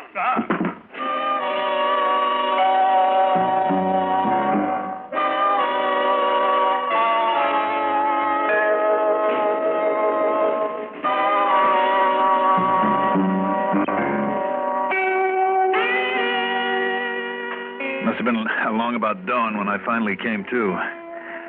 At least I could see a bit of light around the edge of the tightly drawn shades. My head felt as though it had been split wide open. Somehow I managed to reach over and pick up the phone and call the police before collapsing again, this time on the bed. How long I lay there, I'm not sure, but then I awakened and staggered into the bathroom and doused my aching head with some cold water.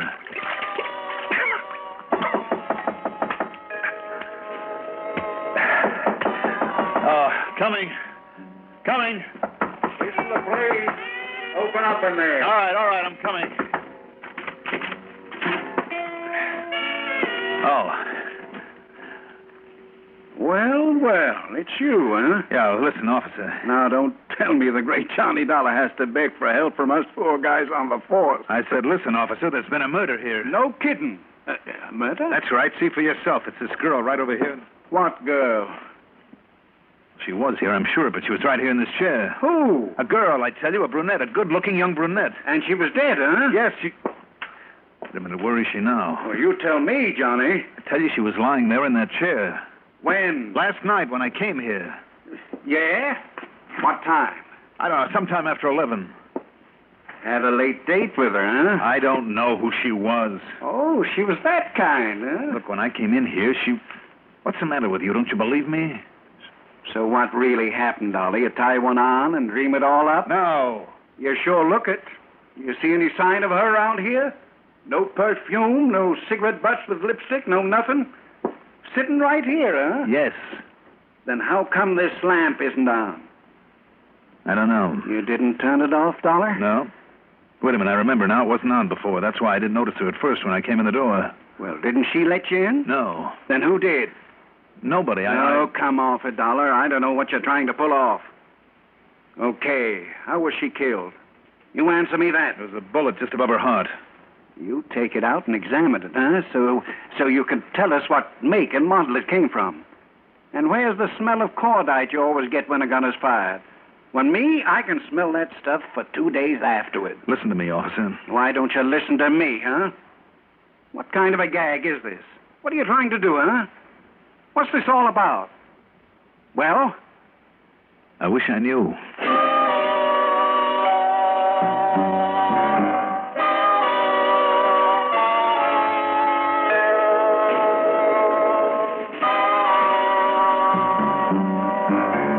I stopped in the office of the building superintendent before I left the place. Yes, sir. Apartment 4A is leased by Mr. Tillerton, all right. But what's in your business? Well, that depends. And what was that policeman doing here? And why did he talk that way to you when he left? And who are you? Don't worry about it. Just a minute, young man. Don't you walk out on me.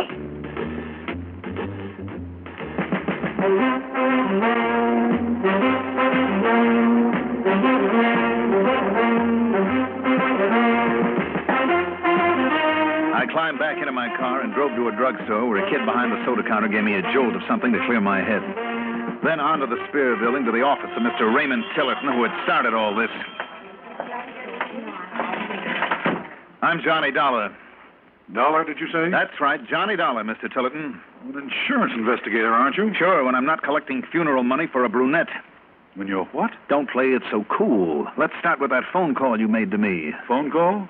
To you? Yes, to me. I don't even know you're... When, Mr. Dollar? Last night, 11 o'clock. What call do you think I'm talking about? Look, Tillerton, I'm in no mood to play games. But I didn't, Mr. Dollar. The only phone calls I made there in New Haven were yesterday afternoon. Oh, they were, hmm? Well, how come I recognize your voice? Wait a minute. Did you say New Haven? Yes, I spent all of yesterday and last night in New Haven. You mean to say that you weren't in your apartment at the Kernsley Arms last night? I told you I was in New Haven. Why? Now, look here, Mr. Dollar. Will you please tell me what this is all about? I asked you a question. Very well. I was visiting my mother. It was her birthday. But now... Your mother, hmm? Yes. Where does she live in New Haven? A little house at 1034 Coalinga Avenue. But why? Why pouncing on me like this? Why all these questions? You don't know? No. I don't understand what this is all about. Believe me, Mr. Dollar. Believe me, please. You really mean that, don't you, Mr. Tillerton? Of course I do. I simply don't understand this, Mr. Dollar. Is something wrong? Yes. Very wrong.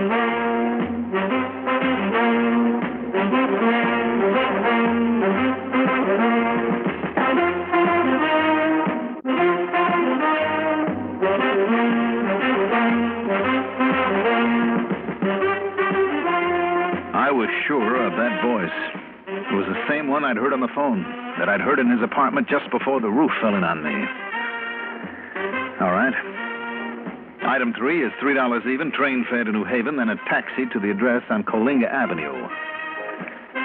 It was a large, rather nice, but very old-fashioned home near a busy shopping section, and a kindly, gentle, gray-haired lady invited me in. Yes, Mr. Dollar, I was 87 yesterday.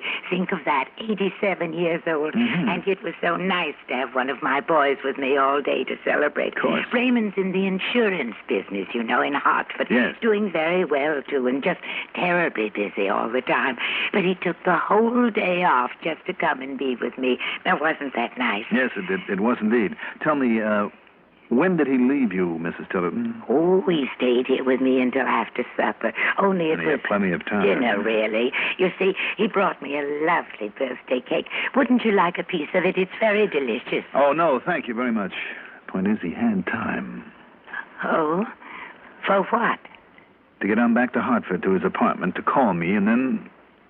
Yes? And what, Mr. Dollar? Nothing. Nothing that you need worry about. Thank you, Mrs. Tillerton.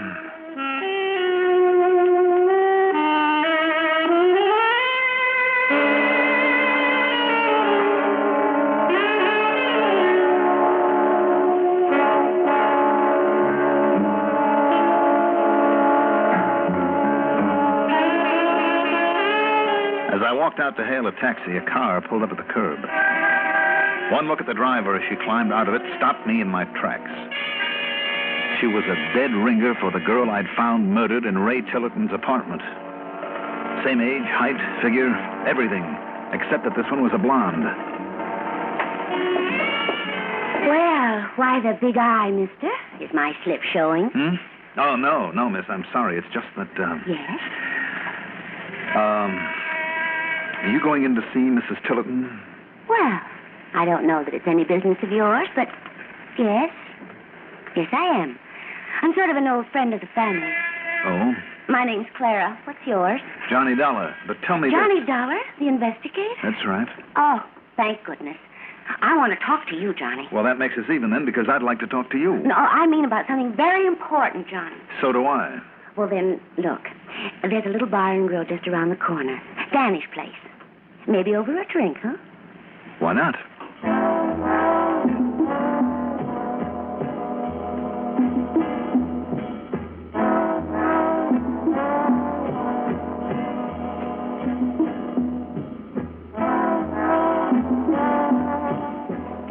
Stepping into the gloomy interior of Danny's place after the bright sunlight was like suddenly stepping into the middle of midnight. By the time I'd clumsily stumbled against a table near the door, I'm sorry. I know. It's kind of dark in here. Oh, certainly empty, too. At the end of the bar sat one lone customer, his back toward us. There was no sign of a bartender. Oh, here, Johnny. We can take this table right here. Yeah, all right. What happened? They run out of electricity in this place? Certainly looks like it. A little bit of light might help answer a few questions for me. Questions, Johnny? Mm-hmm. Yes, Clara, like how you happened to show up at Mrs. Tillerton's just as I was leaving. But I told you, Johnny. Because you tailed me down here from Hartford, maybe? Tailed you? Because you figured maybe I'm onto something and you might be better off playing on my side? Johnny, I don't know what you're talking about. Oh, wait a minute. A trap for me? Is that it? And who's the lone customer sitting there at the end of the bar? Friend of yours? Johnny Dollar, I don't know what you're talking about. No? All right, then let's put it this way. What happened to the silk blouse with the phony bullet hole above the pocket and the powder burns? And I am keeping an eye on that guy at the bar. Well, Clara? Phony bullet hole? Powder burn? Yes, to make you look dead. Oh, but that doesn't make any sense. Where? When? And what are you talking about? Come on now, quit stalling around and take off the blonde wig, because it is a wig, isn't it? And you are the same girl that I found supposedly murdered. Okay. Okay, so the hair is phony. But this isn't, Johnny. Oh, I see. No, don't grab for yours and don't move. You make a practice of waving a .25 automatic at people? Yes, when I need to. And right now is one of those times when I... Now, don't move.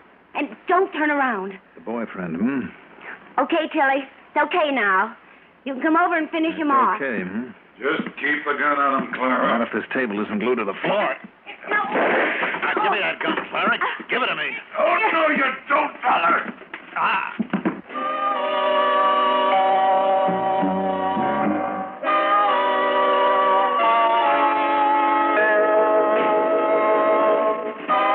You know something? Twice in 24 hours, and both from somebody coming up in back of me, is a little too much.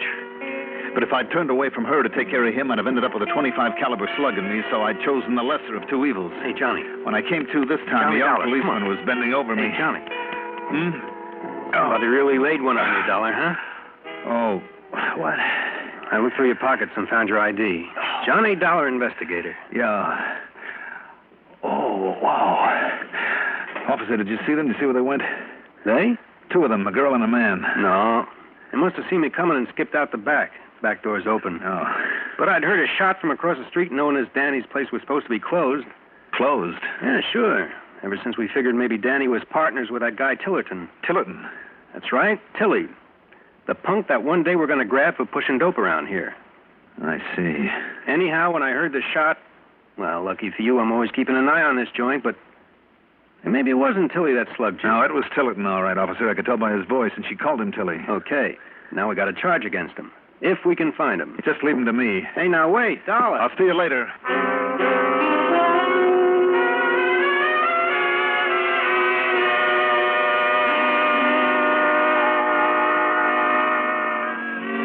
Item 4, 3 1/4 for the ride back to Hartford. I drove on over to Tillerton's office in the Spear Building. No, I'm sorry. But Mr. Tillerton hasn't been in this afternoon. I don't doubt it. All right, miss, thank you. It's quite often he's out of the office, you know, out selling insurance. Don't bank on that.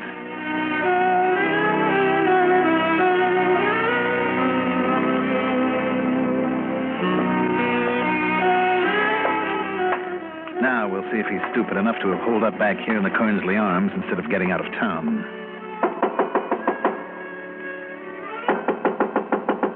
Yes? Johnny Dollar, open up. Dollar, I'm glad to see you. You are, hmm? Yes. Suppose you tell me why. Well, because of this morning at my office. You said some very strange things. Yeah? Then, after you left, I got a call from the superintendent of this apartment. He said that you and a policeman had been here last night. And that surprised you? Yes, of course it did. And there were all your questions about where I'd been yesterday. Look, Tillerton, I just paid a visit to your sweet and unsuspecting mother. You were checking up on me? You know I was. Well, then you know I didn't lie that I was with her yesterday. Sure, until after supper. But after that? Come on, let's have it, Tillerton. Well, I had someone else to see there in New Haven. Then I stayed in a hotel there. In New Haven, hmm? Why do you say it that way? Because you came on back here to this apartment to set up the phony murder scene and then to call me. Murder scene? Yes, that brunette. Mr. Dollar. The girl, I suppose, is mixed up in the narcotics racket with you, Tillerton. Oh, the word narcotics makes you blanch a little, doesn't it? Yes. Anyhow, you got me here with your call, and thanks to her, you threw me off guard long enough to slug me from behind. No. And a pretty good job of it, too, Tillerton, but it didn't leave me dead. Dollar. You didn't know that, though, until I showed up at your office. Then, when you figured I'd see your mother, you tailed me down there, you and your cute little playmate. And there you made another try. But why, Tillerton? Why gun for me? Because you got an idea that I might be onto your dope racket? Warren. Well, I wasn't, not then, but I am now. Warren, Mr. Dollar. What? My brother Warren, my twin. They call him Tilly. Your brother? Look, I know different because your mother told me that Warren is dead. No, Mr. Dollar. It was Warren that I went to see last night there in New Haven. Once more, just once more to plead with him to straighten himself out before it's too late. It doesn't wash, Tillerton. He's dead. To Mother? Yes. To Mother, Warren is dead. By telling herself that, by believing it, she can reject him. The way that her religion, her beliefs, and her heart all tell her that she must reject him because of all the wrongs that he's done. Now, wait a minute, Tillerton. I've tried to help him, Dollar. God knows I've tried. I've tried to straighten him out. Not only for Mother, but for himself. But he's only hated me. And why? Because of the money that Mother will leave to me and not to him. Don't you see, Dollar? All right, suppose all that is true. As God is my witness. And it's true that your mother's piety and religion are so strong she won't even acknowledge her own son Warren because of his sins? Yes, it is true. All right, but it still doesn't explain what's been going on here, the phony murder, the attack on me. But it does explain. Don't you see, it was made to look as though I'd done these things. And even if he aroused a small suspicion on Mother's part... She'd cut you off, too. Yes. Even only the slightest hint of wrongdoing. And he told me last night that if he were to be out of Mother's will, he'd see to it that I was, too. That somehow he'd get me involved in a scandal, in something. Now, that's it, Dollar. That's it, and it's the reason for all this. Okay, I'll take your word for it, but why call me in? Because he knew I'd come here alone, where the police might have sent a whole squad around, and that would have shown up his trick with the girl. Yes, that must be it. And because of his voice, he knew I'd think it was you. Real good theory, Dollar. What? Well, Beauty and the Beast. My brother, Warren. That's right. And me. And don't make a move, either one of you. So you like our theory, huh, Tilly? Yeah, Dollar. Too bad you're right. Too bad you know. I told you, Tilly. I told you Dollar was the wrong pigeon to pick. He'd get wise. So what? You think it's going to do him any good? Not now, baby, not now. Could be you're wrong, Warren. Yes, Warren, listen to me. Well, what do you think you're going to do? We've got the guns. See? That's right, including yours, Dollar, from back in New Haven. That cop coming around is all that saved you. But you know what happens now. Suppose you tell me, Warren. Sure, Dollar. Sure, I'll tell you. Oh, why waste the time? First, I take care of Ray here with your gun. Then you with Clara's gun. But whose prints do they find on them when they find you here? Nobody's but yours. Yours and Ray's. Oh, look. Go ahead, Tilly. What are you waiting for? Maybe for you, Clara. Let go of me.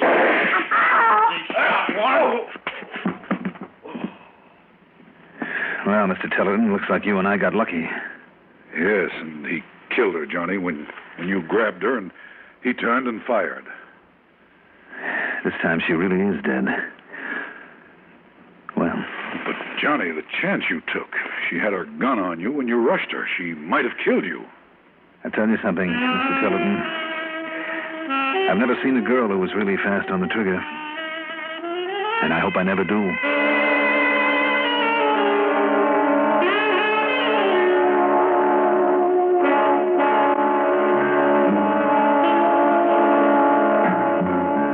You know something else? The part I'm really grateful about is that one more dope peddler is out of business. And Warren is, you can be sure of that. Expense account total? $11.45. So forget it. Yours truly, Johnny Dollar.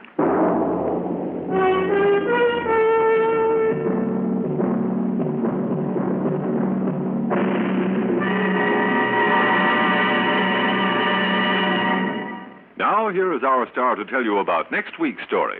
Next week, a heist, but with one of the most unusual twists in many a day. Tune in, won't you? Yours truly, Johnny Dollar. Do you like a car with plenty of pep? A car with reserve power for safe passing? Most good drivers do, but they don't like to pay extra for premium gasoline. Listen, in 3 out of 5 cars, regular priced Sinclair Dino gasoline matches performance of premium gasolines, saves you up to 4 cents a gallon. Almost anywhere you see the Sinclair Dinosaur sign, you can save up to 4 cents a gallon with Dino. Drive with care and buy Sinclair Dino gasoline.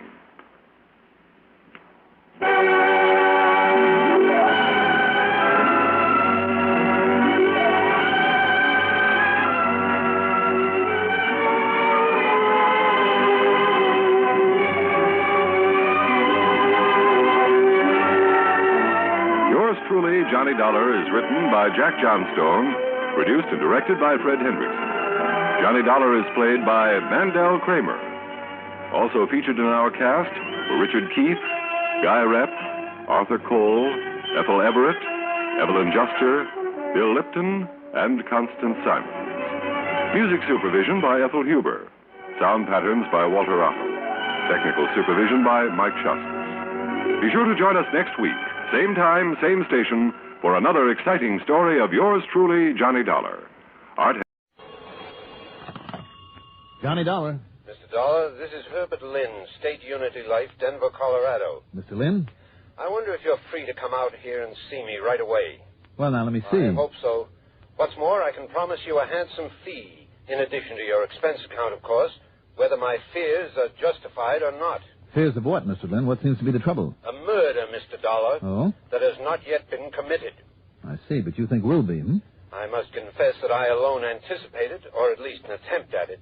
I hope that you can somehow forestall any such attempt. Well, I can certainly try. Fine. I'll grab the first plane.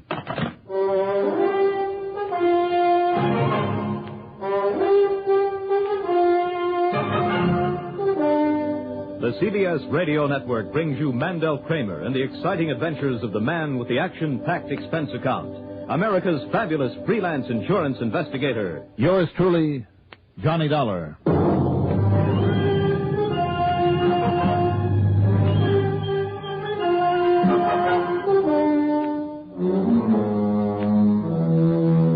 Expense account submitted by Special Investigator Johnny Dollar to the State Unity Life Insurance Company, Denver, Colorado office.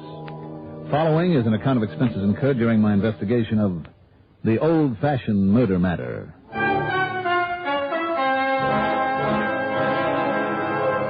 Expense account item 1, $111.45 airfare. The first plane to make the right connections didn't pull out of Hartford until late in the afternoon, so it was close to midnight by the time we sat down at Stapleton Field on the outskirts of the mile-high city of Denver. In spite of the time of year, the mountain air was cold, crisp, and clear. It was well after midnight by the time a cab, and that's item 2, 6 hours even, dropped me off at the famous old Brown Palace Hotel. I got myself a comfortable room and hit the sack. Then first thing in the morning, I dropped in on Mr. Herbert Lynn at the State Unity office in one of the big new buildings in Mile High Center. I suggest you rent a car, Mr. Dollar, because this client of ours lives in Green Mountain Falls. That's a small settlement down just west of Colorado Springs, Manitou Springs, that section. Oh, I know the place well, Mr. Lynn. Oh, do you? Mm-hmm. Back in the summer of 58. I spent a couple of weeks fishing out of the Lucky Four Ranch with my old pal, Ray Schmisney. Ray, what did you say? Schmisney. Believe it or not, that name's a lot easier to say than to spell. I'm sure it is. Now, this client's name is Howard Hartzell. Yes? He's 73 years old, Mr. Dollar, and at one time was quite wealthy, which explains his insurance policy for nearly $250,000. And you think somebody wants to murder him? Yes, I could almost say I'm certain of it. Who, Mr. Lynn, and why? One or all three of his beneficiaries, or at least two of them. Want to tell me who they are? Well, to begin with, Clara Johnson, a niece. School teacher in Colorado Springs. 45, I'd say. And about as mean, selfish, and grasping an old maid as I've ever seen. Mm-hmm. When she found out about her uncle's insurance policy, she immediately wanted to know why she wasn't made the sole beneficiary. Mr. Hartzell had quite a time with her. What does Clara teach? High school chemistry. Then there's another niece, Bonnie. She's young, smart, good-looking, married to a plumber by the name of Harry Briggs. Also lives in Colorado Springs. They have no children and manage to make a living of sorts. Now, you have the addresses of these people? Yes, right here. I've listed them on a slip of paper for you. Here you are. Good, thank you. And finally, as you see, there's Tony Johnson, a nephew. In Manitou Springs, it says here. Yes. Tony inherited quite a bit of money from his own family. Went through it in less than a year. You know, big parties, expensive cars and girls and so on. And he's now working as a bartender in some cheap saloon there in Manitou Springs. Lazy, no-good wastrel, Dollar. In other words, if something does happen in your book, he'll be number one suspect. Yes, and I pride myself in having a sort of instinct in such matters. Which of the two girls, the nieces, would you put next? Well, if there were any reason to suspect anyone else, I should say Clara. I'm sure that when you see Bonnie and talk to her, you'll realize that she couldn't even think in terms of murder. What's that? Oh, excuse the chuckle. I suppose if all the stuff you read in detective stories means anything, then Bonnie is the one I should suspect. Didn't you hear me, sir? If only because she apparently is above suspicion. You'll see for yourself. But suspect of what? Has there been any actual attempt to murder Mr. Hartzell? Twice, Mr. Hartzell was narrowly missed by a car that bore down on him as he was crossing the highway in front of his place. Mr. Lynn, you're talking about Route 24 that cuts through Ute Pass there at Green Mountain Falls? I am. Good grief, as I remember the traffic on that main highway. Howard Hartzell is absolutely certain that each time the car tried to run down, and it was the same car each time. Well... Then, early one morning, a small caliber bullet plunged through the window of his living room, missed him by only a couple of feet. Might be a careless hunter. Then there was a mysterious fire at his home. In the middle of the night, Dollar. If a passing motorist hadn't seen it... Even so. And Mr. Hartzell was confined to his bed at the time. Well, he wouldn't have stood a chance. Incidentally, there's another thing. What's that, sir? His health recently. After all, I believe you did say he was 73. But up until recently, as healthy a specimen as you could... Why, if I'm in as good shape when I reach that age as he is, or rather was... What's been the trouble? I tell you, Dollar, that whatever's ailed him has been too all-fired mysterious. Hasn't he had a doctor? That's another thing.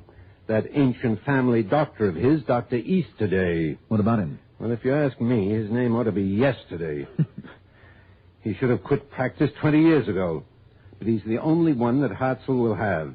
Matter of fact, Doc Easterday is living there with him now, to protect Hartzell, he says. Oh? Yes, and I suppose I must give the old pill pusher credit for that anyway. How do you mean? Well, I'm not the only one who feels that Hartzell's life is in danger, that those things that have happened weren't accidental. Now, that fire didn't come from any greasy rags. Is that what the fire department said? Yes, but I don't believe it. Tell me, is Mr. Hartzell sick right now? Well, right now he's on the mend from this last attack of, well, whatever it is. Liver ailment, says old Easterday. I think he was poisoned. Have these nieces and the nephew been to see him recently? Not since the doc moved in there, believe me. And that's been a couple of months now. He's allowed them absolutely no contact whatever with his uncle. Well, if they've had no contact with him, how could they poison him? That's what you've got to find out, Dollar. And find out which one and bring him to justice. Him, you say? Of course. It has to be that no-account nephew, Tony.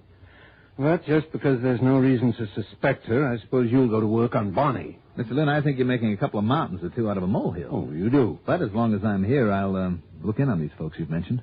Now remember one thing, Dollar. If I'm right... If? And I'm sure I am... Well? Whoever would plan the murder of the uncle would be only too glad to get you out of the way.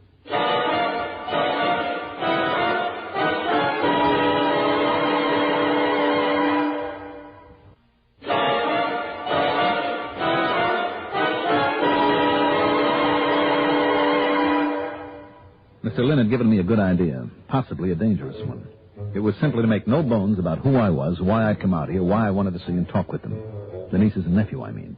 Then, if one of them did try to make a fast move, get me out of the picture, I'd be on guard. It was a pretty sure way of knowing who was up to something. Item 3, $1.95 worth of phone calls to tell the relatives and the old man that I was on my way to...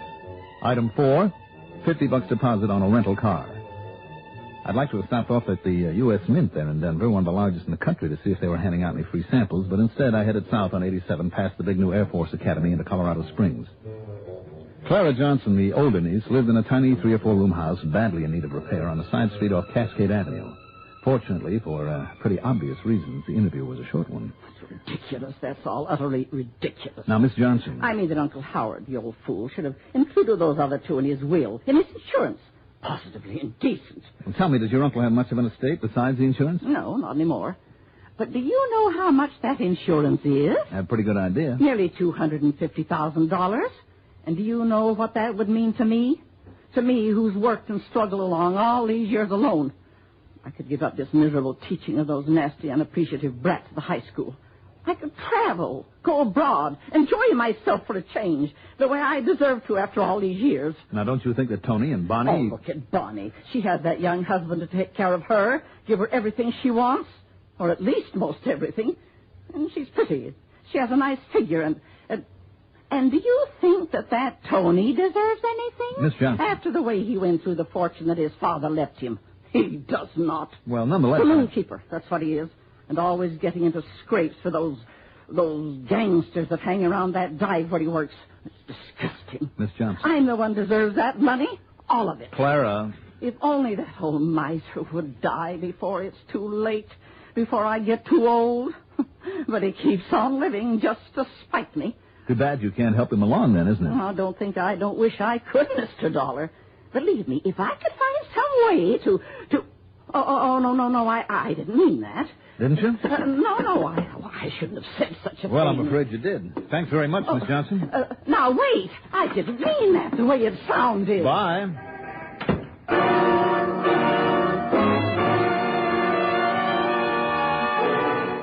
My next stop along the way was at Harry Briggs' plumbing shop. Bonnie was there holding down the store while her husband was out on the job, and she was pretty.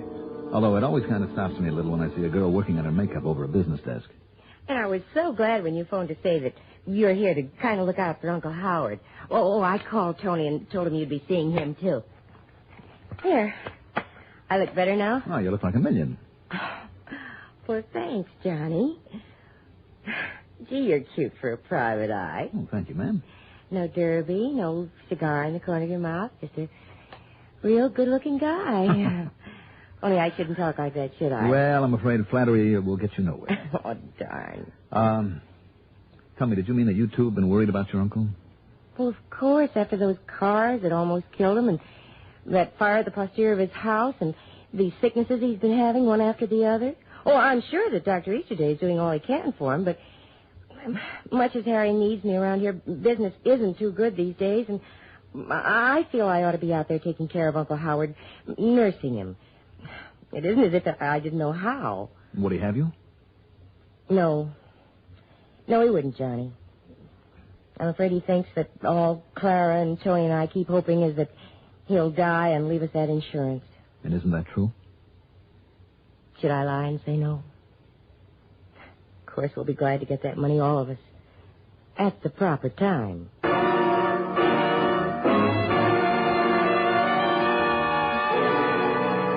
completely forthright and frank, and I must admit I was well impressed. Maybe Herbert Lynn was a good judge of character. He was certainly right about Tony there in the cheap bar and grill over in Manitou Springs. This was a character I didn't like immediately. Short, thin, hair plastered down with nervous hands and shifty eyes set close together. As we stood there behind the bar talking, with Tony claiming only undying affection for poor Uncle Howard, another man came in and stood by, as though waiting for Tony's signal to rough me up. Yeah, Mr. Lynn was right, all right. I wouldn't have trusted Tony as far as I could throw the Empire State Building. Sure, Dollar. If you can figure some way to knock off the old man. Well, I know 3 of us would be glad to cut you in on that nice fat hunk of insurance.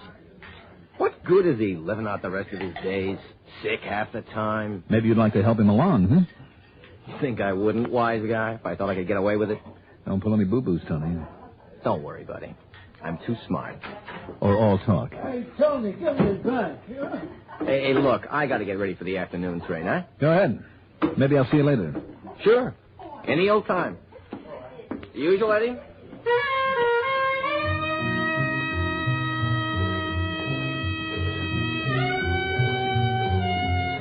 The important thing now was to see Mr. Hartzell and the old family doctor at Green Mountain Falls. I walked around to the back of the saloon, got into my car, then turned on the ignition. But in that brief moment before the starter took hold, I heard a buzzing under the hood, a sound that I knew only too well. That car had been wired. I jumped out and ran, almost too late.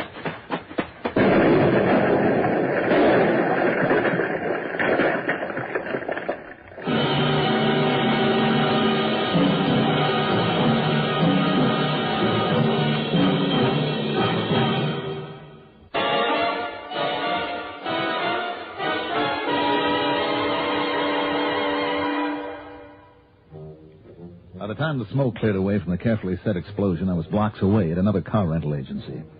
I knew that Tony would be even further away, if, that is, he was the one who planted the bomb. So item 6 is another $50 deposit on another rental job. I sped up to Green Mountain Falls, then, to keep the date I'd promised over the phone. In answer to my knock on the small 2-story home there on the side of a mountain. Mr. Dollar? That's right. Mr. Hartzell? No, I'm Dr. Estee, and thank heaven you've got here. Oh? Albeit I'm afraid you're too late. You mean something's happened to him? Howard Hartzell is dead. When? Just a few moments ago. Would you like to come in? Yes, I think I'd better. We can sit here in this combination living bedroom of mine, unless you wish to see him. But there's really no point in it. How did he die, Doctor? It was a severe case of toxic jaundice. Oh, jaundice? Yes, this hemolytic jaundice. A liver condition has been bothering him for quite some time. Just one moment, Doctor. Yes. Well, Mr. Dollar. In spite of your rather fancy medical terms, something has just rung a bell. I can't quite tie it down. You're sure that jaundice is what killed him? Mr. Dollar, after all, I've been practicing medicine some 50 years. Well, maybe that's good, and maybe it's bad. I beg your pardon. When I was out here before on a vacation, I had an infected finger. Well, I failed to see what... Now, the doctor who treated me was a young fellow by the name of, Ed Wilson. Where's your phone?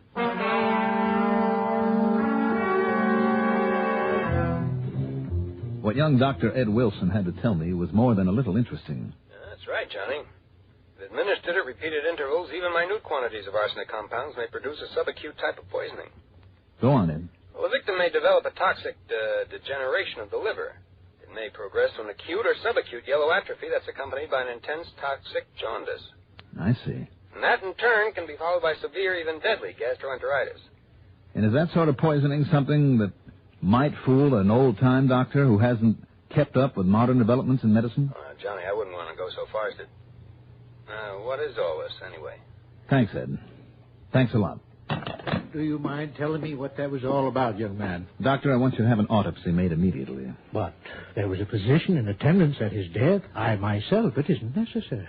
Doctor, will you please order the autopsy? Well, very well, if you insist.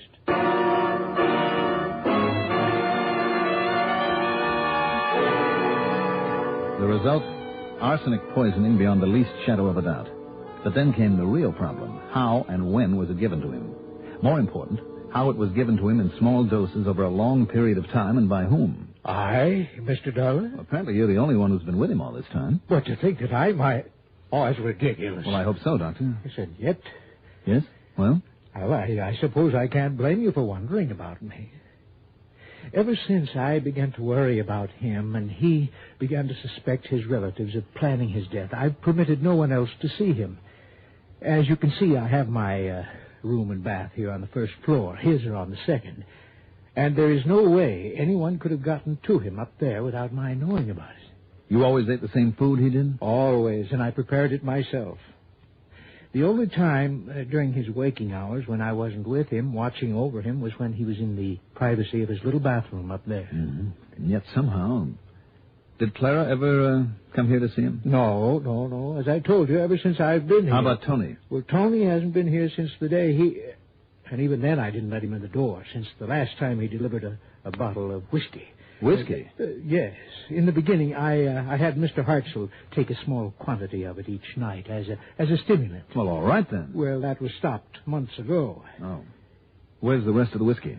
Oh, I'm afraid I drank it myself. Oh, well, then that's out. Now, how about Bonnie? Well, I told you, Mr. Dollar. Yes, you told me. Even her husband, when he came to fix the plumbing in the basement. Oh? That was 2 months ago. Yes? Even he wasn't permitted inside the house proper. I see. You say you did the cooking? Yes. Who brought in the groceries? I did all the shopping myself. No one could possibly have contaminated them, and I myself ate them. And while you were out shopping? The house was locked, and Mr. Hartzell let no one in. You're sure of that? Absolutely.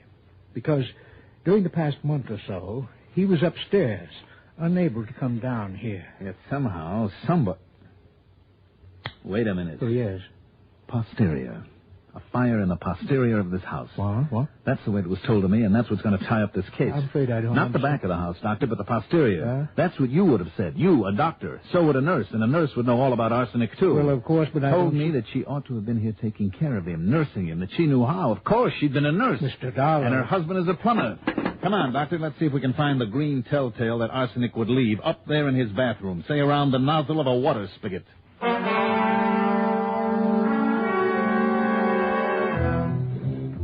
And that's exactly where we found it. And downstairs in the cellar, hidden behind a furnace pipe and hooked up to that cold water line, not the line to the kitchen or the bathroom on the first floor, but hooked up to the line to the second floor was that ingenious, deadly device, a small container half full of an arsenic solution with a valve, so that only a drop at a time would enter the pipe that gave Mr. Hartzell his drinking water, the one drop at a time that killed him. Funny. It wasn't the sweet, gentle Bonnie who finally broke down and confessed their little plot, but her husband, the plumber who'd rigged the device, who'd also rigged my car for that explosion.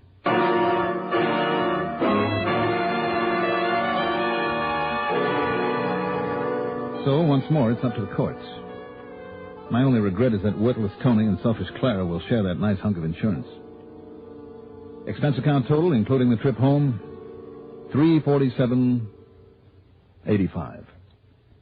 Yours truly, Johnny Dollar.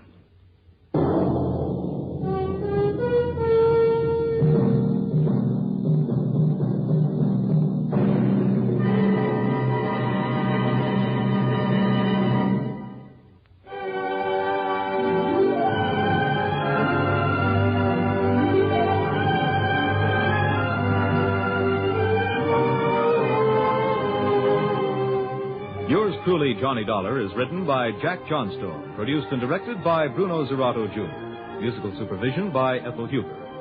Johnny Dollar is played by Mandel Kramer. Also heard in our cast were Leora Thatcher as Clara, Lawson Zerbe as Dr. Easterday, Patsy Campbell as Bonnie, John Seymour as Herbert Lynn, Richard Holland as Tony, and William Lipton as Dr. Ed Wilson. Be sure to join us next week, same time, same station, for another exciting story of yours truly, Johnny Dollar. This is Alan Burns speaking.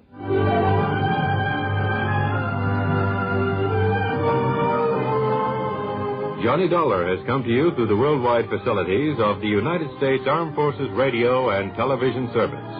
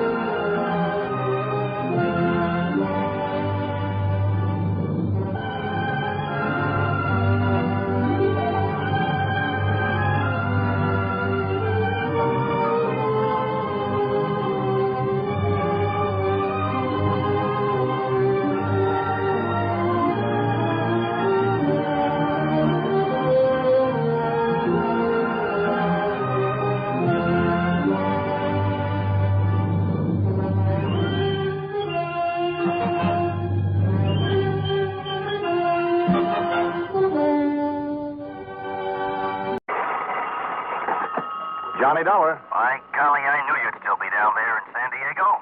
Willie? Right, Johnny. Will Burnett. You don't want to leave without a crack at some of our famous Southern California fishing. Well, you're right, Willie. Well, but you're in luck. This Ted Pfluger Pfluger? lives on Emerald Bay in Laguna Beach. Knows more about fishing this coastline than any man alive. So, when he called and said he understood you were out here, I fixed you up. You fixed me up on the expense account? Sure. Just fishing? Right. Oh, there's one little thing you might ask him about. Yes, Willie. Bernard W. Bessem. Bernard W. Bessem. Who is he? Well, he's a client of ours. Big appliance dealer. Mm-hmm. And what about him, Will? Ask Pfluger. Ask Ted. And have a ball, Johnny. Willie? Yeah. Ask him what about this man Bessem? You ask him, Johnny, if he thinks that Bessem Yeah? is still alive.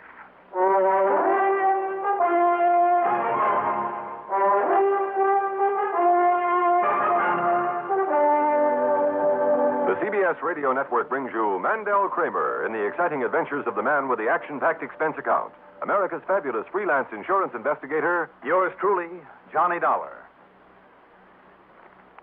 This ever happened to you? You're driving down a long highway or working late, and then monotony makes you feel drowsy. Perk up with No-Dose. No-Dose keeps you alert with the same safe refresher found in coffee. Yet No-Dose is faster, handier, more reliable, absolutely not habit-forming. The safe way to stay alert without harmful stimulants. No-Dose.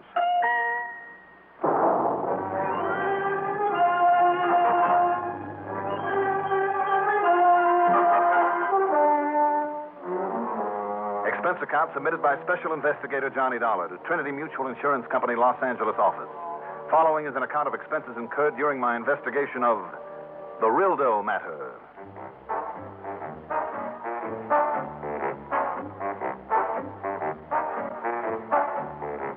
Expense account item 1. $4.10 for a tank full of gas on a rental car. Half an hour later, I pulled in at Ted Pfluger's place on Emerald Bay in Laguna.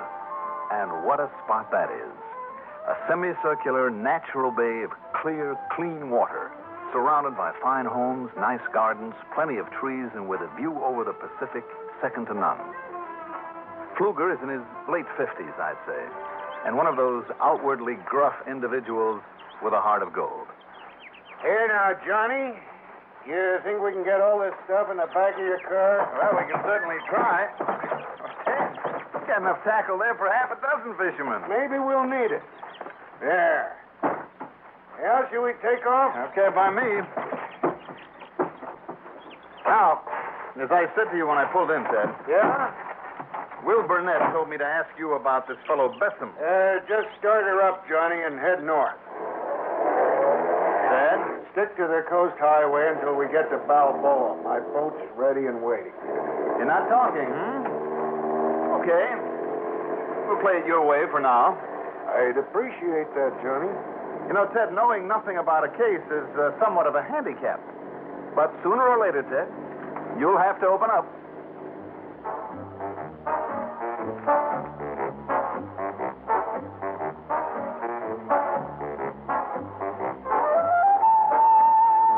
I knew darn well that he was giving me a runaround, but all Ted would talk about was fishing. And he knew his stuff. Not only about the California coast, but most of Mexico as well. What to catch, and how, and when, and where to catch them. But then as we passed through the little town of Lone Star Beach... That's quite a building for a small town like this, wouldn't you say, Johnny? Means the big one there on the corner. Yeah. Bessem and Associates. Bessem. Aha. Big appliance house for all this part of the coast. You ever hear of him? Oh, sure.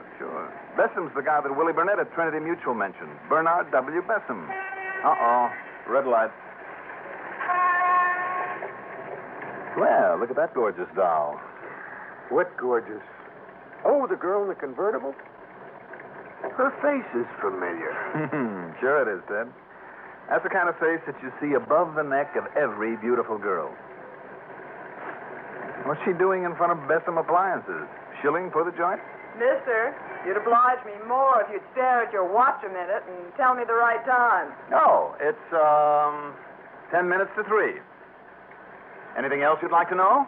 No, but there's something else you ought to know. What's that? The lights changed. Very funny. I tell you, there ought to be a law. What kind? A minimum standard for investigators, Ted. A girl that pretty involved in every case. Wonder what she calls herself. Oh, well. Now, tell me about Bernard W. Bessem. What's happened to him? Good man, Barney Bessem. Known him for years. What about him, Ted? A real fine fella. But those partners of his, the Rildo brothers, Tony and Joe, a couple of sharpies, Johnny, real sharpies. Oh? Well, tell me, what's up, Ted? And you know how they made their money? And when? Running liquor up from Mexico during Prohibition. They were only kids in those days. Bad kids. Mm-hmm. And what about them? Yeah, I never have trusted them. Never will. And why Barney Bessem did, I'll never know. They'd do anything, Johnny, anything to get his share of the business away from him. What's happened to Bessem, Ted? Well, I tried to call him on the phone this morning to see if he'd join us. Yeah? He wasn't there, Johnny. He wasn't in his office either. Oh? You suspect that... Another thing... Yes, Ted? He didn't show for a poker game I'd arranged for last night like he was supposed to. I see. Didn't answer his phone then either when I tried to find out why. Ted, if you're leading up to what I think you are... Well? Yeah, I guess I am. Okay, then. Okay, so let's go fishing. Now, wait a minute, Ted. If something has happened to this man... Keep driving, Johnny. If you know something about it, if you've got some kind of a lead on We're it... going fishing. All right, Ted. You're the boss. Only what's out there besides fish? Johnny, I'm afraid to find out.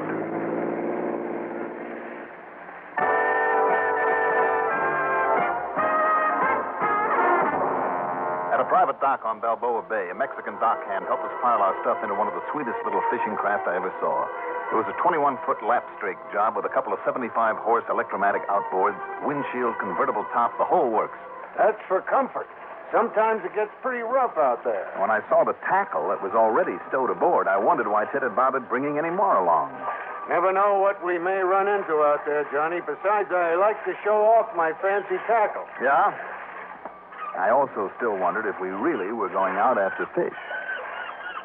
Got all of it, Manuel? All except this one more tackle box in your Kruger. Here, I hand it to you. Right, I got it. But, I am so surprised to see you go out again today, senor. Oh?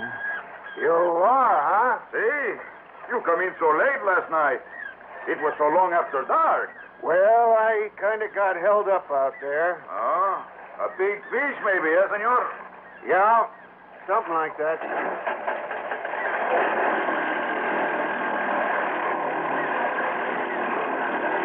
Okay, Manuel. Cast us off. Hey, senor.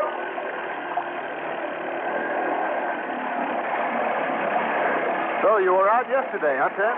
That's right. And not just to go fishing, maybe, Now tell me. You'll see, Johnny. When the tide gets low, you'll see.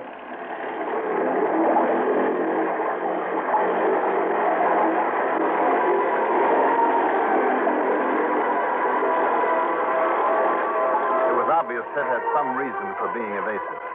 Okay, if that's the way he wanted it, that's the way it would be. Once out of the bay, we headed south and west.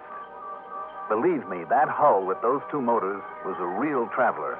In less than an hour, we pulled up on the lee side of San Clemente Island. And, brother, what fishing. Yellowtail, mad fighting monsters. Then albacore up to 30 pounds. A couple of barn door halibut, too, that weighed in at over 40 pounds. Finally, at dusk, Ted started the motors again, and we headed back toward the mainland, but toward a spot somewhat south of Balboa. Just one more stop now, Johnny. And you see the reason? The reason we've been wasting so much time in the deep water? Wasting time with a catch like this? I've been waiting for the tide to get all the way down. You have? Yeah. Well, why? Oh, Ted, come on now. Let's dispense with all this suspense and get down to cases. Okay, Johnny. Last night, when I got to the place we're heading for, it was almost as dark as it is now, and the sea was building up pretty fast, getting pretty rough. Yeah? But visibility was still fairly good. And I saw the boat that was drifting there and the people who were in it and what they were doing. But they didn't see me. I don't think they did. I hope not. Oh, wait a minute. Is this your friend Betson and the Rildo brothers? I have to be sure, Johnny. Have to be sure. That's the reason for going back there again at low tide. Under that seat you're sitting on, you'll find a couple of big gang hooks. They're almost like a little grappling iron. Now, wait a minute.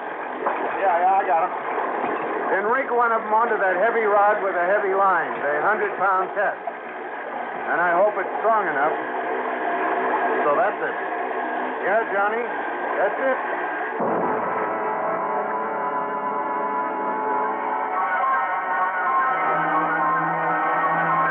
It was in nearly total darkness that we hove to alongside a huge bed of seaweed, of kelp. Ted put on the running lights, then carefully steered the boat around the edge of it, very slowly, almost as though he were feeling his way. Yeah, I'm sure. I'm sure of it. And the tide has to be low enough for what we have to do. Yeah. Ted, tell me just one thing. Now, Johnny, drop that hook over. Go ahead. Right. All the way down along the edge of the kelp so it doesn't catch on it. Whatever you say.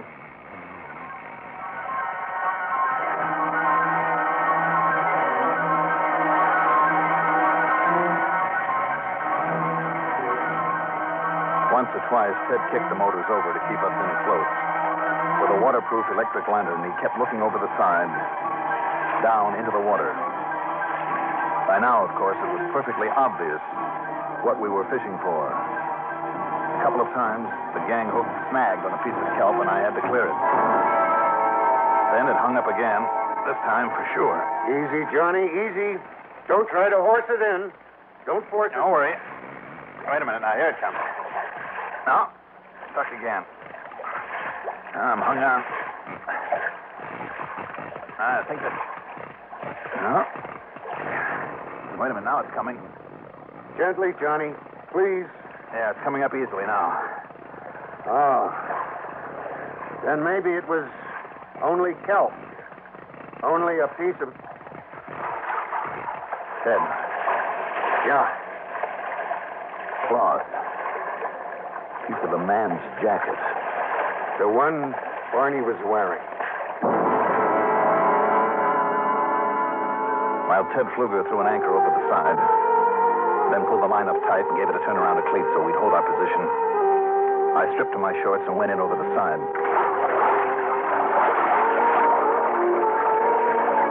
I guess I don't have to tell you that the body I found down there, heavily weighted with lead, was that of Barney Besson. Even in the dim, eerie light from the waterproof lamp I carried, it was all too plain that he'd been badly beaten. Carefully, then, we hauled him on board and gently covered him with a tarp. Yeah. Yeah, Johnny. It was those crooked partners of his, Joe and Tony Rildo. I saw them out here. I know their boat. That inboard of theirs. Even though it was almost as dark as it is now, I knew what it was they were throwing overboard. Who it was. Ted. What could I do against the two of them? And they always carry a high-powered rifle on their boat. In case of sharks, they say. And it was too late. They'd already killed him. Didn't you notify the Coast Guard or the police? Try to lead them out here at night to a place I could barely find at dusk? I had to be sure, Johnny, absolutely sure. And the tide was low enough to find the spot. Yeah. How about the Rildo brothers, Ted? Do you know where to find them now? I'll find them, Johnny. Don't you ever worry about that. Of course, one thing, though, it'll be your word against theirs. But I know they did it. And I know they'll deny it. What's more, if they know that you know, and if they're as tough as you say they are, if they are killers... Doesn't this prove it? All right, let's haul up, Hank. Wait a minute. Johnny, look. Yeah, I see it. The boat's bearing down on us. And there's spotlight on us.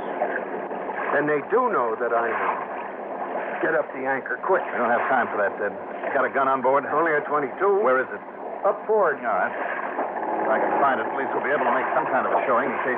Now, here it is. I hope it's loaded. Yeah, Johnny, it's loaded.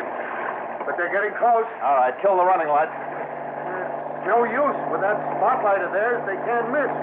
We're like sitting ducks. And with that high-powered rifle they have... Look, here they come. All right, Ted. All we can do is wait and pray a little.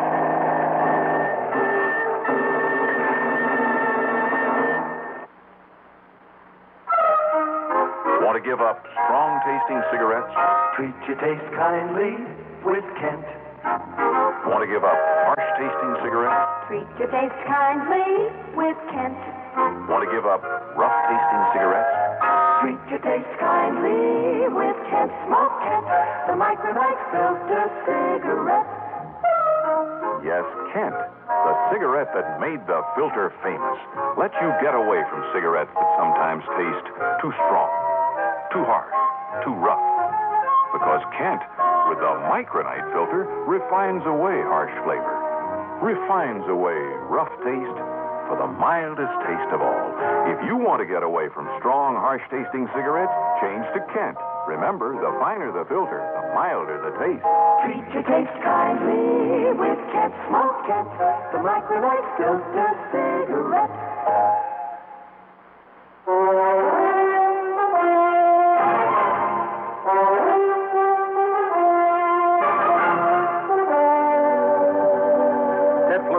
Exactly what Pfluger had said, sitting ducks in that boat of his, as we waited to make contact directly above the kelp bed where we found Barney Besson's body, with that big craft bearing down on us.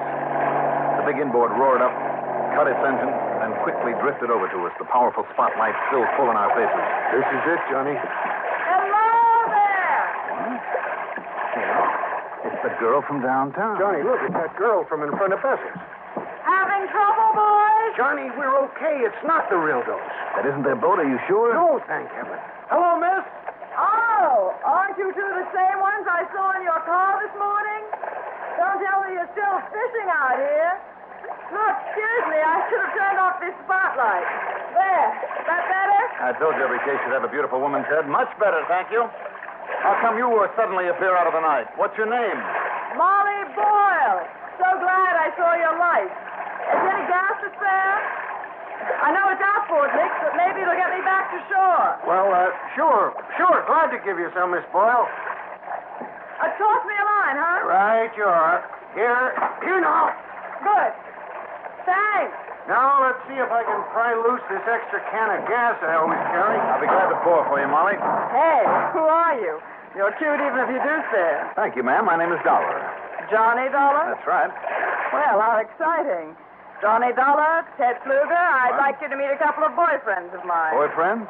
Where? Right here, Mr. Tony. And you better drop that pea shooter, Dollar. Tony Rildo. That thing you're toting, I guess I haven't much choice. That's right. You've got no choice. And Joe Rildo. That's right. Surprise, I told you it'd be easy, kiddies, with only me and you and my own boat. Yeah, you did all right, Molly. Sure, I always do. It's like taking candy from a baby. Beauty and the Beast. You killed him, you two. You killed Barney Besson. Yeah, now listen, Pfluger. You go around making crazy accusations like that, you're asking for trouble. The same kind that Bessum had. Right, Joey? Yeah, right, Tony. And the sooner the better, so go ahead. Blast him. You ought to know you had no to meddle with me, Pfluger. When I heard you'd come out here, I came too, and I found you. I saw you. Sure, Joey and I were out fishing yesterday, but only the two of us, see? If old Bessum was around anywhere, we didn't even know it. Right, Joey?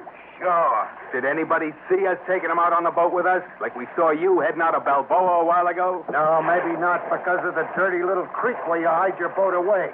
But you did take him with you, and you killed him and threw him overboard. I saw you. You really did, huh? Yeah. Then I guess there's only one way to shut that big mouth of yours. Right, Joey?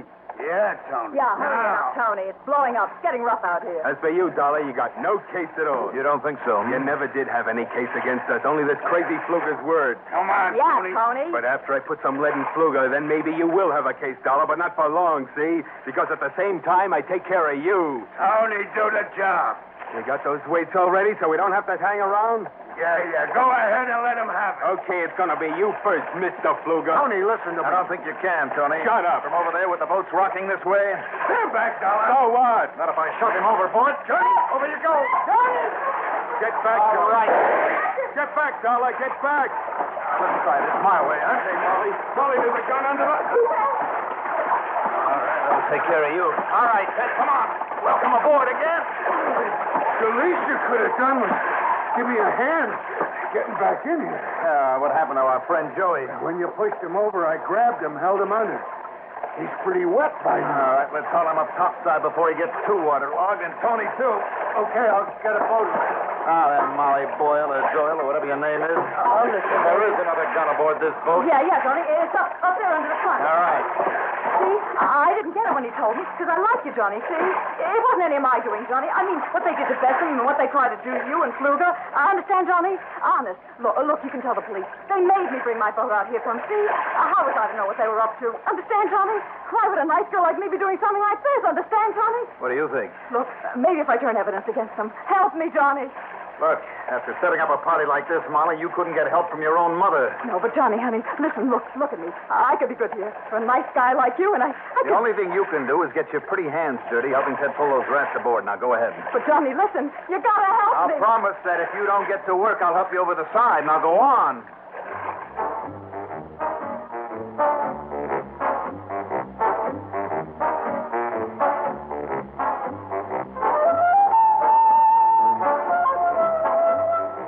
Well, it's up to the authorities now. And I don't really think they'll have any trouble putting those three where they belong. The real reward for all that? A couple of days of really great fishing, thanks to Ted Pfluger. Expense account total, with only the fare back to Hartford, call it $250 even. Yours truly, Johnny Dollar.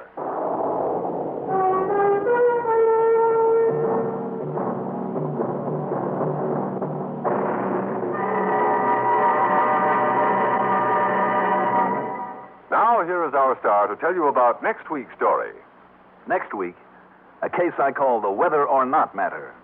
Tune in, won't you? Yours truly, Johnny Dollar. You like a car with plenty of pep, a car with reserve power for safe passing? Most good drivers do, but they don't like to pay extra for premium gasoline. Listen, in 3 out of 5 cars, regular priced Sinclair Dyno gasoline matches performance of premium gasolines, saves you up to 4 cents a gallon. Almost anywhere you see the Sinclair Dinosaur sign, you can save up to 4 cents a gallon with Dyno. Drive with care and buy Sinclair Dyno gasoline.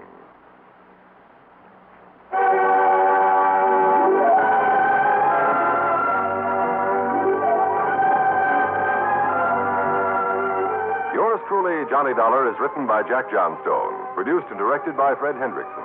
Music supervision by Ethel Huber. Johnny Dollar is played by Mandel Kramer.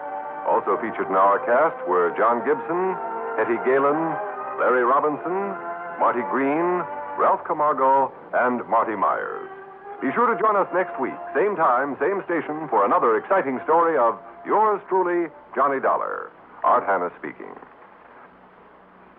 Have you ever stopped to realize how lucky we are? When people behind the Iron Curtain turn on their radios, they hear only what their leaders want them to hear. In this country, you can flick a switch day or night and get a true, complete report of what's happening everywhere. You get the news first, fastest, most accurately, and most completely when your dial is set to this CBS radio network station. For news about local, state, national, and international affairs, even the news from out of this world, count on the frequent broadcasts of expanded CBS News.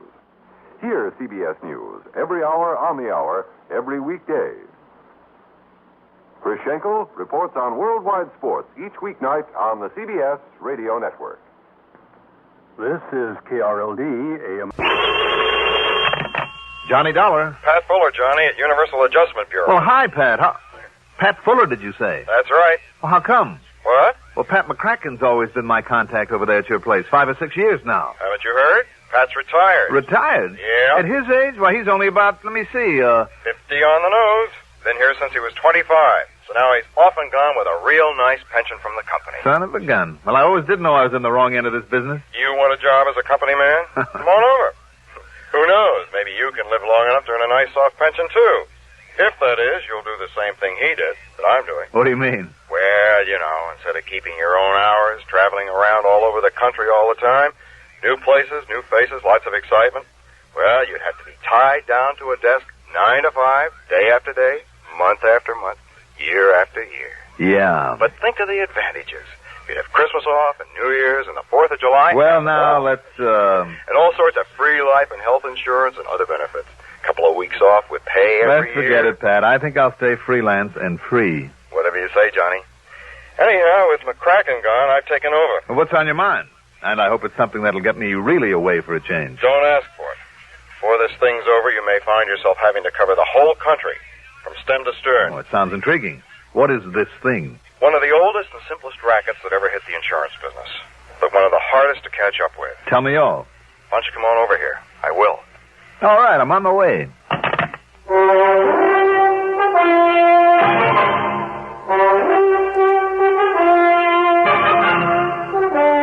The CBS Radio Network brings you Mandel Kramer in the exciting adventures of the man with the action-packed expense account.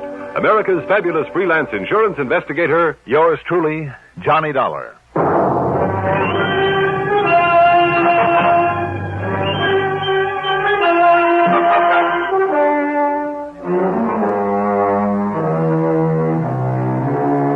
Expense account submitted by Special Investigator Johnny Dollar to the Universal Adjustment Bureau, Home Office, Hartford, Connecticut.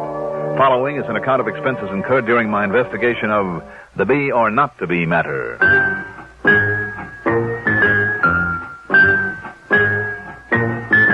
Expense account item 1, $1.20 for a cab to Universal Adjustment Bureau down on the square.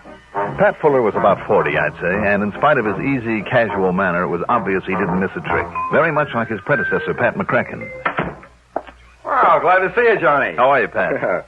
Fine. Sit down. Let me tell you all about it. Okay. Cigarette? Thanks. Now, as you know, Johnny, here at Universal Adjustment, we handle claims for a list of insurance companies as long as you're on. I know. And all over the country, every state in the union. Uh-huh. But only the sizable claims. The little ones for a few hundred, a few $1,000s, well, it's cheaper for the companies to handle them, to pay them off themselves. Sure. However, they're all required to inform us about them, even if they involve only pennies. I see.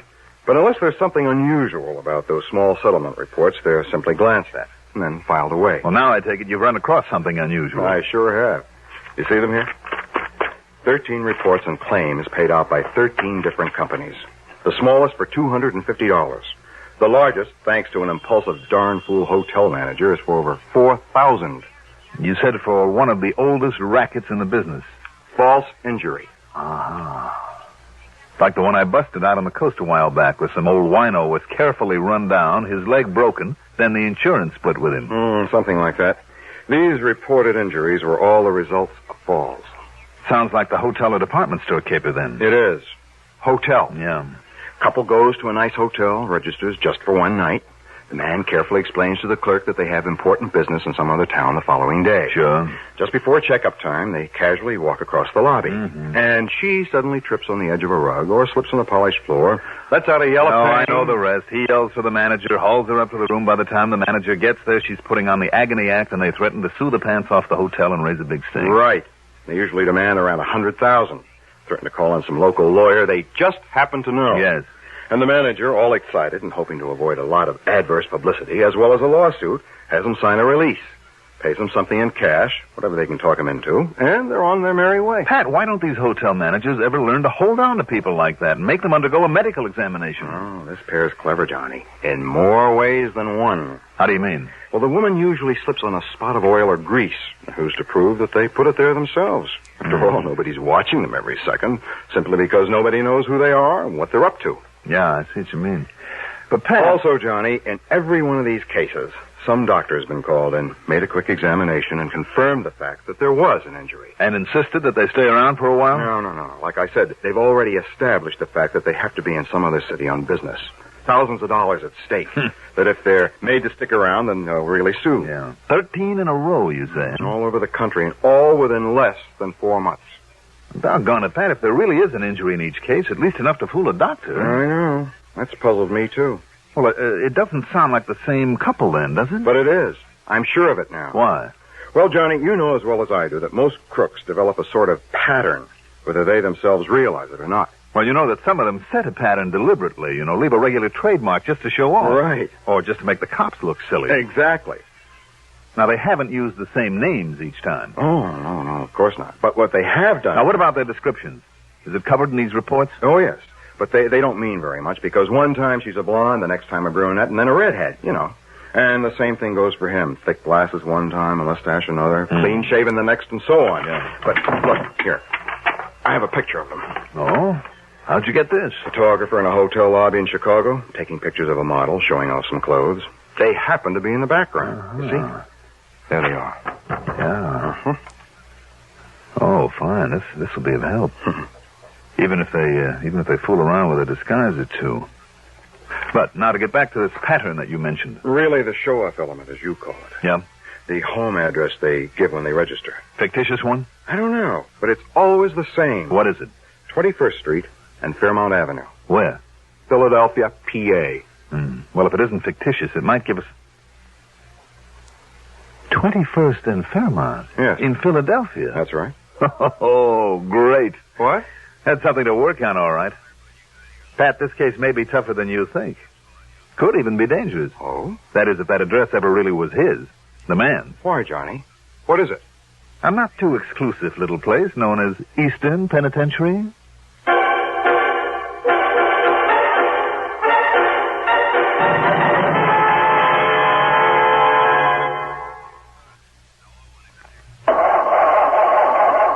For cars left out at night or in unheated garages.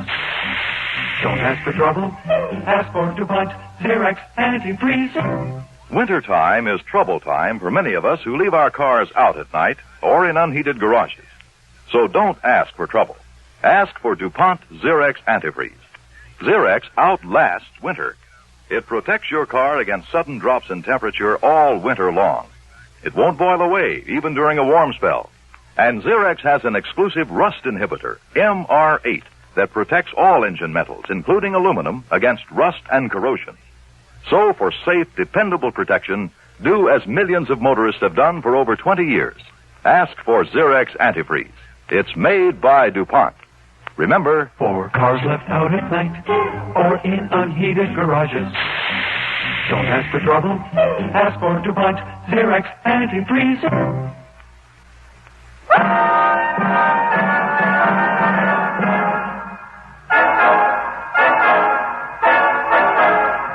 Okay, now, Pat. You could spend a lot of time and money sending a copy of this picture to every hotel in the country together with a warning to look out for this couple. But do you know how many hotels? But it probably wouldn't mean a thing.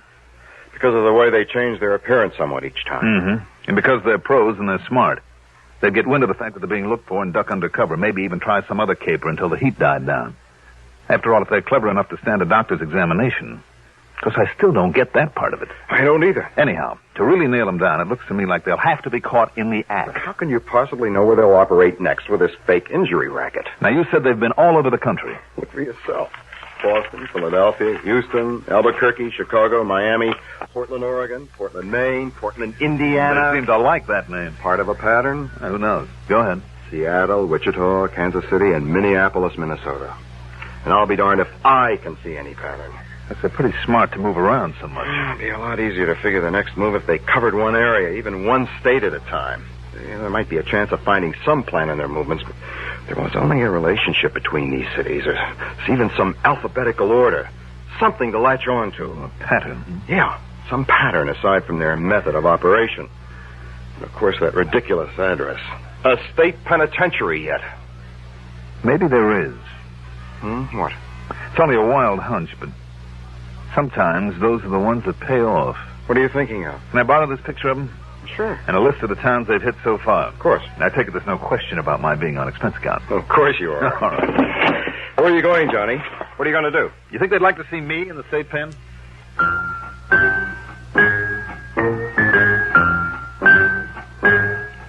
Expense account item 2. 2410 for a cab to Bradley Field, a plane to the city of brotherly love, and then a cab to 21st Street and Fairmount Avenue, Eastern Penitentiary. One of the assistant wardens was all cooperation, and after studying his records for a few minutes, he came up with some highly valuable information. Yes, Mr. Dollar, it's Harry Bain, all right. There's no question of it. Harry Bain? Finished out his term for burglary only a little over a year ago. Burglary? Yeah, and I must confess, I'm not at all surprised that he's operating again. Also, I'm not surprised that he's changed his type of operation. Why do you say that, Wood? He's a very clever criminal. If for no other reason than that he was able to escape conviction for so long. He had an arrest record a mile long, you know. No, I didn't know. Yes, all over the country. Chicago to Houston to Seattle to Miami, all over. I see. But they could never convict him. Because always, before he'd pull a job, he'd enlist the services of some local mouthpiece. Go on. Yeah, he'd have an alibi rigged before he made a move. It was only by actually catching him in the act, with the goods in his possession, that they were able to nail him down here in Pennsylvania. In other words, what you're saying to me is that I'd better catch him and that female partner, catch him in the act. Yes. But are you sure that he and his partner have pulled all these fake injury jobs? You're thinking of a doctor's opinion each time that there really was some injury to the woman. A really sprained ankle or a busted knee or whatever. Yeah, of course. After all, recovery from something like that some 13 times in only 4 months. I know. It bugs me, too. Unless you can definitely prove there's no actual injury after one of her falls, and regardless of a doctor's opinion, mind you. In other words, Mr. Dollar... In other words, Warden, the first thing I have to do is find out where they're going to pull their little stunt next and be there when they do. Yes. All right, then. Maybe that's where you can help me. How? You have a list of all the cities where this Harry Bain operated before you got him? Yeah, right here. Boston, Houston, Portland... No, wait, just 1 minute now. Just let me check your list against this list of mine. All right, now, go ahead. Okay. Boston, Houston, Portland, Oregon. Check. Portland, Maine. Right. Portland, Indiana. Right. Miami. Wait a minute. Huh? Yeah, all right, go ahead. New Orleans. Oh? Chicago, Seattle, Wichita, Minneapolis, Albuquerque, Little Rock, Duluth. Yeah. Kansas City, and here in Philadelphia. Good. Then there is a pattern. A what, Mr. Dollar? You gave me the same 13 cities that I have on my list. All of them places where he already had a contact with a crooked lawyer from his burglary days. Oh. Also, you gave me 3 new ones. New Orleans, Little Rock, and Duluth. Towns that he hasn't hit yet with this new racket. But I'm betting that he will hit them. New Orleans, Little Rock, and Duluth. Right. And if I can be there when he tries it... excuse me. Yes? Is Mr. Johnny Dollar there, Warden? Yes, he is. Just a minute. It's for you, Mr. Dollar. Oh, thanks. Johnny Dollar. Pat Buller, Johnny. They've done it again. Where? Little Rock, Arkansas. Good. Good. Sure is, Pat. I'm on my way. What? Where to? Well, take your choice. New Orleans or Duluth, Minnesota. What?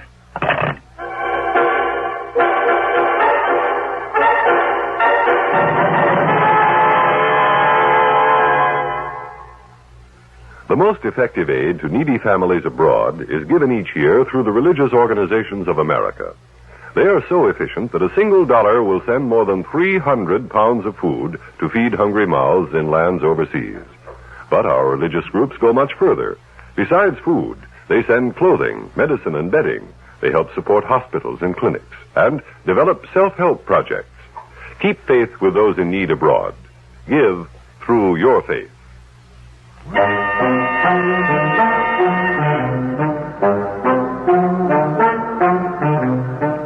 Item 3.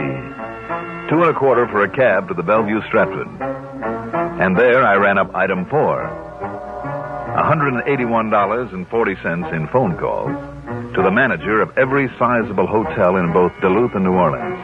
I'd got a list from one of the big hotel associations that was only too glad to help. Item 5, $61 even for all the books, magazines, and papers I could read and for plenty of room service. I didn't even go out for meals. After 3 days of it, I just about had my fill of doing nothing but reading, eating, and sleeping, but then... Johnny Dollar. This is Monsieur Jacques Devereaux at the Hotel de Philippe in New Orleans, Monsieur Dollar. Yes. I promised to call you if anyone from up there in Pennsylvania happened to register here in our splendid hotel. Yes. We now have with us a couple by the name of Chatsworth, Monsieur and Madame Henry Chatsworth. Oh, so it's Chatsworth now. But they're such lovely people. From here in Philadelphia. Yes, but they're such lovely people. And they gave 21st and Fairmont as their address here? Yes, they did. But they're such lovely people, Monsieur Dollar. Now, listen. I just refuse to believe they're those horrid rascals that you telephoned Now, you about. just hang on to them. I'll grab the first plane I can. Hang on to them? What? But they're only staying overnight. I know. Monsieur Chatsworth has to go north on business tomorrow. That's what he thinks. Item 6, $4 for a cab. Item 7, $81.45 plane fare. But the only flight I could get didn't leave until the wee small hours of the morning, so it wasn't until after breakfast that we finally pulled into New Orleans. Item 8, another $4 for a cab to the Hotel de Philippe. And there, the prissy little manager suddenly became a real problem. And I tell you, Monsieur Dollar, that I simply refuse to believe that nice Monsieur and Madame Chatsworth are those horrible cooking men.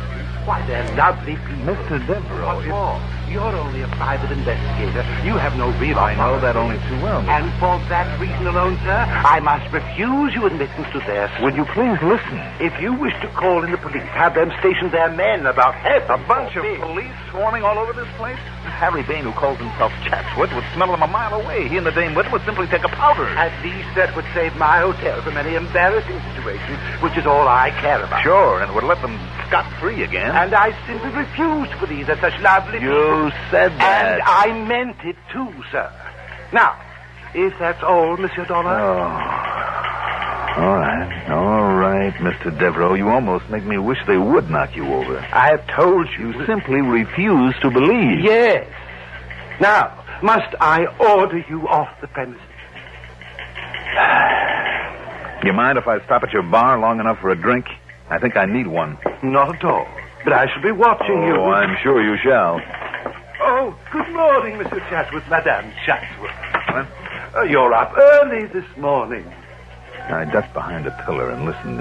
Oh, yes, monsieur. We plan to have breakfast in your Catch lovely only little snatches coffee of their shop. conversation. Too bad you can't and I stay just with us prayed longer. that You're Devereaux wouldn't tip them off. Well, we'd like to stay, Mr. Devereaux, but we've got to leave for New York. Big business deal up there, and if me and the missus aren't there right on time to sign some papers, it could cost us a fortune. I mean, really big money. Yes, so we're all packed, and we'll be leaving right after breakfast. Oh, I'm so sorry. But of course I understand. Sure, I knew you would. Well, come along, dear. Yes, Henry. Oh, am I hungry? Now, Monsieur Dollar. Monsieur Dollar. While the manager looked for me in the bar, I ducked across to the other side of the lobby, grabbed the bellboy, and shoved a 5-spot into his hot little hand. But for what, sir? Mr. and Mrs. Chatsworth, the number of their suite. Well, it's 214, but may I ask, Good. sir, why... Now, where can you and I have a little talk, all alone?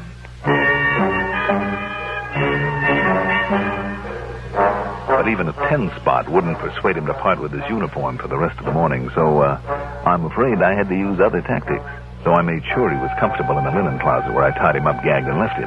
Then, grabbing a handful of towels, I ran up the back stairs to the second floor where, thanks to the borrowed bellhop's uniform, and it was a pretty sad fit, a chambermaid let me into 214. The Chatsworth luggage was packed all right. They were all ready for takeoff. But I had to find some clue as to how they passed the medical examination after one of the so-called accidents. So I carefully went through the bags one at a time. Now, what did I find? You'd never believe it. It was nothing more or less than... I heard a key in the door, so I slipped into the bedroom and under a bed. Oh, Henry, this is killing me. Killing me. Yeah, I know it, honey. And, boy, you get that manager up here and a doctor, too. You hear me? Okay, now, where is it? We gotta act fast. Oh, here in this suitcase, Henry. Good. Now, pull down your stocking. What? What's the matter? I thought I'd lock that suitcase. Well, never mind that. Don't worry about it now. Here. You ready? As ready as I ever am, I guess. I just wish it didn't hurt. You ought to be used to it by now. Here we go. Didn't hurt a little, you wouldn't sound like kids. Now, that ought to do it. Now go in the bathroom, slap on some iodine to hide the marks they made, then lie down on the bed. Yeah, okay, Henry. Hey, see how good it's taken already? It looks like the worst sprained ankle that manager ever saw. Well, it was sheer genius. And when the manager brought a doctor in, they put on a mask instead of one of hospital. Just one look by that doctor, and he was completely sober. But when he suggested to Bain, alias Chatsworth, that she'd stay around for a hospital care. Why, you old fool, didn't you hear what I said? If she isn't in New York with me by tonight on that business deal, it could cost us $1 million. So if you make her stay here, I'll sue you, too. The way I'm going to sue this hotel for that slippery floor down there in the lobby. Please, Mr. Chatsworth, not so loud. You know what's good for you, Sawbones? You'll give her something to ease the pain so we can catch our plane. Then you'll get out of here. Please, Doctor, you better. And as for you, Mr. Devereux... Yes, sir. Well, I've heard plenty about cases like this, about you hotel guys being so careless with slippery floors.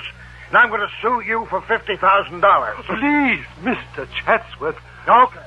Okay, you've been nice to us, so I'll make it 10 or 15,000. Oh, no. You know a lawyer by the name of Frankie Tabello? That crook. What if he is? All I care is he gets me $10,000 for this. Mr. Chatsworth. Yeah? Perhaps the injury isn't as bad as it looks. And if we pay the doctor's bill and, say, $200 or $300... What? You out of your mind? But I don't want a lawsuit or the publicity. And I'm only trying to 1,000, perhaps, in cash, immediately. Now, listen. I've got you over a barrel and you know it. So you're going to pay for this, and plenty. Now make me a decent offer. And the price they settled on? $2,000. Cash, immediately. But as Devereaux, the poor excited sucker, was about to go downstairs and get it, I crawled out from my uncomfortable spot under the bed. And you know something? Henry Bain and the woman gave up without a struggle when they found out who I was and what I was doing there. And the manager, when I pulled the little glass jar out of their suitcase and showed him how they made their phony accident look so real. Real enough to fool a doctor. Oh, believe it or not, the shock was so much for him he almost fainted. So, that was that. And the expense account total comes to $471. Oh, wait a minute, I forgot to tell you about the trick. Their little trick for making that ankle swell up and look like the worst sprain on record. You see, that jar, the one that Bain had opened and then clapped against her ankle, contained exactly 3 nasty little yellow jackets. Bees. Yes. Clever. Yours truly, Johnny Dollar.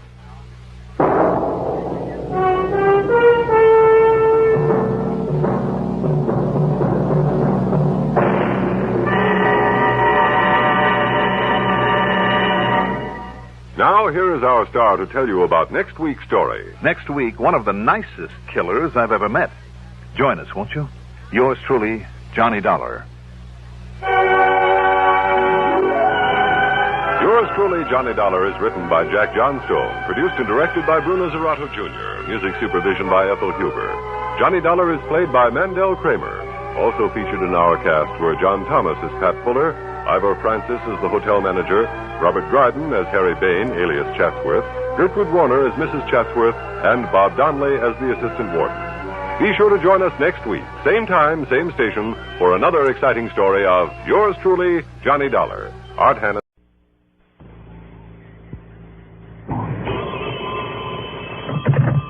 Johnny Dollar. Jack Price.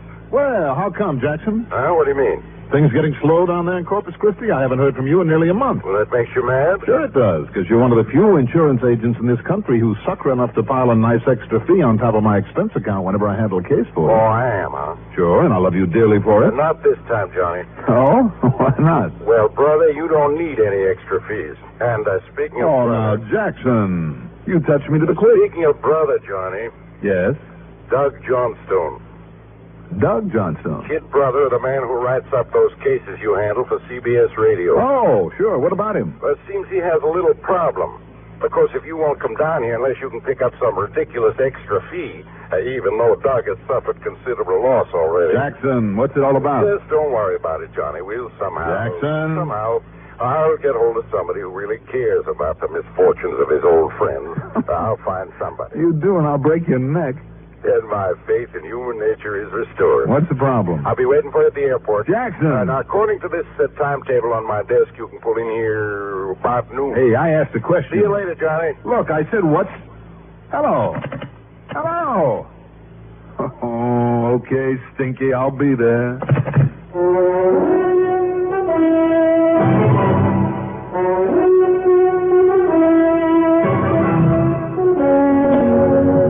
The CBS Radio Network brings you Mandel Kramer in the exciting adventures of the man with the action-packed expense account.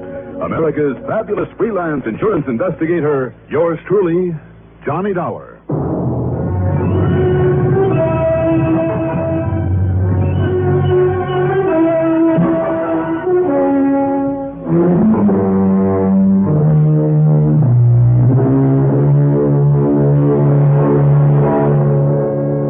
Account submitted by Special Investigator Johnny Dollar to the Tri-Western Life Insurance Company Corpus Christi office. Following is an account of expenses incurred during my investigation of the Skidmore matter.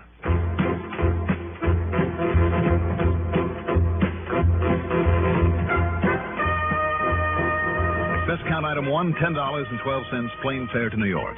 Item 2, $114.02 for the rest of the trip. As promised, Jack Price was waiting at the Corpus Christi Municipal Airport. He picked up my luggage, led the way out to a car at the curb, threw the stuff into the back, and... That's one of those rental jobs, Johnny. Oh?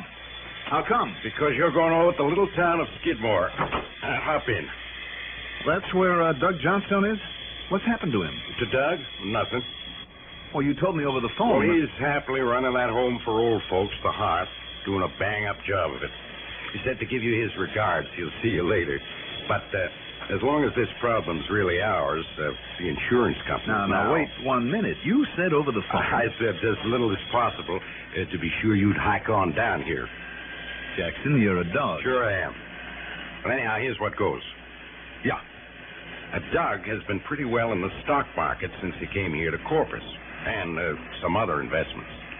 Didn't he go for some oil properties, too, somewhere in these parts? Yeah, and a lot of other things, including a smart buy of heavy machinery and parts for it, mostly tractors, bulldozers, graders, that kind of equipment. Mm-hmm. You know, stuff that's used around the oil fields and for road building. No, good for him. It was.